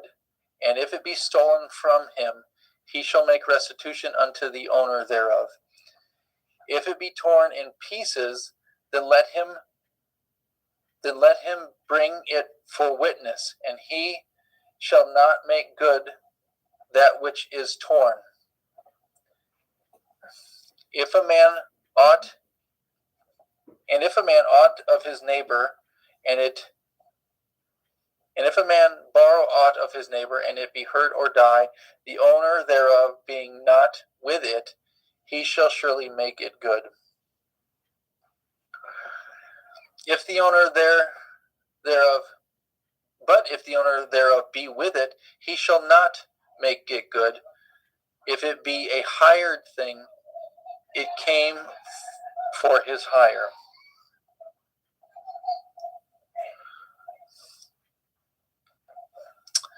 If a man entice a maid that is not betrothed, and lie with her, he shall surely endow her to be his woman. If her father utterly refuse to give her unto him, he shall pay money according to the dowry of virgins. You shall not suffer a witch to live. Whosoever lie with a beast shall surely be put to death.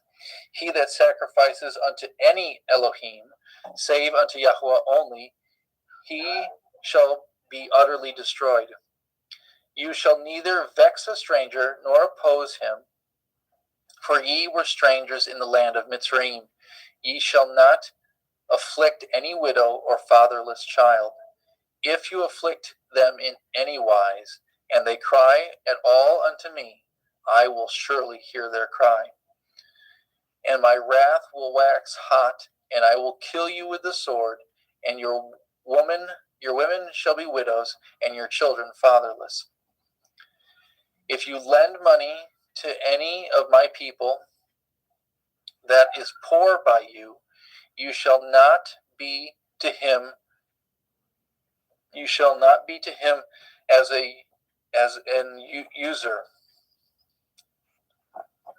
neither shall you lay upon him usury.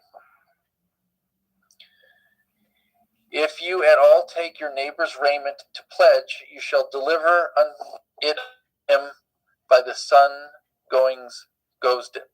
by that the sun goes down.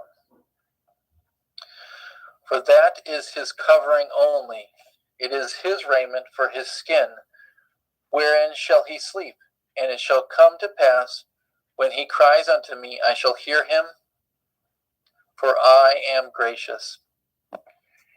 You shall not revile the Elohim, nor curse the ruler of your people. You shall not delay to offer the first of your ripe fruits, or of your liquors. The firstborn of your son shall you give unto me. Likewise shall you do with your oxen and with your sheep. 7 days it shall be with his dam. On the 8th day you shall give it to me. His dam. Ye shall be holy, and ye shall be holy men unto me. Neither shall ye eat any flesh that is tore of beasts in the field. Ye shall cast it to the dogs. You shall not raise a false report. Put not your hand with the wicked to be an unrighteous witness. You shall not follow a multitude to do evil, neither shall you speak in a cause to decline after many to pervert judgment. Neither shall you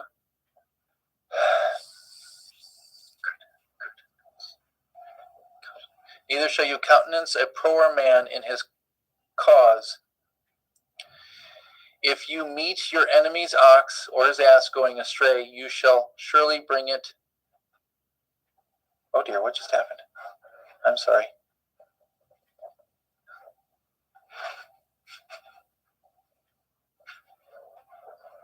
There it is.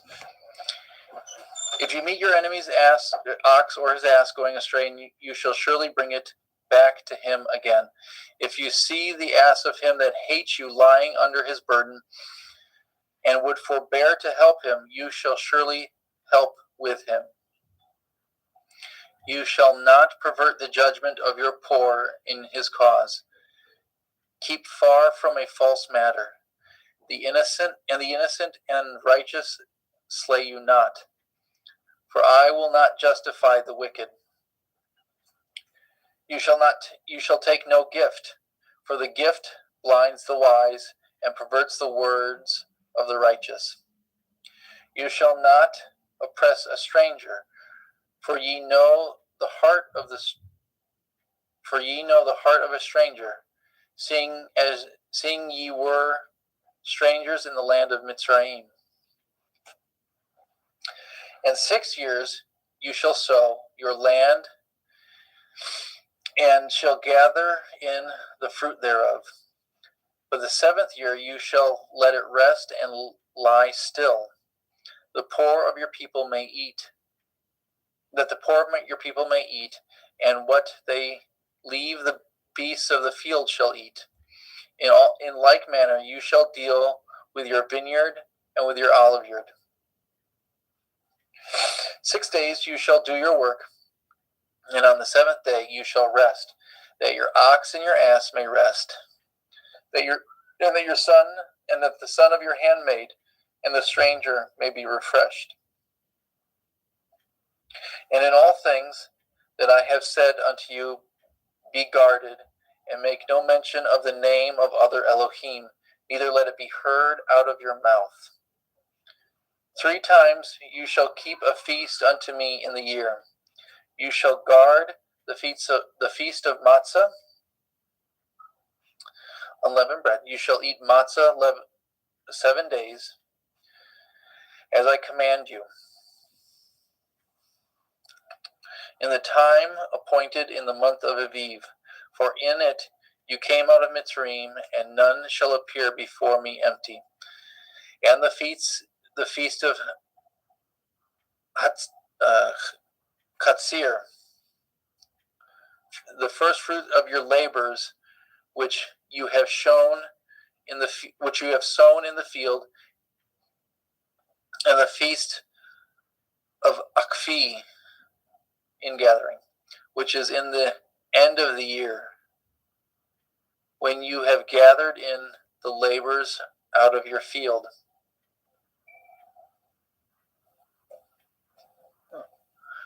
Three times in the year, all your males shall appear before Adonai Yahuwah.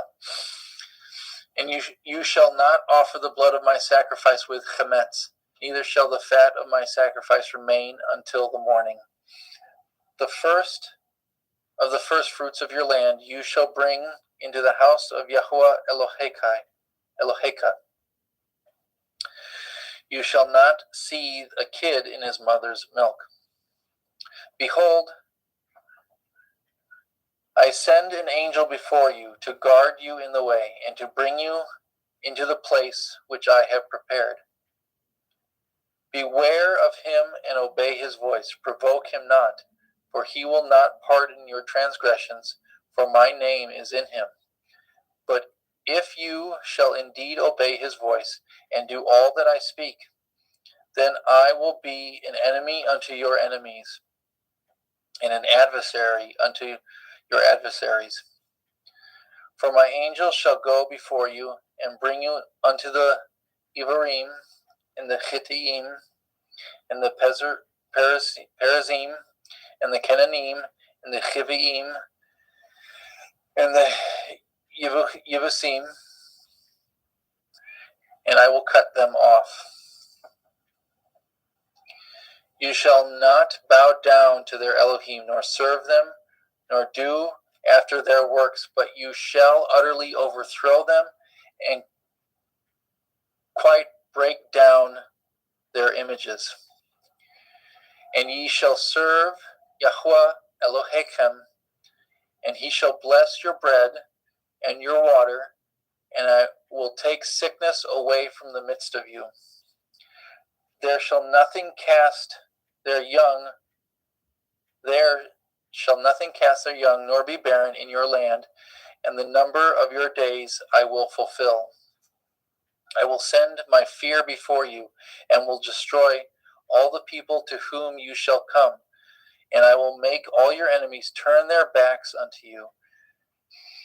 I will send hornets before you, which shall drive out the Chivi, and the Canaanite, and the Hittite from before you.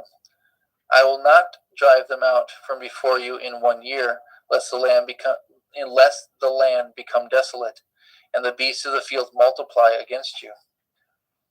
But by little and little I will drive them out before you, until you be increased and inherit the land. And I will set your bounds from the Red Sea, even unto the sea of the Pelishtim, and from the desert unto the river. For I will deliver the inhabitants of the land into your hand, and you shall drive them out before you. You shall cut no covenant with them, nor with their Elohim. They shall not dwell in your land, lest they make you sin against me. For if you serve their Elohim, it will surely be a snare unto you. And he said unto Moshe, Come up unto El Yahuwah, you and Aharon, and Nadav, and Evahu, and the 70 elders of Yasharel, and worship ye afar off. And Moshe alone shall come near El Yahuwah, but they shall not come nigh, neither shall the people go up with him. And Moshe came and told the people all the words of Yahuwah, and all the judgments, and all the people answered with one voice, saying, All the words which Yahuwah has said will we do. And Moshe wrote all the words of Yahuwah, and rose early in the morning, and built an altar under the hill, and 12 pillars according to the 12 tribes of Yasharel. And he set young men of the children of Yasharel, which offered burnt offerings and sacrificed peace offerings of oxen unto Yahuwah. And Moshe took half of the blood and put it in a basin, and half of the blood he sprinkled on the altar. And he took the Sefer of the covenant and read it in the audience of the people, and they said, All that Yahuwah has said, we will do, and be obedient. Moshe took the blood and sprinkled it on the people and said, behold, the blood of the covenant, which Yahweh has cut with you concerning these words. Then went up Moshe and Aharon and Nadav and Evahu and 70 of the elders of Yasharel, and they saw the Elohai of Yasharel, and there was under his feet, as it were, a paved work of sapphire stone, and as it were the body of heaven in his clearness. And upon the nobles of the children of Yasharel he laid not his hand. Also they saw Elohim and did eat and drink. And Yahweh said unto Moshe, come up to me into the mount and be there, and I will give you sapphire stones, and a Torah, and commandments which I have written, that you may teach them. And Moshe rose up, and his minister Yahusha, and Moshe went up into the mount of Elohim. And he said unto the elders, tarry ye here for us, until we come again unto you. And behold, Aharon and Hori are with you. If any man have any matters to do, let him come unto them. And Moshe went up into the mount, and a cloud covered the mount, and the glory of Yahweh abode upon Mount Sinai. And the cloud covered it 6 days, and the 7th day he called unto Moshe out of the midst of the cloud. And in the sight of the glory of Yahweh, and the sight of the glory of Yahweh was like devouring fire on the top of the mount in the eyes of the children of Yasharel. And Moshe went into the midst of the cloud, and got him up into the mount, and Moshe was in the mount 40 days and 40 nights.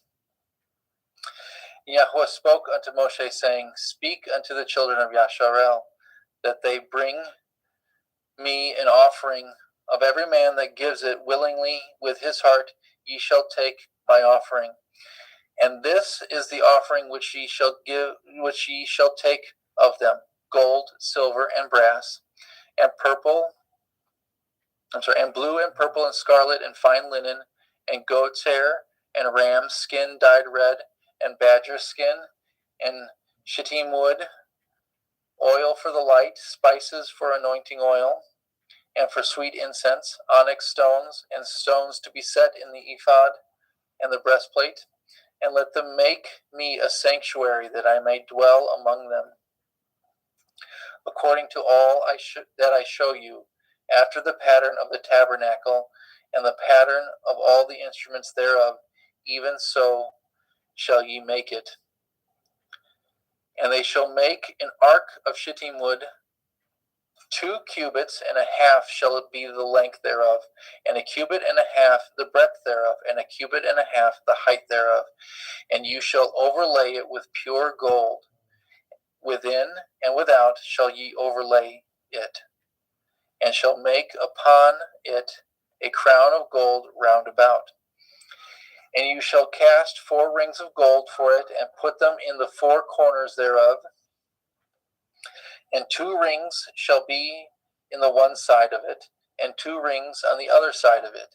And you shall make staves of shittim wood, and overlay them with gold. And you shall put the staves in the rings by the sides of the ark, and that the ark may be borne with them. The staves shall be in the rings of the ark, and they shall not be taken from it. You shall put into the ark the testimony which I shall give you. And you shall make a mercy seat of pure gold. 2 cubits and a half shall be the length thereof, a cubit and a half the breadth thereof. And you shall make 2 cherubim of gold of beaten work shall you make them in the 2 ends of the mercy seat. and make one cherubim on the one end, and the other cherub on the other end. Even of the mercy seat shall ye make the cherubim on the two ends thereof. And the cherubim shall stretch forth their wings on high, covering the mercy seat with their wings, and their faces shall look one to another. Toward the mercy seat shall the faces of the cherubim be. And you shall put the mercy seat above the ark, and in the ark you shall put the testimony that I shall give you. And there I will meet with you, and I will commune with you from above the mercy seat, from between the two cherubim which are upon the ark of the testimony, and of all the things which I will give you in commandment unto the children of Yasharel. You shall also make a table of shittim wood. 2 cubits shall be the length thereof, a cubit the breadth thereof, and a cubit and a half the height thereof. And you shall overlay it with pure gold, and make thereto a crown of gold round about. And you shall make unto it a border of a handbreadth round about, and you shall make a gold crown to the border thereof round about. And you shall make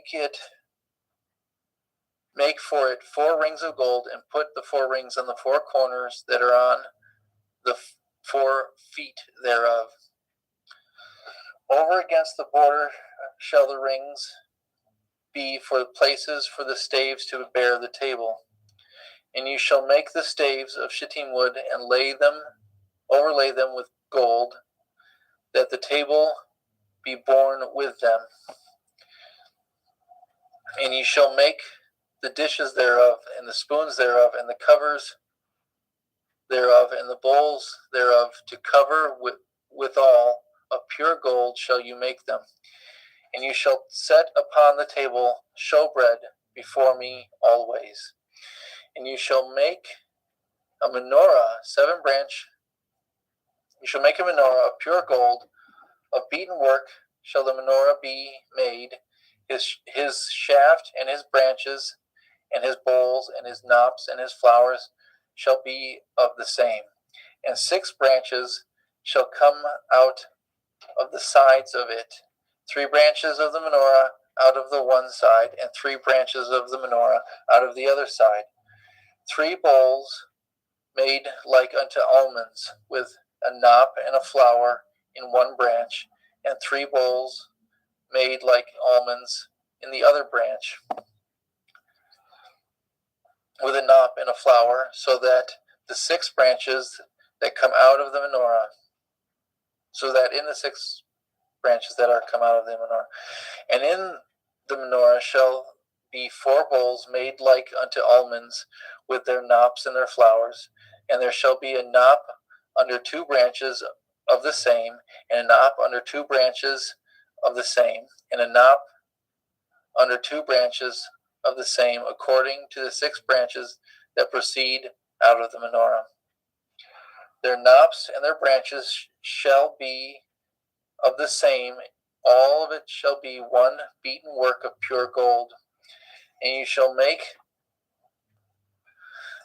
the 7 lamps thereof, that they shall light the lamps, and they shall light the lamps thereof, that they may give light over against it. And the tongs thereof, and the snuff dishes thereof, shall be of pure gold. Of a talent of pure gold shall he make it, with all the vessels. And look that you make them after their pattern, which was shown you in the mount. Adam, Thank you, brother. You want me to stop? Yeah, we're going to have Justin take over here. Thank you, brother.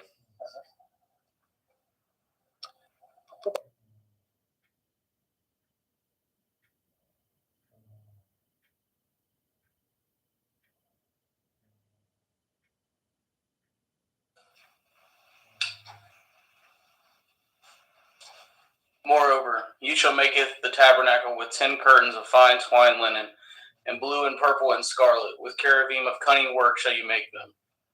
And the length of one curtain shall be 8 and 20 cubits, and the breadth of one curtain 4 cubits, and every one of the curtains shall have one measure. The 5 curtains shall be coupled together one to another, and the other 5 curtains shall be coupled one to another. You shall make the loops of blue upon the edge of one of the curtain from the selvage in the coupling, and likewise shall you make it in the uttermost edge of another curtain in the coupling of the second. 50 loops shall you make in the one curtain, and 50 loops shall you make in the edge of the curtain that is in the coupling of the second, that the loops may take hold one of another. And you shall make 50 taches of gold, and couple up the curtains together with the taches, and shall be one tabernacle. And you shall make curtains of gold of goat's hair to be a covering upon the tabernacle. 11 curtains shall you make it. The length of one curtain shall be 30 cubits, and the breadth of one curtain 4 cubits, and the 11 curtains shall be all of one measure. And you shall couple with the 5 curtains by themselves, and at the 6 curtains by themselves, and shall double with the 6th curtain in the forefront of the tabernacle. And you shall make 50 loops on the edge of one curtain that is outmost in the coupling, and 50 loops in the edge of the curtain which couples the second. And you shall make it 50 taches of brass, and put the taches into the loops, and couple with the tent together, that it may be one. And the remnant that remains of the curtains of the tent, the half curtain that remains, shall hang over the back side of the tabernacle. And a cubit on one side and a cubit on the other side of that which remains is the length of the curtains of the tent. It shall hang over the sides of the tabernacle on the side, and on the side to cover it. And you shall make a covering for the tent of ram skins dyed red, and a covering above the badger skins. And you shall make it the boards of the tabernacle of shittim wood standing up. 10 cubits shall be the length of a board, and a cubit and a half shall be the breadth of one board. 2 tenons shall there be in one board, set in order one against another. Thus shall you make for all the boards of the tabernacle. And you shall make it the boards for the tabernacle, 20 boards on the south side southward. And you shall make 40 sockets of silver under the 20 boards. 2 sockets under one board for 2 tenons, and 2 sockets under another board for 2 tenons. And for the second side of the tabernacle on the north side, there shall be 20 boards. And the 40 sockets of silver, 2 sockets under one board, and 2 sockets under another board. And for the sides of the tabernacle westward, you shall make 6 boards.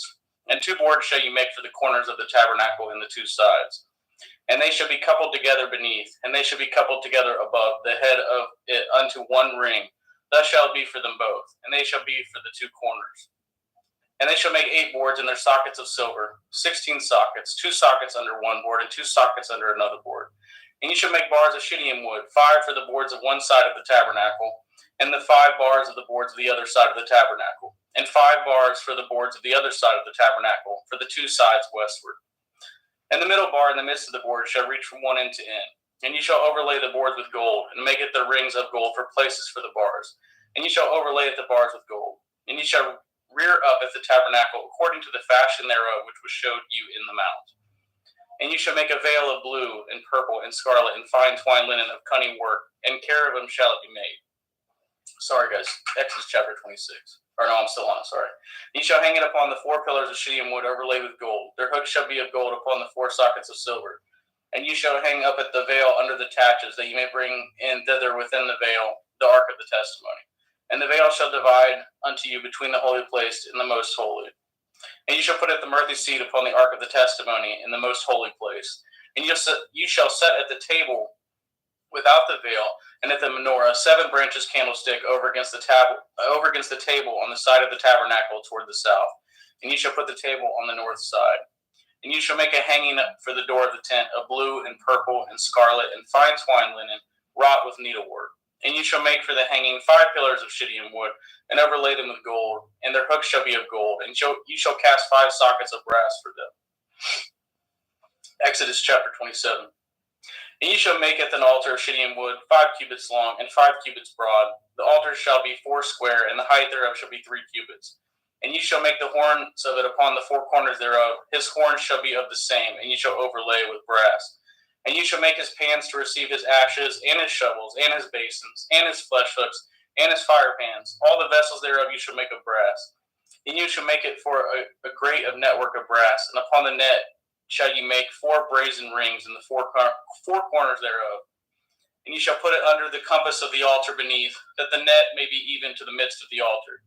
And you shall make staves for the altar, staves of shittim wood, and overlay them with brass. and the stave should be put into the rings, and the stave should be upon the two sides of the altar to bear it. Hollow with board shall you make it, as it is showed to you in the mount, so shall they make it. And you shall make it the court of the tabernacle for the south side southward. There shall be hangings for the court of fine twined linen of 100 cubits long for one side. And the 20 pillars thereof and the 20 sockets shall be of brass, and hooks of the pillars and their fillets shall be of silver. And likewise for the north side in the length there shall be hangings of 100 cubits long, and its 20 pillars and the 20 sockets of brass, the hooks of the pillars and their fillets of silver. And for the breadth of the court on the west side shall be hangings of 50 cubits, their pillars 10 and their sockets 10. And the breadth of the court on the east side eastward shall be 50 cubits. The hangings of one side of the gate shall be 15 cubits, their pillars 3 and their sockets 3. And on the other side shall be hanging 15 cubits, their pillars 3 and their sockets 3. And for the gate of the court shall be a hanging of 20 cubits, of blue and purple and scarlet, and fine twined linen, wrought with needlework, and their pillars shall be 4 and their sockets 4. All the pillars round about the court should be filleted with silver, their hooks shall be of silver, and their sockets of brass. The length of the court shall be 100 cubits, and the breadth 50 everywhere, and the height 5 cubits of fine twined linen, and their sockets of brass. All the vessels of the tabernacle, and all the service thereof, and all the pins thereof, and all the pins of the court shall be of brass. And you shall command at the children of Yashrael that they bring you pure olive oil, beaten for the light, to cause the lamp to burn always. In their tabernacle of the assembly without the veil, which is before the testimony, Aaron and his sons shall order it from evening to morning before Yahweh. It shall be a statute forever unto their generations on the behalf of the children of Yashrael. Exodus 28. And take unto you Aaron your brother, and his sons with him, from among the children of Yashrael, that he may minister unto me in the priest office, even Aaron, Nadab, Abiyahu, Eleazar, Ithamar, Aaron's sons. And you shall make holy garments for Aaron your brother, for glory and for beauty. And you shall speak unto all that are wise-hearted, whom I have filled with the Ruach Chokmah, that they may maketh Aaron's garments to consecrate him, that he may minister unto me in the priest office. And these are the garments which they shall make: a breastplate, an ephod, and a robe, and a broidered coat, a turban, and a belt. And they shall make holy garments for Aaron your brother and his sons, that he may minister unto me in the priest's office. And they shall take it gold, and it blue, and it purple, and it scarlet, and it fine linen. And they shall make it an ephod of gold, of blue, and of purple, of scarlet, and fine twined linen, with cunning work. It shall have the 2 shoulder pieces thereof joined at the 2 edges thereof, and so it shall be joined together. And the belt of the ephod which is upon it shall be of the same, according to the work thereof, even of gold, of blue, and purple, and scarlet, and fine twined linen. And you shall take at the 2 onyx stones, and grave on them the names of the children of Yashrael, 6 of their names on one stone, and at the other 6 names of the rest on the other stone, according to their birth. With the work of an engraver in stone, like the engravings of a signet, shall you engrave the 2 stones with the names of the children of Yashrael. You shall make them to be set in ouches of gold. And you shall put the 2 stones upon the shoulders of the ephod for stones of memorial unto the children of Yashrael. And Aaron shall bear the names before Yahweh upon his 2 shoulders for memorial. And you shall make ouches of gold, and 2 chains of pure gold at the ends. Of wreathen work shall you make them, and fasten the wreathen chains to the ouches. And you shall make the breastplate of judgment, with cunning work. After the work of the ephod you shall make it, of gold, of blue, and of purple, and of scarlet, and of fine twined linen shall you make it. 4 square it shall be being doubled. A span shall be the length thereof, and a span shall be the breadth thereof. And you shall set in it the setting of stones, even 4 rows of stones. The first row shall be sardius, a topaz, and a carbuncle. This shall be the first row. And the second row shall be an emerald, a sapphire, and a diamond. And the third row a ligure, an agate, and an amethyst. And the fourth row a beryl, an onyx, and a jasper. They shall be set in gold in their enclosings. And the stones shall be with the names of the children of Yashrael, 12 according to their names, like the engravings of a signet. Everyone with his name shall they be according to their 12 tribes. You shall make upon the breastplate chains of the ends of wreathen work of pure gold. And you shall make upon the breastplate 2 rings of gold. And you shall put the 2 rings on the 2 ends of the breastplate. And you shall put the 2 wreathen chains of gold in the 2 rings which are on the ends of the breastplate. And at the other 2 ends of the 2 wreathen chains you shall fasten in the 2 ouches, and put on the shoulder pieces of the ephod before it. And you shall make 2 rings of gold, and you shall put them upon the 2 ends of the breastplate and the border thereof, which is in the side of the ephod inward. And 2 other rings of gold you shall make, and shall put them on the 2 sides of the ephod underneath, toward the forepart thereof, over against the other coupling thereof, above the belt of the ephod. And they shall bind at the breastplate by the rings thereof unto the rings of the ephod, which is a lace of blue, that it may be above the belt of the ephod, and that the breastplate be not loosed from the ephod. And Aaron shall beareth the names of the children of Yashrael in the breastplate of judgment upon his heart, when he goes in unto the holy place for memorial before Yahweh continually. And ye shall put in the breastplate of judgment at the Urim and at the Tumiim, and they shall be upon Aaron's heart, when he goes in before Yahweh. And Aaron shall bear at the judgment of the children of Yashrael upon his heart before Yahweh continually. And ye shall make it the robe of the ephod all blue, and there shall be a hole in the top of it. In the midst thereof, it shall have a binding of woven work round about the whole of it, as it were the whole of a harbergen, that it be not rent. And beneath upon the hem of it ye shall make pomegranate, 8 of blue, and of purple, and of scarlet, round about the hem thereof, and bells of gold between them round about. A golden bell and a pomegranate, a golden bell and a pomegranate upon them of the robe round about. And it shall be upon Aaron to minister, and his sound shall be heard when he goes out into the holy place before Yahweh, and when he comes out, that he die not. And you shall make a plate of pure gold, engrave upon it like the engravings of a signet, Kodesh Yahweh, holiness unto Yahweh. And you shall put it on a blue lace, that it may be upon the turban. Upon the forefront of the turban it shall be. And it shall be upon Aaron's forehead, that Aaron may beareth the iniquity of the holy things, which the children of Yashrael shall hallow in all their holy gifts, and shall be always upon the forehead, that they may be accepted before Yahweh. And you shall embroider the coat of fine linen, and you shall make the turban of fine linen, and you shall make the belt of needlework. And for Aaron's son you shall make coats, and you shall make for them belts, and bonnets you shall make for them, for glory and for beauty. And you shall put them upon Aaron your brother, and at his sons with him, and shall anoint them, and consecrate them, and sanctify them, that they may minister unto me in the priest office. And you shall make them linen breeches to cover their nakedness from the loins, even unto the thighs they shall reach. And they shall be upon Aaron and upon his sons, when they come in unto me, and unto the tabernacle of the assembly, or when they come near unto the altar to minister in the holy place, that they bear not iniquity, and die. It shall be a statute forever unto him and his seed after him. Exodus 29. And this is the thing that ye shall do unto them that hallow them, to minister unto me in the priest office ye shall make for them, for glory and for beauty. And you shall put them upon Aaron your brother, and at his sons with him, and shall anoint them, and consecrate them, and sanctify them, that they may minister unto me in the priest office. And you shall make them linen breeches to cover their nakedness from the loins, even unto the thighs they shall reach. And they shall be upon Aaron and upon his sons, when they come in unto me, and unto the tabernacle of the assembly, or when they come near unto the altar to minister in the holy place, that they bear not iniquity, and die. It shall be a statute forever unto him and his seed after him. Exodus 29. And this is the thing that ye shall do unto them that hallow them, to minister unto me in the priest office. Take 1 young bullock, and 2 rams without blemish, and matzah cakes tempered with oil, and matzah wafers anointed with oil, of wheaten flour shall ye make them. Ye shall put them into 1 basket, and bring them in the basket, with the bullock and the 2 rams. And at Aaron and his sons ye shall bring unto the door of the tabernacle of the assembly, and ye shall wash them with water.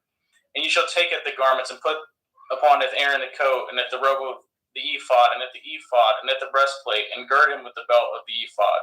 And ye shall put the turban upon his head, and putteth the holy crown upon the turban. Then shall you take the anointing oil, and pour it upon his head, and anoint him.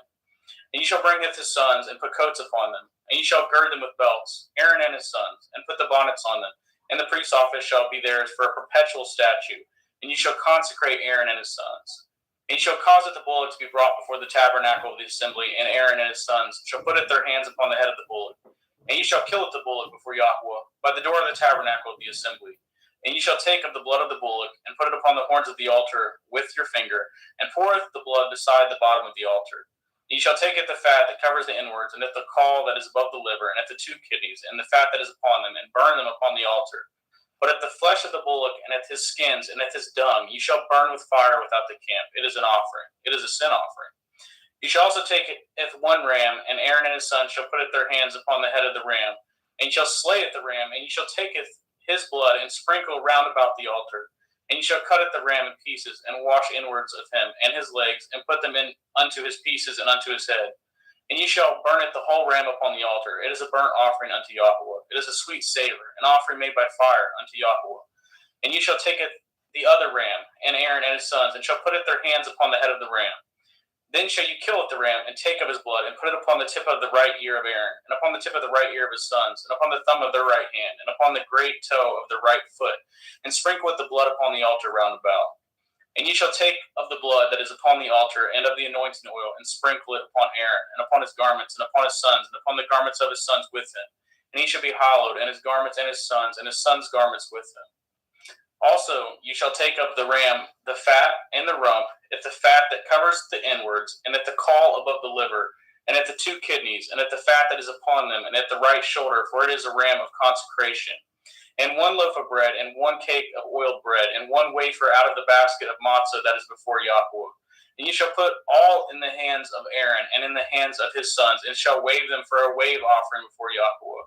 And ye shall receive them on their hands, and burn them upon the altar for a burnt offering, for a sweet savor before Yahweh. It is an offering made by fire unto Yahweh. And ye shall take it the breast of the ram of Aaron's consecration, and wave it for a wave offering before Yahweh, and it shall be your part. And ye shall sanctify it the breast of the wave offering, and at the shoulder of the heave offering which is waved, and which is heaved up, of the ram of the consecration, even of that which is for Aaron, and of that which is for his sons. And it shall be Aaron and his sons by a statute forever from the children of Yashrael, for it is a heave offering.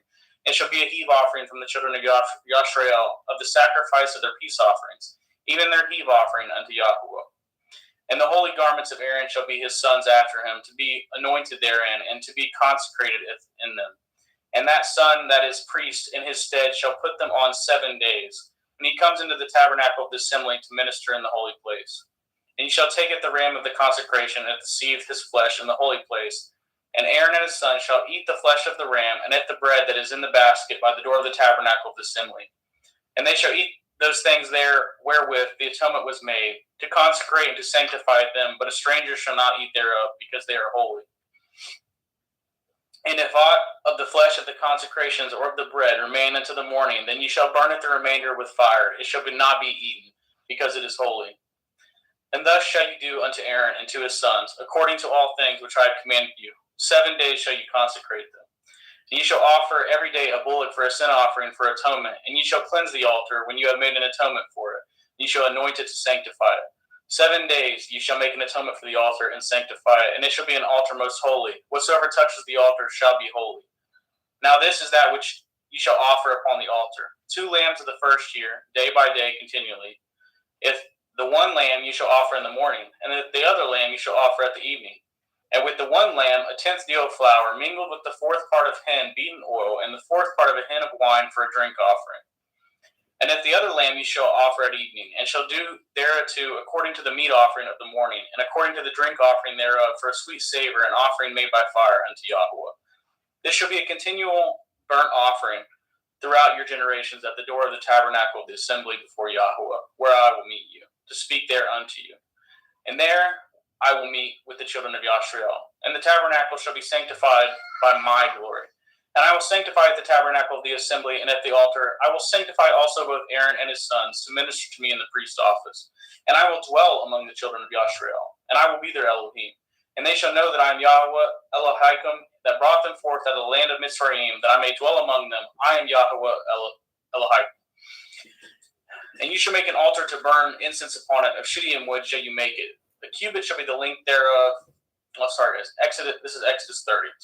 And you shall make an altar to burn incense upon. Of shittim wood shall you make it. A cubit shall be the length thereof, and a cubit the breadth thereof. 4 squares shall it be, and 2 cubits shall be the height thereof, and the horns thereof shall be of the same. You shall overlay it with pure gold at the top thereof, and at the sides thereof round about it, and the horns thereof. And you shall make unto it a crown of gold round about. And 2 golden rings shall you make to it under the crown of it. By the 2 corners thereof upon the 2 sides of it shall you make it. And they shall be for places for the staves to bear it withal. And you shall make it the staves of shittim wood, and overlay them with gold. And you shall put it before the veil that is by the ark of the testimony, before the mercy seat that is over the testimony, where I will meet you. And Aaron shall burn therein sweet incense every morning when he dresses the lamps, and he shall burn incense upon it.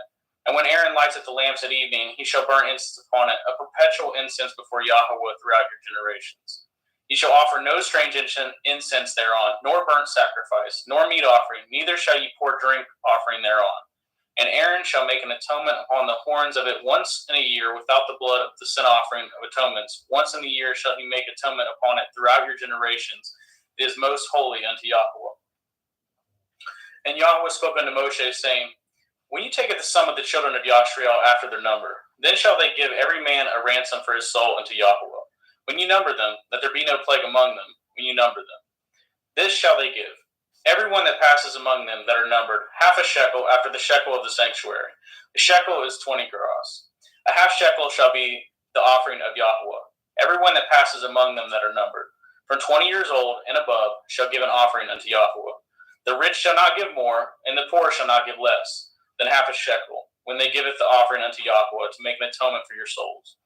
And ye shall taketh the atonement money of the children of Yashriel, and shall appoint it for the service of the tabernacle of the assembly, that it may be a memorial unto the children of Yashriel before Yahweh, to make an atonement for your souls. And Yahweh spoke unto Moshe, saying, Then shall you also make a laver of brass, and his foot also of brass, to wash withal. And you shall put it between the tabernacle of the assembly of the altar, and you shall put water therein. For Aaron and his son shall washeth their hands, and at their feet thereat. When they go into the tabernacle of the assembly, they shall wash with water, that they die not. Or when they come near to the altar to minister to burnt offering made by fire unto Yahweh. So they shall wash their hands and their feet, that they die not. And it shall be a statute forever to them, even to him and to his seed throughout their generations. Moreover, Yahweh spoke unto Moshe, saying, Take also unto you principal spices of pure myrrh, 500 shekels, and of sweet cinnamon half so much, even 250 shekels, and of sweet calamus 250 shekels, and of cassia 500 shekels, after the shekel of the sanctuary, and of oil olive a hin. And ye shall make it an oil of holy ointment, an ointment compound after the art of the apothecary. It shall be a holy anointing oil. And you shall anoint at the tabernacle of the assembly therewith, at the ark of the testimony, and at the table, and at all the vessels, and at the menorah, and at his vessels, and at the altar of incense, and the altar of burnt offerings with all his vessels, and the laver, and at his foot. And ye shall sanctify them, that they may be most holy. Whatsoever touches them shall be holy. And ye shall anoint Aaron and his sons, and consecrate them, that they may minister unto me in the priest's office. And ye shall speak unto the children of Yashriel, saying, This shall be a holy anointing oil unto me throughout your generations. Upon man's flesh shall it not be poured, neither shall you make any other like it, after the composition of it. It is holy, and it shall be holy unto you. Whosoever compounds any like it, or whosoever puts any of it upon a stranger, shall even be cut off from his people. And Yahweh said unto Moshe, Take unto you sweet spices, stacte, and oncha, and galbanum, and these sweet spices with pure frankincense, of each shall be a like weight. And ye shall make it a perfume, a confection, after the art of the apothecary, tempered together, pure and holy. And ye shall beat some of it very small, and put of it before the testimony in the tabernacle of the assembly, where I will meet with you. It shall be unto you most holy. And as for the perfume which ye shall make, ye shall not make to yourselves according to the composition thereof. It shall be unto you holy for Yahweh. Whosoever shall make like unto that, to smell thereto, shall even be cut off from his people.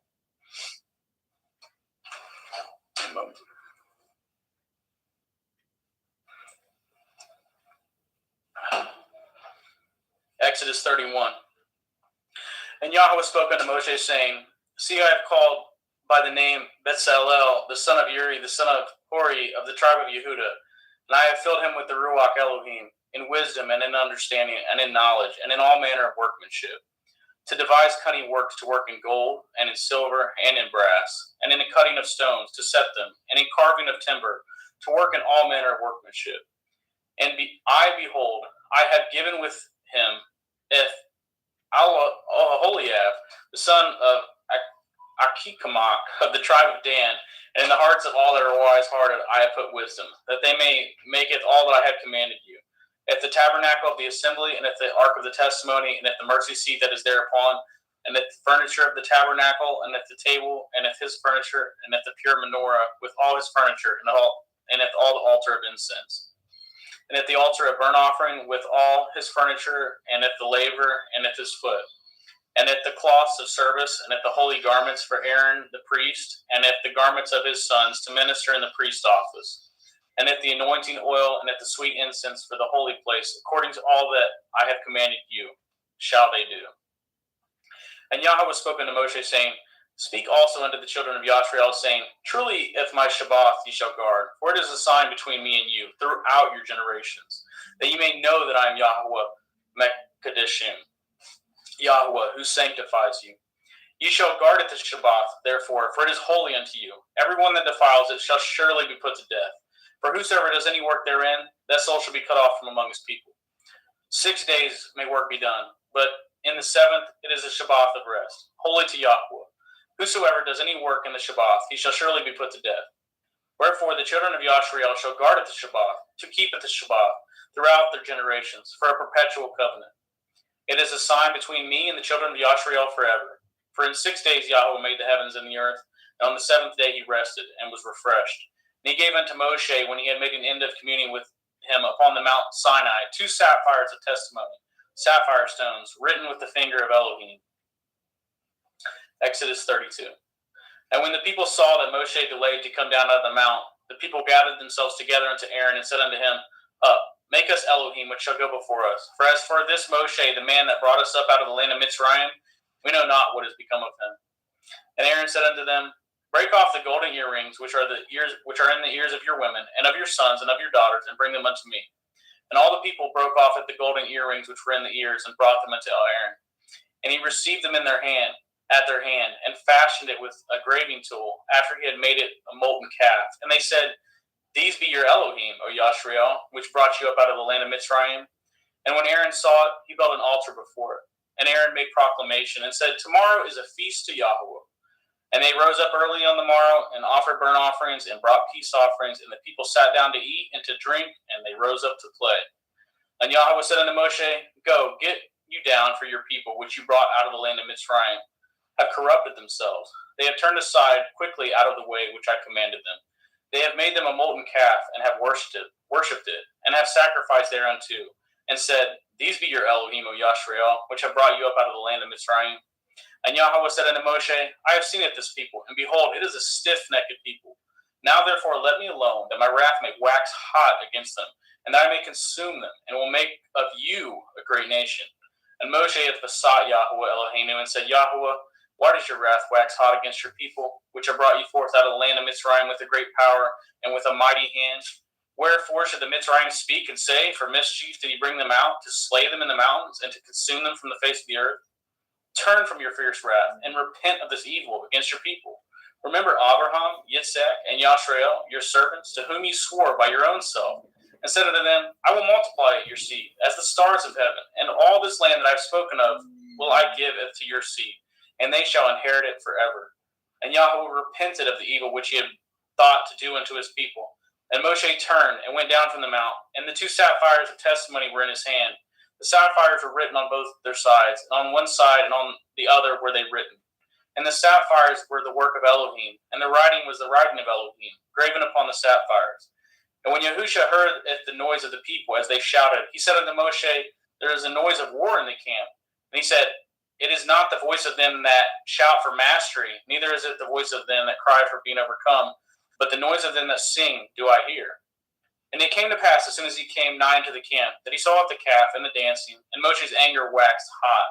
And he cast the sapphires out of his hands, and broke them beneath the mount. And he took the calf which he had made, and burned it in the fire, and ground it to powder, and strawed it upon the water, and made the children of Yashrael to drink of it. And Moshe said unto Aaron, What did this people unto you, that you have brought so great a sin upon them? And Aaron said, Let not the anger of my Lord wax hot. You know with the people that they are set on mischief. For they said unto me, Make us Elohim, which shall go before us. For as for this Moshe, the man that brought us up out of the land of Mitzrayim, we know not what has become of him. And I said unto them, Whosoever has any gold, let them break it off. So they gave it me. Then I cast it into the fire, and there came out this calf. And when Moshe saw that the people were naked, for Aaron had made them naked unto their shame among their enemies. Then Moshe stood in the gate of the camp, and said, Who is on Yahweh's side? Let him come unto me. And all the sons of Levi gathered themselves together unto him. And he said unto them, Thus says Yahweh Elohai of Yashrael, Put every man his sword by his side, You go in and out from the gate to gate throughout the camp and slay every man as his brother, and every man as his companion, and every man as his neighbor. And the children of Levi did according to the word of Moshe, and there fell of the people that day about 3,000 men. For Moshe had said, consecrate yourselves today to Yahweh, even every man upon his son and upon his brother, that he may bestow upon you a blessing this day. And it came to pass on the morrow that Moshe said unto the people, Ye have sinned a great sin, and now I will go up unto El Yahweh. Perchance I shall make an atonement for your sin. And Moshe returned unto El Yahweh and said, O this people have sinned a great sin, and have made them Elohai of gold. Yet now if you will forgive their sin, and if not, blot me, I pray you, out of the Zephyr which you have written. And Yahweh said unto Moshe, Whosoever has sinned against me, him will I blot out of my Zephyr. Therefore now go, leadeth the people unto the place which I have spoken unto you. Behold, my angel shall go before you. Nevertheless, in the day when I will visit their sin upon them. And Yahweh plagueth the people, because they made it the calf which Aaron had made. Exodus 33. And Yahweh said unto Moshe, Depart and go up hence, you and the people which you have brought up out of the land of Mitzrayim, unto the land which I swore unto Abraham, to Yitzchak, and to Yaakov, saying, Unto your seed will I give it. And I will send an angel before you, and I will drive out the Canaanite, and the Amorite, and the Hittite, and the Perizzite, and the Hivi, and the Jebusite, unto the land flowing with milk and honey. For I will not go up in the midst of you, for you are a stiff-necked people, lest I consume you in the way. And when the people heard the evil report, they mourned, and no man did put on him his ornaments. For Yahweh said unto Moshe, Say unto the children of Yashrael, You are a stiff-necked people. I will come up into the midst of you in a moment, consume you. Therefore now put off your ornaments from you, that I may know what to do unto you. And the children of Yashrael stripped themselves of the ornaments by the Mount Horeb. And Moshe took the tabernacle and pitched it without the camp, afar off from the camp, and called it the tabernacle of the assembly. And it came to pass that everyone which sought Yahweh went out unto the tabernacle of the assembly, which was without the camp. And it came to pass when Moshe went out unto the tabernacle, that all the people rose up, stood every man at his tent door, and looked after Moshe, until he was gone into the tabernacle. And it came to pass, as Moshe entered into the tabernacle, the cloudy pillar descended and stood at the door of the tabernacle. And Yahweh talked with Moshe. And all the people saw the cloudy pillar stand at the tabernacle door, and all the people rose up and worshipped, every man in his tent door. And Yahweh spoke unto Moshe face to face, as a man speaks unto a friend. And he turned again into the camp, but his servant Yahusha the son of Nun, a young man, departed not out of the tabernacle. And Moshe said unto El Yahweh, See, you say unto me, Bring up this people, and you have not let me know if whom you will send with me. Yet you have said, I know you by name, and you have also found grace in my sight. Now therefore I pray you, if I have found grace in your sight, show me your way, that I may know you, that I may find grace in your sight, and consider that this nation is your people. And he said, My presence shall go with you, and will give you rest. And he said unto them, If your presence go not with me, carry us not up hence. For wherein shall it be known here that I and your people have found grace in your sight? Is it not in that you go with us? So shall we be separated, I and your people, from all the people that are upon the face of the earth. And Yahweh said unto Moshe, I will do with this thing also that I have spoken. For you have found grace in my sight, and I know you by name. And I said, Beseech you, show me of your glory. And he said, I will make you all my goodness pass before you, and I will proclaim the name of Yahweh before you, and will be gracious to whometh I will be gracious, and will show mercy on whom I will show mercy. And he said, You cannot see my face, for there shall be no man see me and live. And Yahweh said, Behold, there is a place by me, and you shall stand upon a rock. And it shall come to pass when my glory passes by, that I will put you in a cleft of the rock, and will cover you with my hand while I pass by. And I will take away with my hand, and you shall see with my back parts, but my face shall not be seen. Exodus 34. And Yahweh said unto Moshe, Hew you 2 sapphire stones, like unto the first, and I will write upon these sapphires the words that were in the first sapphires, which you broke.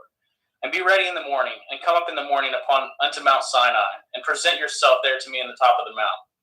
And no man shall come up with you, neither let any man be seen through all the mount, neither let the flocks nor the herds feed before the mount. And he hewed 2 sapphire stones like unto the first. And Moshe rose up early in the morning, and went up to Mount Sinai, as Yahweh had commanded him. And he took in his hand 2 sapphire stones. And Yahweh descended in the cloud, and stood with him there, and proclaimed the name of Yahweh. And Yahweh passed by before him, and proclaimed, Yahweh, Yahweh, El, merciful and gracious, long-suffering and abundant in goodness and truth, keeping mercy for thousands, forgiving iniquity and transgression and sin, that will by no means clear the guilty, visiting the iniquity of the fathers upon the children, and upon the children's children unto the third and fourth generation. And Moshe made haste and bowed his head towards the earth and worshipped. And he said, If now I have found grace in your sight, O Adonai, let my Adonai, I pray you, go among us, for it is a stiff-necked people, and pardon our iniquity and our sin, and take us for your inheritance. And he said, Behold, I cut a covenant before all your people. I will do wonders, such as have not been done in all the earth, nor in any nation, and all the people among you where you are shall see it the work of Yahweh, for it is a terrible thing that I will do with you. Guardeth that which I command you this day. Behold, I drive you out before it the Amorite, and the Canaanite, and the Hittite, and the Perizzite, and the Hivi, and the Jebusite. Take heed to yourself, lest you cut a covenant with the inhabitants of the land whither you go, lest it be for a snare in the midst of you. But ye shall destroy the altars, and break at their images, and cut down their Asherah poles. For ye shall worship no other El. For Yahweh, Cana Yahweh is jealous, is my name. He is a jealous El. Lest you cut a covenant with the inhabitants of the land, and they go a-whoring after their Elohim, and do sacrifice unto their Elohim, and one call you and eat of his sacrifice, and take of their daughters unto your sons, and their daughters go a-whoring after their Elohim, and make your sons go a-whoring after their Elohim. You shall make no molten of Elohai. The feast of matzah shall you guard. 7 days shall you eat matzah, as I commanded you, in the name of the month of Aviv. For in the month of Aviv you came out of Mitzrayim. All that opens the womb is mine, and every firstling among your cattle, whether ox or sheep, that is male. But the firstling of your ass you shall redeem with the lamb. And if you redeem him not, then you shall break his neck. And the firstborn of your son shall you redeem, and none shall appear before me empty. 6 days you shall work, but on the seventh day you shall rest. In earing time and in harvest you shall rest. And you shall observe the feast of Ketzir, of the first fruits of the wheat harvest, and the feast of Asif, the ingathering at the year's end. Thrice in the year shall all the men's children appeareth before Adonai Yahweh, the Elohai of Yashrael. For I will cast out the nations before you, and enlargeth your borders. Neither shall any man desireth your land when you shall go up to appeareth before Yahweh Elohika thrice in the year. And you shall not offer the blood of my sacrifice of leaven, neither shall the sacrifice of the feast of Pesach be left until the morning. The first of the first fruits of your land you shall bring into the house of Yahweh Elohika. You shall not see the kid in his mother's milk. And Yahweh said unto Moshe, Write these words, for after the tenor of these words I have cut a covenant with you, and with Yashrael. And he was there with Yahweh 40 days and 40 nights. He did neither eat bread nor drink water, and he wrote upon the sapphire the words of the covenant, the 10 Devarim, the commandments. And it came to pass when Moshe came down from Mount Sinai with the 2 sapphire of testimony in Moshe's hand, when he came down from the mount, that Moshe knew not the skin of his face shone while he talked with them.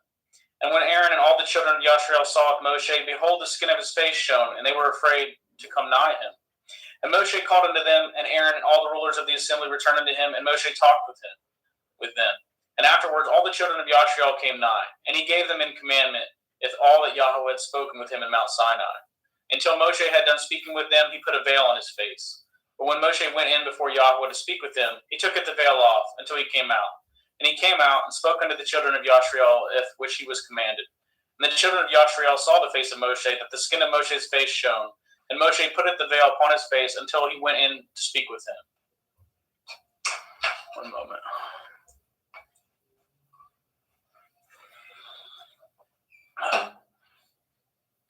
Exodus 35. And Moshe gathered all the assembly of the children of Yashrael together, and said unto them, These are the words which Yahweh has commanded, that ye should do them. 6 days shall work be done, but on the 7th day there shall be to you a holy day, a Shabbath, of rest to Yahweh. Whosoever does work therein shall be put to death. Ye shall kindle no fire throughout your habitations upon the Shabbath. And Moshe spoke unto all the assembly of the children of Yashrael, saying, This is the thing which Yahweh commanded, saying, Take ye from among you an offering unto Yahweh. Whosoever is of a willing heart, let him bringeth the offering of Yahweh, gold and silver and brass, and blue and purple, and scarlet, and fine linen, and goat's hair, and ram skins dyed red, and badger skins, and shittim wood, and oil for the light, and spices for anointing oil, and for the sweet incense, and onyx stones, and stones to be set for the ephod, and for the breastplate. And every wise-hearted among you shall come, and maketh all that Yahweh has commanded. At the tabernacle, his tent, and at his covering, at his taches, at his boards, at his bars, and at his pillars, and at his sockets, at the ark, and at the staves thereof, with at the mercy seat, and at the veil of the covering, at the table, and at the staves, and at all the vessels, and at all the showbread, at the menorah, 7-branch candlestick, also for the light, and at his furniture, and at his lamps, with the oil for light, and at the incense altar, and at his staves, and at his anointing oil, and at the sweet incense, and at the hanging of the door, at the entering of the tabernacle.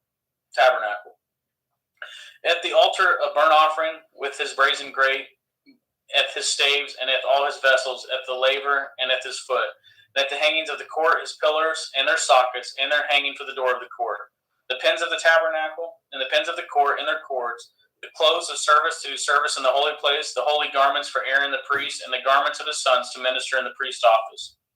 And all the assembly of the children of Yashriel departed from the presence of Moshe.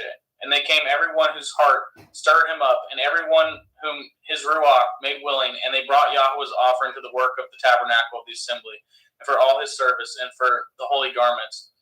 And they came both men and women, and as many as were willing-hearted, and brought bracelets and earrings and rings and tablets and all jewels of gold, and every man that offered an offering of gold unto Yahweh. And every man with whom was found blue and purple and scarlet and fine linen and goat's hair and red skins of rams, badger skins brought them. Everyone that did offer an offering of silver and brass broughteth Yahweh's offering. And every man with whom was found shittim wood for any work of the service brought it.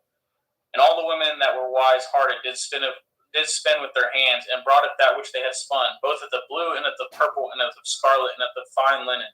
And all the women whose hearts stirred them up in wisdom spun at the goat's hair. And the rulers brought it the onyx stones, and the stones to be set for the ephod and for the breastplate, and at the spice, and at the oil for the light, and for the anointing oil, and for the sweet incense. And the children of Yashriel brought a willing offering unto Yahweh, every man and woman, whose heart made them willing to bring for all manner of work which Yahweh commanded to be made by the hand of Moshe. And Moshe said unto the children of Yashriel, See, Yahweh is called by name Bezalel, the son of Uri, the son of Hori, of the tribe of Yehudah. And he has filled him with the Ruach Elohim in wisdom and understanding and in knowledge and all manner of workmanship, and to devise curious works, to work in gold and in silver and in brass, and in the cutting of stones, to set them in carving of wood, to make any manner of cunning work. And he has put it in his heart that he may teach both he and Aholiab, the son of Achikam of the tribe of Dan. Them has he filled with the wisdom of heart, to work all manner of work of the engraver, of the cunning workman, and of the embroiderer, in blue and in purple, in scarlet and in fine linen, and of weaver, even of them that do any work, and of those that devise cunning work.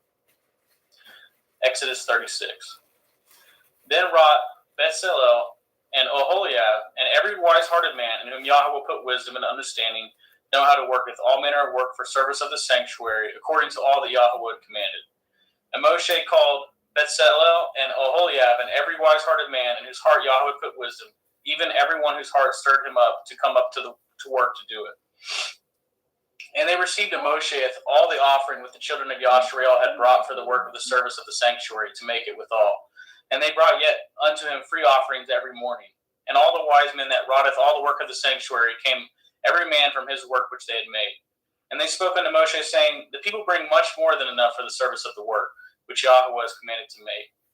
And Moshe gave commandment, and they caused it to be proclaimed throughout the camp, saying, Let neither man nor woman make any more work for the offering of the sanctuary. So the people were restrained from bringing. For the stuff they had was sufficient for all the work to make it, and too much. And every wise-hearted man among them that wrought the work of the tabernacle made 10 curtains of fine twine linen, and blue and purple and scarlet, with cherubim of cunning work made he them. The length of the curtain was 20 and 8 cubits, and the breadth of the curtain 4 cubits. The curtains were all of one size. And he coupled the 5 curtains one into another, and the other 5 curtains he coupled one into another. And he made loops of blue on the edge of one curtain from the selvage of the coupling. Likewise he made in the uttermost side of another curtain in the coupling of the second. 50 loops made he in one curtain, and 50 loops made he in the edge of the curtain, which was in the coupling of the second. The loops held one curtain to another. And he made 50 taches of gold, and coupled the curtains one to another with the taches, so it became one tabernacle. And he made curtains of goat hair for the tent over the tabernacle. 11 curtains he made them. The length of one curtain was 30 cubits, and 4 cubits was the breadth of one curtain. The 11 curtains were of one size. And he coupled it the 5 curtains by themselves, and at the 6 curtains by themselves. And he made 50 loops upon the uttermost edge of the curtain in the coupling, and 50 loops made he upon the edge of the curtain which couples the second. And he made 50 taches of brass to couple with the tent together, that it might be one. And he made a covering for the tent of ram skins dyed red, and a covering of badger skins above that. And he made it the boards of for the tabernacle of shittim wood standing up. The length of the board was 10 cubits, and the breadth of the board was 1 cubit and a half. One board had 2 tenons, equally distant one from another. Thus did he make for all the boards of the tabernacle. And he made it the boards for the tabernacle 20 boards for the south side southward, and 40 sockets of silver he made under the 20 boards, 2 sockets under one board for his 2 tenons, and 2 sockets under another board for his 2 tenons. And for the other side of the tabernacle, which is toward the north corner, he made 20 boards, and there 40 sockets of silver, 2 sockets under one board, and 2 sockets under another board. And for the sides of the tabernacle westward, he made 6 boards. And 2 boards made he for the corners of the tabernacle in the 2 sides. And they were coupled beneath and coupled together at the head thereof to one ring. Thus he did to both of them in both their corners. And there were 8 boards, and their sockets were 16 sockets of silver, under every board 2 sockets. And he made bars of shittim wood, 5 for the boards of the one side of the tabernacle, and the 5 bars for the board of the other side of the tabernacle, and the 5 bars for the boards of the tabernacle for the sides westward. And he made it the middle bar to shoot it through the boards from one end to the other. And he overlaid it the boards with gold, and made it the rings of gold to be places for the bars. And he overlaid the bars with gold.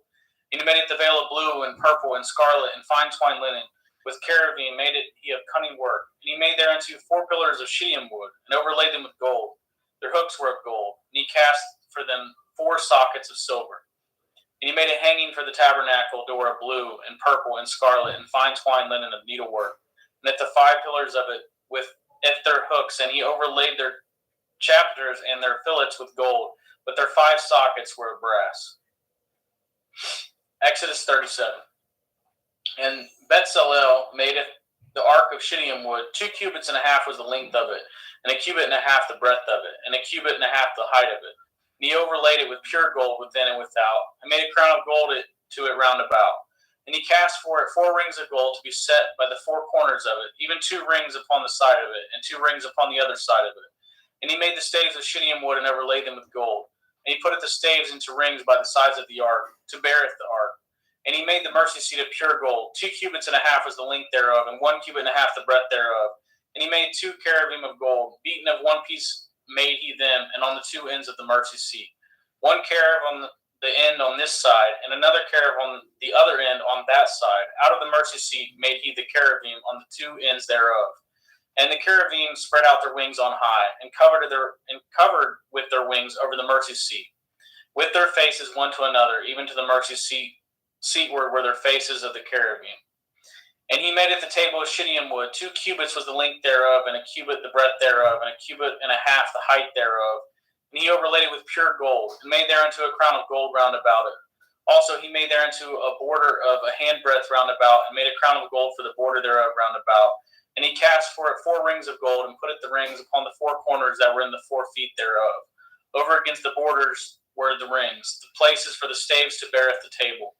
And he made it the staves of shittim wood, and overlaid them with gold, and to beareth the table. And he made it the vessels which were upon the table, and at the dishes, and at the spoons, and at his bowls, and at his covers, to cover withal of pure gold. And he made it the menorah of pure gold, of beaten work, madeth the menorah, his shaft, and his branch, his bowls, his knops, and his flowers were of the same. And his 6 branches going out of the sides thereof, 3 branches of the menorah out of one side thereof, and 3 branches of the menorah out of the other side thereof. 3 bowls made after the fashion of the almonds in one branch, a knop and a flower, and 3 bowls made like almonds in another branch, a knop and a flower. So throughout the 6 branches going out of the menorah. And in the menorah were 4 bowls made like almonds, his knops and his flowers.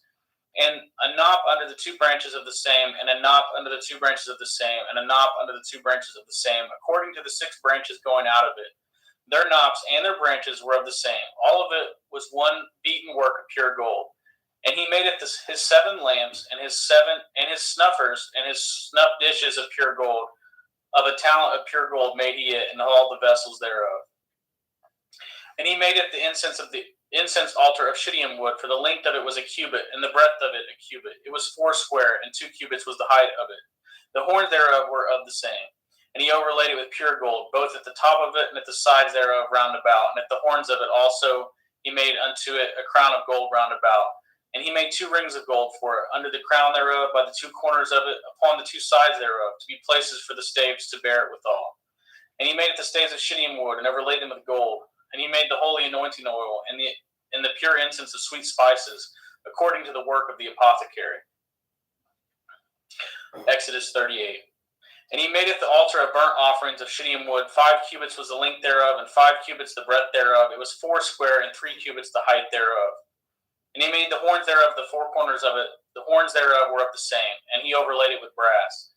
He made it all the vessels of the altar, at the pots, at the shovels, at the basins, at the flesh hooks, at the fire pans. All the vessels thereof made he of brass. And he made for the altar a brazen grate of network under the compass thereof, beneath unto the midst of it. And he cast 4 rings for the 4 ends of the grate of brass, so to be placed for the staves. And he made it the staves of shittim wood, and overlaid them with brass. And he put the staves into the rings on the sides of the altar, to bear it withal. He made the altar hollow with the boards. And he made it the laver of brass, and at the foot of it of brass, and the looking glasses of the women assembling, which assembled at the door of the tabernacle of the assembly. And he made it the court on the south side southward. The hangings of the court were of fine twined linen, and 100 cubits. Their pillars were 20, and their brazen sockets were 20. The hooks of the pillars and their fillets were of silver. And for the north side, the hangings were 100 cubits. Their pillars were 20, and their sockets of brass 20. The hooks of pillars and their fillets of silver. And for the west side were hangings of 50 cubits. Their pillars 10, and their sockets 10. The hooks of the pillars and their fillets of silver. And for the east side, eastward 50 cubits. The hangings of one side of the gate were 15 cubits, their pillars 3, and their sockets 3. And for the other side of the court gate, on this hand and on the and that hand were the hangings of 15 cubits, their pillars 3, and their sockets 3. All the hangings of the court round about